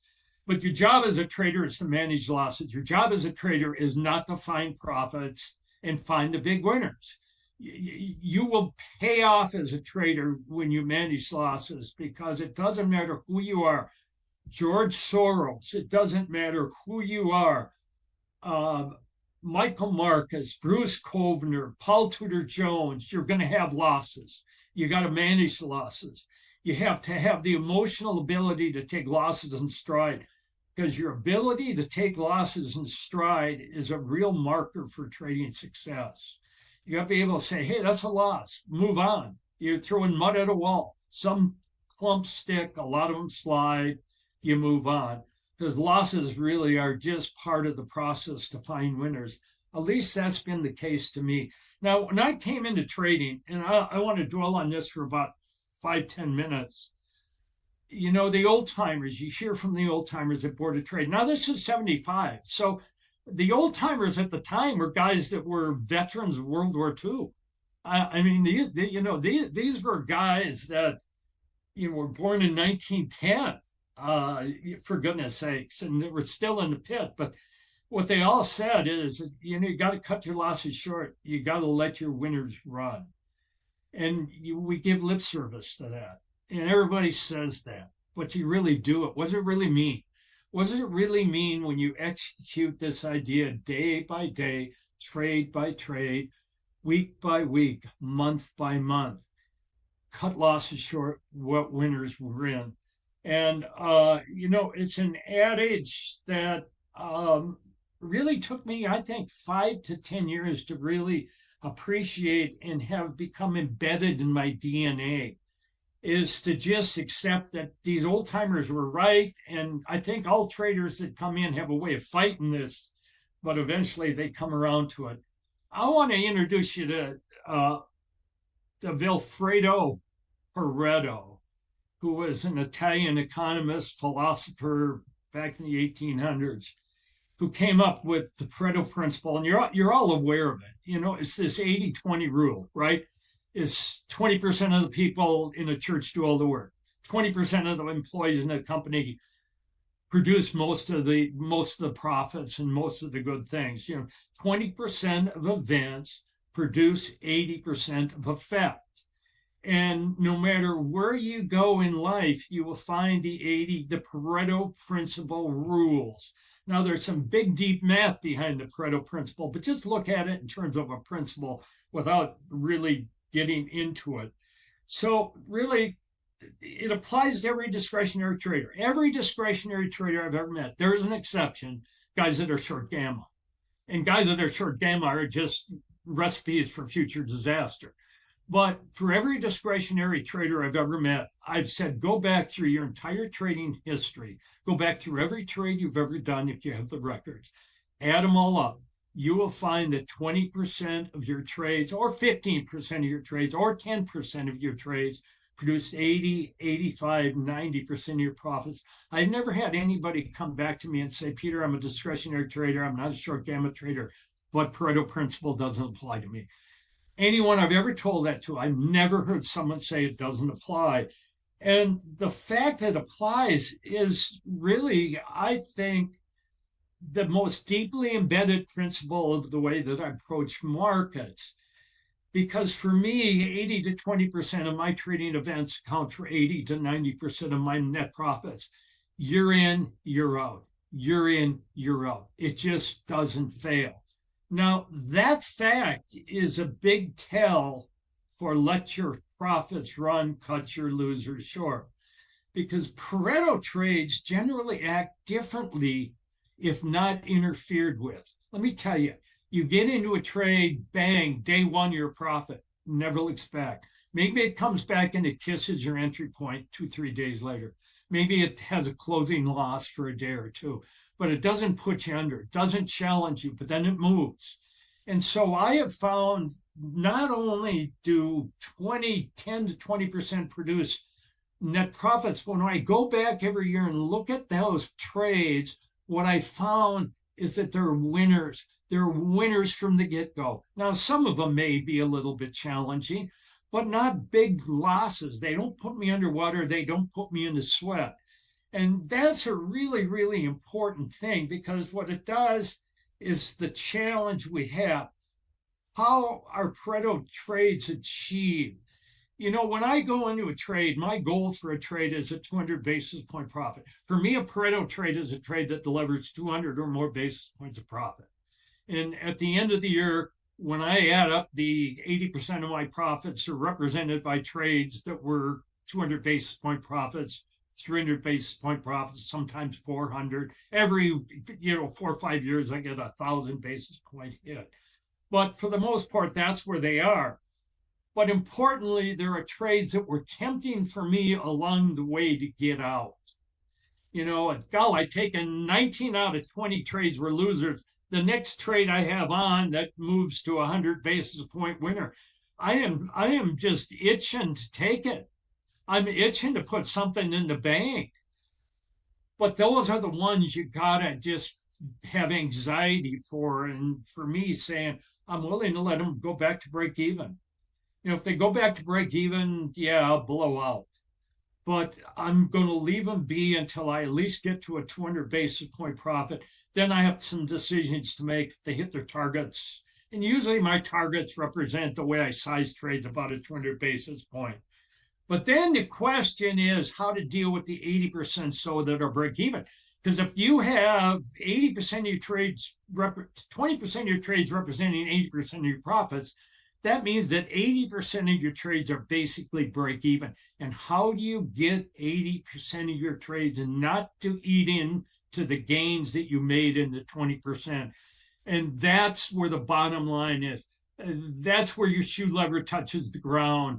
And that's what matters for me. So I just want to go through the metrics that for me matter. And people talk about win rates. They talk about rate of return. What a nonsense metric is rate of return. Who cares what your rate of return is? If you're profitable, you're profitable. Rate of return, I don't want to hear anyone tell me what their rate of return is. It's meaning Sharpe ratio is a big joke. but it's a joke that family offices all embrace is what's your Sharpe ratio? And that's nonsensical. As for me, I am penalized. When I get a 300 basis point winner, I get penalized on my Sharpe ratio. It penalizes traders that make most of their money based on the Pareto principle, which rules trading. And so the Sharpe ratio is nonsense. So for me, cross them out. I want to what's your worst loss? Big metric. In our programming, our probability program, worst loss is a huge metric. What's your worst loss in basis points? In basis points. You've taken a 500 basis point hit on a loss. That is bad news. And so I want my worst loss during the course of the year to be maybe 100 basis point hit. Profit factor. If you don't know what profit factor is, Google it. You can find out what profit factor is. If you have a profit factor over 1 during the course of the year, it doesn't matter what your rate of return is because you will be profitable. Gain to pain ratio. It has some mathematical equivalencies to profit factor, which the math will show you. What's your gain to pain ratio? How much pain do you have to go through to get your gain? Jack Schwager also wrote a book called Market Sense and Nonsense, and Jack is the master of metrics. And if you don't have the book yet, it goes through all of the performance metrics that are out there. There are some wonderful performance metrics, and they're not the ones that most of the people on the street look at. Kelmar ratio kind of is a rolling ratio of drawdowns to your annual, and usually look at it on a 3-year or 5-year basis. And of course, the Pareto effect. That's a metric that I want to look at every year is what percent of my trades did what percent of my net profit. That's a record. This goes back to 2014 for the factor prop account, which is the company's trading account. And I look at some of these things where, over the course, my average gain has been 66 basis point. My average loss has been 16 basis point. My ratio of win to loss size 4.2, my profit factor 5.4. If you have a profit factor of 3, you're world class. You're getting into world class. 2 is excellent. 1 is profitable. And then the percent of my total profits that come from the 15 largest profits I have, and that's been about 80. These are the metrics to me that really matter. And it all comes back, how do you figure out a way to cut your losses short? How do you figure out a way emotionally and in rules terms to let your profits run? And what does it mean to you to cut your losses short? What does it mean to you to let your winners run? So, hey, Richard, the time left is yours. Awesome. Peter, thank you so much. I really enjoyed this, and I think it emphasizes a lot of key points for everybody watching. So I hope everybody's enjoying it. So thank you very much for putting that together and for your time. I do have some follow-up questions here, so let's go ahead and get started. First things first, going back to your rules and your trading matrix, which I thought was really interesting. Obviously, not every trader is going to be the same, and they're each going to have their own trading matrix. What advice would you have for traders to help develop that and to develop rules and find their individual style? Time. I mean, that's really time, right? I mean, it's what has worked for you in the past. I mean, if you want to know what works for you, what's worked for you. What have you done that's been good, and then start focus on. The problem with trading is it's not like sticking your finger in a light socket, right? You wet your finger and stick it in your light socket. It's instant. You got instant knowledge, which unfortunately you don't in trading. And it's possible to put on a good trade that's a loser. It's possible to put on a stupid trade that's a winner. And so I just think a lot of it is kind of common sense to, I don't know how you trade, whether it's charts, whether it's William O'Neill, but how far are you varying from William O'Neill? What's William O'Neill have to say? for me, Edwards McGee was my first book, Richard. But then that led me to Richard W. Schaubacher because he's the grandfather. Technical Analysis and Stock Market Profits, 1933. And so when I put on a trade, I kind of always think, golly, I wonder if Schaubacher would agree with me. Right. And when I put on a trade, I wonder, okay, if a year from now I take this chart and I put it on a wall poster and I stick a stick pin in where I get in, a year later, does that make sense to me? Was that a trade that made sense? Did my entry make sense? Did my exit make sense? And so I'm always thinking, am I doing something that's going to stand the test of time relative to how I trade a market? Mm-hmm. So guys that are William O'Neill type guys, you got a script there. Now, the degree to which you make it your own, that comes through time. Mm-hmm. The degree to which you say, for me, I'm not going to wait for an ATR breakout, but I'm trying to grab something early. And one of my cells does that. If I'm in a pattern that I think is mature, if it forms a smaller pattern within a bigger pattern, an example is a Russell, on long Russell. It formed a small rectangle within a massive rectangle that still is on the chart. And I get something, and I get an upturn in ADX. And the ADX turns up for me from a level of under 12. And I get a couple of up bars or sign of, Wyckoff sign of strength. I may grab a trade early. But I think, that becomes then one of my cells. It becomes something that I remember. It's, hey, I did that trade, it tended to work. And, let me monitor that, and maybe it becomes one of my rules, in the future. And I think it's just, a lot of this is trial and error. It's getting bashed in the face. It's getting knocked down, and you get back up and you try it again. But it's finding the things that kind of work for you. I know my best practices, and I know I could do a worse practice and have a winning trade. But over the long term, I know that if I stick with best practices, I'll trust them. Now, there may be a day when my edge goes away. Maybe artificial intelligence takes my edge away, because I have a niche that's my edge, and maybe my edge goes bye-bye with artificial intelligence. Who knows? I'm not ruling that out, but I think it's just finding your niche. Yeah, excellent. And one thing that stood out to me that you kind of mentioned was the frequency of trades you take, and how it used to be higher and now it's about 2 per week. Could you kind of touch on that? Is that a conscious thing you're doing to try to slow down a little bit, and maybe touch on, patience and waiting for things to set up exactly how you'd like to?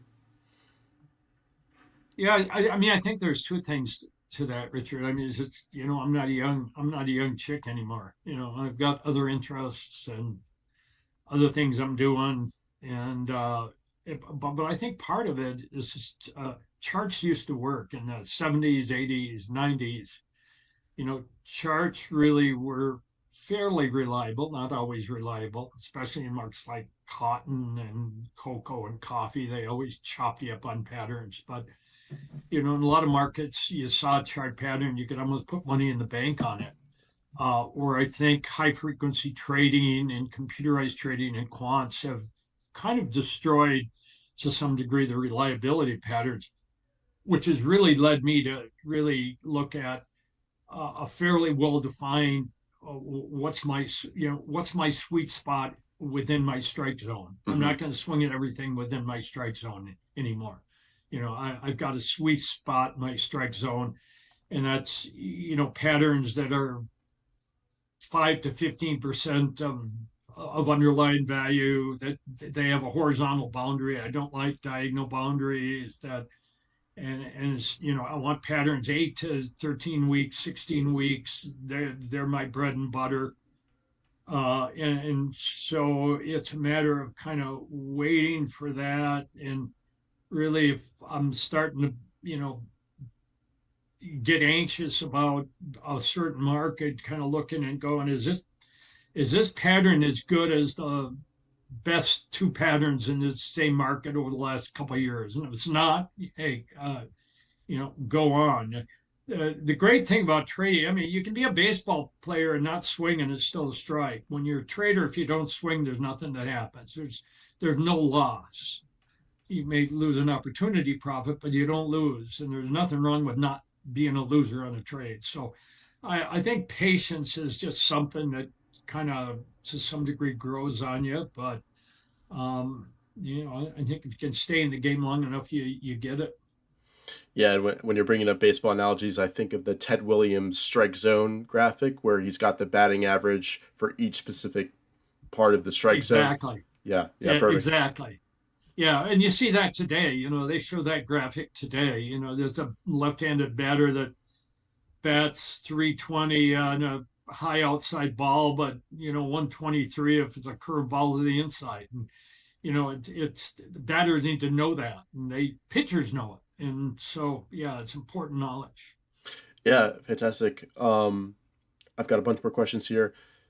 Getting into your study of probability theory and the sequencing of returns and what would happen if you had a bunch of losses in a row, could you kind of touch on that and how that's kind of informed your trading? You already mentioned it a little bit, but I think it's a really important point to discuss, especially for newer traders, about expectations. A lot of people, this is the perfect setup, the perfect stock, it's going to be a big winner.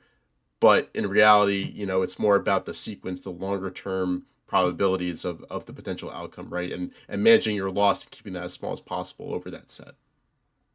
Yeah, just recently I'm trying to remember where I saw it, but somebody really well known. I mean, it's one of the big name thinkers talked about pure probability, your pure probability curve, right? Your pure bell curve doesn't, in terms of standard deviation, doesn't perfectly apply to speculative markets. In the same way it does in physics and other things where you really have pretty standard bell curve performance. And so trading doesn't. So it's easier to move into a 2 standard deviation, 3 standard deviation event. But, in trading, if I'm 50% win rate, I don't win, lose, win, lose, win, lose. I could win, lose, lose, lose, win, lose, lose, win, win, win, win. And so it's 50% when you're dealing with this huge, massive number. But when you compress it down, you get weird things that happen. Yeah. Where you can do lose, lose, lose, win, lose, lose, win, lose, lose, lose, lose, lose. And you get these sequences where, depending on what your bet rate is, you can have a 1 standard deviation at a 50% win rate and be wiped out.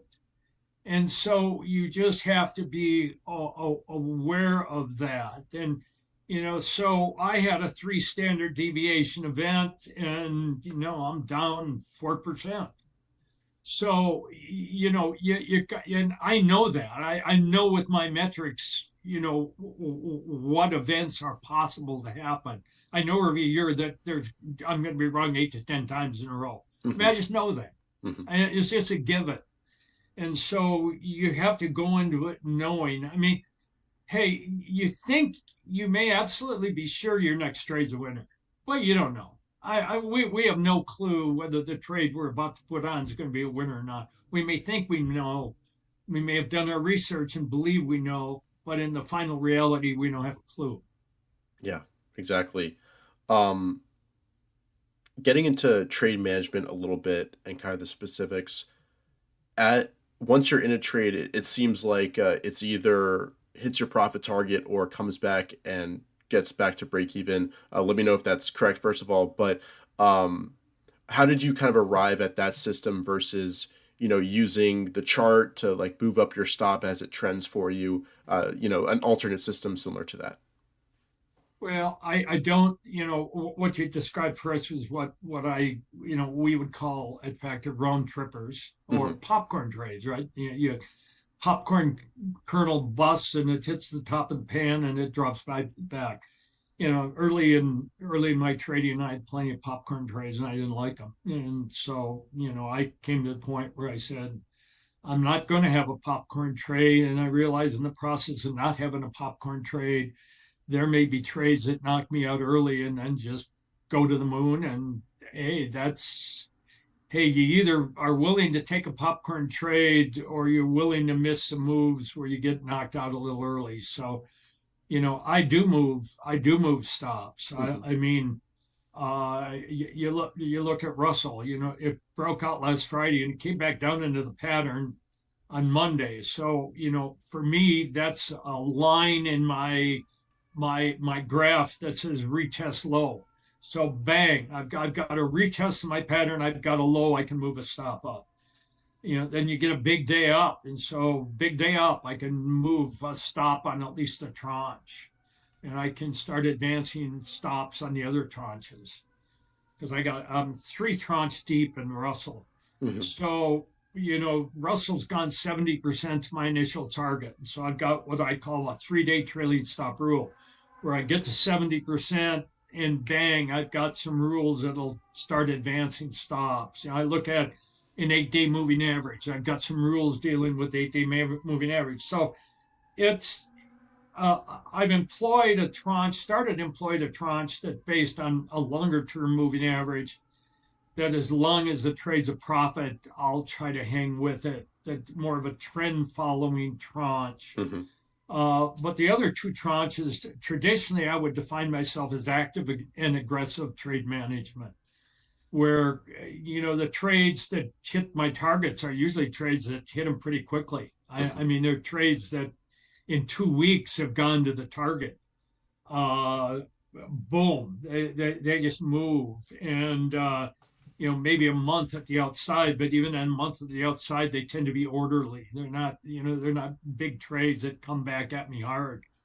And and so I use a rule called, if I'm in the long position, I pay attention to a trend whereby whatever the high day is of a trend, that the market does not close below a high day low. And if it does, I'll take some action. I'll move a stop if that happens.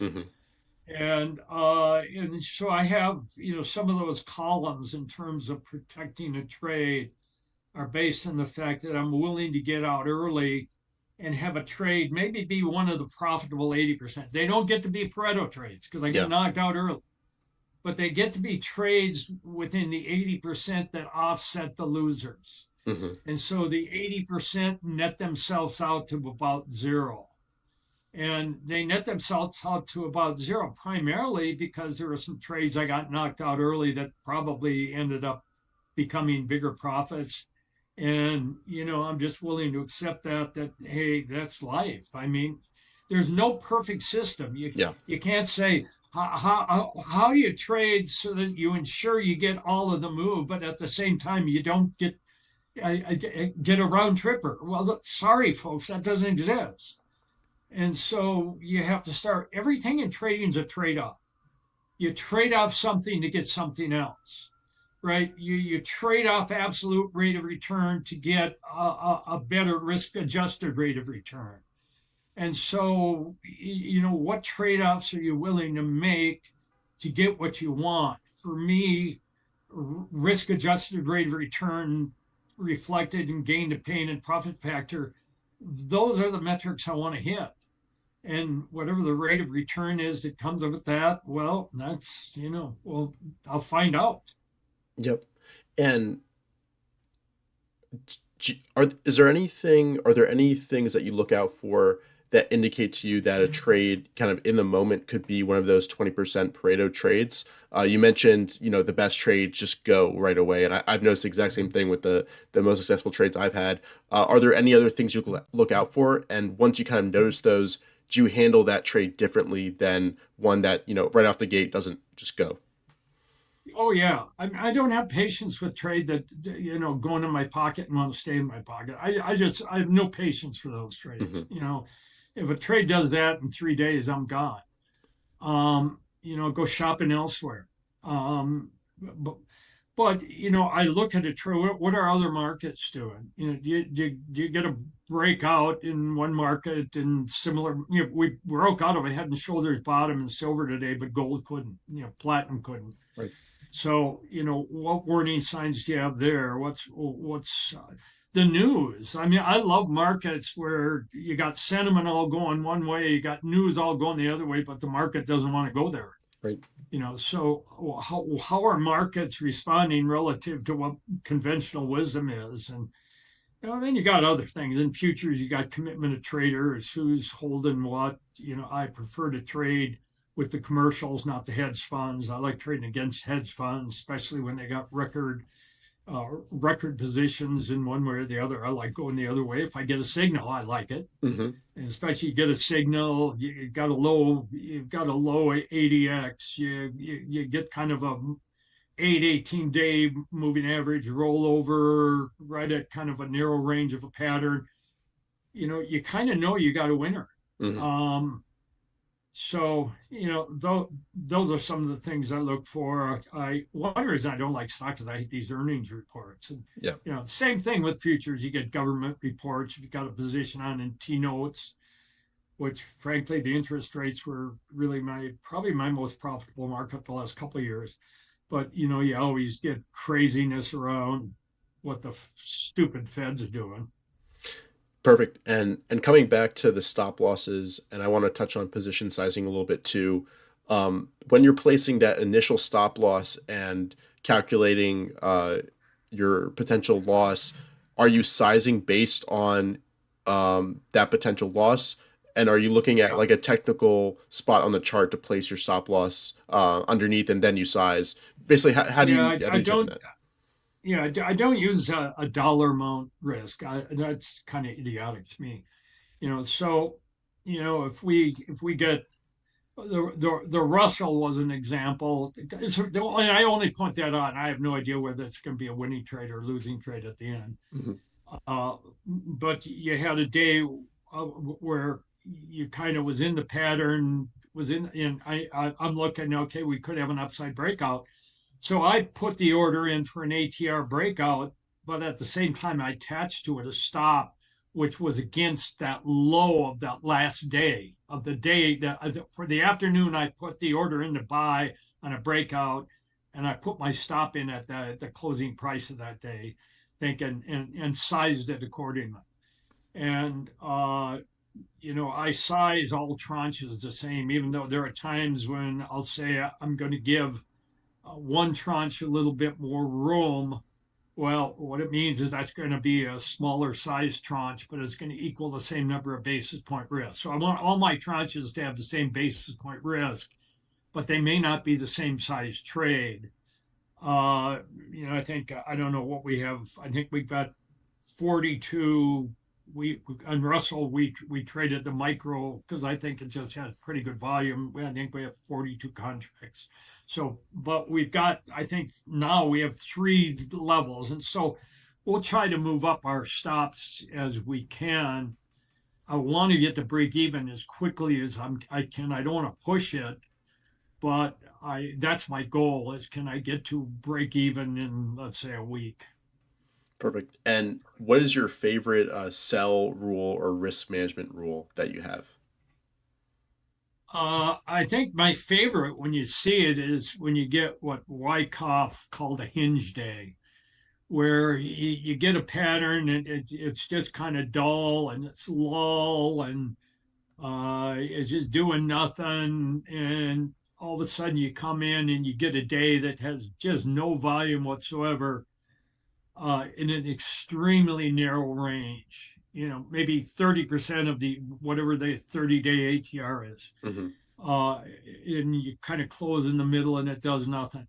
For me, that's a hinge day. That's a Wyckoff hinge day. And it says its market's ready to move.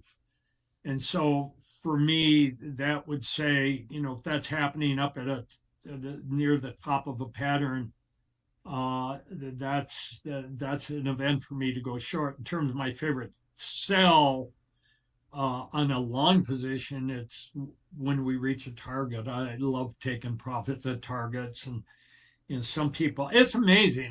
Because I see it in human behavior. A lot of people say, I'm going to take profits at targets, and the market gets to a target, and they're twice as bullish. Mm-hmm. Where I want my biggest position to come at the day I put it on, and from there on, I only want to go to a smaller position. I don't pyramid. Pyramiding moves my average price adversely against where the market is, and I don't want that. I want to keep the advantage of my entry price. So anyway. Yeah, excellent. And I saw a tweet from you. I don't remember exactly what you said, but it was about signals and noise and charts, and you kind of touched on it today as well, talking about, the high frequency traders and the changing market dynamics a little bit. What would be your advice for traders to help sift through the noise and determine, the signals and the price action that truly matters and can help give them an edge? Well, there's a couple of things. Nate Silver wrote a book about signal and noise. I think was after the column of whatever the title was. It was a great book, by the way. It was a wonderful book where he talked about, how do you decipher a signal from a noise, and the reality is sometimes it's tough to do.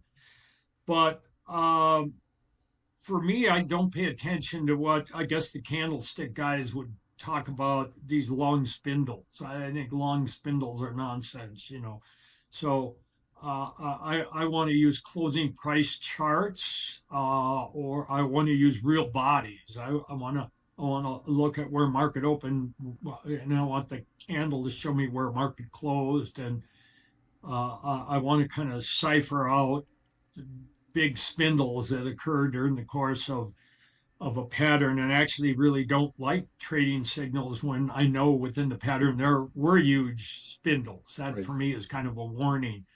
Watch your step. This market's likely to whip you around some. So I think it's just trying to. I hate to use the term that a pattern becomes mature, because that is so subjective. But I guess if I count up the number of trades I've probably done in my life, I did once, and I can't even remember what that is, but it's a lot. And I guess over that time, I have some sense that this market is probably too premature right here to really take off, and needs a little bit more time, and maybe time's getting right for something to happen. Yeah, excellent. And you mentioned the metrics that you thought would be helpful to track in the moment in a trade journal. What are some key things that you'd recommend traders keep track of on a per trade basis, as well as would you recommend them track the pattern they're trading, take notes on all of it in real time, that type of thing? Any advice on journaling?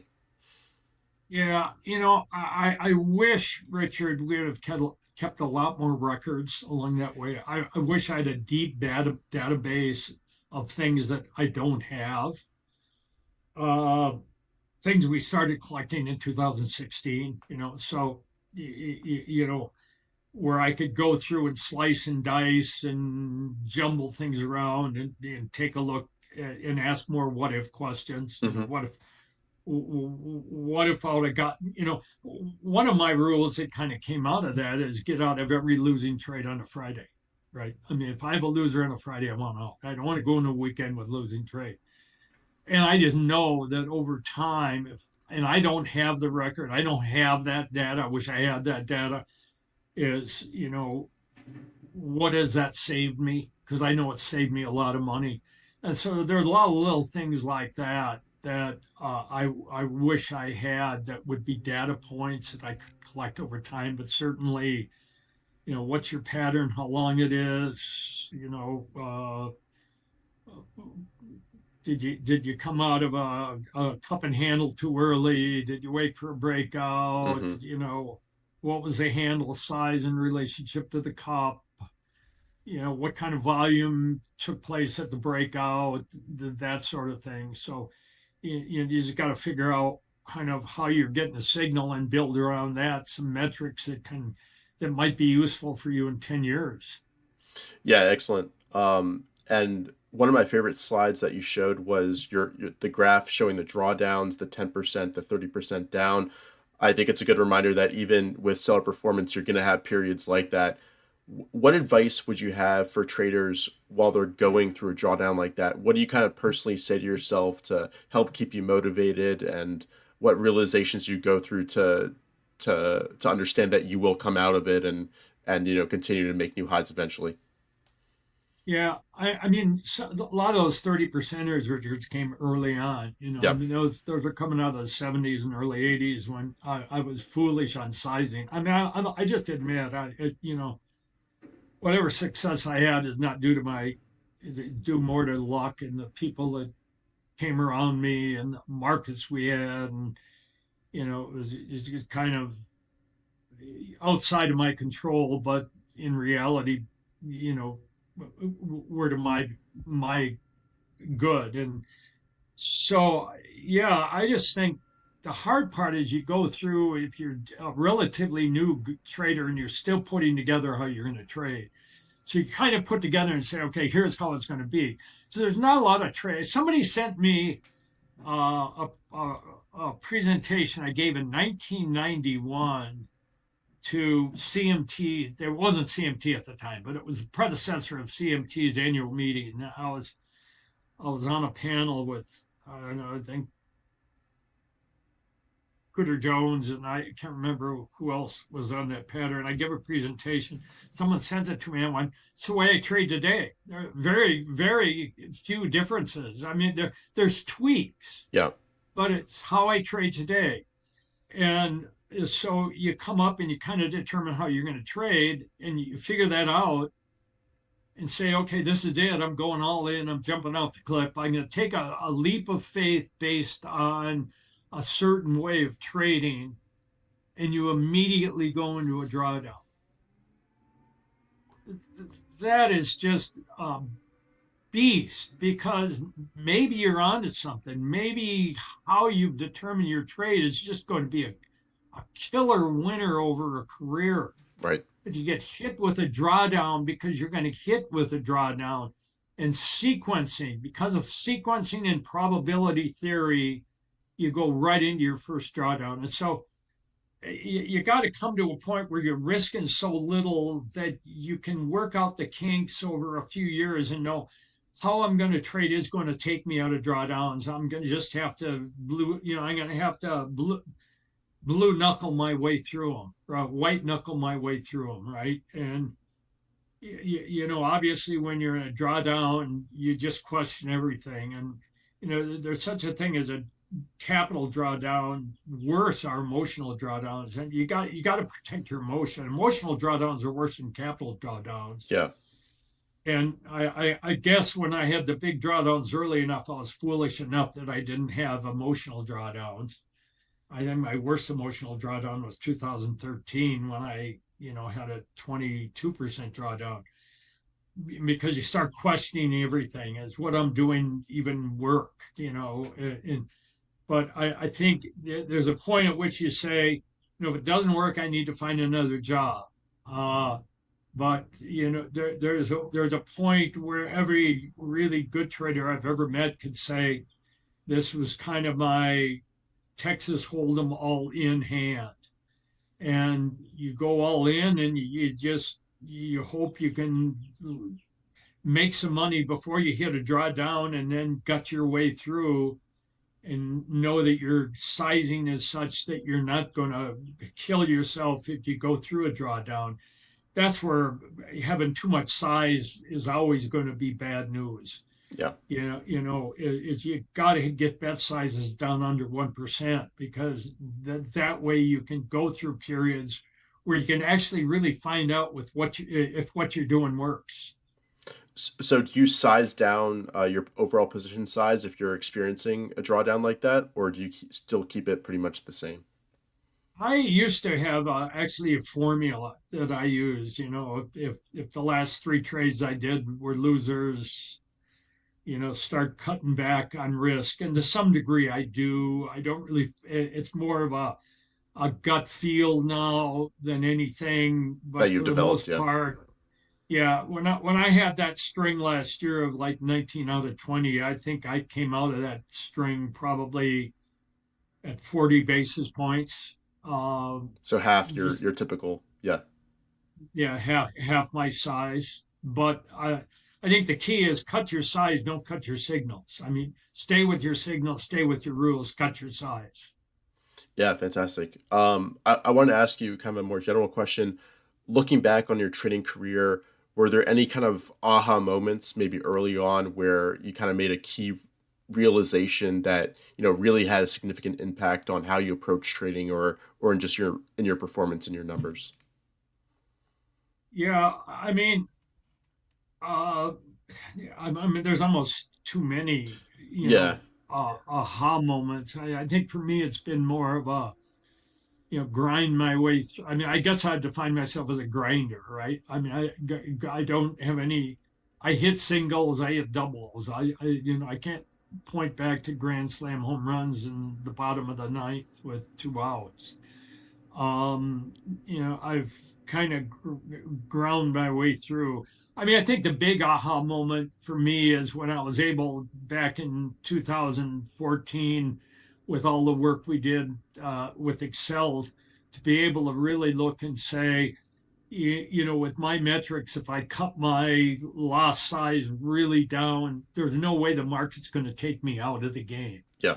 right? The real significance of small losses. Hmm. From I think instinctively I knew that. Instinctively, there's a great book uh, by Mark Ritchie Sr. I think it's called My Trading Bible, uh, and Mark Ritchie and his brother Joe were in I think the first Market Wizards book, and the Ritchies were the guys behind CRT, and it's a wonderful book because he made the point, and I first heard him in a group where they're wizards. Every once in a while, a few of the wizards get together and talk about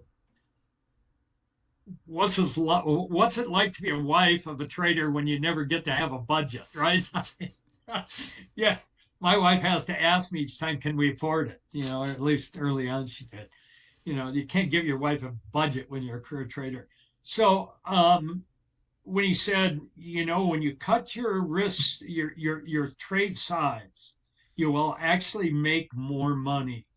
And I'm trying to think when he's 2011, maybe 2011, he said that. And I'm like, come on, Mark, there's no way that's true. There's no way that you can make that statement to me that if I cut my size down from 20 contracts to 10 contracts, then I'm going to make more money.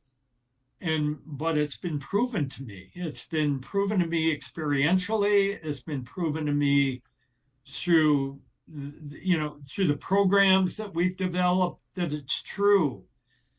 Because there's something about when you really push your size, sometimes you end up trading your equity and not the markets. Hmm. You make decisions based on the fact that you get these, watching your equity during the intraday is a sure sign that you're you're setting yourself up for something that's not real good. Watching your equity every day, you trade your equity or you trade the markets. And I think especially if a trader is prone to trade his equity and not his markets, he needs to cut his size in half because that trader will find that his performance will increase over time. Yeah, excellent. And I also wanted to ask you, if you were talking with your younger self who's just starting to get into this business, what advice would you give? What would you kind of tell a young Peter Brandt to give him a leg up in the markets and, accelerate his learning curve? Go to trade school, get your electrical license or plumbing license and be an entrepreneur in an electrical business where, you don't wake up on July 4th in Minnesota with a rainstorm wondering if it's raining on the corn crop in Iowa. Go into something else. Yeah.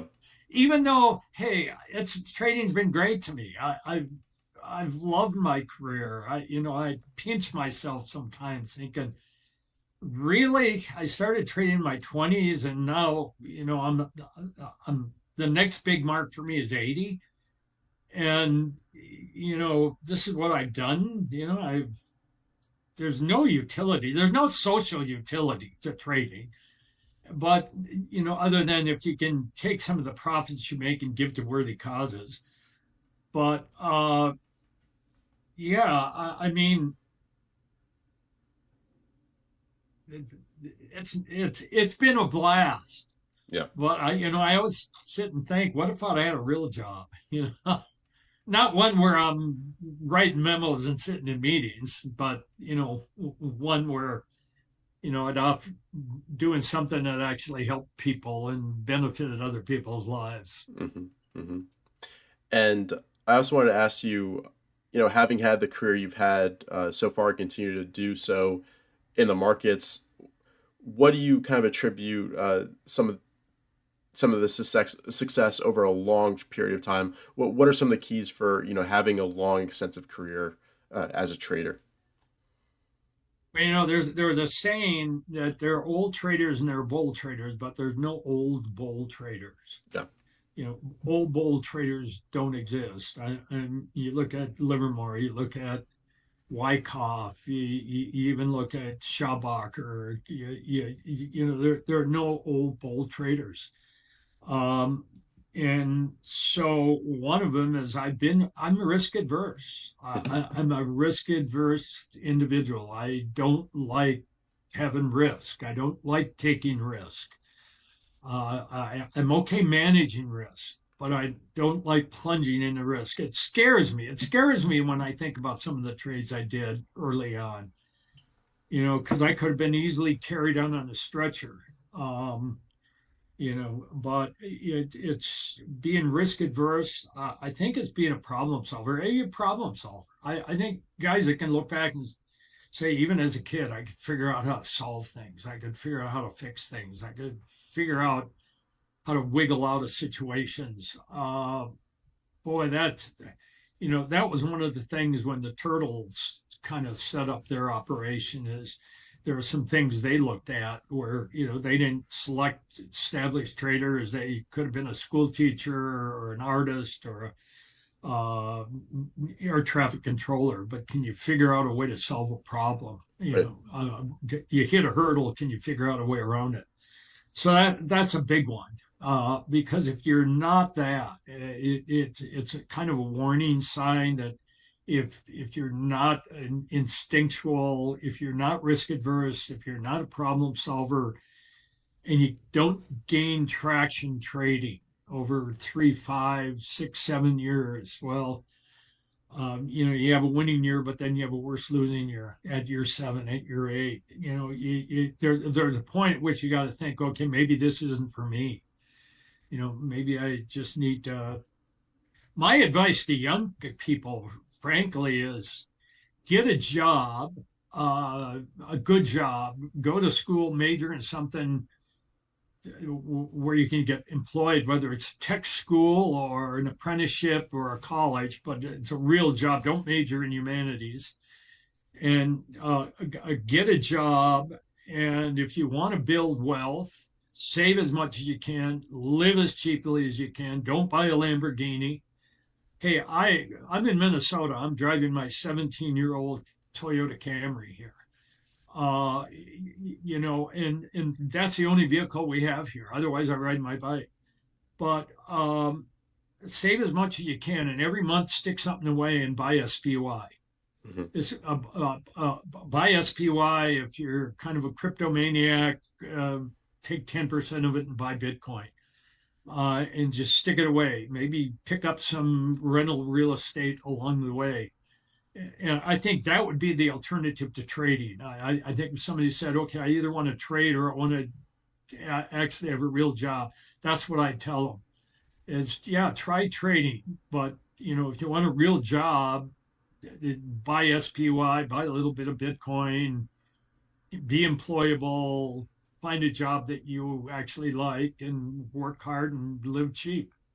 Yeah, great. And for the people out there who want to be part of that 5%, you mentioned, the 5% that actually make it and turn this into a career. what type of work is required to become one of that 5%? Because it takes time, it takes discipline, it takes hard work and studying. What kind of outline should people follow so they can get the best Yeah, chance of being in that 5%? that's a great question. So you got to figure, okay, if you're going to quit and trade for a living, right? You're going to just say, okay, I'm no longer this. I'm now a trader, and I've got my little PC in front of me, and I'm going to trade. Well, I think there's a couple of things that have to happen. I mean, I think you have to have 2 years worth of money in the bank to cover your living expenses. And that can't be the money in your trading account. That's Right, got to be separate. right. You got to stash it away because you got to assume your first year is going to be a loser. So you just assume your first year is going to be a loser out of the box. Then you have to figure out, okay, how much do I need? I mean, what do I want to earn? I mean, maybe it's not what I eventually earn 10 years down the line, but what's the nut that I have to crack every month, every year? And I would say the money in your account has to be such where you can cut that nut, you can crack that nut if you have a 20% year. 20% year, you have to have enough money. And that money has to be money that you earned with profits. It can't be money you borrowed. It can't be cashed in life insurance. It can't be a second mortgage on your house. It can't be your wife's inheritance. It's got to be money that you have earned. And you don't quit your job until the amount of money in your account is money that you can say, I've made this in the markets. These are my profits. Because that's a pretty good marker that you can make money trading, right, Richard? Yep. That's a really good marker. And so that would be my advice to people. And if they're saying, well, I just don't want to do that, good luck.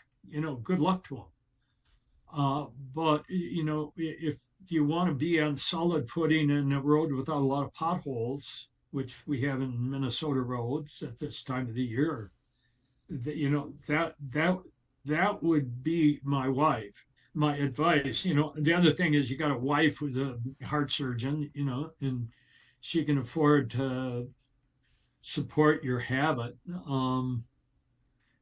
Until year 10, you've finally figure it out after burning up a lot of your wife's income. That's always an option. Hey, Yep, yep.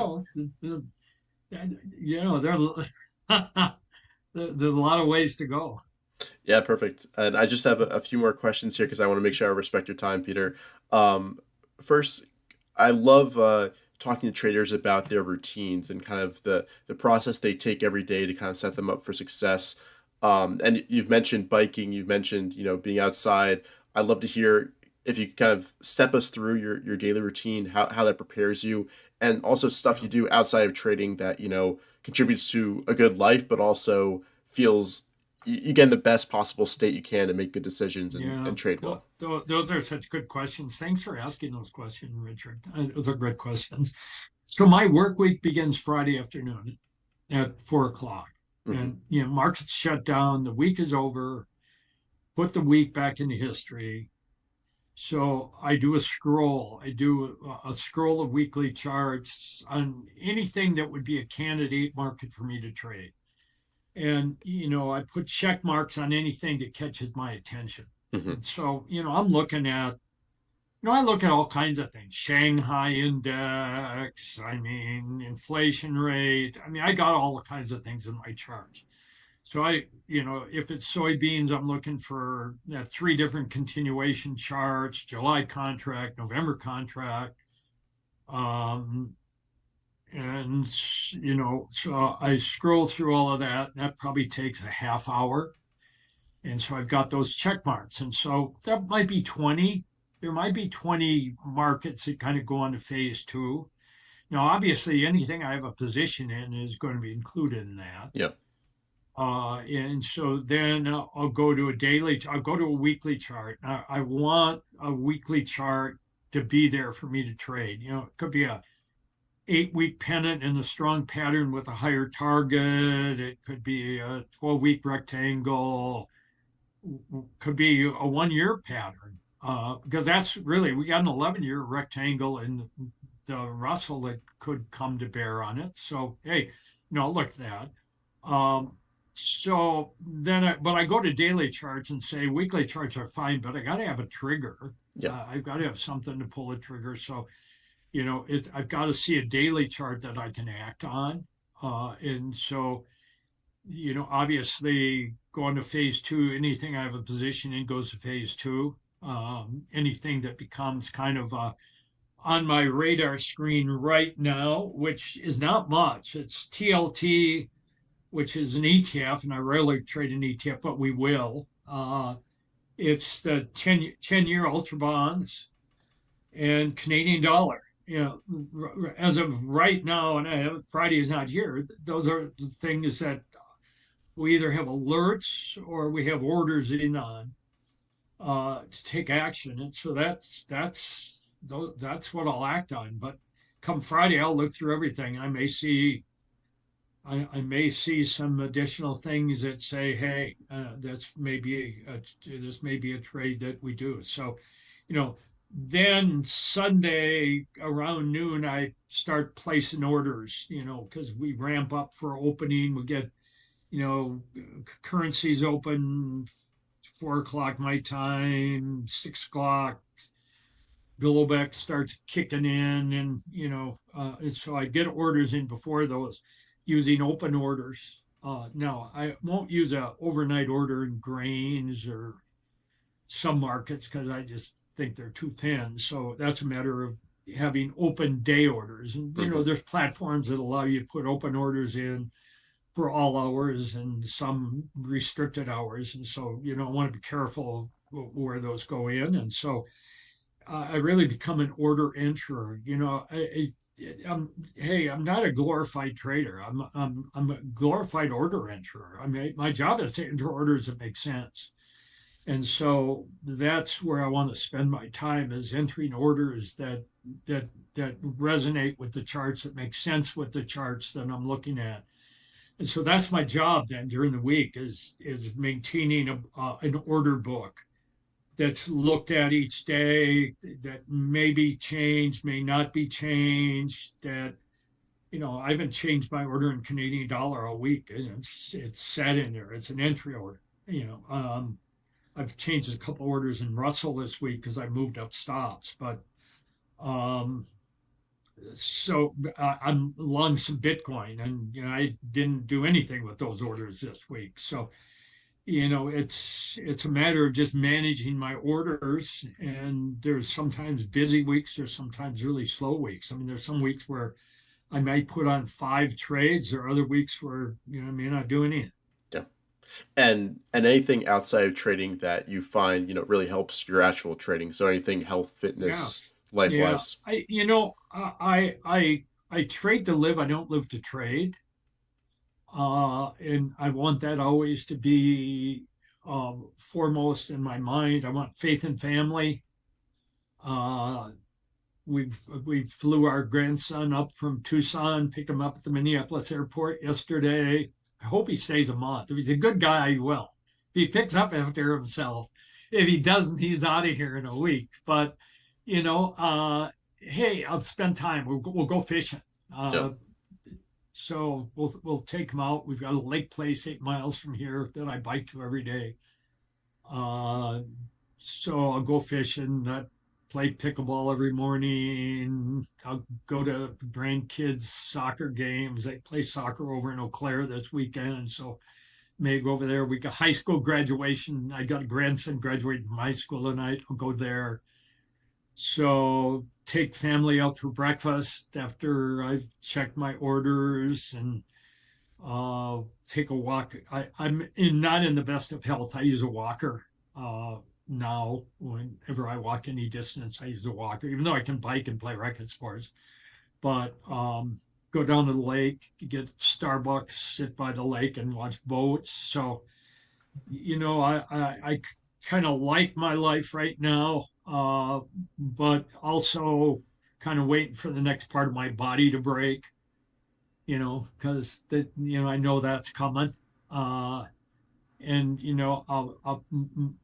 Mona asked me, "Will you ever retire?" And I kind of say, "Why?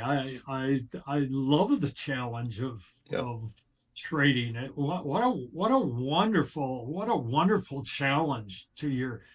It's a test of yourself. You're not trading against other traders. You're not trading against the market. You're not trading against global economic news. You're trading against yourself. It is a one-to-one battle that you can say at the end of the year. I overcame the worst part of my character traits and let the better part of my character traits prevail. And you can look back each year and say, I can actually measure that based on my gain to pain ratio, right? I mean, yeah, hey, the better part of me overtook, my character faults. And so, yeah, I mean, I can't think of any other job that really you can measure yourself so directly. I suppose if you're a heart surgeon, how many patients live, how many people can you save? You're an ambulance driver. There's fields in which you can kind of, at the end of the day, know how you did. Mm-hmm. But that's one of the things about trading. I don't have to have an annual review done by the president of my company when I'm an EVP. I don't have to have customers complain to me. I don't have customers. That's why I don't want customers. Quite frankly, there's been a couple times in my career when I traded customer money. I enjoyed it back in the 1980s when it was Commodities Corp, because it was a pure prop shop, and I loved trading Commodities Corp money along with some of the superstars. Then I managed customer money 2010, 2011. I hated it. And I didn't make money, I didn't lose money, but I knew I hated it. And so OPM is not for me. So I sent them all their money back and said, no, thanks. I don't want to trade your account. I want to trade my own account.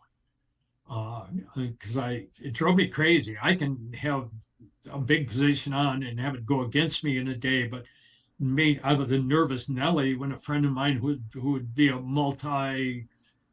almost a billionaire, that I'd, be down 200 basis points with them. It drove me crazy. So you got to know, can you trade other people's money, or you got to trade your own? And some people are cut out for OPM and some people aren't. But it's an important thing for a trader to know, because if you're cut out for OPM, you've got other opportunities. Mm-hmm. Because if you can trade OPM, in effect, you got a free call option on other people's money, which is a really, really unique thing, because that's how you operate on 10-15% incentive fee as a hedge fund. For every 100 contracts and futures you put on, you get 15 of your own without the downside risks. So, that's something those who want to trade need to think about, is do they have a spot trading other people's money? For sure. Peter, this has been really fantastic. A real pleasure to chat with you. Where can traders learn more about you and your style, and do you have any other recommended resources? Obviously, there are the books on the first slide, but where can people learn more from you? I know. I think I have an Amazon page. I mean, they've told me I do. I think we have a website, which would be peterobrandt.com. I'm active on Twitter. But that takes up a lot of my day. Got a crazy world on Twitter, and Peter O'Brandt at Peter O'Brandt. And then what I do, I kind of do write-ups of every trade, and I pass them on to staff, and I think they have some subscription service that I've told them don't ever charge more than $200 or $300 for it, because I don't like the idea that as a company our income comes from others. So I think on the website they could learn about that. I don't encourage people to do it. I don't discourage people to do it. But in it, what I do is just kind of journal my trades. Right? Here's a trade I do, and here's why I did it. And here's the stupid things I did last week, and here are the trades I missed. I missed the trades in soft. the softs have gone crazy this year, and I've been on the sidelines. It's driving me crazy, but hey, I mean, as long as you don't, again, as long as you don't swing, you're well off. So I don't follow me on Twitter. That's what I would say. Yeah, in the book I wrote in 2011 is crummy, so it's not on my recommended list book. So there you go. Are there any books that you really would recommend? Everybody likes book lists. Yeah, the Market Wizard books are wonderful because what you take out of them is everybody trades differently. There's so many ways to skin the cat, and you find your own way. And I think everybody's market wizard just harps on risk management, harps and harps and harps on risk management.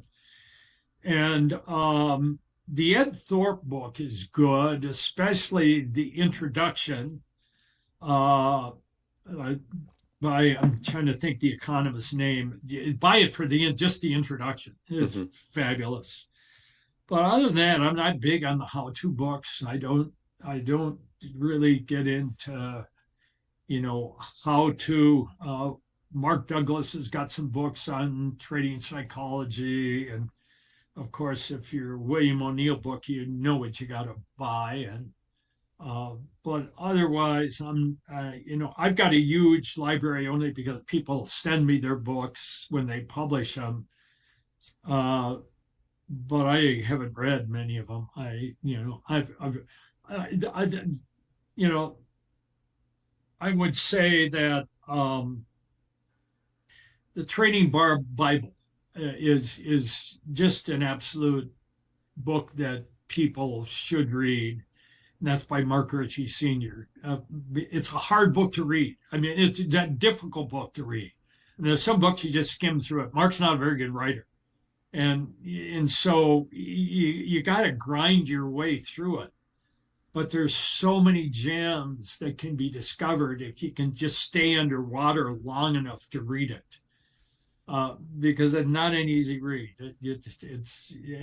But if you can get through it, you find things that you just go, my goodness, is that precious? So that's one. Market Wizards and the Trading Bible. Those are, and Schaubacher, Richard W. Schaubacher. There's a new hardcover version of Schaubacher that's out. But if you have any interest in charts at all, I think the Schaubacher book is a must read. Yeah, and you mentioned you're not, the biggest fan of how-to books. Is it really for you a matter of seat time and really experience that's kind of how you build trading skills? Yeah. I just think you got to find your own way, and that doesn't mean you don't copycat a little bit here and a little bit there. Take bits and pieces. But eventually you've got to have something that is your parachute and you're willing to jump off the cliff knowing that how you plan to trade is going to be a safety net that's going to catch you. If things turn bad from the onset based on random probability of trading outcomes. Which, by the way, Mark Ritchie goes through that kind of thing in his book. So you can kind of understand this whole sequencing idea. It's good for that. Just a lot of wisdom from one of really the all-time great traders. Read anything that Bruce Kovner has written is good. But I'm not big on. I don't watch CNN. I keep myself away from news. I don't watch news. I don't watch TV. I stream a lot of video. I don't want to watch news. I don't want to read the Wall Street Journal. I don't want to read Forbes. I don't want to read anything. I want to stay away from other people's opinions as much as I can because I want my trades to be my own. Yeah. Peter, this has been really awesome. Any last words of advice or motivation for all the traders watching? Yeah, I mean, again, I encourage you, but it's all about managing risk. I mean, cut losses short, let profits run.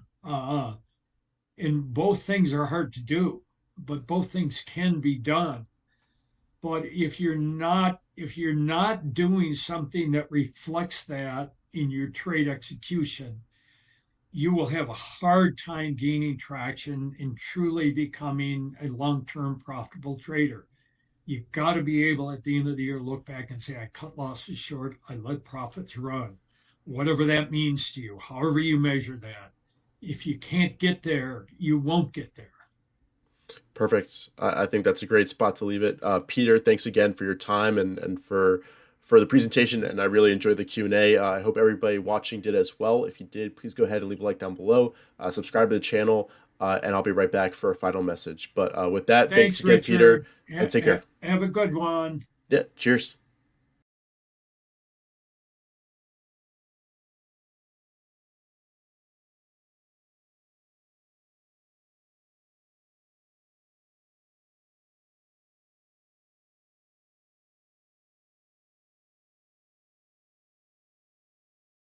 All right, and with that, we'll go ahead and wrap things up for day 3 of the TraderLion conference. Thank you guys all for tuning in.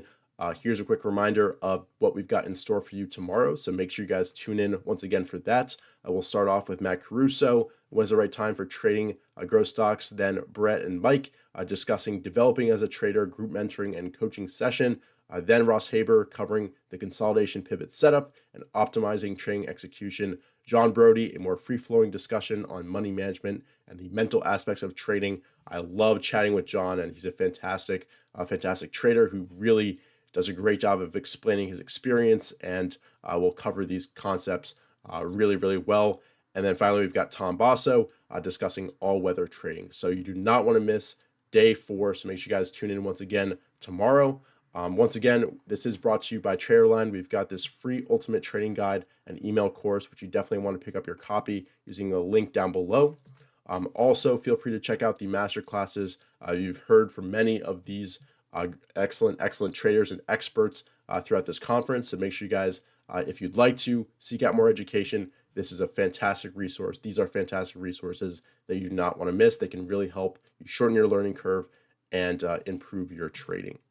Also, just want to mention one more time that this is brought to you as well by DeepView, a new and revolutionary charting platform that's perfect for techno fundamentalists. So make sure to check that out if you haven't yet. We've got some fantastic features already in the program and many yet to come. So make sure you guys check that out using the link down below. Lastly, also, please consider a donation to St. Jude's if you are finding value in this conference. I'd really appreciate it. We'd really appreciate it. And it's a great cause that everybody can get behind. And $5, $10, $20, if you are finding value in the conference, please go ahead and give back what you can. And with that, thanks so much for coming. Once again, you guys really make this conference. So thanks so much for your great questions, comments in the chat. It's great to have you guys here and hear your feedback live about all the presentations and what you guys are getting out of it. So thanks so much for engaging. And we'll be right back tomorrow to close things off. So thanks again for coming. I've really enjoyed this. And yeah, we'll see you tomorrow. Take care.